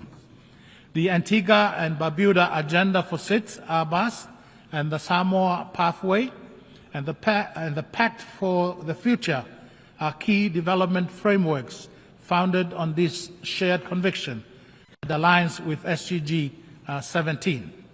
Genuine and durable partnership is not a choice, but a necessity. It is a principle that continues to shape international cooperation and respond to the unique and persistent challenges that SIDS and LDCs like Tuvalu continue to face. Tuvalu acknowledges the progress achieved for such a genuine and enduring partnership. However, greater global efforts remain needed by those at the lower end of the global economic scale, like the LDCs and the SIDS. The decadal guide for financial cooperation, dubbed the Compromiso de Sevilla, fell short of our ambition for a truly transformative financing framework. Much to our disappointment, there is also omission of previously agreed climate financing language from the document. Nevertheless, Tuvalu reiterates the call for urgent, scaled-up adaptation finance and the rapid operationalization and replenishment of the Loss and Damage Fund, including through the innovative use of special drawing rights. Tuvalu remains steadfast in its call for increased grants and concessional financing, improved access to climate change and development funds, technology transfer and capacity building initiatives that are tailored to the special circumstances of small island developing states. Moreover, international financial institutions must reconsider eligibility criteria that prevent vulnerable countries from accessing support simply because of income classifications that do not reflect our exposure to multidimensional risk. For Tuvalu, justice in global finance means recognizing that vulnerability cannot be measured by GDP alone. It means valuing resilience, equity, and the right of every nation, large or small, to chart a secure and sustainable future. Timely and targeted assistance is not charity. It is a matter of justice and survival. For the foregoing reasons, Tuvalu has joined the Pacific Resilience Facility, which is a Pacific-led and Pacific-managed facility to cater for the specific adaptation needs of Pacific Island countries in the face of climate change. Tuvalu calls on the international community, especially the developed countries and partner organizations, to support the capitalization of the Pacific Resilience Facility. Mr. President, non-communicable disease, NCDs, are the leading cause of morbidity and mortality in the Pacific region and in the world at large, and Tuvalu is not an exception. Poor diet and obesity, intrinsically linked to the food security challenges, are key contributors to this escalating public health concern. Tuvalu therefore welcomes the political commitment demonstrated through the recent adoption of the political declaration on the prevention and control of non-communicable diseases and the promotion of mental health and well-being. The acknowledgement of the need for coordinated cross-sectoral actions reflect a spirit of collective responsibility and exemplify the critical support required by countries most affected by NCDs. At the national level, Tuvalu is fully committed to upholding the commitments outlined in the declaration in our shared pursuit of achieving the global targets by 2030. Mr. President, earlier this week we commemorated the 30th anniversary of the 4th World Conference on Women and the Beijing Declaration and Plan of Action, considered the most progressive blueprint ever for advancing women's rights. Tuvalu reaffirms its commitment to gender equality and has taken important steps towards that objective. The Tuvalu Constitution now prohibits discrimination based on sex, embedding gender equality in our highest law. And last year, in 2024, Tuvalu adopted a more updated and modern national gender equity policy to assure women's empowerment and protection from violence are integrated across all sectors. Women's rights are not only human rights, but are also a foundation of sustainable development, peace and resilience. For Tuvalu, this means ensuring that women are not only included, but are leading in decision-making spaces, from village councils to global negotiation. Equally, Tuvalu places high importance on the role of young people in building a more just, sustainable and inclusive future. As we also marked yesterday the 30th anniversary of the World Programme of Action for Youth, we take this opportunity to underscore our support for youth development and leadership. We must continue to create the conditions that allow our young people to realize their full potential as active agents for change, as innovators and as partners in achieving the Sustainable Development Goal. Tuvalu recognizes that inclusive development cannot be achieved without the full and equal participation of women and youth. Mr. President, projecting the principle of inclusivity and leaving no one behind to the UN system, Tuvalu deeply regrets the continued exclusion of the Republic of China, Taiwan, from the United Nations system. As a long-standing and reliable development partner of Tuvalu, Taiwan has consistently demonstrated its commitment to international cooperation, making meaningful contribution across a broad range of development sector. Tuvalu holds the strong view that the UNGA Resolution 2758 does not preclude Taiwan's meaningful participation in the UN system, and Tuvalu calls for the admission of Taiwan as a member of the United Nations and its specialized agency. Similarly, it is regrettable to observe that the people of Cuba continue to bear the economic burden of long-standing unilateral economic sanctions, which deny them crucial international development assistance and partnership necessary for their recovery and rebuilding efforts. Tuvalu believes that sanctions which isolate and impoverish entire peoples run counter to the spirit of the United Nations Charter. Tuvalu supports the lifting of these sanctions and joins other member states in calling for the removal of Cuba from the list of state sponsors of terrorism. Mr. President, next week on the 1st of October will be Tuvalu's 47th independence anniversary.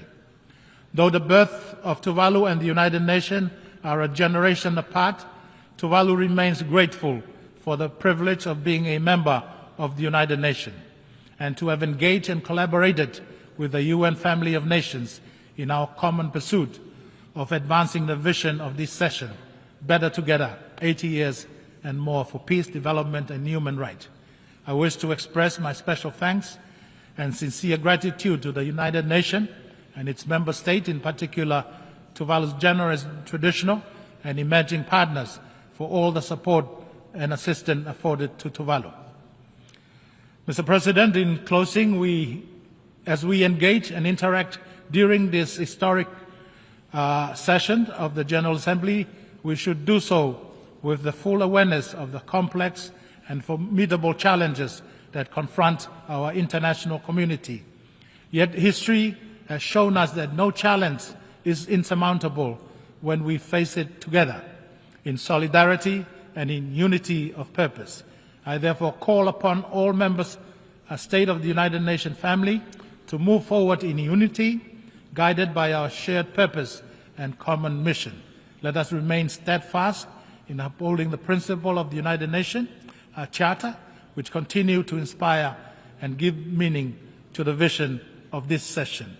While progress may not have come as swift as we desire, it is far more meaningful when it is achieved collectively.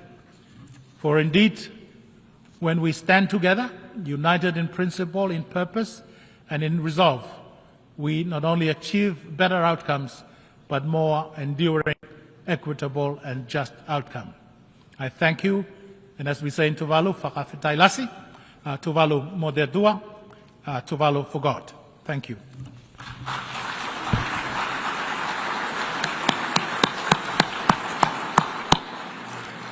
On behalf of the Assembly, I wish to thank the Prime Minister of Tuvalu.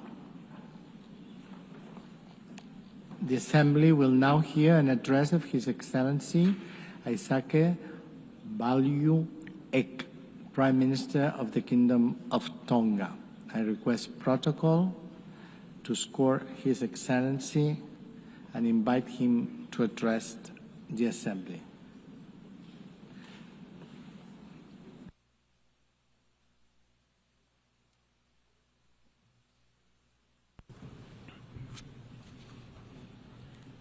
Tapu moe o tua mafi o ko whio i ho taulotolotonga.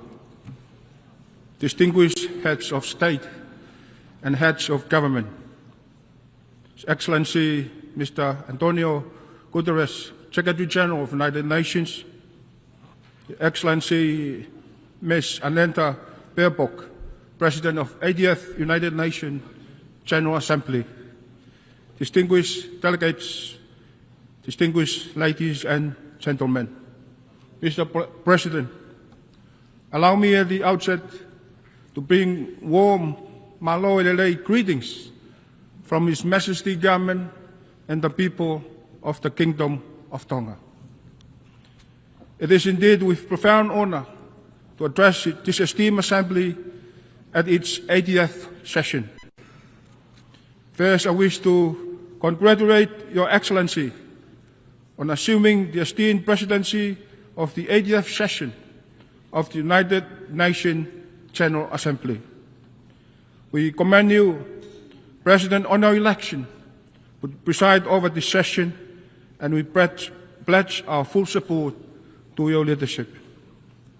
I take this opportunity to also thank your predecessor, His Excellency Prime Minister Kyriakos Mitsotakis, for his able leadership throughout the durations of his mandate. We also pay tribute to the Secretary General, His Excellency Antonio Guterres, Secretary General of the United Nations, for his steadfast efforts in advancing the purposes and principles of the United Nations and the roles he has played. Mr. President, we convene at this 80th session under the theme, Better Together, 80th years and beyond, for peace, development and human rights. A vision to which Tonga pledges its full support. For us, as a small island developing state, these themes resonate deeply. The pursuit of peace, development and human rights cannot be realized without urgent action on climate change, the protection of oceans, and the resilience of vulnerable communities. At a time when climate change has become a profound security threat, we must rally around the collective visions of the United Nations. For only through solidarity and shared responsibility can we safeguard our planet, uphold the dignity of all peoples, and secure a sustainable future for generations to come. As I stand before you in commemorating the 80th anniversary of the United Nations, I am pleased to share that Tonga will soon celebrate 150th anniversary of our Constitution on 4th of November 2025. Constitution Day is a profound reminder of our sovereignty, unity, and enduring independence. Proclaimed in 1875 by His Majesty King Tupou I, our Constitution laid foundation for justice, the protection of land, and the rights of people. As we mark its 150th anniversary, we celebrate not only a historic milestone, but also a living legacy that continues to guide our nations and inspire our future generations. Mr. President, Tonga reaffirms its steadfast commitment to the purposes and principles of the United Nations Charter, first signed in San Francisco 80 years ago. That historical document continues to guide our collective pursuit of peace, security, human rights, and development. It visions endure as a beacon for multilateralism, reminding us that the challenges we face today cannot only be addressed through unity, cooperation, and respect for international law. Mr. President, Tonga welcomes the UN 80 reform processes as an opportunity to ensure the United Nations remain fit for purpose in addressing today's challenges, just as Pacific undertakes its own review of the regional architecture under the 2050 strategy for the Blue Pacific continent. For us, reform is not abstract. It is about survival, dignity, fairness, and efficiency. If the UN is to deliver for our people, it must deliver with us, through us, and in alignment with the principle our leaders have endorsed. This means anchoring regional integrated platforms within the Pacific Islands Forum, ensuring financing flows respond to regionally determined priorities, safeguarding access for the small administrations, easing reporting patterns, and above all, increasing Pacific representations across the UN system and decision-making bodies. Only then can we renew trust in multilateralism, ensure that our voices shape global outcomes, and guarantee that the Blue Pacific continent benefits from effective, inclusive, and responsive multilateral delivery. Mr. President, Tonga welcomes the adoption of the Pact for the Future with its annexes, the Global Digital Compact, and declarations of future generations as both an opportunity to strengthen multilateralism in a time of global crisis, and a responsibility to ensure no nation, however small or remote, is left behind. It focuses on climate action, sustainable development, financing, and intergenerational responsibility, speaks directly to Tonga's priorities as small island developing states on the forefront of climate change, offering a vital framework to accelerate adaptation, close critical financing gap, and safeguard a sustainable world for generations to come, while reaffirming the needs for inclusive governance where Pacific's voice help shape the decision that defines our shared future. Mr. President, last month, Tonga concluded its chairmanship of the 53rd Pacific Islands Forum Leaders Meeting. The Kingdom was privileged to host Secretary General Antonio Guterres on our shores. His attendance as a special guest reaffirmed the deep partnership between the Pacific and United Nations, and further strengthened our belief in the indispensable role of this organization. Tonga tenure as a chair was highly significant, both symbolically and practically. Our representations here at the United Nations as chair afforded Tonga the opportunity to assume a leadership role within the Pacific family, guiding collective priorities and setting the tone for regional cooperations. It enabled us to play a pivot role in reinforcing Pacific solidarity, ensuring that both small and large island states stood together in the negotiation with global partners. It also amplifies Tonga's voice in international diplomacy by carrying the mandate and collective position of the Pacific regions. Above all, it left us with a legacy for resilience and provided a vital platform for advocacy on issues central to our people's survival and well-being. Mr. President, for small island states, one of the most pressing issues remain the existing threat of climate change. For Tonga, this is not a remote threat, but unfolding reality that threatens to erase decades of development gains and imperils the very existence of our island. We therefore continue to call for urgent, ambitious and concrete climate actions from the national community, action grounded in the principle of equity, justice and common but differentiated responsibility. It is in this connection that Tonga supports Australia bid to host COP31 in partnership with the Pacific as a Pacific COP. We see this as an unique opportunity to bring the voices of small island developing states to the forefront of the global climate agenda, ensuring that the realities of our peoples are not only heard, but drive the urgency of action. Hosting COP31 in our regions would symbolize a global commitment to climate justice and amplify the call for solutions that safeguards the most vulnerable. Mr. President, Tonga's welcome the landmark advisory opinion of the International Court of Justice on 23rd July, a historic decision affirming that climate change is not only an environmental crisis, but also a profound challenge to international law, human rights, and the survival of our island nations. For Tonga, this opinion is more than a legal milestone.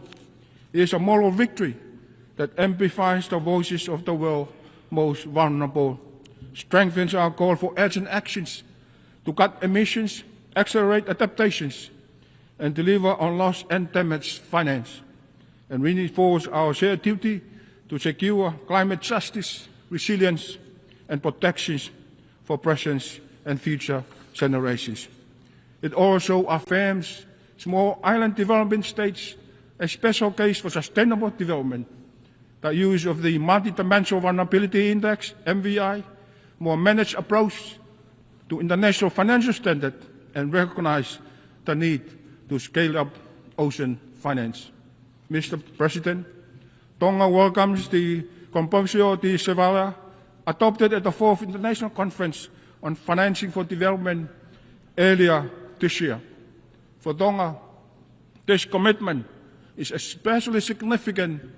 It calls for a more inclusive, fair and transparent global financial system, one that better responds to realities of countries most at risk, including smaller island developing states. This speaks directly to Tonga's priorities, mobilizing equitable financing for climate resilience, disaster preparedness, and sustainable development, addressing that sustainability and ensuring that no country is left behind because of its size, geography, or vulnerability.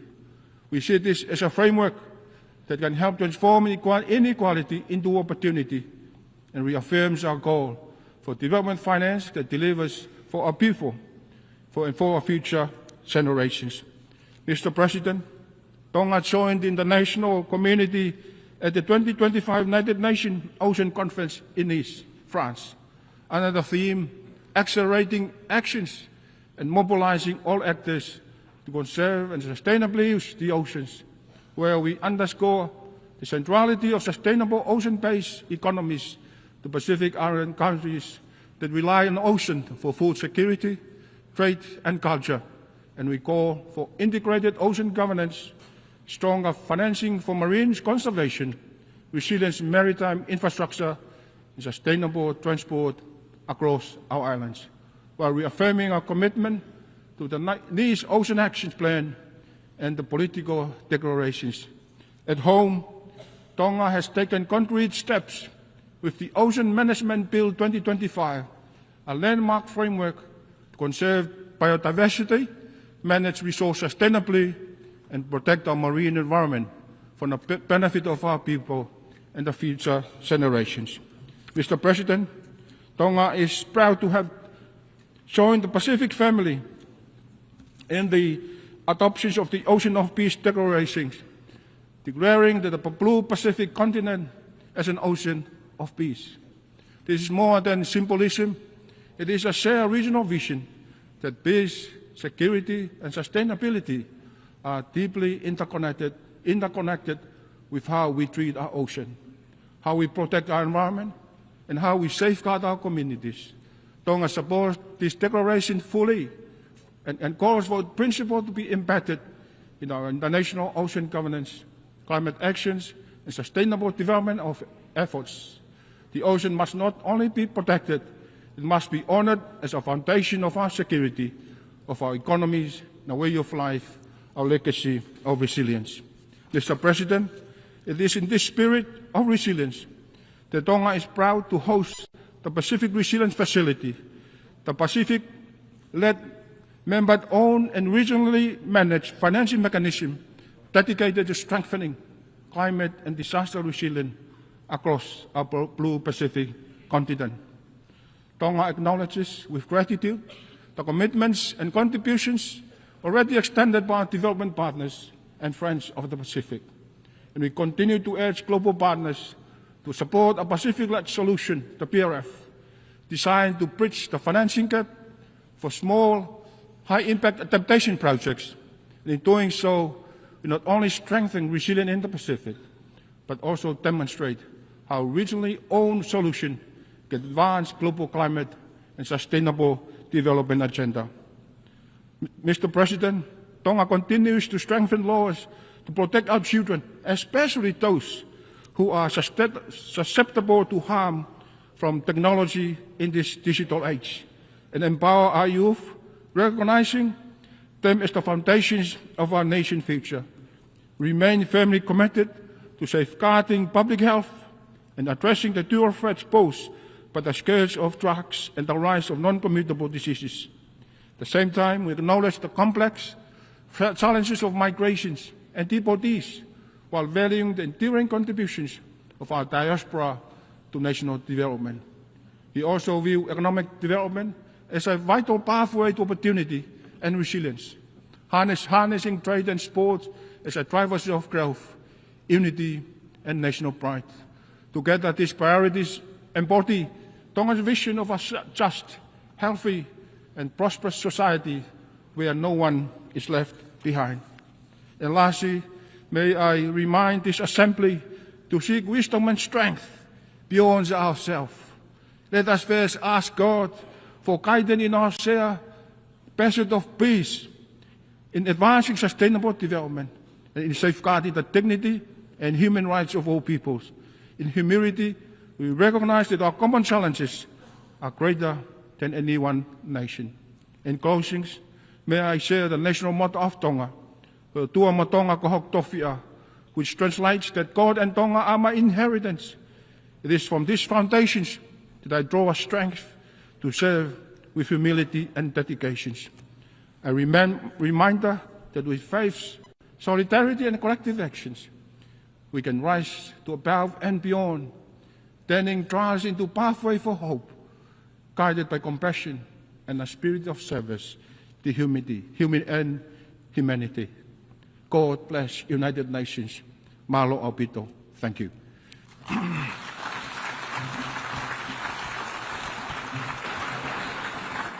On behalf of the Assembly, I wish to thank the Prime Minister of the Kingdom of Tonga.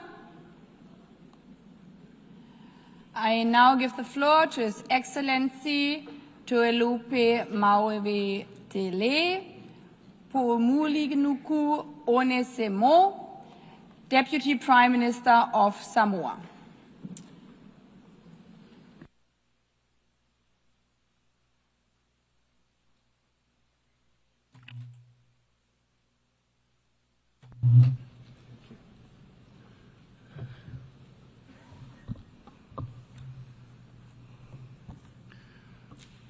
Samoa elu tātou tofi. Tāpua I mai amal manuia. Se wheru tātou sāo. I upu whai o malo au whatasi. Presidents, world leaders, excellencies, I wish to congratulate Her Excellency Ms. Annalena Baerbock on her election as President of the 80th session of the General Assembly. The theme you have chosen resonates deeply with Samoa, particularly as we celebrate 80 years of our United Nations. It is timely call for our collective actions towards a more peaceful, sustainable, and resilient future for our people and planet. You can be assured that Samoa's full support throughout your mandate. Excellencies, we live in times of global turbulence and uncertainty. Profound and transformative change is not only necessary, but also inevitable. We must prepare ourselves to face the challenges ahead with resolve and use opportunity to herald in much-needed reforms for the benefit of all and leaving no one behind. At the core of our success lies our unwavering commitment to the principles upon which the United Nations was built, multilateralism and international law. Samoa reaffirms its unwavering commitment to the United Nations as a premier forum to address global challenges. Multilateralism for Samoa is a practical necessity and not just an abstract ideal. Only through genuine cooperation and mutual trust can we craft solutions that no single nation could achieve alone. We welcome the Secretary-General's UN 80 initiative. Any reform must strengthen delivery on the ground, especially for small islands, developing states, by eliminating duplications, improving coherence, and accelerating impact.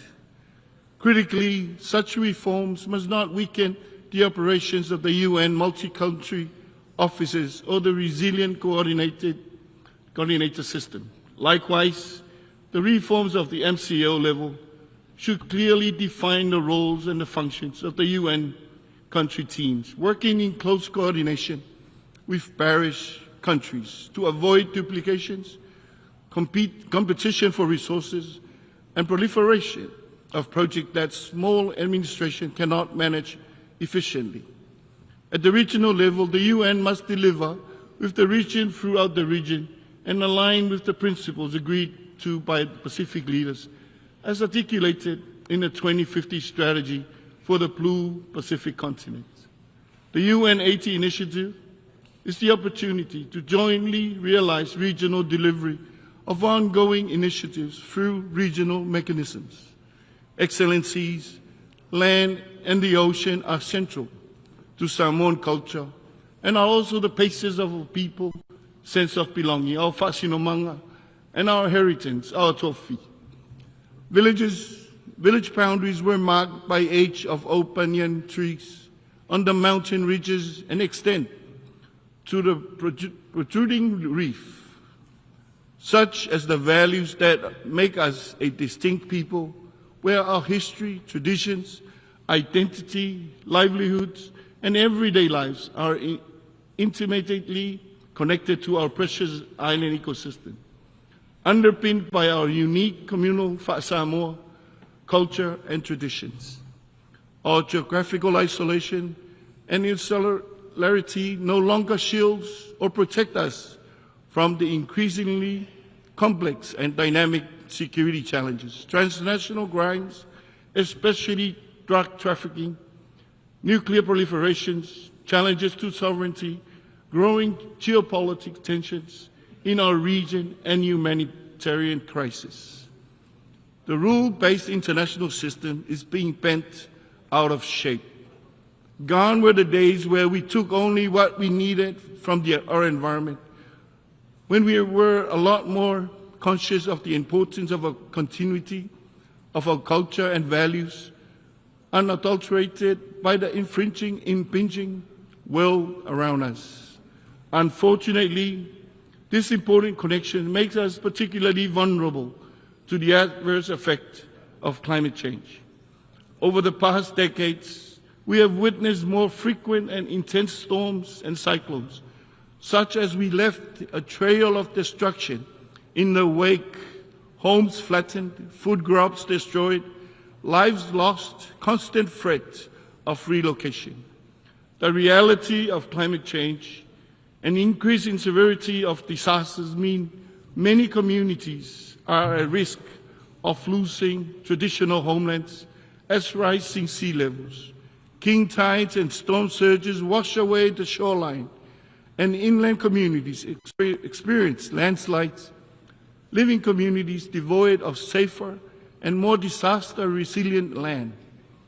Regrettably, continuous inaction means detrimental effect of all aspects of Samoan life. Climate change remains the greatest existential threat to Samoa and other Pacific states.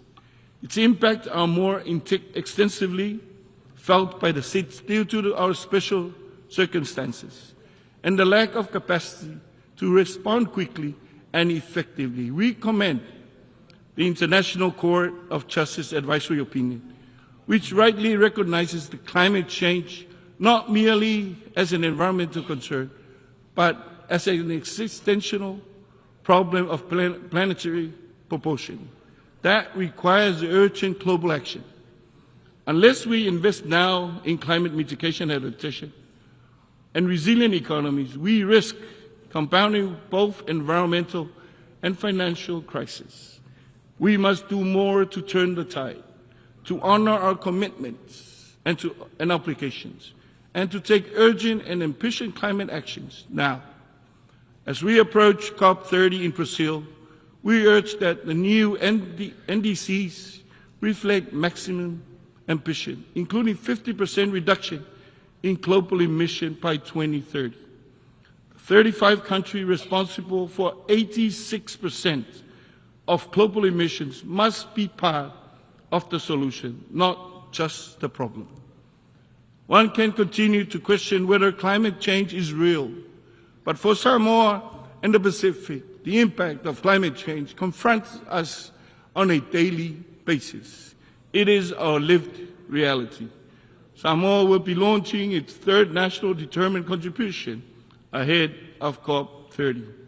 This updated plan, developed through inclusive consultation, captures both the realities and the aspirations of all Samoans. But we cannot do it alone.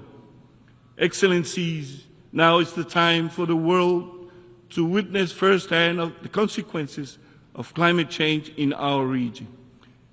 You can only truly appreciate our challenge if you visit us. There is no better place to discuss climate ambitions and solutions than in the Pacific, where climate change impact is a lived reality.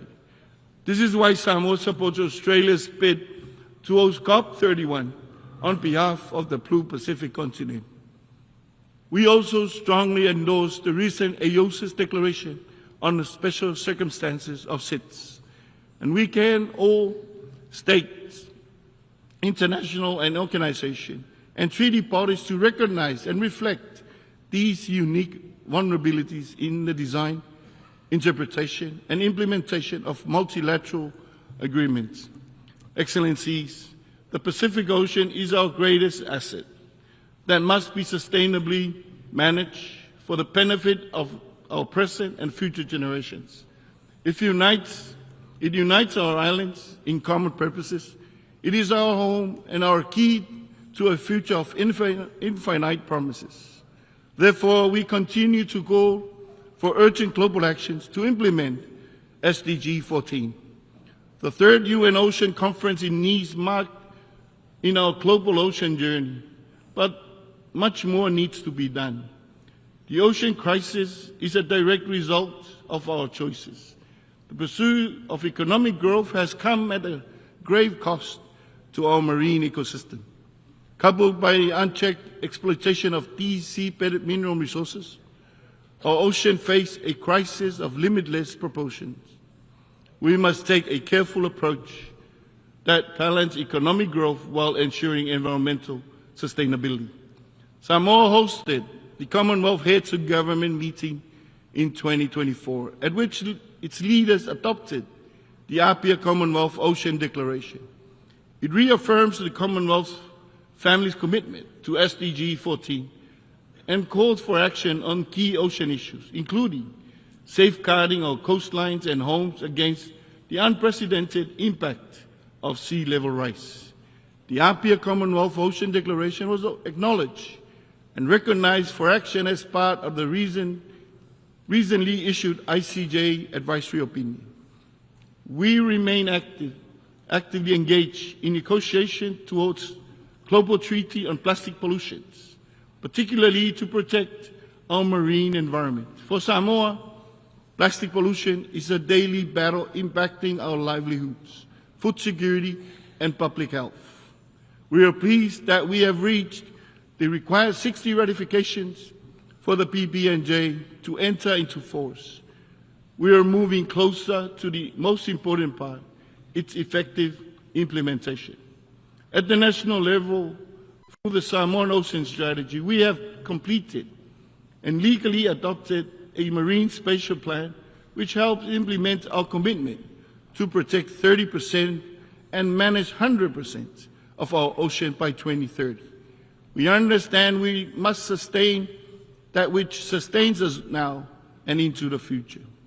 Excellencies, climate finance is the bridge for ambitious to action. It must be scaled up, easily accessible, devoid of burdensome conditions, and responsive to the needs of small island states. This way, the climate funds end up in the villages and the communities that need it the most. Financing of development conference in Sevilla was, regrettably, a missed opportunity. Since the Rio conference in 1992, we have made countless pledges and commitments to the development agenda. But too often, we simply rebrand and recycle old ideas while failing to deliver tangible progress. Meanwhile, multilateralism is under siege, and international financial commitments are being eroded. Overseas development assistance is being cut significantly, and the global financing gap for the SDGs stands at $4 trillion. Yet, when it comes to war, funding is never short supply. The stark contrast should give us pause. We must also address and confront the deep systemic inequalities, inequities embedded in our global economic and financial architecture. Yesterday's solutions are no match for today's crisis. A modern, just, inclusive financial and system must be created, one that recognizes small island states, understands them, and work in the interest of citizens. Debt forgiveness must be linked to measurable progress on resilience building. Samoa supports the incorporation of state contingent clauses in the debt instrument, allowing for suspension during crisis. We look forward to the timely implementation of the Sevilla commitment. Excellencies, non-communicable diseases are now the dominant health burden in Samoa and in the Pacific region. We welcome the high-level meeting on NCDs and call for targeted integrated actions for SIDS, especially in prevention, healthy food environments, and sustainable financing. Samoa has also developed the region's first national action plan for health security, aligning public health systems with climate adaptation and strengthening surveillance and response capacities.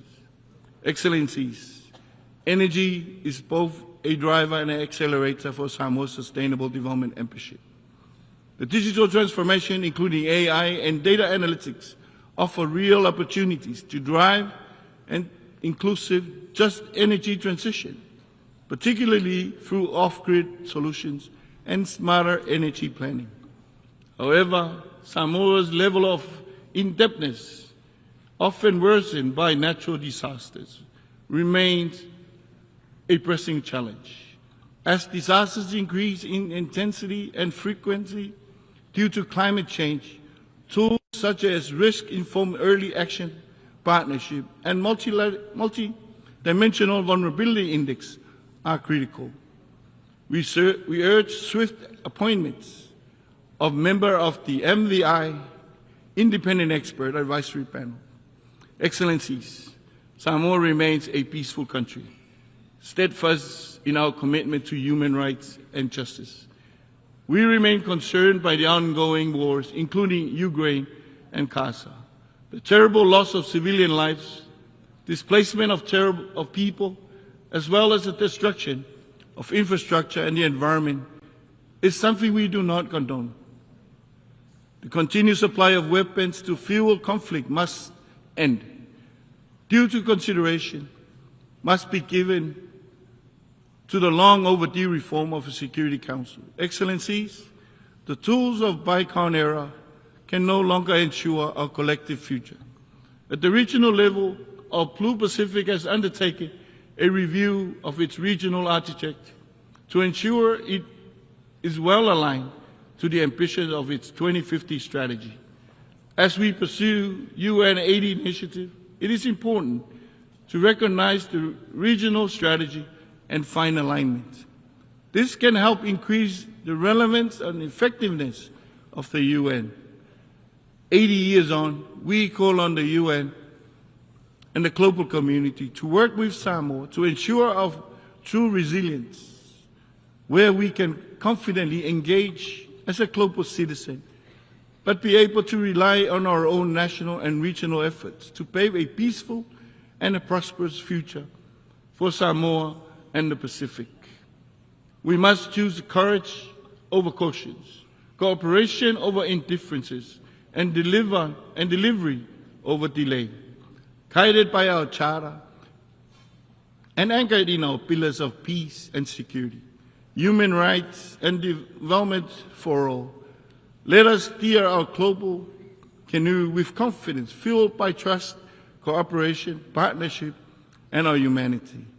Thank you, and God bless.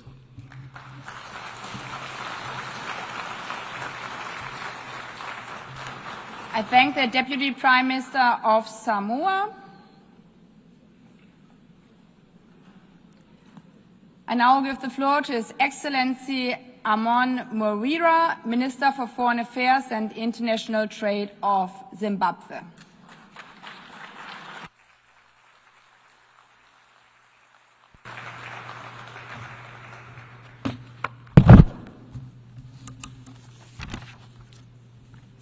Your Excellency Ms. Annelina Baerbock, President of the 80th Session of the United Nations General Assembly, Your Majesties, Your Excellencies, Heads of State and Government, the Secretary General of the United Nations, Mr. Antonio Guterres, distinguished delegates, ladies and gentlemen, I'm humbled to issue this statement on behalf of His Excellency the President of the Republic of Zimbabwe, Dr. Idi Mnangagwa. Let me warmly congratulate you, Madam President, on your election as President of the 80th Session of the Assembly. We are confident that under your stewardship, this milestone session will be remembered for renewed multilateral cooperation. Please be assured of Zimbabwe's support throughout your tenure. We also wish to pay tribute to your predecessor, His Excellency Philemon Young, for his leadership during a period marked by heightened geopolitical tensions and a retreat from multilateralism. This 80th anniversary of the signing of the UN Charter is a timely opportunity for us to reflect upon the journey of the past 8 decades. The resolve of the 50 nations that gathered in San Francisco in 1945 was to save the world from the scourge of war and conflict.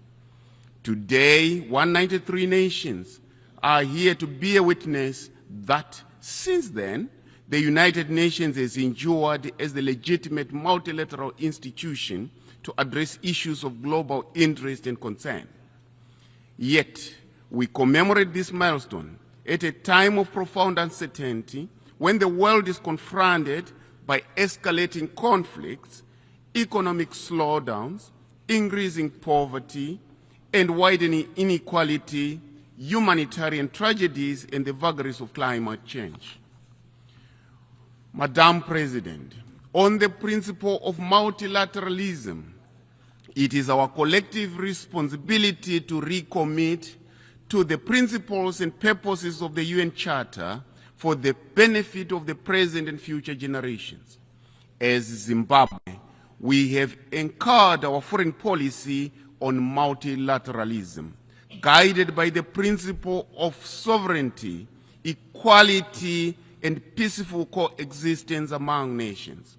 We believe that no nation can prosper in isolation.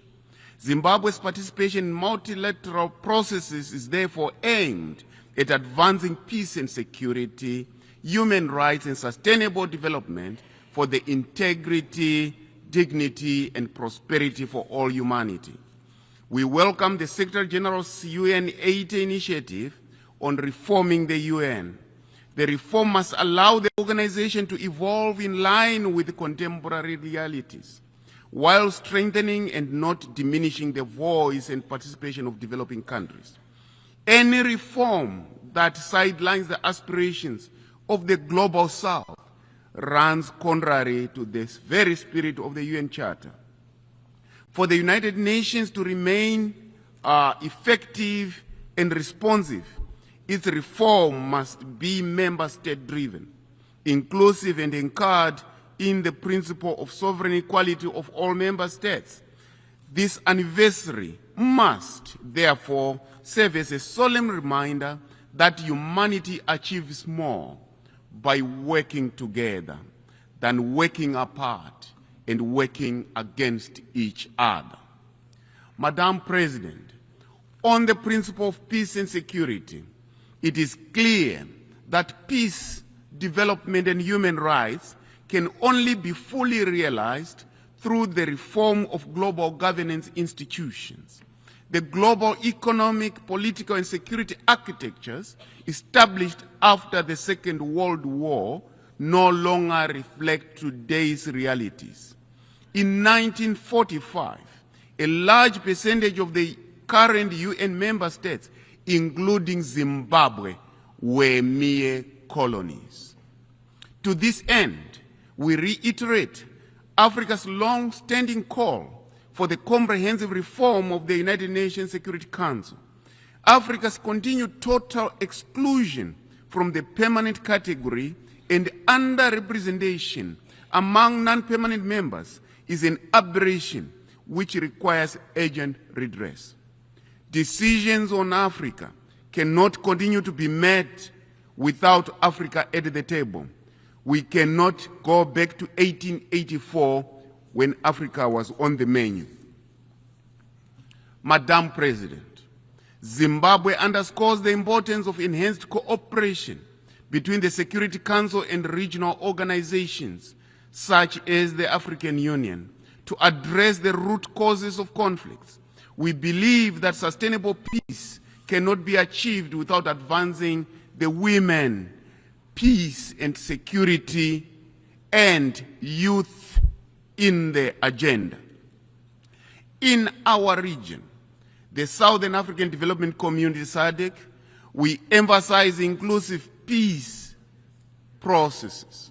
We stand by the principle that peace is not merely the absence of war, but the presence of justice, equity, equality, and respect for human dignity. Working with other member states, Zimbabwe has contributed towards the resolution of conflicts in the region, including the spearheading of joint diplomatic efforts with the East African Community under the auspices of SADC in the search for peace in Eastern DRC. Our consistent contribution to UN peacekeeping missions in conflict areas is a testimony to our commitment towards peace and security for all. Zimbabwean peacekeepers have demonstrated a high degree of professionalism wherever they have been deployed. Guided by this legacy of commitment to peace, Zimbabwe has presented its candidature for a non-permanent seat on the United Nations Security Council for the term 2027-2028, determined to share its experiences and make its contributions in promotion of a safe and secure world for all. We trust that our candidature merits the invaluable support of all member states at the election to be held in June 2026. Zimbabwe pursues a doctrine of friend to all and an enemy to none. As such, we are ready and available to work with all members of the United Nations for a peaceful and just world. Madam President, Zimbabwe was born out of a protracted liberation struggle which was armed for freedom and independence. Hence, its continued solidarity with the people of Palestine and the Western Sahara in their justified search for self-determination. The Palestinians have endured severe, sustained, and systematic injustices under the glare of the international community. This cannot continue. Time has come for the establishment of a lasting peace in the Middle East, especially the implementation of the two-state solution for the peaceful coexistence of both Israel and Palestine. Madam President, on the issue of sustainable development, Zimbabwe has a doctrine of leaving no one and no place behind, which defines the core of our national development trajectory. Guided by our national development strategy, we are undertaking comprehensive reforms and targeted investments to transform and build our country brick by brick, stone by stone, resulting in consistent GDP growth of around 6% for the past few years. Reforms to our critical economic sectors, including agriculture, mining, tourism, and manufacturing, have resulted in significant levels of investment, positively changing the lives and livelihoods of our people. Strengthening our social protection frameworks remain a top priority. The empowerment of women, youth, and persons with disabilities, enhanced inclusivity, and the broad participation in national development processes by all citizens. In addition to Zimbabwe's efforts, is its mainstreaming climate action across all development planning processes. Our focus is on expanding renewable energy use, strengthening early warning systems, scaling up climate-smart agriculture, upping our irrigation systems. Zimbabwe is ready and available to share with the UN member states our successful conservation agriculture technique that we call Pfumvudza Intwasa, which is climate-smart as a model, which is among the best, including other economic empowerment models. Madam President, we reaffirm our commitment to the Paris Agreement and the principle of common but differentiated responsibilities. As we approach COP30, Zimbabwe calls on all states to demonstrate greater ambition by enhancing their nationally determined contributions. Madam President, we welcome the adoption of our WAZA program of action for landlocked developing countries. We hope our commitment will be translated into tangible actions in line with the broader objective of reforming the international economic order to make it fairer, more inclusive, and responsive to the need of developing countries. The role of ICT and AI in transforming lives and accelerating development is indisputable. It is, however, equally observed that criminals are using ICT for harmful behavior with serious destabilizing consequences to society. Zimbabwe therefore remains supportive for the establishment of frameworks and strategies to combat the use of technology for criminal purposes. The global dialogue on AI governance should assist all countries. We applaud the deliberate effort by the UN Secretary General towards optimizing the benefits of technology while minimizing the potential harmful effects of the same. On financial architecture, we reiterate our support for the commitments undertaken at the 4th International Conference on Financing Development in Seville, Spain. It is important that we implement these commitments and also operationalize the SDG stimulus. Without the means to implement our collective action, regression is inevitable. The global economic and financial system remains skewed against the global south, compounding debt distress and entrenching poverty. The reform of the international financial architecture is a critical necessity to unlock development finance, especially for the developing countries that have remained peripheral to the development chain. Madam President, we emphasize the importance of a fair and rules-based international trading system that ensures equitable opportunities for all nations, particularly developing countries.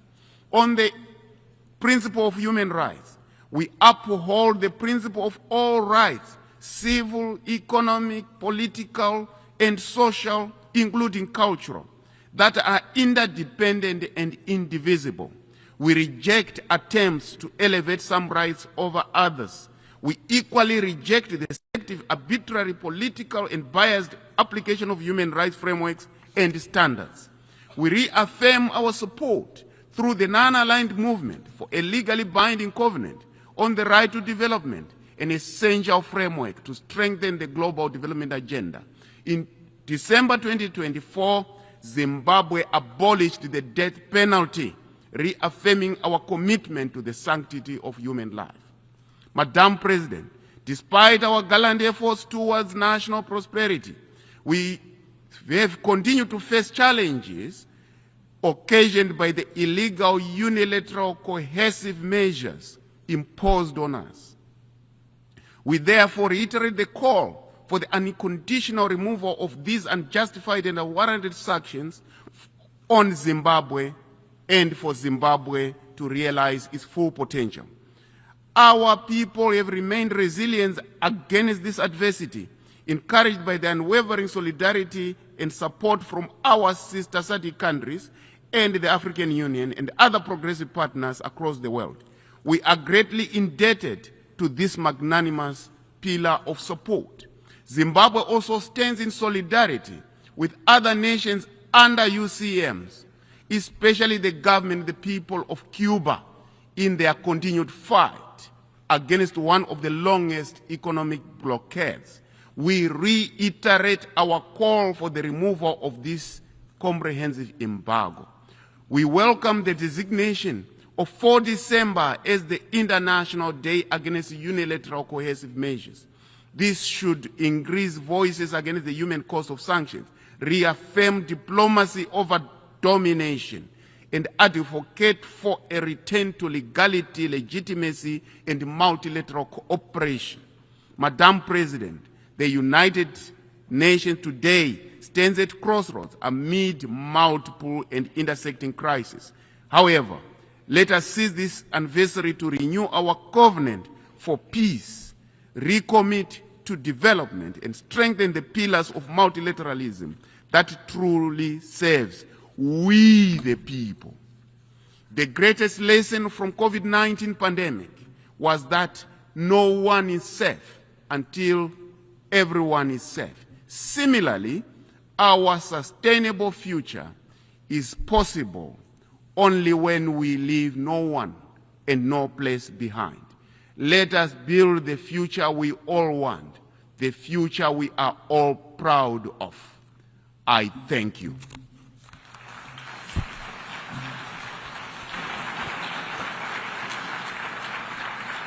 I thank the Minister for Foreign Affairs and International Trade of Zimbabwe. I now give the floor to His Excellency Winston Peters, Minister for Foreign Affairs, Minister for Racing and Minister for Rail of New Zealand.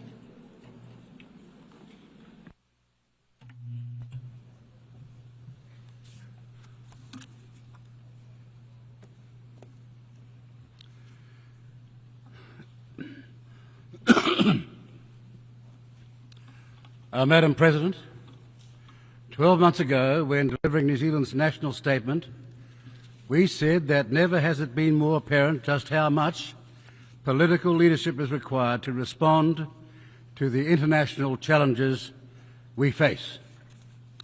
Political leadership is needed to restore trust in our domestic and international institutions, forge unity, maintain fragile social cohesion, and fill the gaps when the international community, through the United Nations, proves unable to. Traversing events during the past year, that leadership gap has only grown. The international order that has sustained peace for the past 80 years stands on the precipice of breaking down. The shift in the international order from rules to power continues its malignant path, while the Security Council is effectively paralysed on many of the acute geopolitical challenges it faces. This inability to act, largely a product of the veto power by the Permanent Five, impacts deeply on perceptions of the United Nations' broader legitimacy. And for a small state like New Zealand, whose security and prosperity for the past 80 years has relied on a functioning multilateral system, the erosion of that system is hugely troubling and costly. The United Nations as an organisation has grown enormously since its creation 8 decades ago, but its effectiveness has not kept pace with this growth. So it has found itself a bigger target from those who question the breadth of its ambitions, or from those who want to weaken the multilateral system itself. The United Nations reform effort needs to rise to the scale of its current structural, fiscal and geopolitical challenges. We will play our part as co-chair of the Mandate Implementation Review, because New Zealand, as a small state, wants the United Nations to carry out bold reforms that can restore its standing with member states. New Zealand is deeply troubled by the humanitarian disasters we see globally. While the international community's focus is rightly dominated by the suffering in Gaza and Ukraine, humanitarian crises in countries like the Democratic Republic of Congo, Syria, Sudan and Myanmar lead us to a deeper concern. Our concern is that the effects of large-scale violence, displacement and famine will create further intergenerational cycles of violence in countries already racked by political instability and conflict. Nearly 17 million people require humanitarian aid in Syria, with a similarly large number displaced. Over 21 million Congolese require humanitarian support. In Sudan, more than 30 million people, some 65% of its population, require urgent humanitarian aid and protection. Basic services have collapsed, vaccination rates plummeted, and violence, including sexual violence, are endemic. Some 13 million Sudanese people have been displaced from their homes. In Myanmar, over 3.5 million people are internally displaced and 22 million in need of humanitarian assistance, making it the worst humanitarian crisis in Southeast Asia. These bold numbers are shocking to contemplate, because they say that in too many places our shared humanity is held in contempt or worse. We need leadership that creates possibilities, not extinguishes them. Leadership that persuades rather than controls. And leadership that appeals to our better angels, not our worst instincts. We most of all need leadership that meets the common desire for shelter, sustenance, to live in peace, feel secure, and to live with the hope that their children will flourish. Most of all, we need leadership that is courageous. It was courageous leadership that saw Egyptian President Anwar Sadat address the Israeli Knesset in Jerusalem in November of 1977 to extol peace. Sadat will pay the ultimate sacrifice for his courage, but his country and Israel have benefited from his courage in the decades since. In that speech, Sadat said, and I quote, "The struggle which took us from war to war, from victims to more victims, until you and we have today reached the edge of a horrible abyss and a terrifying disaster unless together we seize this opportunity today of a durable peace based on justice." End of quotes. We again are on the edge of a horrible abyss in Gaza. But where, we ask, is the quality of leadership that can pull Israelis and Palestinians back from the abyss to project hope to the victims of this intolerable violence? Because without hope, the cycles of violence that fuel and perpetuate this never-ending conflict will not end. It will instead be a terrorist breeding ground, creating the next generation of recruits for those who only hate. That is the current context which the New Zealand government is considering the vexed question of Palestinian statehood. New Zealand is an enduring supporter of the two-state solution and Palestinian self-determination. Our long-standing policy is that Palestinian state recognition is a matter of when, not if. Now, we noted the announcements by some countries in July and August that they intended to recognise Palestinian statehood this week, now confirmed. We have also closely observed the Israeli government's actions in Gaza and on the West Bank following these earlier announcements. And we have listened carefully to the arguments made earlier this week at the Two-State Solution Conference. Palestinian statehood recognition is, however, uniquely complicated given it is embedded in a seemingly intractable, never-ending conflict situation. Very few New Zealanders can recall any period of sustainable peace in the Middle East during their lifetimes. And while New Zealand is furthest away from that conflict in the Middle East, we also acknowledge the strongly held views people have about it.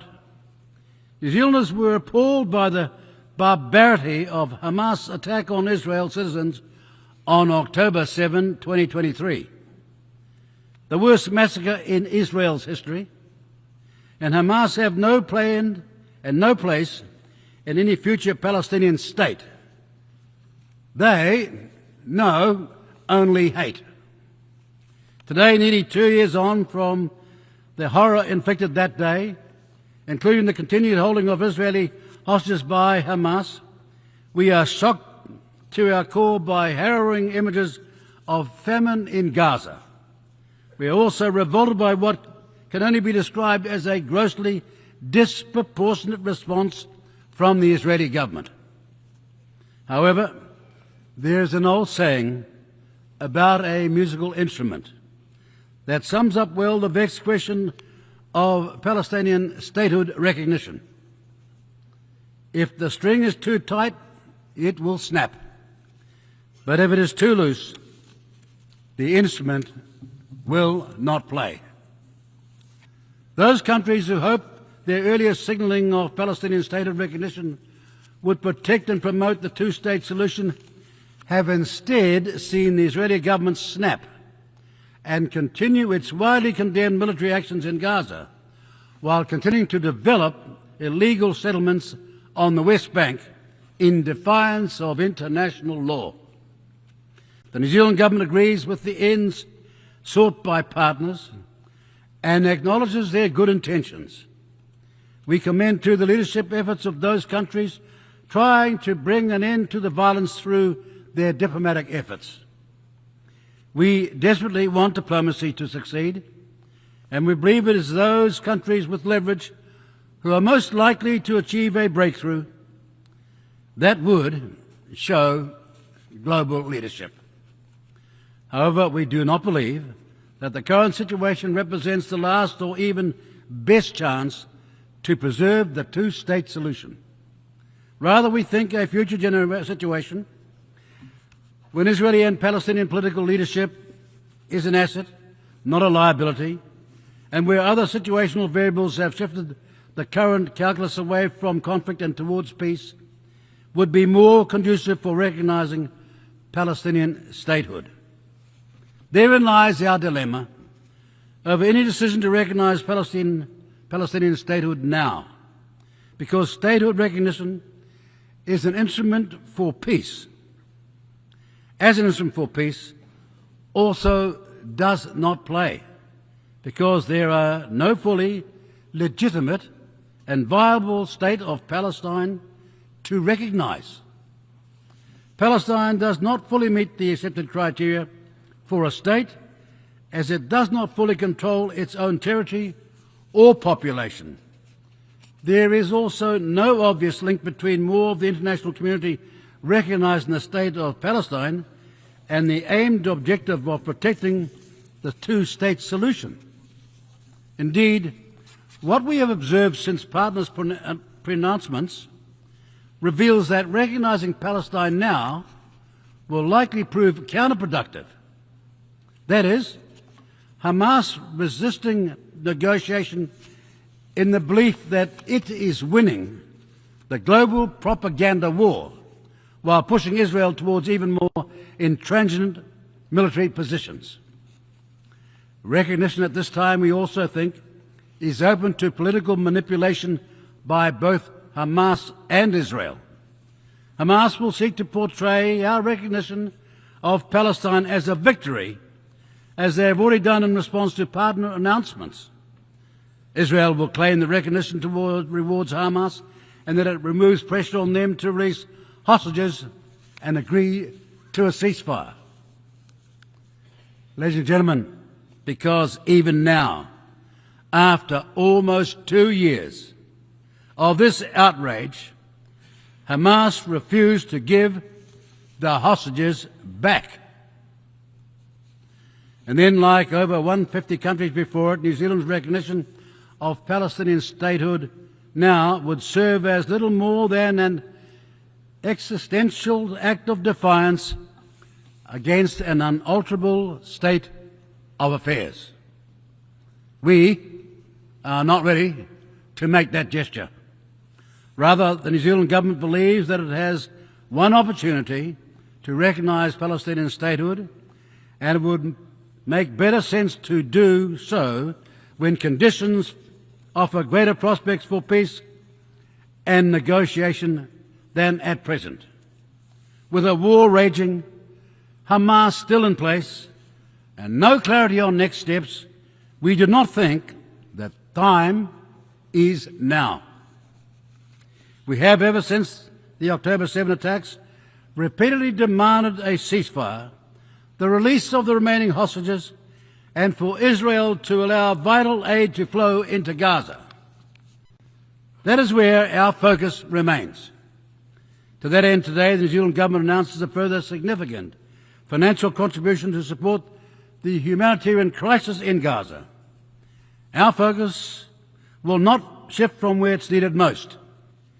In Gaza, right now, aid must flow and the violence must cease.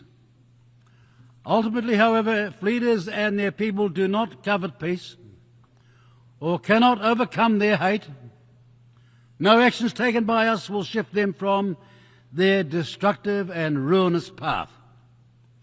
But if they do covet peace, and when we see action, not in the form of rhetoric, but of agreements, and when statehood emerges, then institutions to support it, New Zealand will then recognise Palestinian statehood.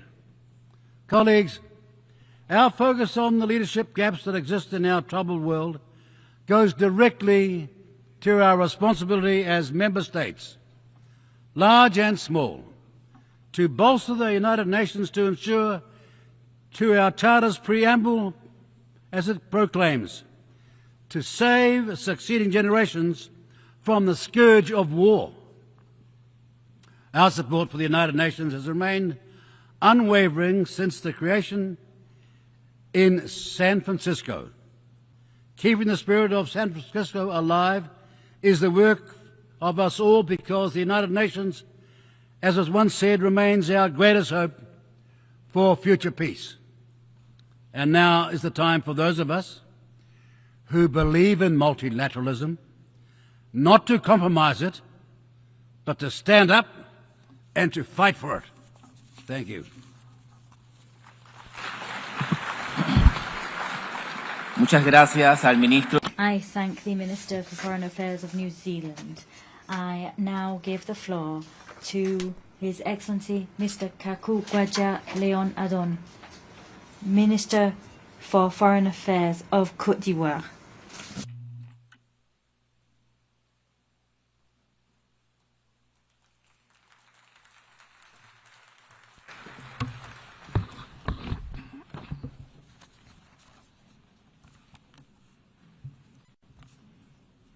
Madame Annalena Baerbock. President of the General Assembly, Ms. Annalena Baerbock. Excellencies, Heads of State and Government. Mr. Antonio Guterres, United Nations Secretary General. Excellencies, ladies and gentlemen. At the outset, I would like to extend to you the warm greetings of Côte d'Ivoire on the occasion of this session, as we mark the 80th anniversary of our common organization, the United Nations. Madam President, Ms. Annalena Baerbock, we'd like to extend to you our warm congratulations on your stellar election to lead this important session. Rest assured, you have Côte d'Ivoire's full support as you fulfill your mission. I'd also like to pay a glowing tribute to your predecessor, Mr. Philemon Yang. We congratulate him on the high caliber of the work he conducted throughout his term. I would like to extend our greetings in particular to Mr. Antonio Guterres, the Secretary General, for his commitment to the ideals of our organization. As we celebrate 8 decades of achievements of our noble organization in the service of our nations, our recognition also extends to the UN's founding fathers, to successive Secretary Generals, and all staff who selflessly served our organization, sometimes paying with their lives. My country would like to use this very special occasion, which brings us together, to honor the memory of 2 illustrious sons of the African continent, Secretary Generals Boutros Boutros-Ghali and Kofi Annan. Their actions radically transformed the United Nations at a pivotal moment in its history. Madam President, Excellencies, ladies and gentlemen, this session is without a doubt a decisive moment in the history of our organization, 8 decades after it was established with a view to enthroning peace and security in our world and promoting economic and social progress of our nations. Thus, we celebrate a world forged by the paths our countries have traveled within the United Nations, as well as the resilience of our organization, which has lived through turbulent times in its history. For this very reason, Côte d'Ivoire would like to commend the relevance of the theme chosen for this year at a time when the international political architecture is undergoing serious upheaval, which is hitting our organization very hard. Ever since it was established in 1945, the United Nations, propelled by the faith of its member states in multilateralism and international solidarity, as well as their determination to build a better world than that was bequeathed to them by the Second World War, well, the organization has managed to make great progress in discharging its mandate. Against this backdrop, the United Nations shaped the fates of many people and countries by contributing to them acceding to independence and international sovereignty. The United Nations also went to great lengths for 8 decades now to shield our planet from any new global conflict, as well as from any recourse to nuclear weapons. My country applauds the essential action and the crucial role of the United Nations and regional partners as regards the prevention and peaceful settlement of disputes, as well as the deployment of peacekeeping and peace-building operations. In a similar fashion, Côte d'Ivoire welcomes the fact that it has been able to contribute to various UN missions over the last few years. We are also proud to be a party to most chemical, biological, and nuclear ban and elimination treaties. At a time when conflicts and disputes have not abated, the United Nations have constantly been the best framework for our common efforts aimed at peace and security. The commitments helped us to prevent and to circumscribe many a conflict. Nonetheless, they didn't always produce the expected results, nor did they always prevent tragedies. I'm referring in particular to the genocide of the Tutsis in Rwanda between April and July 1994, which left an indelible impression on humanity. And I'd like to recall the pressing need to work together against all forms of conflicts and armed crises. President, ladies and gentlemen, as regards development and social progress, the United Nations rallied all partners behind vast initiatives aimed at supporting developing countries. This unswerving, multifaceted support from the United Nations helped many countries to establish their vital social sectors, education, health, and to accelerate the fight against poverty, hunger, global warming, and the various inequalities which sap their progress. Furthermore, in keeping with the mobilization promoted by the United Nations, decades of commitments on the part of the Bretton Woods institutions, the World Bank, and the IMF have broadened the spectrum of resources being funneled to the development of our countries. My country, Côte d'Ivoire, welcomes important initiatives launched by the United Nations, in particular the International Development Decades, the Millennium Development Goals, the Sustainable Development Goals, and the Paris Agreement covering climate change. In a similar vein, Côte d'Ivoire applauds the multifaceted humanitarian activities of the United Nations, which regularly save thousands of lives in instances of natural disasters and conflicts affecting many countries. Indeed, thanks to its specialized agencies, in particular the WFP, the HCR, the WHO, UNICEF, and OCHA, the United Nations remains the best structured, most universal global humanitarian assistance actor, a powerful symbol of international solidarity, that advocated for by the UN Charter. Decades of action, that's what we're celebrating throughout this session.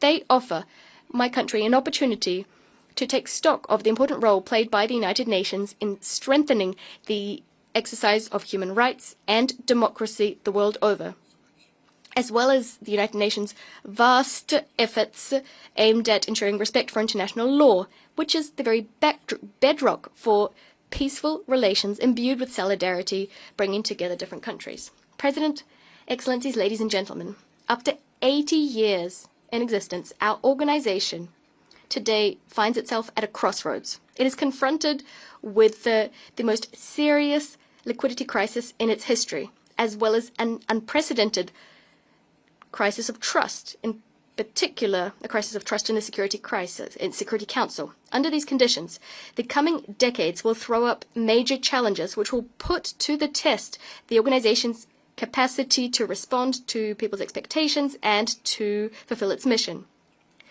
Given the world's unpredictable trajectory and the weakening of multilateralism, there is a pressing need, now more than ever, to restore the effectiveness of the United Nations on the basis of inclusive and equitable multilateralism. With this in mind, my country invites member states to reclaim the ideals enshrined in the UN Charter, as well as the constraints that fall to them as regards Charter implementation.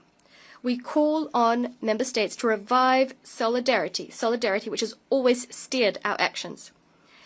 This is the collective commitment which will allow us, and of this I'm certain, to tackle global challenges such as climate change, terrorism, scarce development financing, information wars, and regulation of artificial intelligence. Regarding the latter, a source of many hopes and fears, Côte d'Ivoire welcomes the adoption of the Pact for the Future and the annexes thereto, as well as the Global Digital Compact, regulating the use of artificial intelligence, AI. We call for the adoption of binding universal standards so as to regulate the use of AI and digital technologies to ensure that it is used to achieve development for the benefit of all.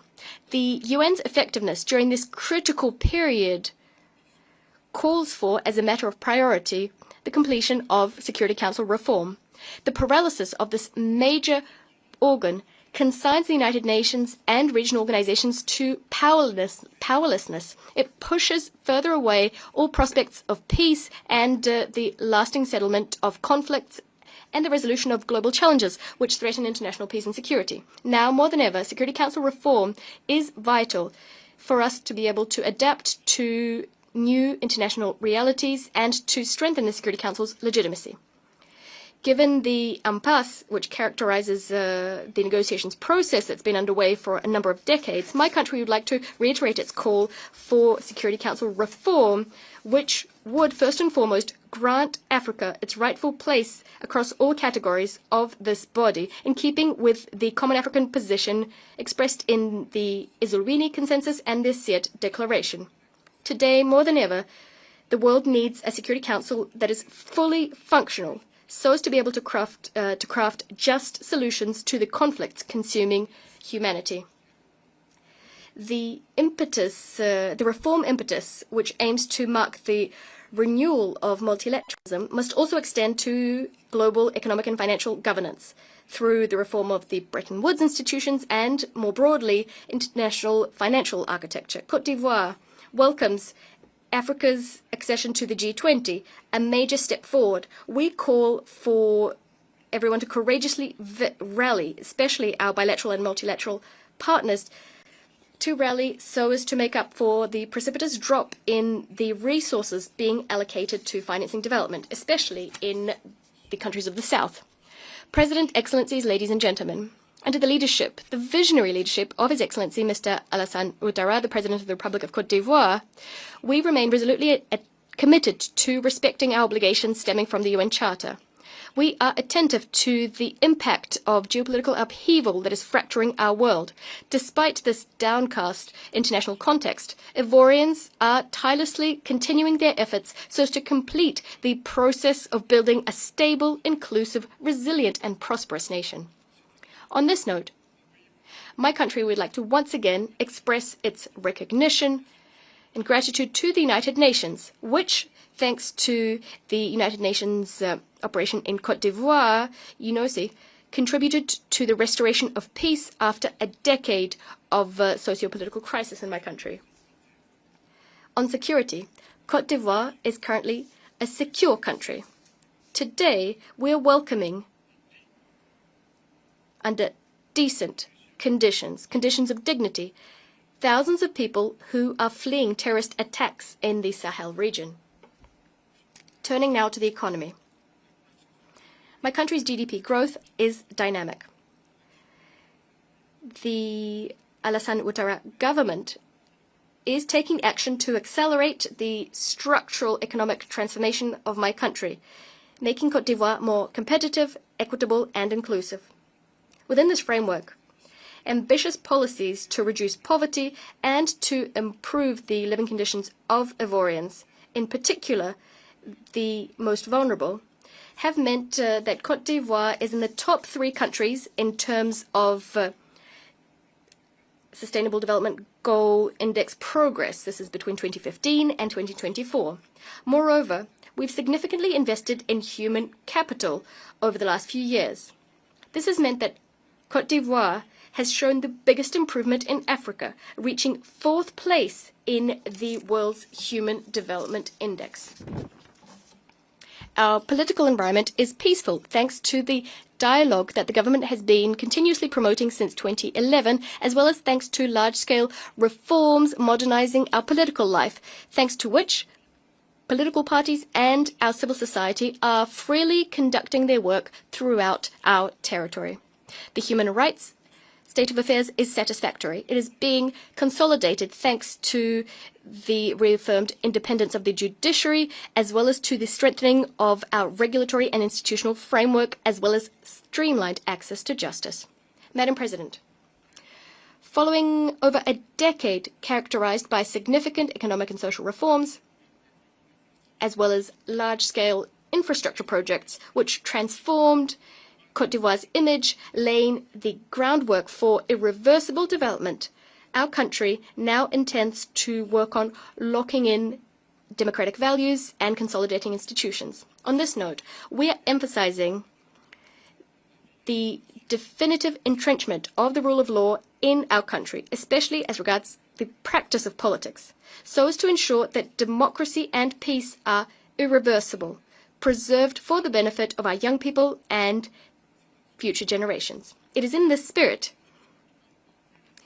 that this spirit is what characterizes the electoral process underway in the run-up to the presidential election scheduled for 25th October 2025. Everything is being done to ensure that this vote, which consecrates my country's democratic maturity, takes place as transparently and peacefully as possible. I thank you for listening to me so graciously. Muchas gracias al señor. I thank the Minister of Foreign Affairs of Côte d'Ivoire.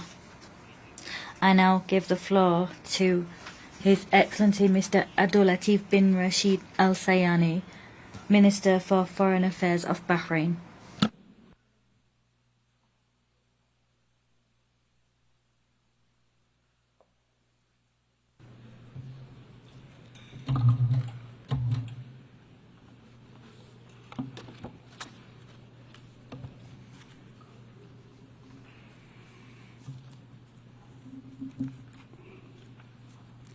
In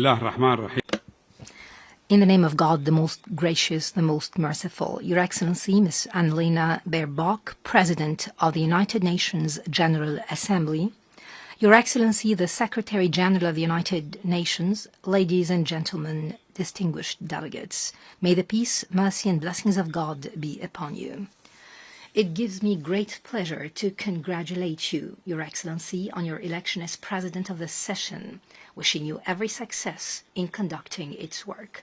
I would also like to thank Your Excellency, the Secretary General, Mr. Antonio Guterres, for his tireless efforts to strengthen the role of the United Nations in addressing contemporary international issues. Madam President, this 80th session of the General Assembly is convened while the world is facing accelerating transformations and complex challenges.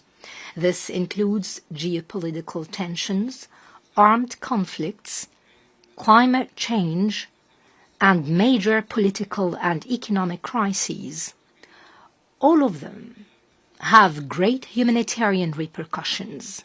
This situation requires collective effort to strengthen international solidarity, to deepen dialogue and understanding, and to uphold international law for a brighter future for humanity. In this context, the Kingdom of Bahrain, under the leadership of His Majesty King Hamad bin Isa Al Khalifa, and with the support of His Royal Highness Prince Salman bin Hamad Al Khalifa, Crown Prince and Prime Minister, reaffirms its commitment to strengthen multilateral cooperation, upholding international law and the principles of the United Nations Charter. We're committed to deepening our strategic partnership with the United Nations and its agencies in order to fulfill our shared aspirations for peace, security, and sustainable prosperity. The work of this session coincides with my country's election as a non-permanent member of the UN Security Council for the coming 2 years, with 99.5% of votes in the General Assembly. This is a precious expression of international confidence that we highly value. We thank all countries on their support and confidence. My country is also preparing and looking forward to hosting the forthcoming GCC summit this December, thereby reinforcing its role as a key partner in advancing regional and international peace, security, and coexistence within stable, sustainable, and prosperous societies. From this vein, the Kingdom of Bahrain sets forth its vision under the leadership of His Majesty the King for regional and global peace, coexistence, and prosperity. This vision is deeply rooted in our historical and civilizational heritage, our human values, and our balanced diplomatic approach. This is aligned with the principles of the UN Charter and international law. We firmly believe in peace. We firmly believe that any conflict can only find a lasting solution through direct negotiations, political will, and a spirit of compromise. For this reason, we welcome all sincere initiatives for mediation and dialogue, proceeding from our belief that diplomacy is the only path to end the cycles of death and destruction. It will help shape a future of dignity and hope for future generations. The Kingdom of Bahrain seeks to advance this vision through the following main pillars. First, a commitment to the peaceful settlement of conflicts, especially in the Middle East. The Kingdom of Bahrain calls for a comprehensive and lasting ceasefire in the Gaza Strip. We call for the protection of civilians, the immediate release of hostages and detainees. We call for expediting the sustained delivery of humanitarian aid, the implementation of the Arab and Islamic Plan for recovery and reconstruction in the Strip, and the firm rejection of any forced displacement schemes. We also reject any settlement expansion or attempts to alter the historical and religious status quo of Jerusalem, a city that has embraced divine faiths throughout history. My country warns of the repercussions of the war in Gaza on regional stability and global interests. We condemned the Israeli attack on the brotherly state of Qatar, which has long played a recognized role in mediation, together with the Arab Republic of Egypt and the United States of America. They aim to reach a lasting ceasefire in the Gaza Strip and secure the release of hostages and detainees.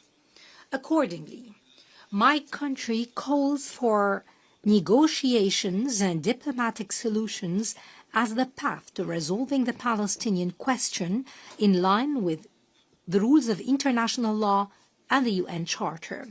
We urge the international community to respond to the initiative endorsed by the 33rd Arab Summit, the Bahrain Summit, that calls for an international peace conference in the Middle East.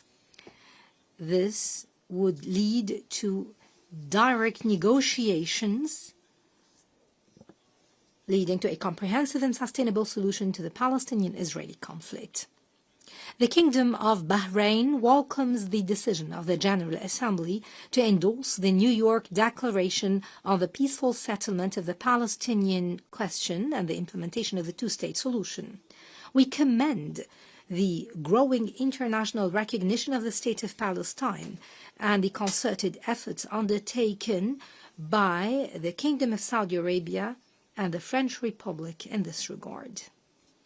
Bahrain further emphasizes the need for peaceful solutions to the crises in Syria, Lebanon, Sudan, Libya, Yemen, Somalia, and beyond, in a manner that guarantees their sovereignty, unity, and territorial integrity. It must also secure their people's rights to stability and sustainable development. This approach is based on the principles of good neighborliness, non-interference in internal affairs of other countries, and the rejection of the use of or threat of use of force. The Kingdom also affirms the importance of joint action to rid the Middle East of weapons of mass destruction. It should be spared the risks of any arms race or military escalation. We call for the resumption of U.S.-Iranian negotiations to resolve the Iranian nuclear file in a manner that promotes global peace and security. The second pillar is the promotion of a culture of peace, tolerance, coexistence, and dialogue between religions and cultures.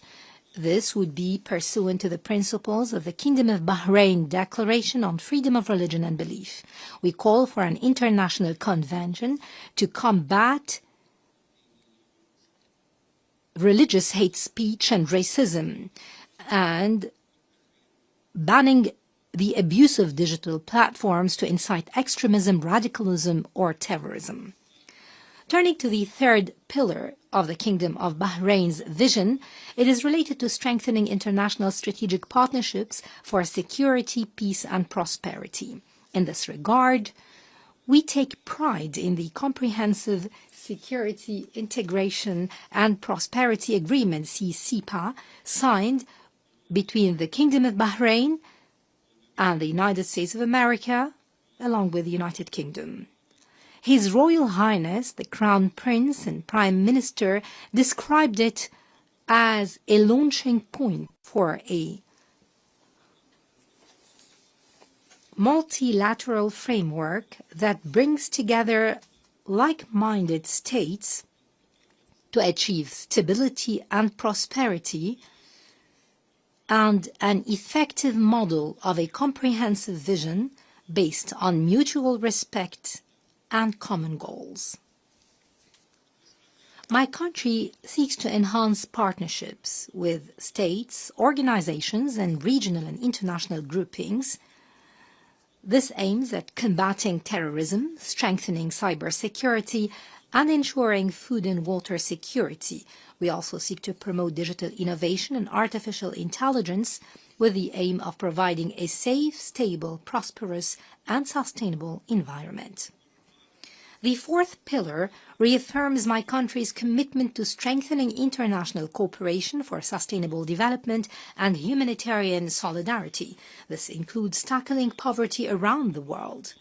The Royal Humanitarian Foundation in the Kingdom of Bahrain undertakes the implementation of numerous health, education, and relief projects worldwide. The Kingdom is also pursuing the implementation of its initiative, endorsed by the Bahrain Summit, to provide health and education assistance to those affected by conflicts and disputes in the region. This supports the SDGs to ensure that no one is left behind.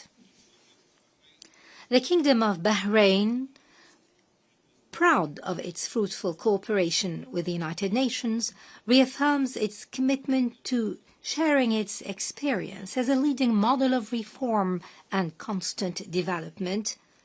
We work on modernizing legislations, providing a homeland of tolerance, coexistence, religious freedom, and humanitarian work. We in the Kingdom of Bahrain are proud that reform and development have not been mere slogans, but have become a reality experienced by the Bahraini citizen. Our youth are leading digital innovation. Our women are assuming leadership positions. Our society presents a model of coexistence and pluralism. My country's government's goal has always been to ensure for our citizens a dignified life in housing, work, education, and health, because we believe that human dignity is the foundation of national prosperity. The same spirit should be the starting point for building a more cooperative and stable region.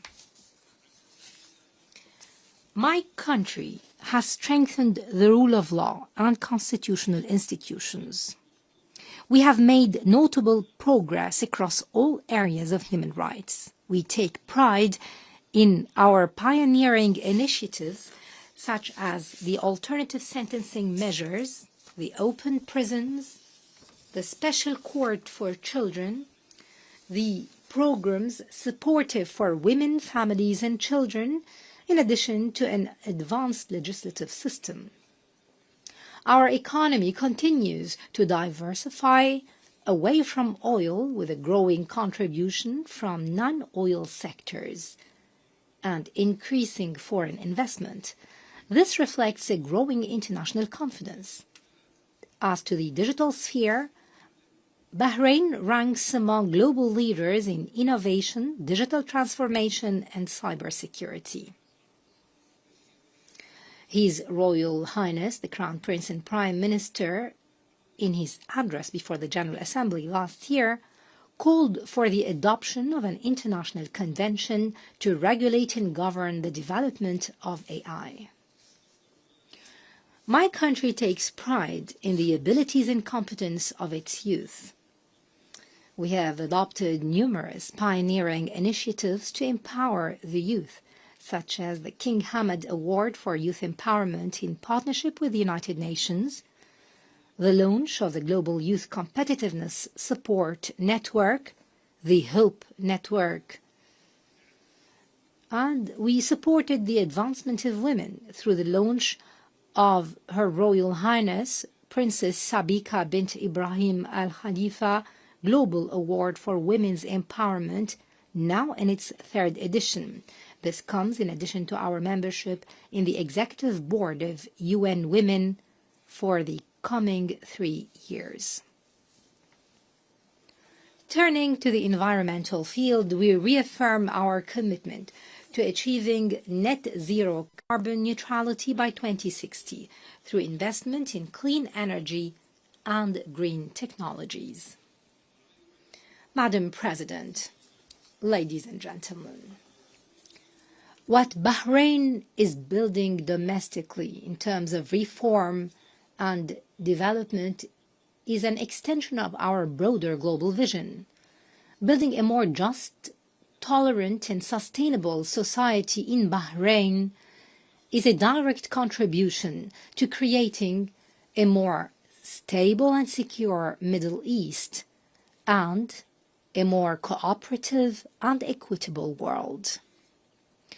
From this podium, the Kingdom of Bahrain renews its commitment to the United Nations Charter. We are keen to strengthen cooperation with the organization through the Strategic Partnership Framework for Sustainable Development, signed with more than 21 UN agencies. As His Majesty the King underlined in his message on the 80th anniversary of the United Nations, Bahrain takes pride in its membership. It is determined to achieve shared humanitarian and development international goals and to strengthen strategic partnerships for a future of peace, justice, and prosperity for the peoples of the world. From this standpoint, my country calls for the reform of the UN system to enhance its effectiveness, transparency, to maintain international peace and security. We need to ensure the representation of developing countries in decision-making. My country, throughout its upcoming non-permanent membership in the Security Council, is committed to promoting dialogue, building bridges of peace, consolidating tolerance and coexistence, supporting the protection and promotion of human rights, advancing sustainable development, and enhancing the Council's efficiency in addressing global challenges. The decisions we take in this session do not only shape our present, but will determine the fate of generations yet unborn. Will they inherit a world torn apart by conflict and division, or a homeland of peace, prosperity, and human cooperation? Let us work together to realize the essence of this session's theme, better together. Better together to rise up to the human values enshrined in the UN Charter. That brings us together. Let us make this 80th session of the General Assembly a turning point toward a more just and humane international order, with peace that upholds dignity and fulfills the aspirations of our peoples, that brings prosperity that secures our shared future. The coming generations deserve a world that embraces their dreams, unrestrained by fear and unburdened by conflict. We pray to Almighty God to guide us all to outcomes would bring goodness and progress for all humanity in a world that is safer, more just, more sustainable, and more prosperous. Thank you. Peace be upon you. Muchas gracias al... My thanks go to the Minister for Foreign Affairs of Bahrain. I now give the floor to His Excellency Ivan Gil Pinto, Minister of Foreign Affairs of the Bolivarian Republic of Venezuela.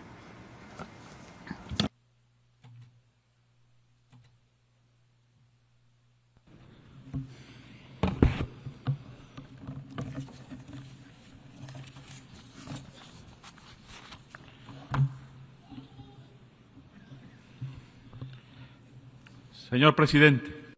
Mr. President, Venezuela stands here talking to the world with a sense of truth. Over 5 centuries, the history of our homeland has been marked by one key ideal. That is the goal of achieving a society in which equality, justice, and freedom reign. Simón Bolívar was the greatest man to ever have been born on American soil. He, in word and in deed, universalized the spirit and what it meant to be Latin American and Caribbean. His was the ideal that the world should live in balance, that any and all struggle for a better society must have as its homecoming port, its final destination, peace. Mr. President, the first vessels that arrived on our Caribbean shores came to bring us under control. They subjugated our ancestors for 300 years. More than 90 million indigenous inhabitants were exterminated. There began our long struggle to resist colonialism and humiliation. 3 centuries later, the Liberation Army, comprising black people, indigenous peoples, white people, mestizos, it was an army in which slaves, peasants, and free men from across the continent stood side by side as equals. They came up from the coasts of the Caribbean Sea and rose up to Ayacucho and its mountains to free South America once and for all. Mr. President, we have been a country that has learned to struggle for its own destiny and control thereof. In the 20th century, we saw the beginning of a blockade on our coastlines in the Caribbean Sea and a coup d'etat against our nationalist general, Cipriano Castro, that was financed by oil companies and the government of the United States. The 20th century was one of bitter disputes between the ideal held by a nation that demanded the sovereign right to enjoy its own wealth for its own development and puppet governments that subjugated the country to foreign and imperialist interests. These governments sold our nation down the river and as such plunged Venezuela for decades into the most abject misery, poverty and repression. It was at the end of last century, in 1999, that the Venezuelan people succeeded in giving shape to the historic strength it had built up over decades of struggle. They ushered in a project for an independent, just and sovereign nation. That project drew upon the original ideals of Bolívar and was led by an extraordinary leader, Commander Hugo Chavez. and the project proved itself able to compel a people's movement to rise up to wage a peaceful and democratic revolution. Mr. President, since the very beginning, President Chavez bravely led a nationalist sovereign oil policy and undertook an epic journey to get OPEC back on its feet as a major multilateral instrument and a guarantee for global energy security. Today, 26 years later, global public opinion and the peoples of the world are acutely aware of everything done by the United States government to topple Commander Chavez and everything it did to lay waste to the historic project of liberation that's been supported and given new mandates time and time again by the Venezuelan people in 32 elections. With the passing of President Chavez, the people in myriad electoral and political events have reaffirmed their staunch support for the historic Venezuelan emancipation project, which is now in the hands of President Nicolás Maduro. It is also widely documented and known to all that war has been waged upon us in myriad forms. There is the criminal aggression that in the last decade has been waged against Venezuela to allow external powers to get their hands on Venezuela's natural resources and usher in a so-called regime change. There have been countless aggressions, Madam President, against Venezuela in recent years, actions seeking to destabilize the nation, plots, conspiracies. These included an assassination attempt using drones. There's been the economic war, whose most cruel form has been the 1,042 sanctions that are criminally imposed upon our oil industry and the productive sectors of our nation. We've also seen several incursions using mercenaries. In addition to all of the above, now we have an absolutely illegal and completely immoral military threat hanging over our heads. That threat is a violation of the United Nations Charter as well as of the rights of Venezuela as a sovereign state, and it is even a violation of the very laws of the United States itself. Venezuela thanks this General Assembly for the solidarity shown to it by the overwhelming majority. The governments of the world and the peoples of the world have shown us that solidarity. I'm thinking particularly of CELAC, BRICS, and the non-aligned movements. All of these peoples and all of these groups have repudiated these immoral threats and have supported Venezuelan democracy and Venezuela's right to peace and development. Madam President, in these early decades of the 21st century, we have seen false and tasteless justifications invoked to invade our sisterly country, Iraq. We have witnessed the bombing and destruction of Libya and the 20-year invasion of Afghanistan. The aggression waged by global powers has not let up for even a second. As such, a short while ago, we saw the criminal and cunning bombing of the peaceful Islamic Republic of Iran. Today, the target of this aggression is now Venezuela, a peaceful country built on solidarity. In view of the fact that Venezuela cannot be accused of having weapons of mass destruction or nuclear weapons, today unbecoming and perverse lies are being levelled against us that no one believes. No one in the United States believes them, or in the world as a whole. They're being invoked to justify a $1 billion military threat, which is despicable, outlandish and immoral. Consequently, we're once again grateful to global public opinion and the public opinion of the United States. We're also grateful to the governments and the peoples of the world that are speaking out against this attempt to bring war to the Caribbean and South America in order to usher in a regime change which will allow external powers to rob the immeasurable oil and gas wealth of Venezuela. We are not surprised, Madam President. We are all well aware that the people of the United States have time and time again voted for governments that promised to bring peace and put an end to eternal war. Governments that promised to devote themselves to resolving internal problems. Poverty, the addiction epidemic, unemployment and inequality, which today characterize the U.S. and its society. And we've seen time and time again how the noble people of the United States have been disappointed. For this reason, today Venezuela wishes to reaffirm it is dedicated to peace as Simón Bolívar was. We are devoted to our self-determination and, on the basis of the United Nations Charter, we once again affirm that we have a right to defend our sovereignty and to defend peace in the Caribbean and across South America.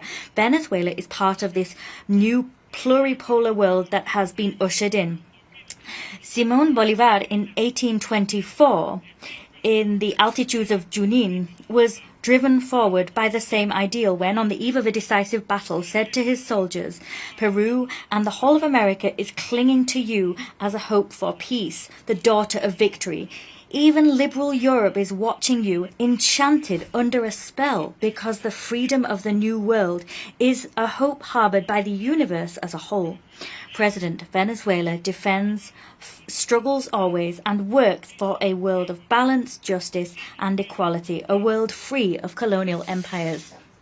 It was Chavez who was the great driver of the process to usher in such a world on our continent. He did so by founding Petrocaribe, ALBA TCP, and the Union of South American Nations, UNASUR, as well as the Community of Latin American and Caribbean States.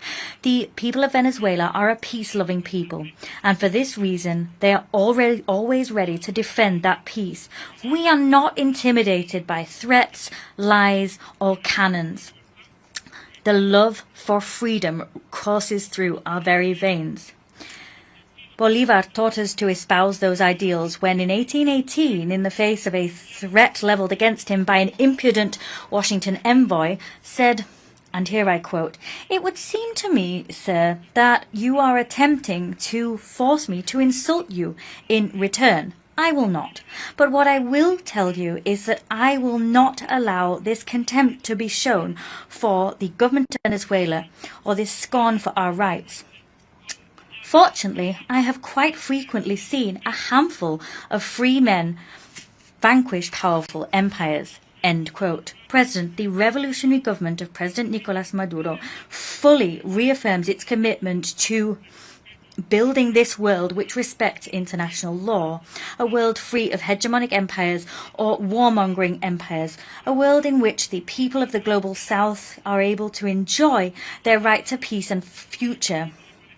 We stand in solidarity with the heroic people of Palestine, and we call for the end of the genocide waged by Israel's Zionist regime.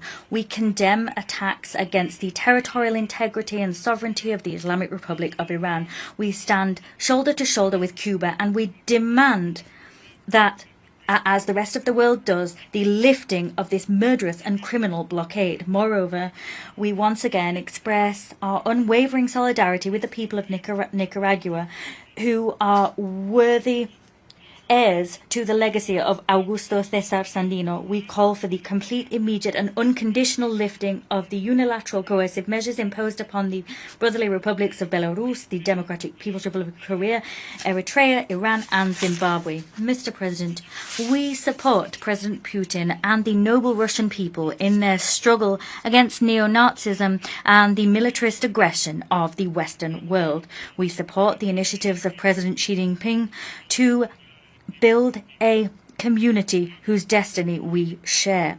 We reaffirm our historic position, that is, that we support the brave Argentine people in their struggle to reclaim the Malvinas Islands. We support them in their struggle to ensure that Argentina does not become a foreign military base that threatens peace on the continent. We reaffirm the stance of the great liberator Simón Bolívar. He said, just as we do, that sooner rather than later we must achieve the definitive emancipation of the people of Puerto Rico, and we must found an independent, free and sovereign republic there. We also renew our support for the rightful cause of the Sahrawi people.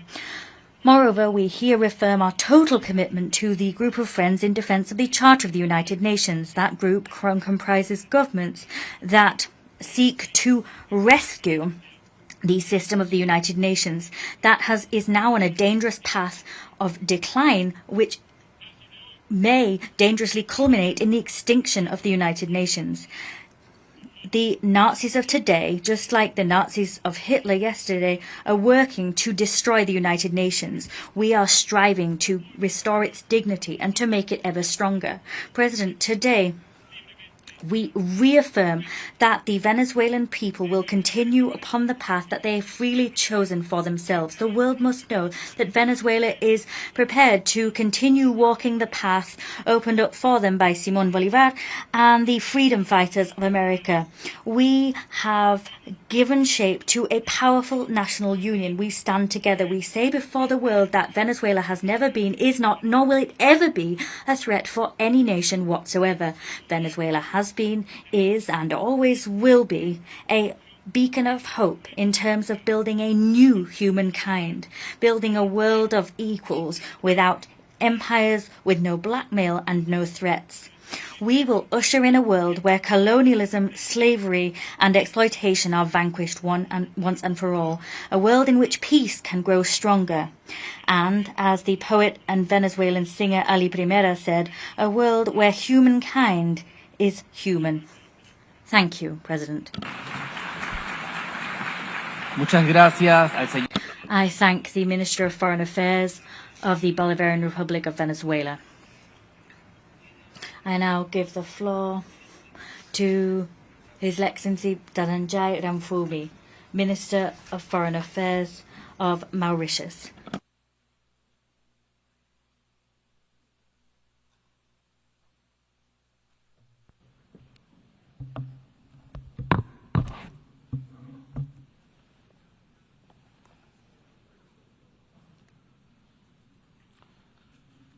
Your Excellency, the President of the General Assembly, Your Excellency, the Secretary General of the United Nations, Excellencies, distinguished delegates.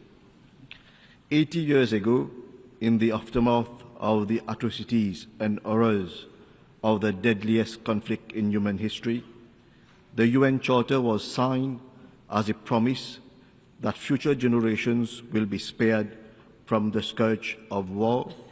States would pursue global peace, international cooperation would be the cornerstone of our shared prosperity and progress, and human rights would be protected. The theme, Better Together, 80 years and more for peace, development and human rights, resonates deeply with these founding ideals of our organization. There can be no peace without development, no development without peace, and neither peace nor development are sustainable without respect for human rights. The UN has stood as a beacon of hope by, amongst others, catalyzing decolonization, adopting the Universal Declaration of Human Rights, deploying over 70 peacekeeping operations, leading global efforts in times of pandemic, providing food aid to millions of people, and working in over 170 countries to help eradicate poverty, reduce inequalities, and build resilience. These are not just facts and figures, these are testimonies of what we can achieve by working together in good faith with a common purpose. These are demonstrations of how the UN is making a difference in people's lives.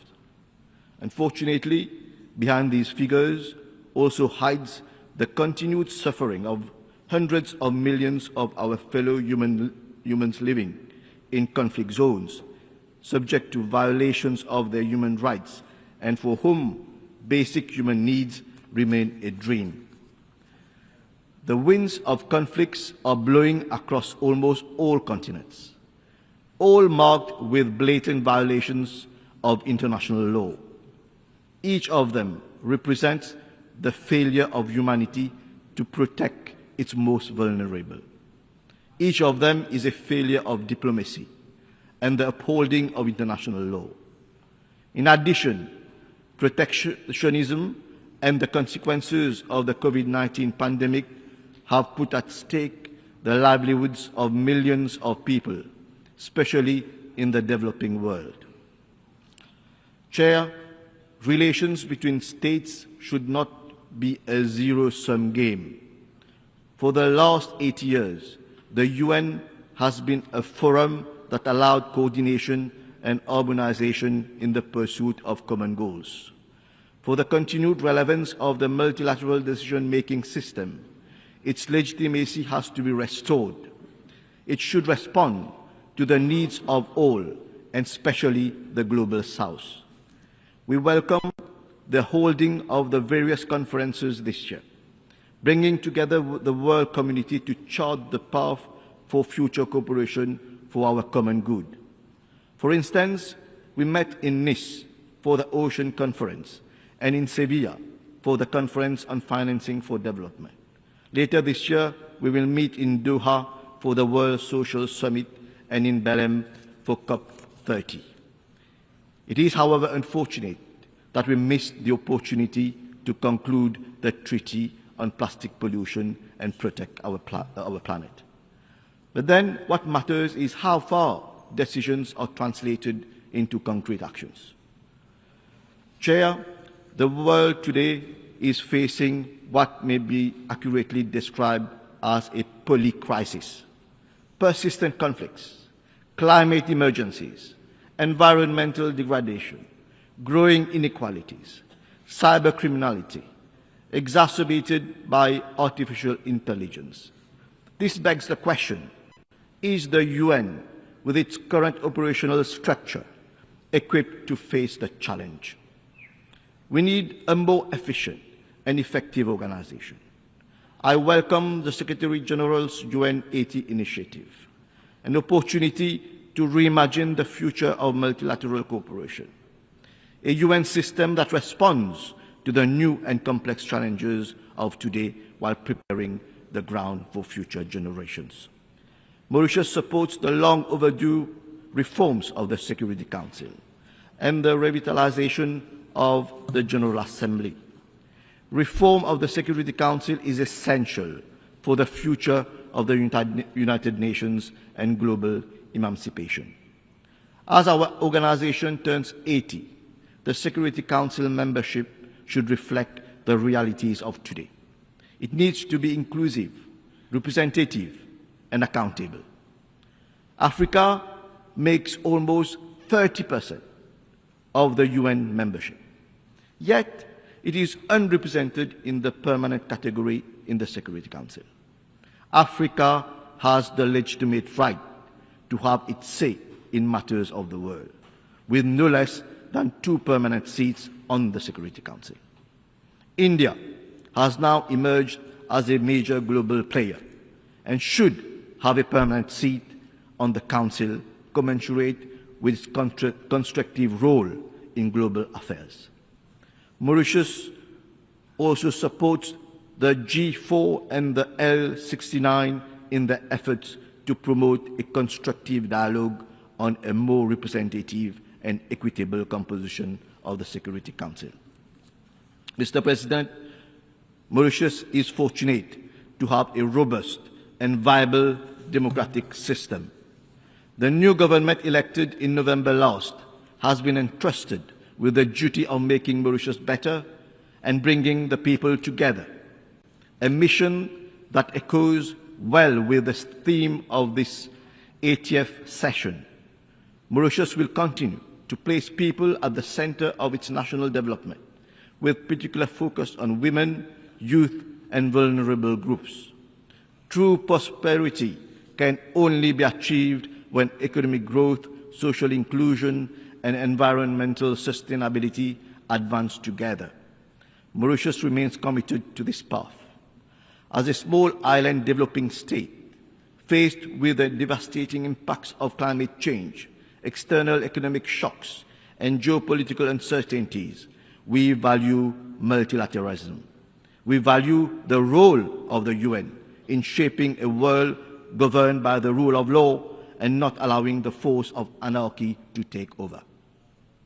Chair, in 2015, we committed to the global ambition of ending poverty, protecting our planet, and ensuring that all people enjoy peace and prosperity through the UN Agenda 2030.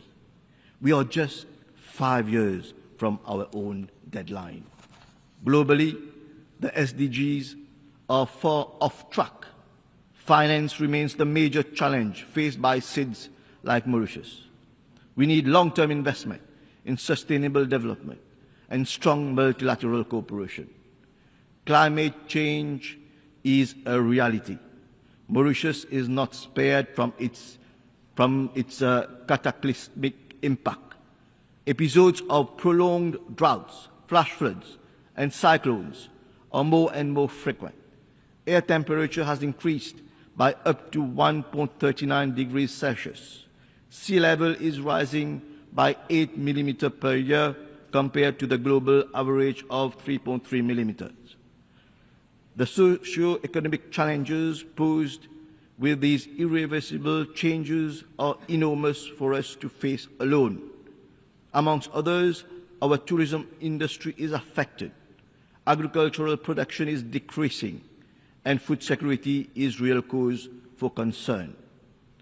The historic advisory opinion of the International Court of Justice on climate change last July is clear and unambiguous. We all have a responsibility to protect the climate system. Obligations under the Paris Agreement to provide financial support, technical assistance, and technology transfer are binding. Mauritius calls upon all member states to translate these legal obligations into concrete climate action and enhance support for the most vulnerable groups. The international community should ensure that the assistance that we need for adaptation, mitigation, and building our resilience are made available. Chair, we are pleased to note the greater recourse to the ICJ in recent years. We hope that the reforms agenda will include measures to increase its effectiveness in peaceful settlement of dispute. Mauritius particularly applauds the advisory opinion of the ICJ on the Chagos Archipelago, which paved the way for negotiations that led to the signature of an agreement in May this year between the governments of Mauritius and of the United Nations. This is a vindication of international law. In this context, Mauritius is strongly committed to protecting and preserving the pristine marine environment of the Chagos Archipelago. In this regard, it is in the process of establishing a Chagos Archipelago marine protected area, whilst taking into account the aspiration of Mauritian citizens of Chagosian origin to resettle in the Chagos Archipelago. Mauritius extends its deep appreciation for the support received from UN member states right from the early 70s up to the adoption of the UNGA resolution on the 22nd of May 2019 in support of the ICJ advisory opinion. Mr. President, Mauritius reiterates its principled and long-standing stance in support of the Palestinian cause, which led to our recognition of the State of Palestine in November 1988. 78 years after the adoption of General Assembly Resolution 181, the State of Palestine continues to be denied full membership of the United Nations. Mauritius welcomes the overwhelming support for a two-state solution and endorses the New York Declaration on the peaceful settlement of the question of Palestine and the implementation of the two-state solution. We call on the international community to spare no effort to achieve this solution. Chair, the transformative potential of AI and digital technologies are undeniable, but they also represent real challenges for contemporary society. AI's capabilities should be harnessed responsibly and collectively. There is need to build a global governance architecture through multilateral negotiations that will ensure safe, secure, ethical, and inclusive use of AI. Resource and capacity constraints of developing economies have to be acknowledged and addressed. The digital divide should not be allowed to widen further. We welcome the recent establishment of the UN Independent International Scientific Panel on AI and the Global Dialogue on AI Governance. Monsieur le Président, President, I would like to reiterate my country's commitment to fully supporting regional cooperation as well as the pooling of the efforts of Indian Ocean Rim countries in the interests of all of us. This is our regional version of Better Together. Mauritius is honored to host on its territory the headquarters of 2 Indian Ocean country organizations, specifically the Indian Ocean Commission and the Indian Ocean Rim Association. In 2012, we concluded an agreement with the Seychelles, the aim being to co-manage a vast maritime area. We are now working on its implementation. I would like to recall that following the recognition of our sovereignty over the Chagos Archipelago by the United Kingdom, Mauritius now expects the same outcome as regards our sovereignty over the island of Tromelin. Chair, let me reiterate our strong conviction that we are indeed better together. And to continue to be better together, we must adapt, reform, and reinvigorate the UN. In this regard, the Pact for the Future charts a new course for international cooperation. Let us rise to the challenge. Let us be bold in our actions, compassionate in our leadership, and united in our resolve. No one should be left behind. Thank you. Muchas gracias al Ministro de Relaciones. I thank the Minister for Foreign Affairs of Mauritius. I now give the floor to His Excellency Mr. Robert Kolan Edop Yusei, Minister for Foreign Affairs of Togo.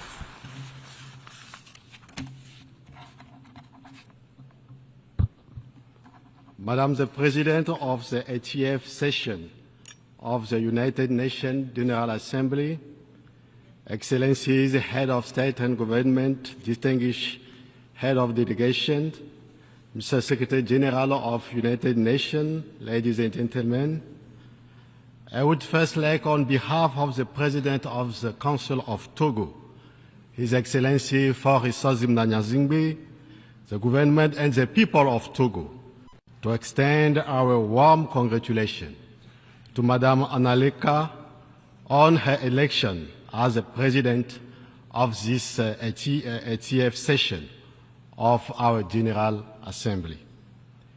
Faced with the many challenges confronting our common organization, Madam President, I wish to assure you of my country's full support and express my deep conviction that your leadership and relational intelligence will enable you to successfully lead the work of this session.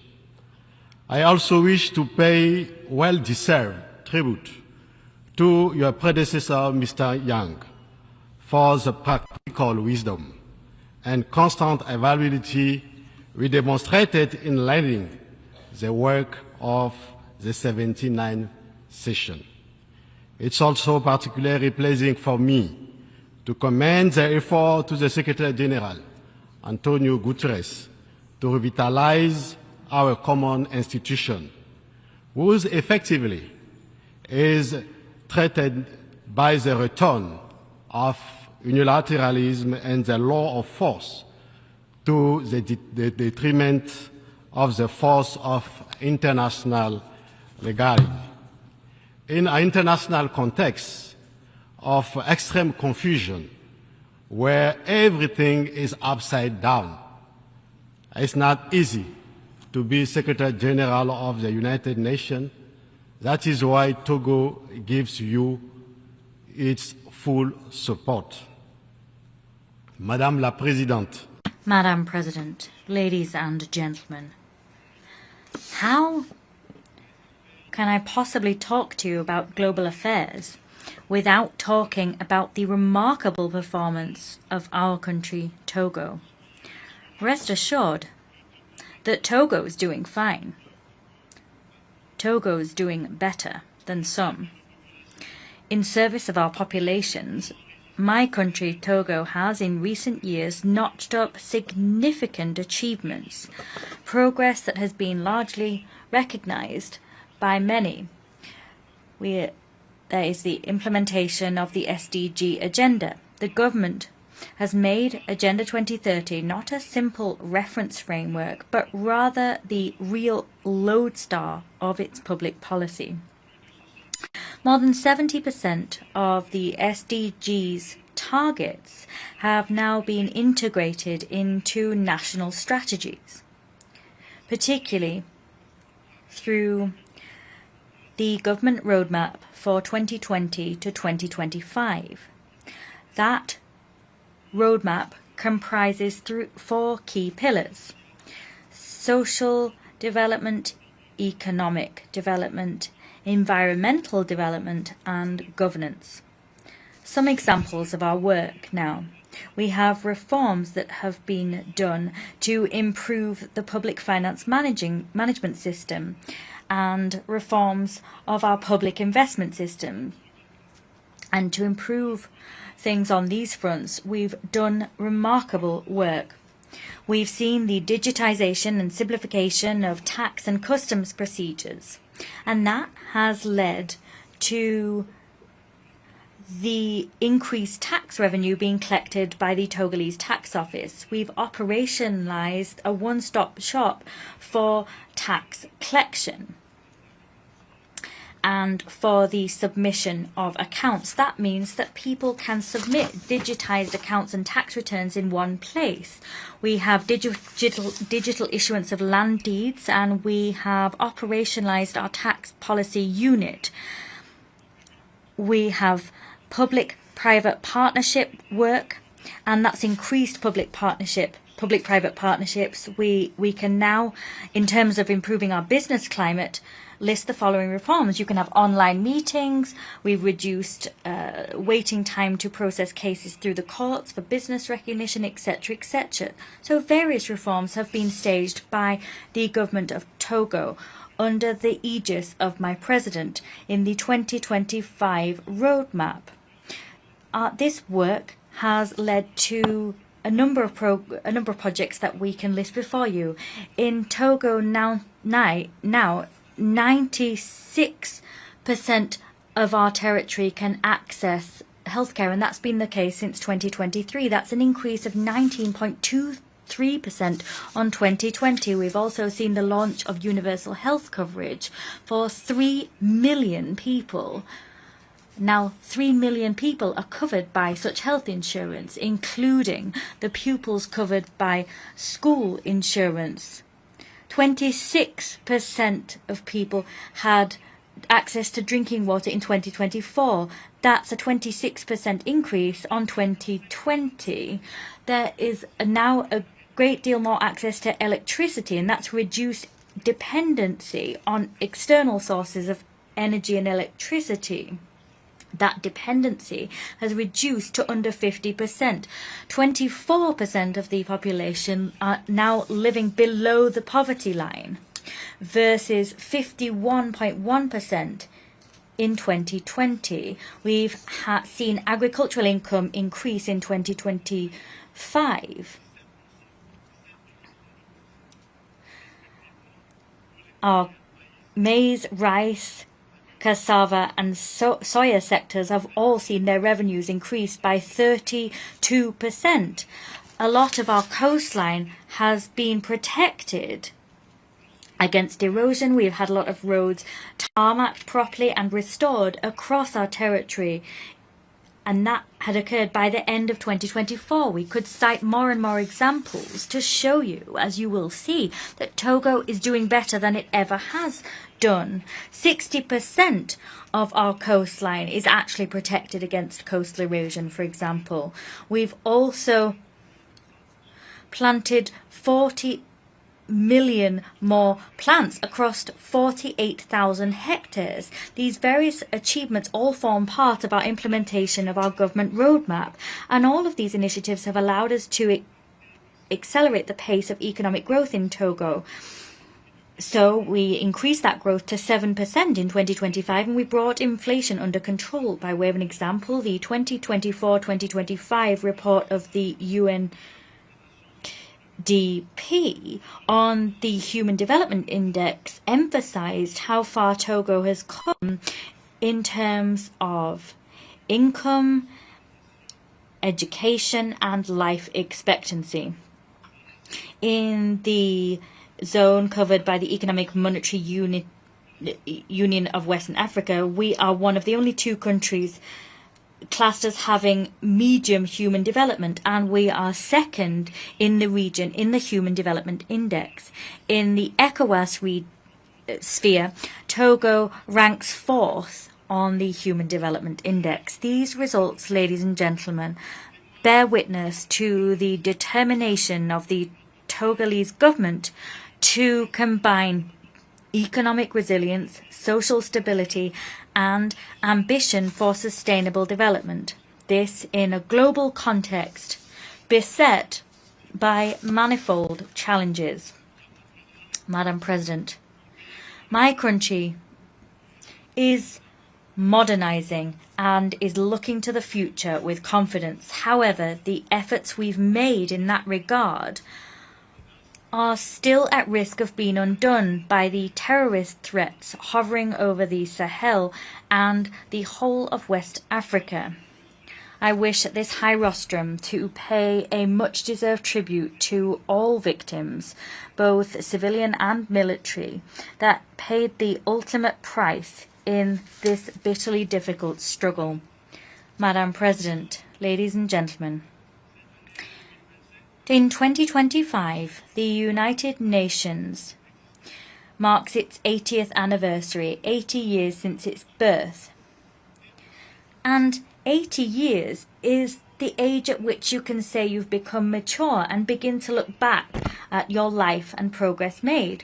We've walked a long way together, but we need to overcome obstacles and usher in a fairer world. As such, the world cannot stand idly by and fail to heed cries we're hearing from all corners of the world to change the international order. That was an international order imposed upon us by a handful of states to serve all manner of interests 8 decades ago. Ladies and gentlemen, as you are well aware, the African Union selected a theme for 2025, which was justice for Africans and African descendant persons through redress and reparations. There is a bitter thirst for justice on the African continent, which needs to be understood, and Africa's struggle for reparations should be understood through that lens. Africa is crying out for justice and redress, which is the form that justice needs to take. Africa is calling for justice as a result of having had its resources pillaged. Africa was humiliated through the yoke of slavery, the slavery of its sons and daughters for more than 4 centuries. More than 20 million Africans were snatched from their families. Families were torn apart, and these 20 million Africans were brought to the Americas, where they were enslaved. These souls of millions of men await justice. Africa is calling for justice. Justice, having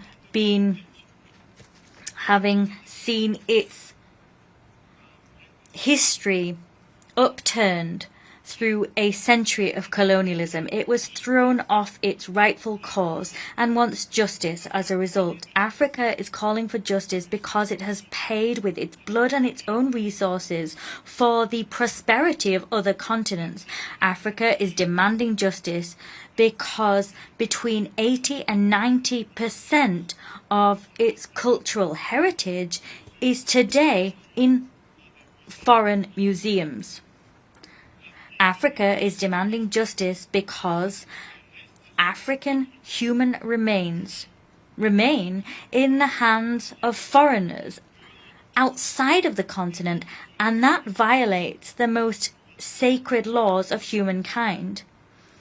Africa is demanding justice because its significant contribution to the defeat of fascism in the 20th century was overlooked and cast aside when the United Nations was founded, the United Nations where we are today, in 1945. Africa is demanding justice because she was excluded and has been excluded for 80 years from the decision-making bodies across the globe. Africa is demanding justice because the Security Council needs to properly represent all the peoples of the world among it. Africa demands justice because its children continue to be victims of racism and humiliation around the world. Africa demands justice because, as has been said, there exists a unique and unprecedented moral debt toward African people, which has not yet been paid. Humanity has never been so humiliated as it was through the enslavement of the Forbes and the colonization of Africa, the cradle of our human civilization. Soyez rassurés, mesdames. Rest assured, ladies and gentlemen, Africa is not stuck in the past. We do not invoke the memory of slavery here and of colonization to simply reawaken old wounds. We invoke slavery and colonization to build a future of justice and equity for all. Ladies and gentlemen, to illustrate the message I sought to convey above, I wish to begin by showing you a map of the world.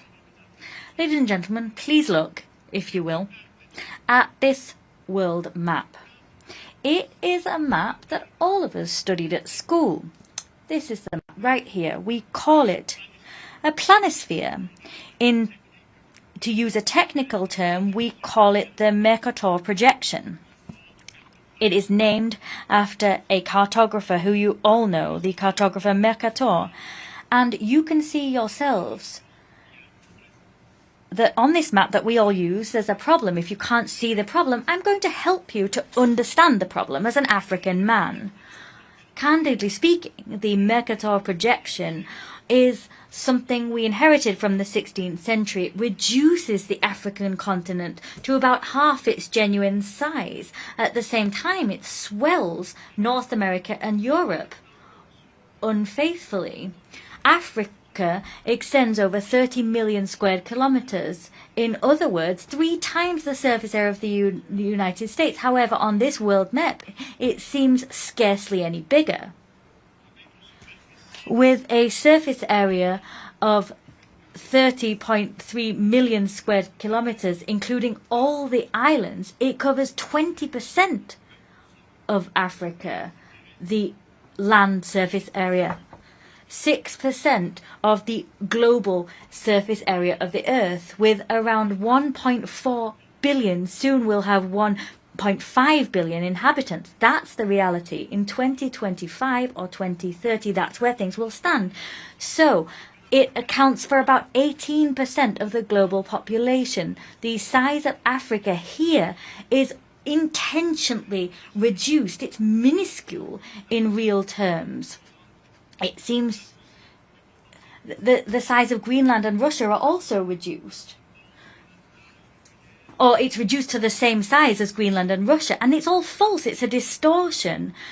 Africa has 54 continents, and we somehow think it's smaller than it actually is. Candidly speaking, Africa alone can contain the whole of the United States, Russia, India, France, Great Britain, and China. It can contain all of those countries. It is for that reason, ladies and gentlemen, in support of the African Union, we call for Africa's depiction on world maps to be corrected. And we seek to do that with the campaign that we ask the United Nations to support. The name of that campaign is Correct the Map. Geography must be decolonized. There needs to be a new political map of Africa. You also understand why at the Second African and Caribbean Summit, held of the 7th September in Addis Ababa, Ethiopia, Africa and the Caribbean reaffirmed their determination to put the fraternal transcontinental partnership at the service of reparative justice for Africans and African descendants, and emphasize the need to move toward the creation of an African Union Decade for Justice for African and African descent people. I wish here to salute our brothers and sisters in the Caribbean who grasped the meaning of this struggle. You have understood that by standing together for the cause of reparation, we will advance in more effectively. This too is the essence of the Pan-Africanism, a Pan-Africanism for justice and for the cause of reparations. It was the same test for justice that promoted Togo to submit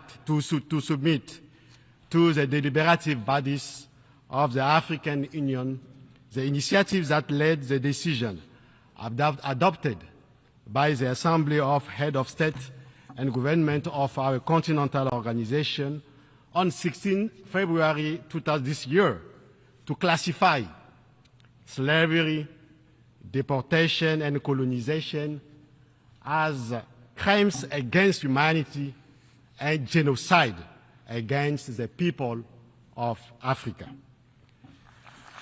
This decision marks a major event for Africa and people of African descent, for it counters the logical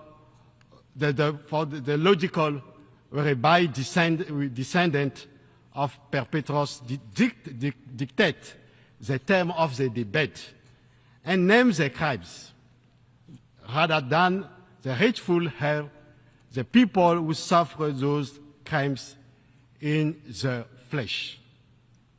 Mesdames et messieurs, Ladies and gentlemen, the United Nations must not remain indifferent to reparative justice, because the crimes and injustices from the past that are not met with redress and reparative justice will simply fuel crises and conflicts in our age and will fuel those to come even later still. Current crises are fueled